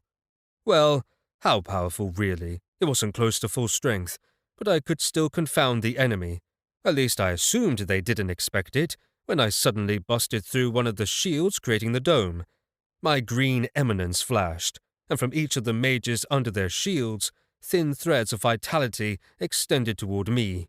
The spell I'd just cast is called a life link. Now, for a couple of seconds at least, it was like I was touching them, and could do what I wanted to influence their bodies. However, I couldn't reach the commander. Apparently he was quite a strong warrior, and gifted to boot, so I could do nothing in the little time I had. As for the others, it cost me a lot of energy, but I amplified their hearing to unimaginable levels. Why, you ask? Well, what if one of them was wearing an artifact against magical attacks? This wasn't technically an attack. Indeed, I was improving their ability to hear. A lot. And then, inhaling as much air as possible, I screamed as loudly as I could. I was impressed at the results. Nobody expected anything like this, and they all fell to the ground, clutching their ears. Everyone except the commander. He came at me with his sword, but in vain. I sped up to meet him and hit him with multiple strikes at once. I gave it my all and could feel my muscles tearing and my tendons snapping from the strain, not to mention the stress on my ligaments. As for my bones, well, the load on them was tremendous. The off-world commander was also fast and strong, but it wasn't enough to save him. However, he wasn't foolish enough to rely on his protective artifacts alone, as he realized that I could get around them, and so we ended up facing off with our swords. With every clang, our swords sparked, and I kept on pushing him back as he slowly retreated toward the portal. The commander had been the center of the protective dome, but it soon collapsed, allowing our fighters to make short work of the off-worlders still huddling on the ground in agony. Next, our guard moved toward me and the off-world commander, but I ordered them to stay put, because I didn't want to have to heal them once all of this was over. And then I managed to inflict a minor wound on the commander. It was just a small slash, but that was enough. The blood clot that ensued slowly floated toward his heart, and from there to his lungs. Once it settled in there, it started growing. What was the malady created by this called in this world? No, why bother trying to remember? Thromboembolism of something pertaining to the lungs. All these names for such matters just serve to confuse me. In any event, the commander's neck was now the color of an eggplant, and he looked terrified. Dropping his sword, he clutched his throat and struggled to breathe. And yet, he wasn't giving up. He reached into his bag and fished something out that reeked of mana. I didn't like that at all. Stop right there, off-worlder. I leaped forward and plunged my sword downward into the space above his collarbone, penetrating a slew of vital organs. Just like that, the commander's lifeless body fell to the ground. I bent over him and picked up the artifact he planned on unleashing and stashed it in my pocket. By now I found myself right by the portal. It was sparking with all of the colors of the rainbow, and beyond it, I could see the outlines of a medieval city and also some silhouettes. I could see that world in clarity, only if I were to pass through this sparkling haze. And then the portal started flashing, again and again, only now with the catcher beginning to emerge from it. They were smiling and looking at me with anticipation, as if I was their first victim. Could they be more insolent? They seemed to feel right at home, with nothing to fear. But finally the few noticed the reception we'd given their warriors. But I didn't have time to wipe the smiles off their faces. I heard the roar of an engine at my back, and saw shock and fear replace the smug expressions of the off-worlders. "Sir, get down!" shouted a soldier. I didn't need to be told twice. I threw myself onto the ground as something huge and powerful rumbled past me. I felt a hot wave of air wash over my back, but didn't look up. Then the sounds died down, and I could actually finally get up and survey the field of battle. Actually, this was more like a massacre. Generally speaking, catchers aren't equipped to defend themselves, but our soldiers had called for backup whilst in the midst of battle, and naturally help had come. What had slowly rolled into the courtyard was like a huge tank that crushed whatever was in its path, even parked cars. Aiming its twin cannons right at the catchers, the massive machine of death had fired a short burst of explosive shells. Thus, just like that, the catchers were obliterated, gone, with only their charred remains splattered all over the place. I, too, did not escape totally unscathed. Several fragments pierced my clothing and flesh, but by the time a couple of soldiers ran up to see if I was okay, any wounds I'd suffered were already healed. "Sir, are you hurt? How are you?" Asked one in a rush as he tried to look me over. "Medics, come here, it's urgent." Calm down. I stopped him. I'm fine, no need for medics. I said. I didn't want them to see how swiftly I'd healed. I used an artifact. No worries. Phew, The fighter shook his head. okay, well, anyway, we're short on medical staff. No healers, even. Yeah, we've lost a lot of our men. Wish he hadn't added that last bit because it spoiled my mood. Yes, I know I'm as cynical as it gets. It's downright mandatory for a healer, in fact, be he a healer, an archmagister, or a student. If you've done what it takes to cultivate and grow in your practice, that means you've seen a lot of death and suffering. And no, you can't take it all to heart, because you'd end up burning out on the job. This was a major, monumental interface, but for some time now I've known something of this sort was inevitable. And this wasn't yet the worst of it, and by the time the people of this world realized it, it could well be too late. That being said, considering their impressively advanced technology, they had a real shot at victory, like that stunning caterpillar-like tank. What was it worth? Which, by the way, left as soon as it was done, incinerating the off-worlders. Now, though, the entire city was a treasure trove of artifacts. I'd already scored several charged, protective artifacts, one offensive one, and another in my pocket that was still a mystery to me. I suspected it was a medical artifact. I'd study it first, and most likely sell it. I could gather up enough of the off-worlders' artifacts today to restore the castle, and I could hire guards along with an army of servants, maybe buy more military equipment, or even some planes or helicopters. Although once I priced one of them, and even a simple helicopter was crazy expensive, and why? But I'd really like to get my hands on some artifacts, and also repel attacks from off-worlders, all the while growing stronger. Sadly, I had my principles, and I did not want to deviate from them. Coo-oo-oo-oo. My scout notified me that he had arrived, and had surveyed the terrain en route to me.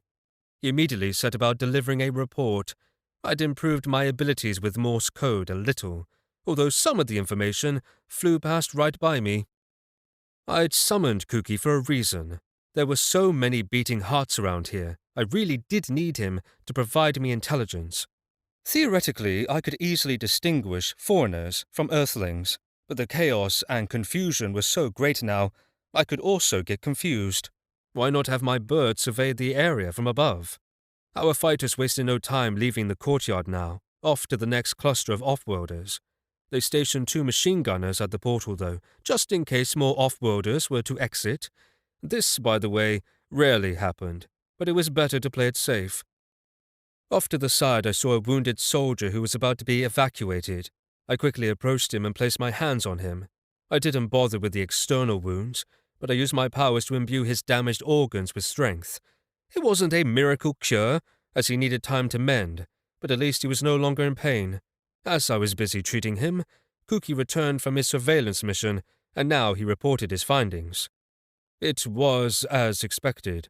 From the massive portal that launched this event, an entire army had emerged, and now a vicious battle was in full force. Our soldiers were using tanks, aircraft, and heavy weapons to steadfastly repel the attacks of mages and numerous troops. Also aiding our forces were the strongly gifted, including aristocrats and also their personal guardsmen. But the enemy forces were overwhelming in terms of their numbers. They'd already captured 3 city blocks and kidnapped everyone there, marching them through the portal. There were also small spatial rifts that allowed the enemy to carry out lightning attacks in which they captured even more people. I sensed a burst of energy, and then I saw a huge fireball streak across the street and crash into an apartment building. It exploded, and a column of flame shot up into the air, sending tons of crushed stone flying until only the foundation of the building remained. Shards of brick and mortar continued falling over a radius spanning hundreds of meters, inflicting injuries on the fleeing civilians and the soldiers manning the defense. I managed to take cover behind a neighboring building, although the resulting fires managed to do a little damage. Phew, the bastards almost destroyed my mask.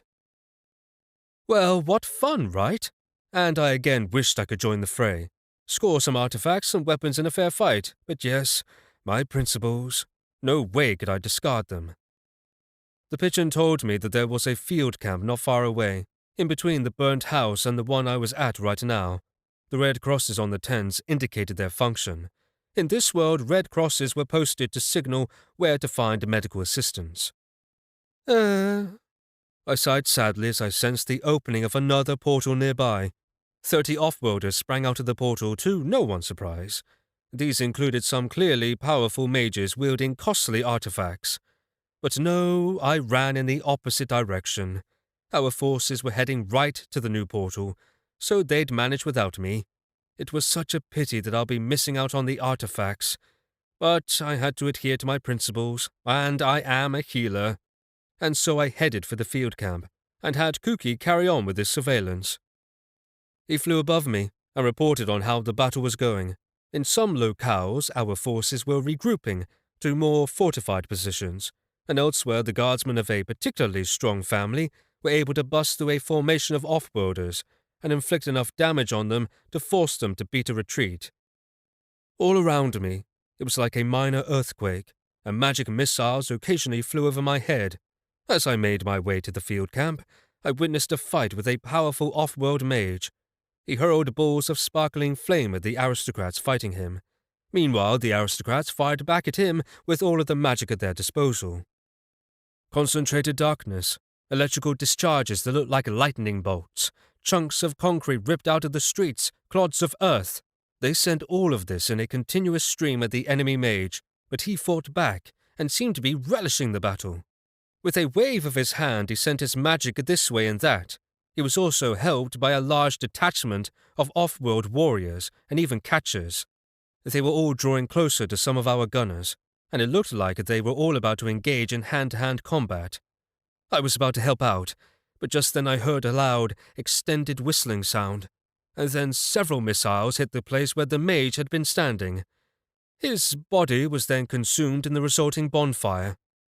Soon all that remained of him was a pile of ash. Ack!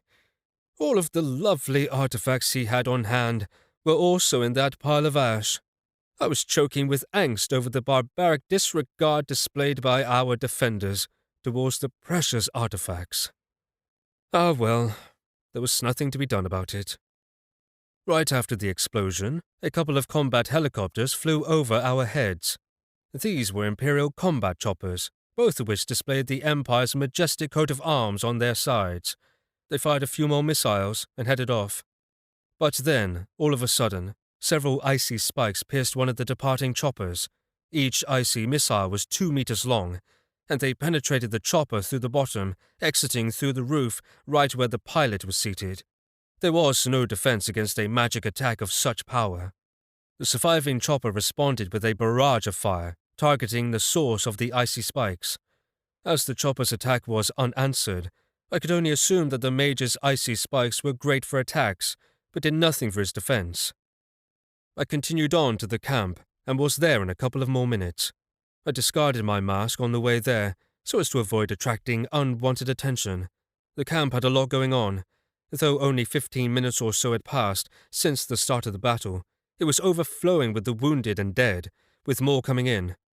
"Lay him down over there, faster." I found the man in charge here right away, attired in a uniform. He snarled at his subordinates and issued orders to all and sundry. "Do it on the double," he said to a fighter he grabbed by the collar. "There's another tent there. You're responsible for unloading the equipment," he said.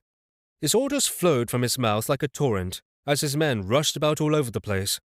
I was impressed by how competent he was, his gruff demeanor and curses notwithstanding. His orders were clear and to the point. "What do you want?" he asked me after he was done dealing with a new influx of wounded from a truck with a Red Cross insignia. I'd been standing there for some 5 minutes, trying to figure out where to go. "Count Mikhail Bulatov." I introduced myself. "I'm here to help." "Great, Colonel Chibriev," he responded. "How many men do you have with you? Any engineers or technology to contribute? Heavy weapons?"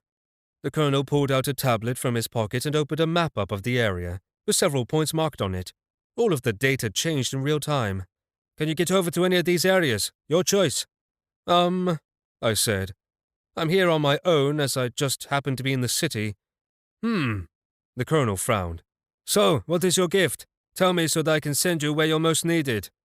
Healer, I shrugged. The colonel smiled and said, Great, we have plenty of fighters but not enough healers.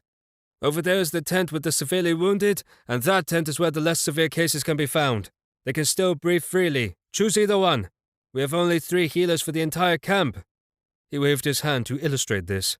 Now please forgive me, I must attend to other matters. And he turned away to go back to snarling at his subordinates.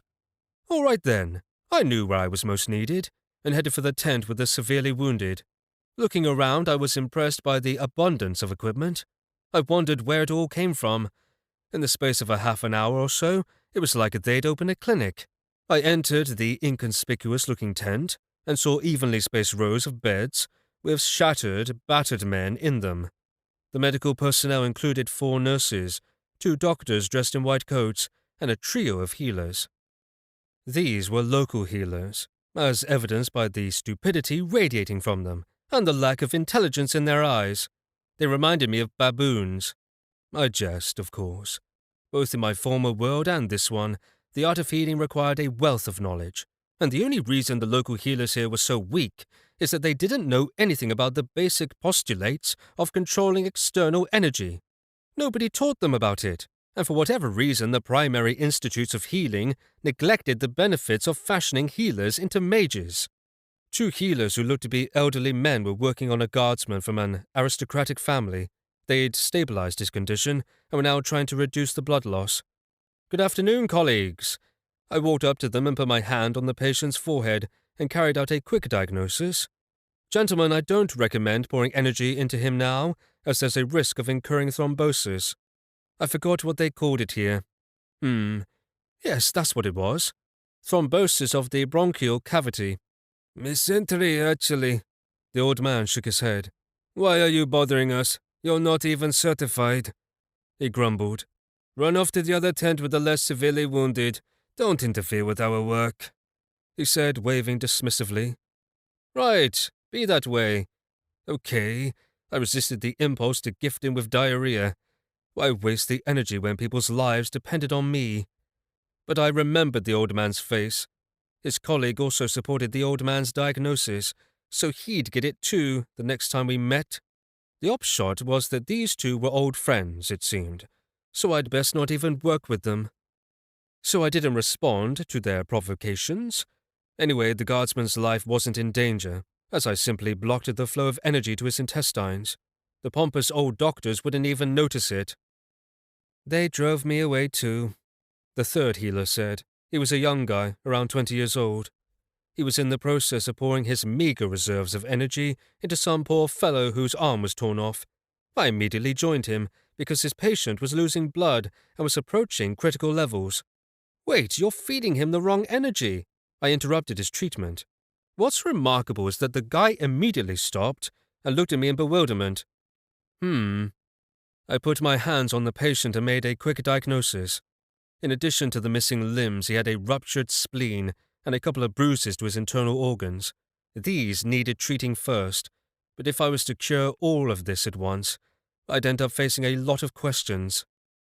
We need to replenish the blood right away, I said, placing my hands on the patient's chest.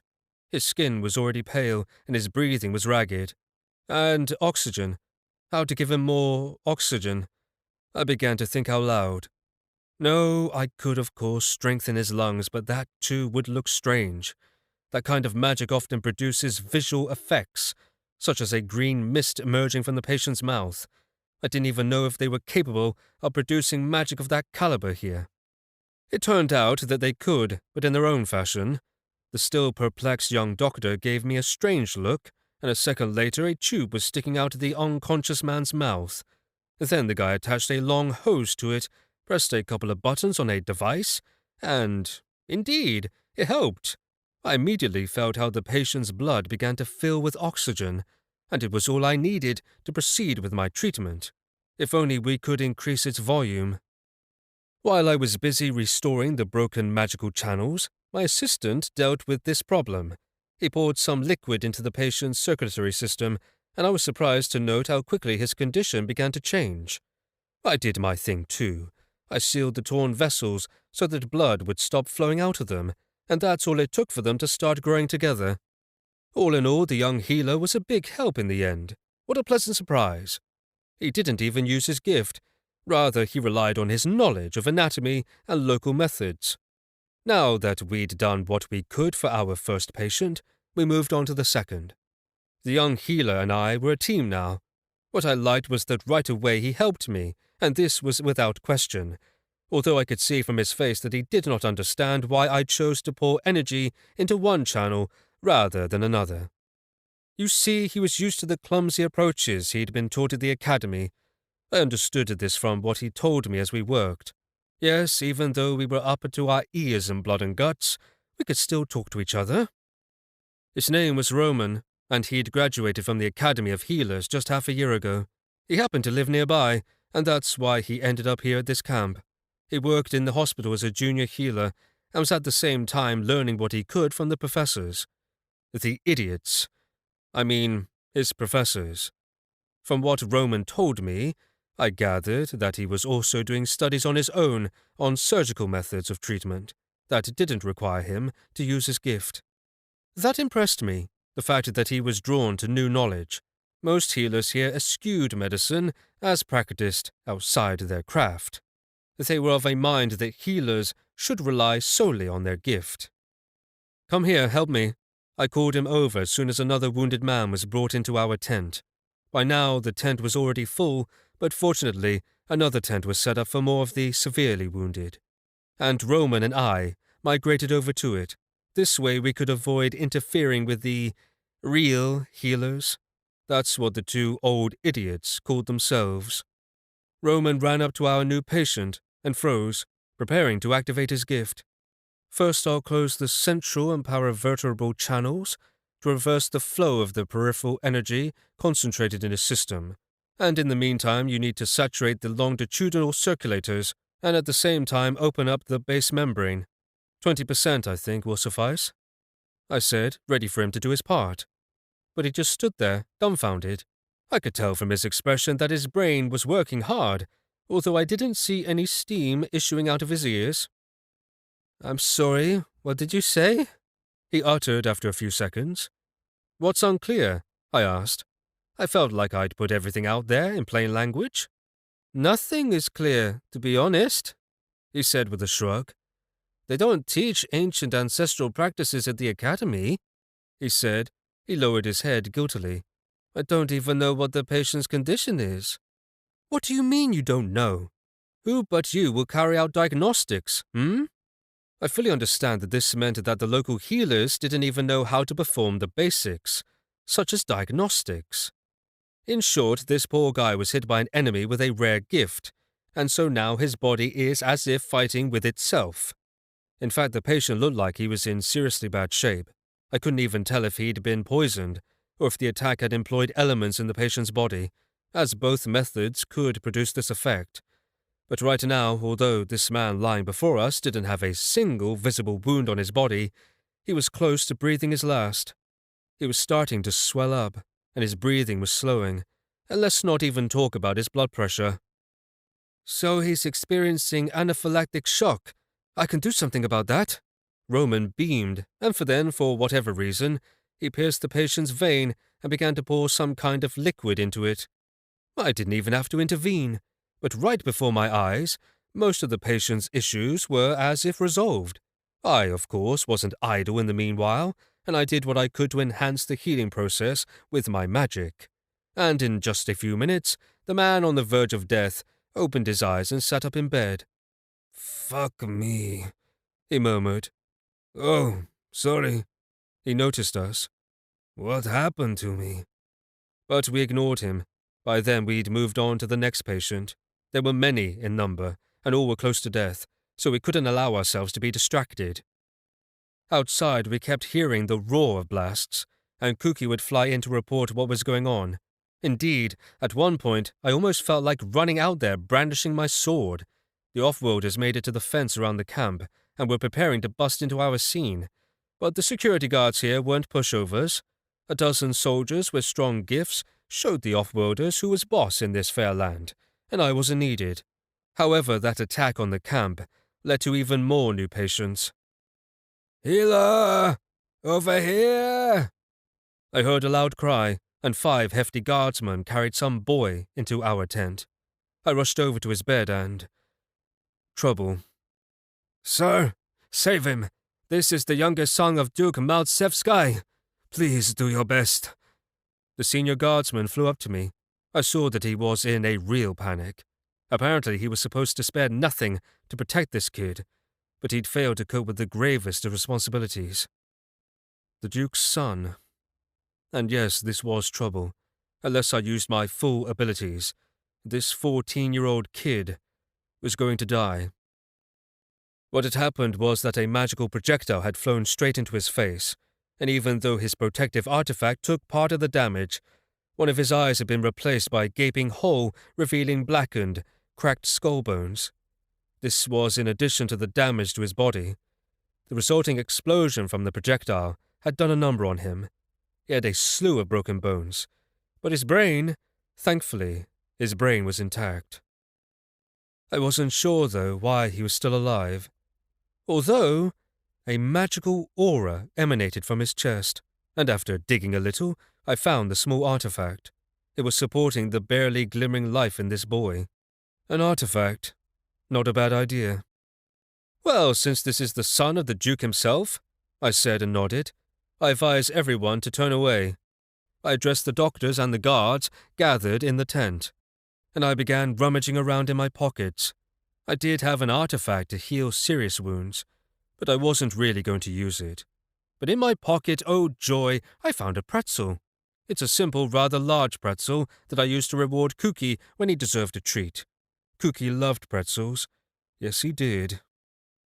I pulled the pretzel out of my pocket, making sure everybody noticed, but also ensuring they couldn't see what it was. Then I carefully positioned it on the kid's chest with my hand over it, and a brilliant flash of green light suddenly illuminated the tent. The magic pouring out of my hand sparkled for several seconds. I concentrated my energy with all my might and directed it to healing the critical wounds. The internal organs were damaged, many blood vessels were affected, and, most importantly, I targeted the magical channels. Some of them had been scorched by the powerful magical explosion, while others were damaged by this young man himself. I ended up discharging a massive amount of energy, and I worked hard on the patient. Thankfully, judging from my feathered scout's latest report, the flow of wounded would soon dry up. Our forces had pushed the off-worlders back to the giant portal, and now the end of the battle was only a matter of time. After a few seconds, my source was completely depleted, and I stopped treatment. But now the boy looked totally different. Before, he looked like his head had been boiled for soup stock, but now he had unblemished skin growing over the bone, and his eye was completely restored. As for his hair, that would grow back in time. I wasn't about to waste my gift on cosmetic matters. "I'm done. You can take over from here," I said, and went over to a chair in the corner of the tent. It happened to be empty, which suited me just then. "You," I pointed to the nurse, "bring me tea." Patients continued to arrive, but the chaos that had reigned was over. So I left the work of the infirmary to Roman, and only occasionally got up to heal the wounds of the especially seriously ill. And yes, I was as stealthy as possible. While I left cosmetic wounds untouched, to the naked eye, I eliminated dangerous internal damage. Let them then think that they were lucky. The Duke's guards were full of gratitude, but I simply kicked them out of the tent and their charge as well. He'd almost immediately come to his senses and now looked around, not understanding what had happened. Thus it was that time flew by. Towards evening, the flow of otherworldly troops dried up completely, and all that remained was to finish off individual detachments. But, said Kuki, regular Imperial troops had arrived. These guys didn't fool around, and they fired on the off-worlders without holding back, and they also unleashed all the magical means at their disposal, as well. I even felt a little sorry for the poor off-worlders. But really, they'd been terrible guests, so they got what they deserved. Cool? And I saw a feathered head emerge from behind the chair in which I'd been resting for about 20 minutes. What? I turned to him. Okay, here you go, you deserve it. I fished the magic pretzel out of my pocket. I'd stashed it there on the sly when nobody was looking. Of course it was now covered in blood. I guess you might call it Duke's Son sauce. A real delicacy. I tossed it behind the chair, and I soon heard Cookie doing his cooing thing as he pecked at it. I leaned back and closed my eyes. My sauce was totally drained, and so now, before heading back to the castle, I might as well sit still for a little while. Fortunately, the main portal had collapsed by now, and I didn't expect any more patience. Meanwhile, somewhere on a deserted road, it was incumbent on Viscount Negriev, as an aristocrat, to take part in repelling the attack of the off-worlders, and he did just that, although only on paper. He dispatched 24 guardsmen to the city, but they were tasked primarily with protecting his properties there, and he had most of his men take their time heading for the city. By the time they reached the outskirts of Arkhangelsk, the Imperial Army had already pushed the off-worlders back to their main portal, and so Negriev had his column halt their march, and then he began thinking about his next moves. What bad timing, he thought, shaking his head. Indeed, his attack on the Bulatov castle had been thought out, to the smallest detail. He'd assembled the strongest fighters he could to swiftly overpower the enemy's forces, and he himself was going to handle the newly minted Count Bulatov. The entire rout, though, relied on the element of surprise. They counted on catching the Bulatovs totally off guard, but by now his targets had plenty of time to put together a defense, including all sorts of nasty tricks. He could picture them mining the forest and roads, and even worse. And thus, he'd be a fool to carry on with his attack on the castle today. He decided instead to radically alter his plans. He made a couple of calls to his men in charge of intelligence and found out exactly where Mikhail Bulatov was. His locale wasn't difficult to discern, since as a healer, he of course spent the siege in the field camp, treating the wounded. Until the threat from the off-worlders was dealt with, though, he was untouchable, because hostilities between families were prohibited during national emergencies. It would be a different matter once Count Bulatov was heading back to his castle. Negriev snickered, and then he ordered more of his forces to head back to their barracks. "And you," he said, emerging from his car to instruct his finest, most loyal guardsmen. "Stealth is of the essence. Intercept the Count, kidnap him and bring him to me right away. Do you understand?" "Let me get this straight, Viscount," responded one of the fighters. "How much force can we use?" "Just don't kill him. Otherwise do whatever you want. I need him alive, though. Or at least, breathing." The Viscount chuckled. "He won't be expecting this." "Would that be all, sir?" The Viscount waved his hand, indicating that yes, it was, and then he headed back to his estate with his main forces. There were several roads to the Bulatov castle from the field camp, but they all converged at one particular intersection, and while it was against the law to block roads, there was nothing to stop anyone from simply singling out one car and pulling someone out from inside it. It's not that it was entirely legal, but no one would know what happened. As they say, no body, no crime. And as Count Bulatov's entire guard was no doubt throwing itself into defending his castle, well, the Count himself would be traveling all by his lonesome. Negriev smiled contentedly for the first time in a while, and set off. He felt like rubbing his hands in glee, thinking of his brilliant plan. Now, at last, he'd be snuffing out the only obstacle in his path to procuring the Count's title. He couldn't wait for Count Bulatov to step into his trap. And this time, he wouldn't be emerging from it alive. Tap, tap.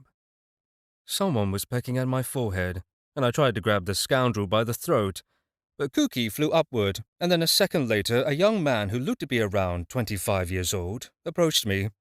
He was clearly an aristocrat. Walking into the close-to-empty tent, he motioned everybody else out.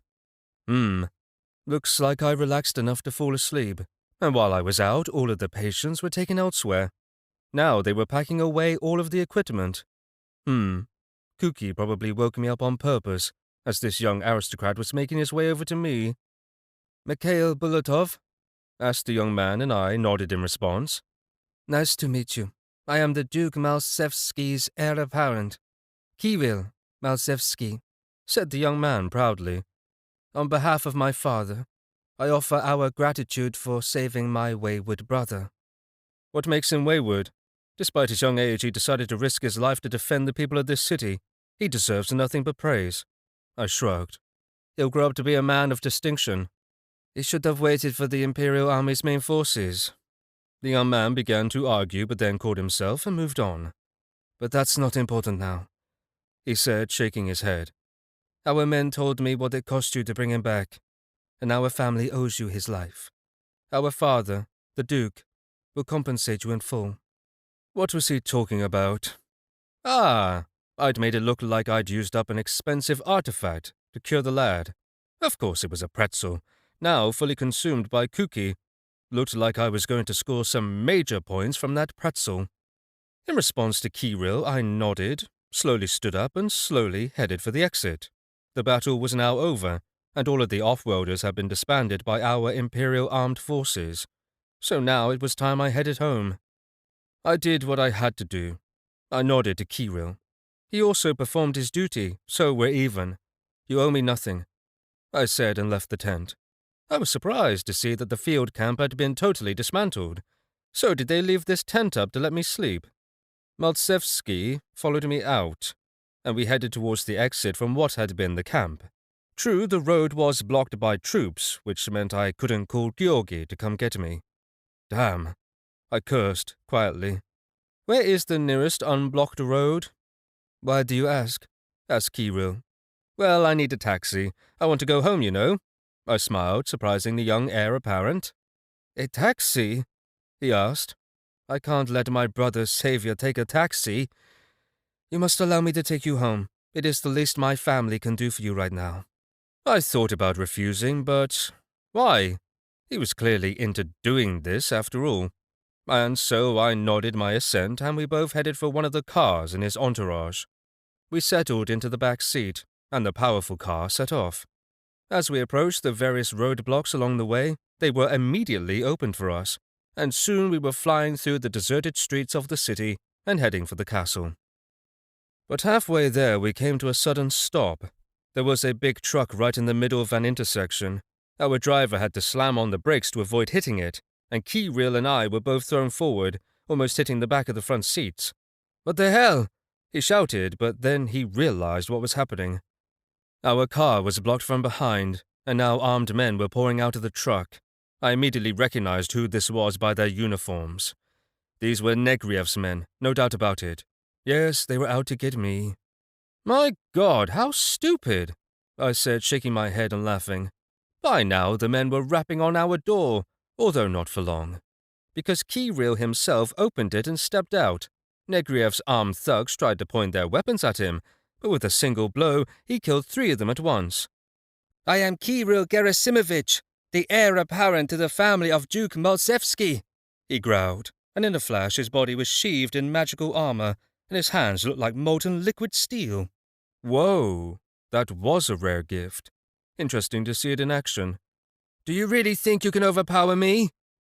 "Oh, no!" The armed thugs all gasped in unison, but it was too late.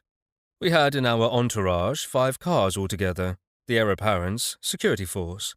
And now they all surrounded our would-be attackers.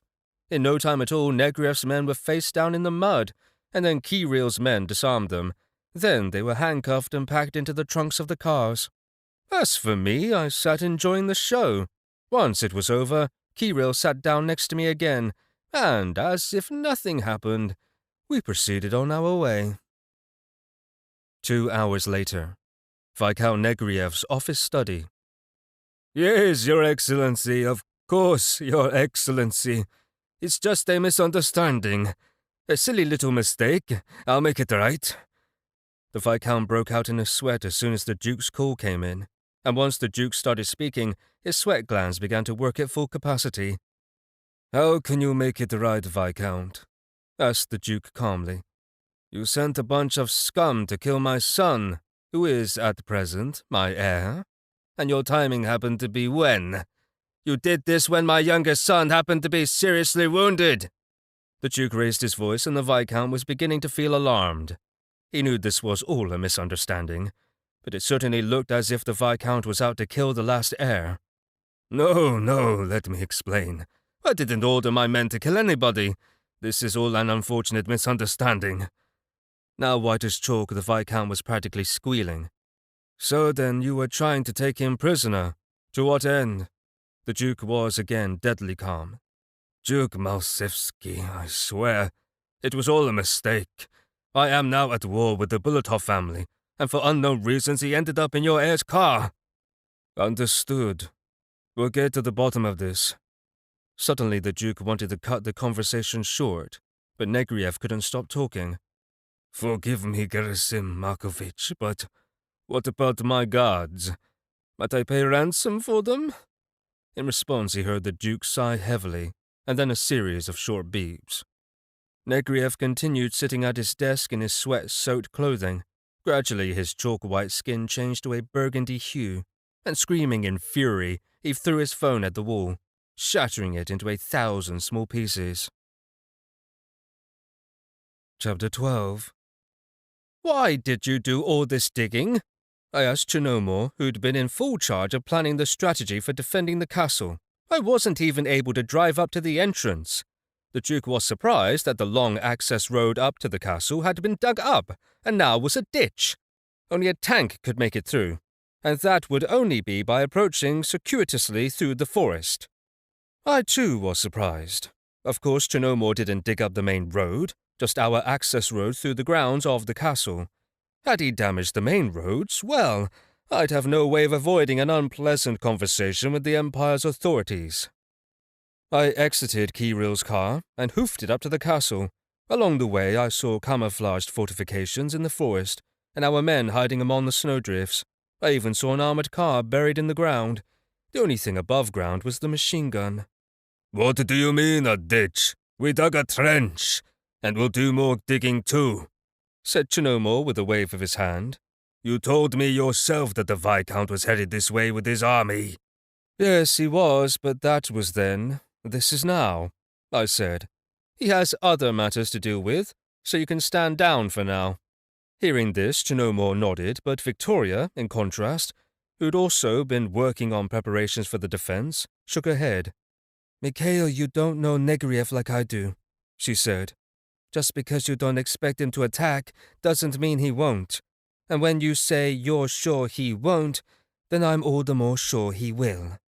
"Really?" I shrugged. "Well, in any case, I'm played out. I'm depleted, no energy left at all. Right now I'm useless and need to replenish my source. If, of course, hostilities break out, we'll have to come up with something. Perhaps I could borrow someone else's energy, but I'd need a lot of it. Yes, that would be a little hard on me, but later I could deal with the consequences. When it was a matter of life and death, you had to do whatever it took." I told Victoria and Chinomor to carry on and went off to rest up. Before plunging into a much-needed meditative sleep, I ate a hearty meal. How nice it was to have our own personal chef in the castle now. Of course, she was nervous in light of the looming hostilities. Besides the ditch outside, the guards had covered the windows with sandbags and more. Now in my tower study, I made myself comfortable, put the phone on Do Not Disturb, and then... Kuki, of course. He materialized out of thin air. I'd summoned him, actually. I didn't want to spend already scarce energy on any more remote communication. "I'm going to bed now, so you're on reconnaissance duty. Keep an eye on Negriev and his people, patrol the area, see whatever else of interest is out there. Immediately report anything unusual to Chinomor." There. That was done. Time to immerse myself in meditation. Everything began sounding muffled, and my consciousness began to plunge into darkness. Suddenly, at the edge of my mind, I heard my feathered friend flying about in a frenzy. He was flapping his wings and cooing up a storm as he flitted about the room. Any more, though, I just didn't care. Yes, I got it, he had his troubles, and I had mine, so deal with it, bird. Tap, tap. Was that my imagination, or was he pecking on my forehead? That way he had of waking me up was beginning to really irritate me. I suddenly jumped out of bed, planning to grab him by the throat and— "Who the hell are you?" I asked, surprised at what I saw. This wasn't Kooky, but some other pigeon. "Coo," purred the stranger, cocking his head. My rage immediately subsided, to be replaced by bewilderment. What happened to Kooky, and who was this stupid bird? What was going on here? By now, having slept 6 hours, I was doing much better. Energy again filled my source. Good thing, because at least I was fit for battle. But why was this pigeon pecking me on the forehead? Go on, fly away now. I waved at the bird, who was now sitting on my alarm clock. The bird just sat there, though, so I picked him up and set him on the floor. Just sit there and don't move. Coo, ooh, ooh, ooh, shrugged the bird, looking at me cock-eyed. That's good. At least the bird understood me. I left my tower room then to see if I could find at least one other human. I wandered all over the castle, checking the drawing room and the kitchen, and saw not a living soul. Did they attack us, and I'd missed everything?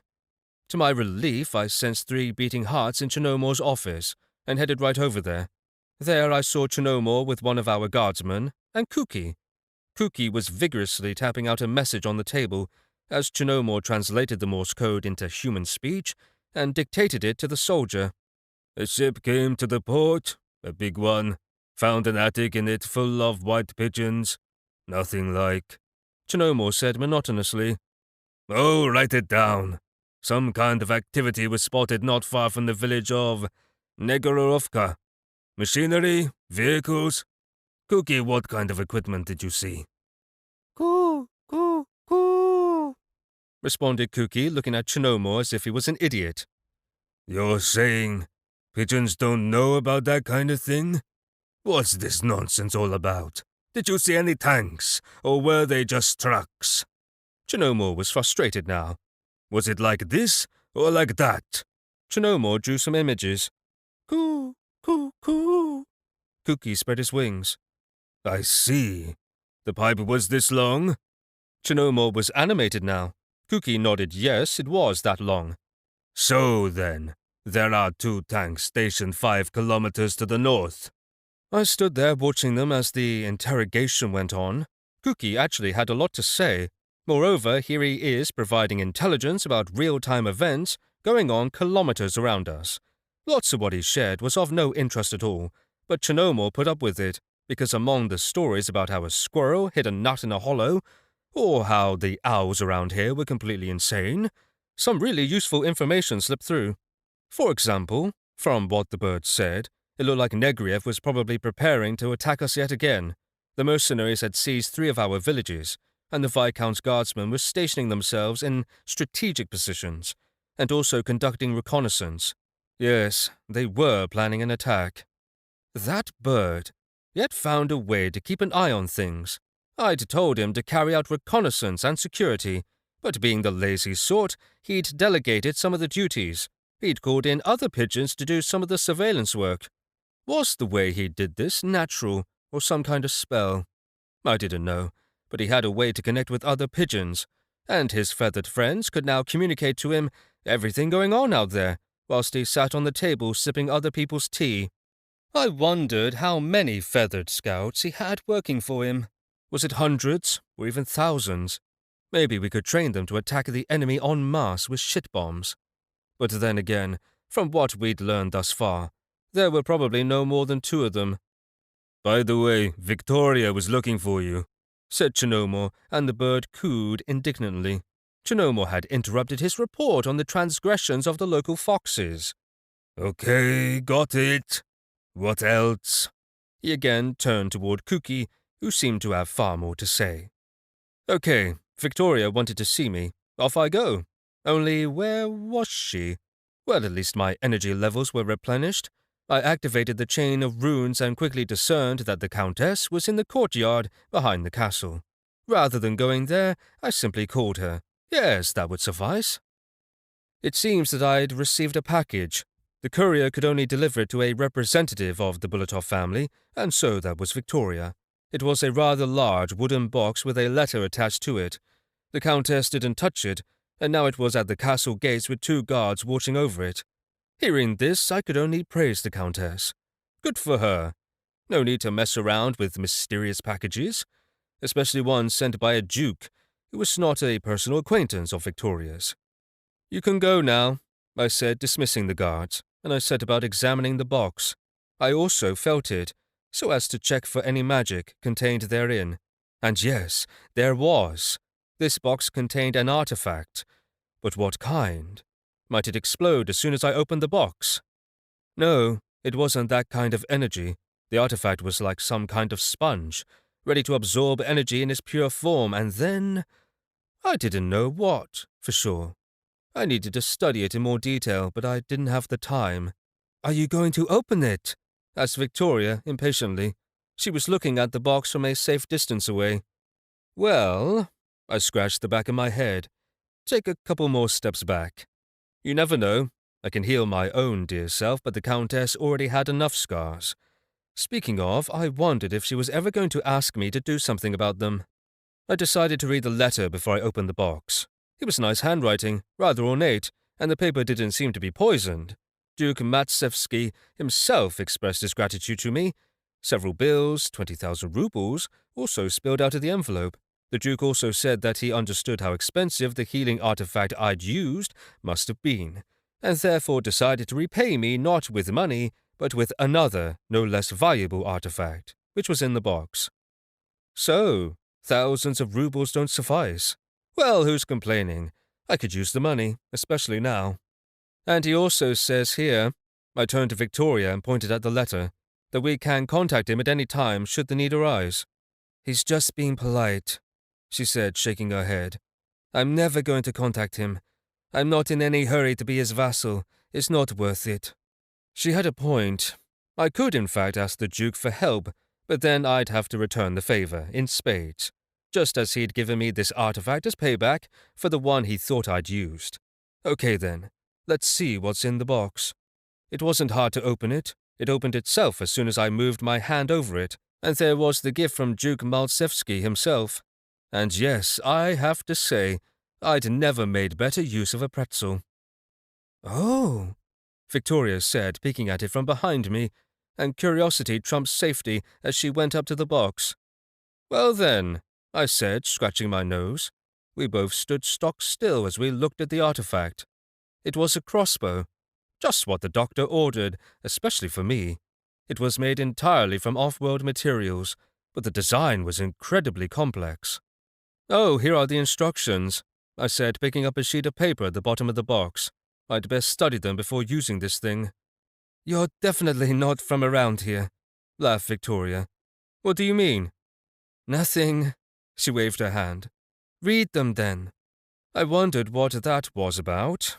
Apparently some local joke. Or was there something about reading instructions? I'd be a fool to try to use this thing without reading the instructions. This wasn't just any crossbow. Apparently it was a multi-charged crossbow, with bolts that were fed into it from a magazine, sort of like a 10-shot machine gun. I could then swap the magazine out and keep on firing. There were 2 magazines included with the crossbow, which was good, and also a healthy supply of bolts, which were also made from off-world materials, the perfect weapon, especially for me.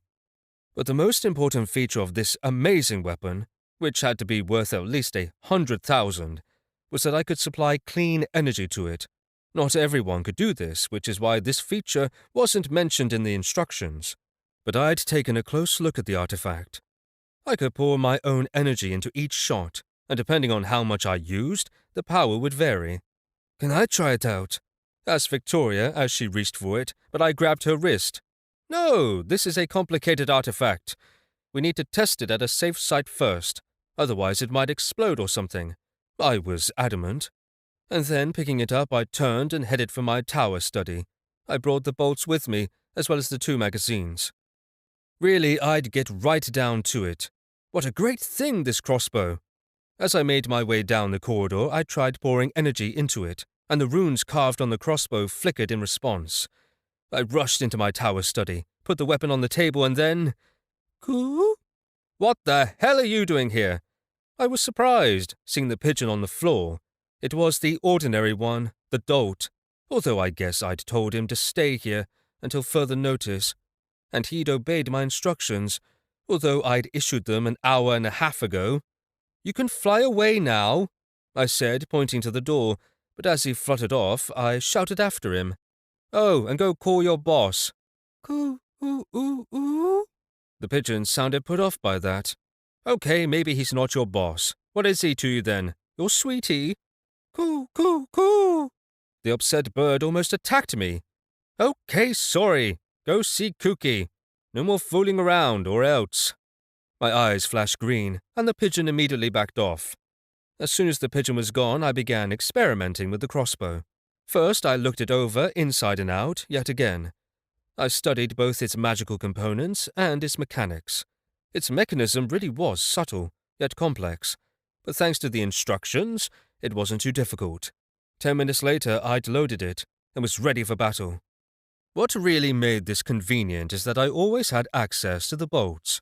The difference from revolver cartridges was that since these bolts were kept outside in the barrel, I could imbue them with energy whenever I wanted by simply touching them. Indeed, this crossbow was as if made just for someone like me. The sight was also quite nice, and not unlike the kind used on sniper rifles. Easy to use and accurate. What confounded me now was finding a suitable target, and finally I decided to sacrifice an oak cabinet. Anyway, it was ugly, and I'd been thinking of throwing it out. The first bolt went all the way through the thick cabinet wall. I charged the second one with energy, and it whistled as it passed through the wood, leaving behind it a clean hole. But that was all I could do before my feathered friend made an appearance. He reported that we could expect an attack by 5 in the morning, but no sooner. At least that's what the Viscount had said to his guardsmen over their two-way radios. Of course, Chinomore had already called to report the same thing to me, so I was hearing old news from the bird. Okay then, Cookie, I said, setting the crossbow down on the table next to the disgruntled bird and taking a seat, looking tellingly at the bird. Come to now, birdie, birdie, birdie, I said coaxingly. But in vain. Now the bird seemed to want nothing to do with me, and was even backing away. But I knew what to do. I paralyzed his wings and feet before he could hide behind the wardrobe, and then I began operating on him. I wouldn't even need anesthesia, if I was to simply tie him down on the table, which I did after spreading his wings out on either side. But I wasn't that cruel, so I put him into a deep, dark sleep. The operation took about 2 hours. I had to strain my memory and expend a lot of effort as well.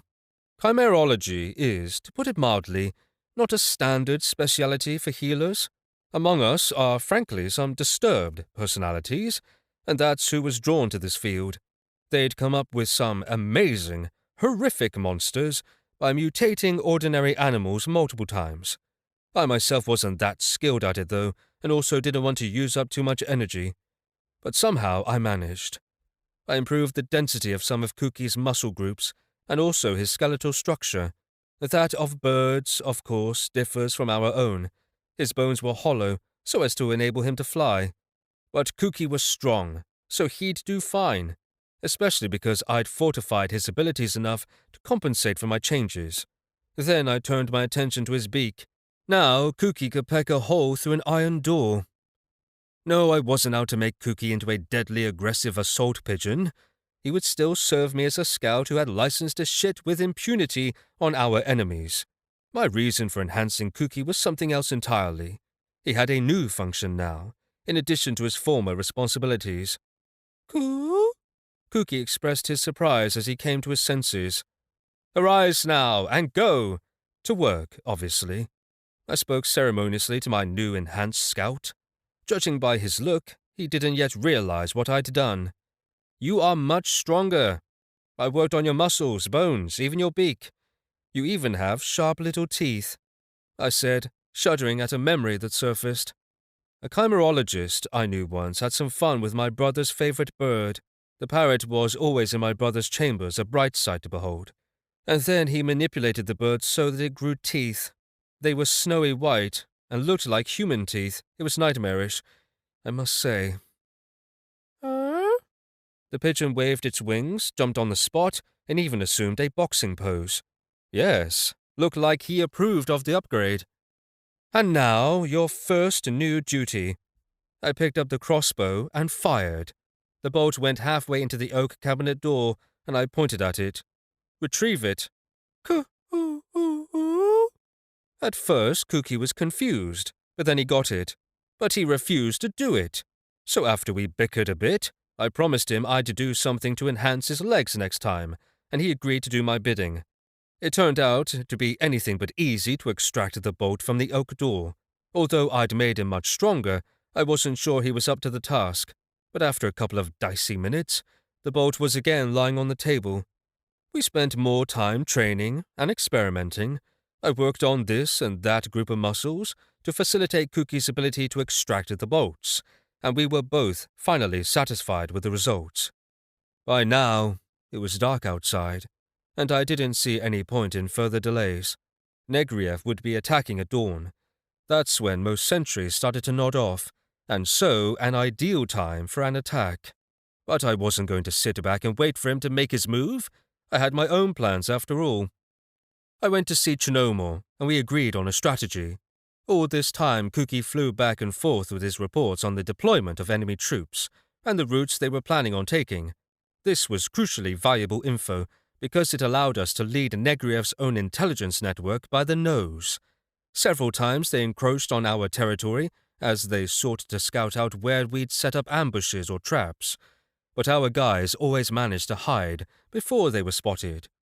So by now the Viscount was confident that all our forces were concentrated at the castle. But of course, it's not like we'd dug our trenches because we wanted to plant potatoes there someday. To enable my plans, I needed transportation, though. First, Chinomor suggested I take a snowmobile, but then he recalled the last time I tried driving a vehicle, and so he suggested I take a horse. Yes, I knew how to ride one of those. The ones in my former world were, of course, slightly different, primarily in size.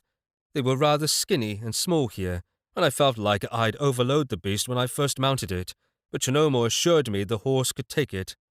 "Well, buddy, are you going to obey my commands?" I said upon seeing him and stroking his neck. "Nay," responded the horse, and I knew then that I couldn't really converse with him. I saw not a whit of intelligence in his eyes, nor in his face, and yes, he was drooling to boot. Okay, yeah, as long as he didn't drip saliva on me. Anyway, I climbed onto the saddle and rode this, my trusty steed, into the forest. The beast handled the snowdrifts well, so I swiftly arrived at my destination. And then, "I'm sorry, but I have to paralyze you. I don't think you understand me," I told the horse, and injecting a little energy, I forced him to pretend to be dead. I could just tie him to a tree, but I'd be in a hurry once I left, and it would take time to untie him. Then I headed for the first village. I'd left the horse not too far away, and could only hope he wasn't hit by a stray bullet. And then, as soon as I detected heartbeats, I fired to kill. I used 10 bolts in all, and they all found their targets, after which I rushed back to my horse. As I made my way back, Cookie retrieved the bolts and delivered 2 or 3 at a time to me before going back for more. I would then load them back into the magazine and imbue them with my power, and by the time I made it to the next village, my weapon was again ready for action. Moreover, I also had 2 full reserves of bolts. Things were more complicated at this next stop. There were a lot of men patrolling the street, while the mercenaries were holed up in the barn. I didn't yet know how to bust through log walls, so I had to get closer. Most of the men inside were sleeping, and I understood from previous experience that they were stationed here as backup, and didn't expect an enemy attack. I fired my first 2 bolts while on the move, taking out the men guarding the barn. Then I drew near the door. I could tell now that there were 40 people sleeping inside, so I quietly opened the door. I saw no reason to kill everyone in here. My intention was not to commit mass murder. All I wanted was to create enough of a commotion to make the mercenaries think that an entire army was attacking them. But I just couldn't resist the temptation. So 10 minutes later, I climbed onto my faithful steed and spurred him on. Behind me a roaring flame rose in the air, engulfing the big barn in which the mercenaries slept. Yes, it was my barn, my village, and I'd do what I wanted with it. Okay, maybe it was harsh of me to burn them all alive like that, but then again, they were armed thugs encroaching on my territory. Anybody sent after them should know that they, too, would be met with just desserts. By the time I reached the third village, the soldiers were on the alert. They knew by then what had become of the other two villages, as all three settlements were located not far from each other. But no matter. They might be ready for me, but I, in return, was ready for them. And so this time I didn't even bother dismounting. I simply ordered the horse to stop and I fired all of my bolts off in a matter of seconds, and they all went straight to their targets. As it was incredibly dark out, they couldn't see me, but I could see them, and in no time several heartbeats stopped, and the rest were seriously injured. My pigeon no longer needed to be told what to do, and I played my knight's move. Ready? I patted the horse's neck. Nay, he responded joyfully. No, he wasn't ready. Clearly, he didn't understand me. But he didn't need to understand, so spurring him on with my magic, I headed straight into the deepest thicket in the forest. A few minutes later, mercenary infirmary. It's made from off-world materials, concluded the field medic as he studied the bolt he'd pulled out of the wounded man. And it's imbued with healing power. What kind of sick bastard imbues weapons with healing power? He looked at the commanders gathered around the surgical table. The surviving commanders and most of the officers were killed outright by these crossbow bolts. So what's with him? The commander asked, indicating the wounded man. The bolt hit him in the thigh without hitting any major vessels, so no one was particularly worried about his life. He'd come himself to the infirmary and asked for help. What do you mean? The medic looked at the wounded man in surprise. Oh, he... And his expression changed as he looked at the readings on the instrument panel. He's dead now. What do you mean he's dead? That wound didn't kill him, exclaimed the commander, and he too began examining the soldier. But he was now pale, and his lifeless eyes were fixed at the ceiling. Right then. You bring me all of the other crossbow bolts, the medic said to the mercenaries, who were all frozen in horror. All of them! They all jumped to it then, rushing outside to do his bidding, but 10 minutes later they returned with surprised faces. Sorry, but there aren't any more bolts. The first one threw up his hands. There are holes in the corpses, but the bolts have disappeared. How can that be? Are you saying that someone right under your nose pulled them out of the corpses and took them away? He was almost yelling. He very much wanted to study what kind of spell had been used on the bolts. Okay, everyone clear out of here. He waved to the fighters and turned back to his desk. He needed to study the artifact right away. And even the corpse, frozen on the surgical table, didn't bother him. Yes, they needed to conduct an autopsy to find out why he'd suddenly died like that, but it could wait. Everyone filed out, and he was soon all alone in the makeshift surgical room. Actually, almost all alone. Coo, ooh, ooh, ooh. A pigeon alighted on his desk just then, and next the bird stalked over to him and pecked him in the hand. In surprise, the medic dropped the crossbow bolt onto the table. Coo, ooh, ooh, ooh.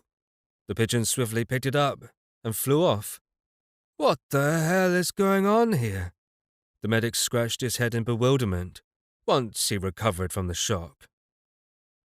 Meanwhile, Negriev's estate. Sir, the mercenaries are under attack. The voice of the guard commander sounded from the Viscount's phone. I have a report on the losses. Which village? Negriev interrupted him, a crooked smile spreading across his face. He didn't really care how many had died. He'd already paid for their lives, but he disliked having to change his plans.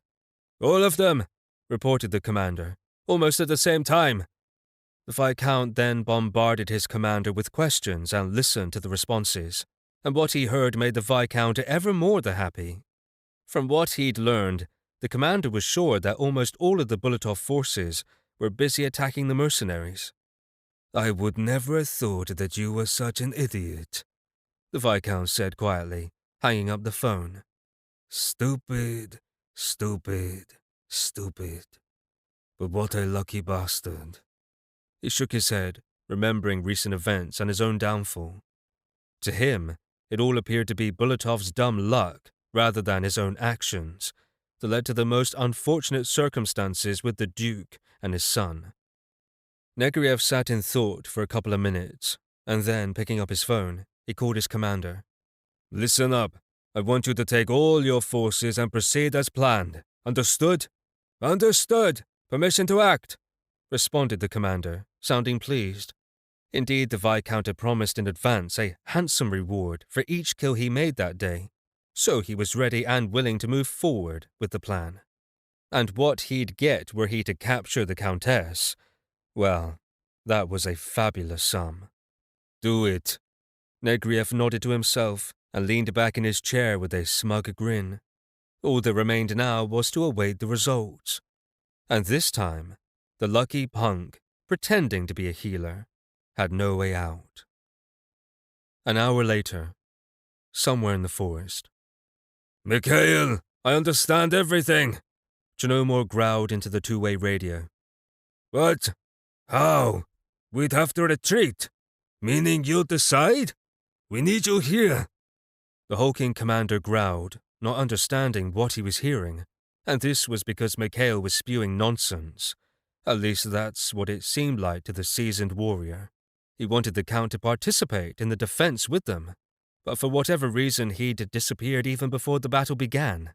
And then the enemy started advancing against them much earlier than 5 a.m, when they were expected. But at least the guards were ready, and the intelligence was functioning well, and thus they were able to greet the Viscount's forces with all of the cordiality at Chinomor's disposal. Real carnage soon followed. The enemy was marching straight to the castle, trusting their own intelligence, and was wholly unprepared for the abundance of traps and ambushes. Then, led by Chinomor's excellent command, the Bulatov guardsmen swooped down on them like a swarm of giant locusts, and then swiftly retreated into the deepest recesses of the forest. However, they couldn't repeat that trick, and so soon a rather more routine battle ensued. Chinomor and his men occupied the trenches, and were now firing all their weaponry at the enemy forces that seemed to be many times superior. And after hours of battling, his men had used up all of the artifacts left by Mikhail, and also all of their ammunition. Mikhail! Chinomor boomed into the two-way radio again. I'm listening! What's wrong? Responded the Count, sounding disgruntled. Hold on as long as you can, that's all. Why are you distracting me? What do you mean distracting? This is the decisive battle, Chinomor growled, looking at Victoria. The Countess is here with me, and if they break through the defenses...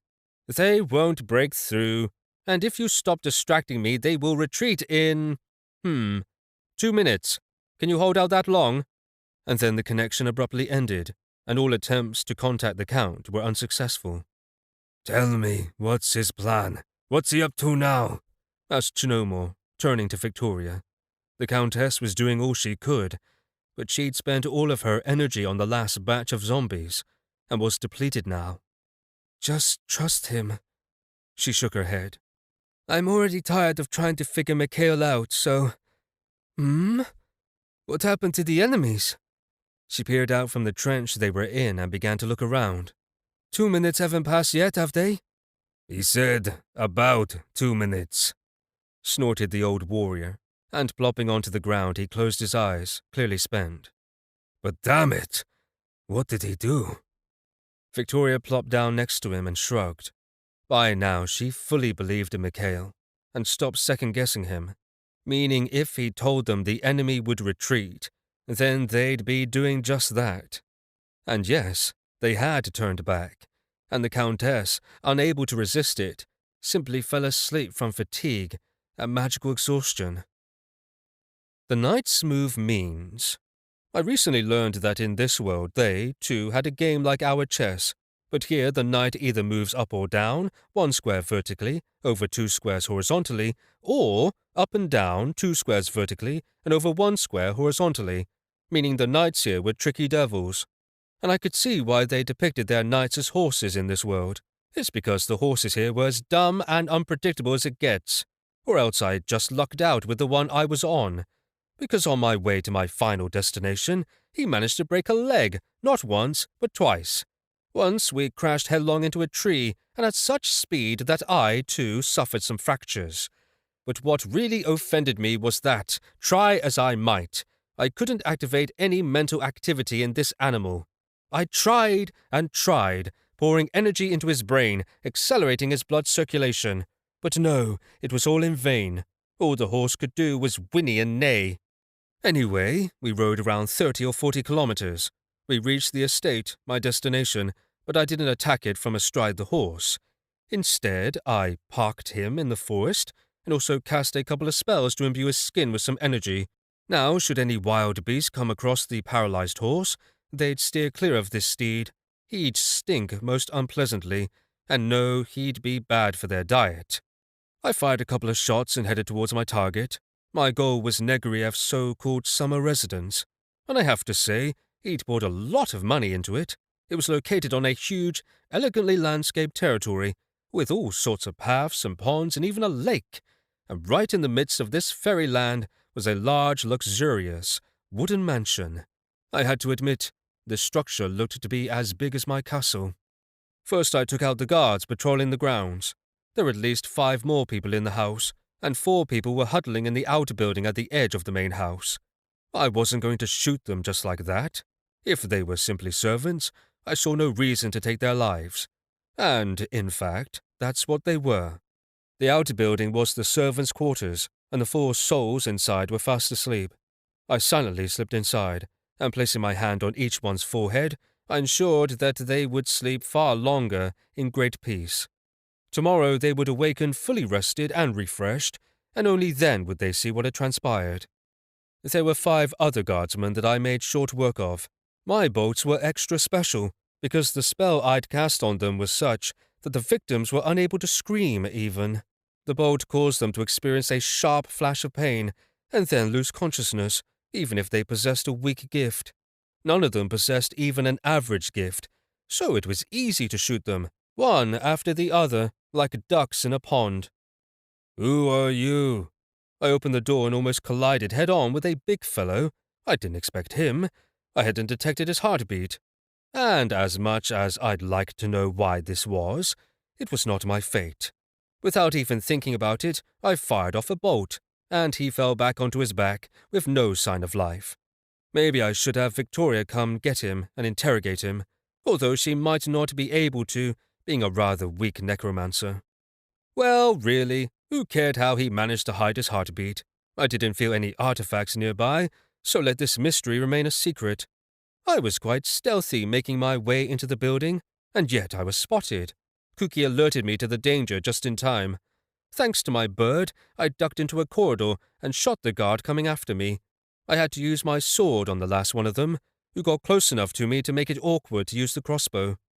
But the unforeseen notwithstanding, in a matter of minutes I'd cleared out the Viscount's summer retreat. After quickly checking all the rooms, I found Negriev's office, and making myself comfortable in his chair, I called Negriev to boast about my accomplishments. Psh, shh, shh. That would be my 2-way radio interrupting me. "Why now?" I complained, picking it up. It seems that our forces had reached the limit. Now they had to retreat to the castle, where they'd be shot by a cannon or something, or else they'd had to somehow hold there in the forest. But worst of all was that our forces were out of ammo. Really, we certainly had something or other to fire at them in our warehouse, but how to get it to them in time? However, this fight would be soon over. According to Cookie, the situation wasn't as bad as Chinomor thought. Yes, our forces were battered, but then again, so were the Viscounts. But due to our clever tactics, involving lots of ambushes and surprise attacks, the enemy had suffered heavy losses. Plus, his intelligence had clearly failed Negriev, and I'm afraid to even imagine how he was rejoicing now, realizing how we'd deceived him. At that very moment, Cookie was flying over the battlefield, providing me with reliable information about the status of our forces and those of the enemy, and I could see the battle dragging on for another 15 minutes, no more. I didn't spend much time talking to Chinomor, and I didn't bother telling him about what I was up to. What for? Let it be a surprise. So after cutting the connection, I picked up my phone and took an amusing photo. What do they call it here? A selfie, it seems. Yes, not that it mattered. The main thing was that I took the photograph in the Viscount's personal office, against the backdrop of his portrait hanging on the wall. I then sent the photograph to Negria's family email and waited. True, I didn't have to wait long. Seconds later, I received a call. Well, hello there, I smiled. How are things? You, The Viscount sputtered. you. He couldn't find the words to fully describe how he felt. True. With my allies, I have captured your residence. I grinned. So then, bye-bye. I have so much to do. There are so many trophies here. My eyes are all agog. And then I hung up. In fact, I really did have a lot to do. I lied a little about my allies. My only ally now was hovering in the sky above the Viscount's troops, constantly reporting on their movements. But Negriev didn't need to know that I was alone. Now he had no option but to send some of his forces here, so I didn't have much time. And there were so very many items of value here. Just as I expected, the Viscount's men attacking the castle pulled back and headed out. According to Kuki, Negriev himself, and also some of his forces that hadn't been involved in the attack, were heading to the summer residence. But it would take them half an hour or more to get here, and in that amount of time, I could do, so much. An hour later, summer residence of Viscount Negriev. Damn, the dog, the filthy cur, scum! If only the Viscount had some hair on his head, he'd be ripping it out now. Actually, he did have a few strands, but they ringed the back of his head. Now, surrounded by his bodyguards, he was cussing out all of the Bulatovs, all because his favorite residence, which he'd only recently built and spent a small fortune landscaping, was no more. It had been turned into a monstrous bonfire. But what upset him the most was not that he'd lost his luxurious summer home. He was more worried about the powerful blow to his reputation, because it was here, in this residence, where he always received his overlord, Count Kurchatov. I'll make him pay, Negriev hissed. I'll destroy him, grind him into pieces. He clenched his fists until his bones crunched, and took a step forward and— thwack! The arrow burst out of the darkness, and suddenly there was a thump. It stopped a few centimeters from the Viscount's forehead and seemed to levitate for a couple of seconds, before falling limply onto the snow. His bodyguards jumped into action, and in a flash they knocked the Viscount onto the ground, and several of the elite forces threw themselves on top of him to shield him from attack. The rest instantly dispersed in a circle, their weapons pulled, ready to fire. Several minutes passed, and then they dragged Negriev into his armored car, and they sped off, having failed to locate the shooter. The Viscount, still sweating and shaking, looked in awe at his protective artifact. It was now covered in cracks, which meant that it was spent. All he could do with it now was throw it away. But he didn't even think of doing this. After all, the other, far more powerful artifacts simply missed the crossbow bolt, having failed to recognize it as a threat. This was a cheap one, a gem, but it had saved his life. Now the Viscount was seriously worried about his personal safety. Finally, he fully realized how dangerous the new Count was, and he was at a loss at what to do about it. But as soon as he calmed down a little, Negriev, with shaking, dirty hands, pulled the phone out of his pocket and dialed a very special number. Hello, sir. Count Kurchatov. I'm not trying to be impertinent, but I simply have to ask you for the combat suit. Yes, as soon as possible, preferably right now.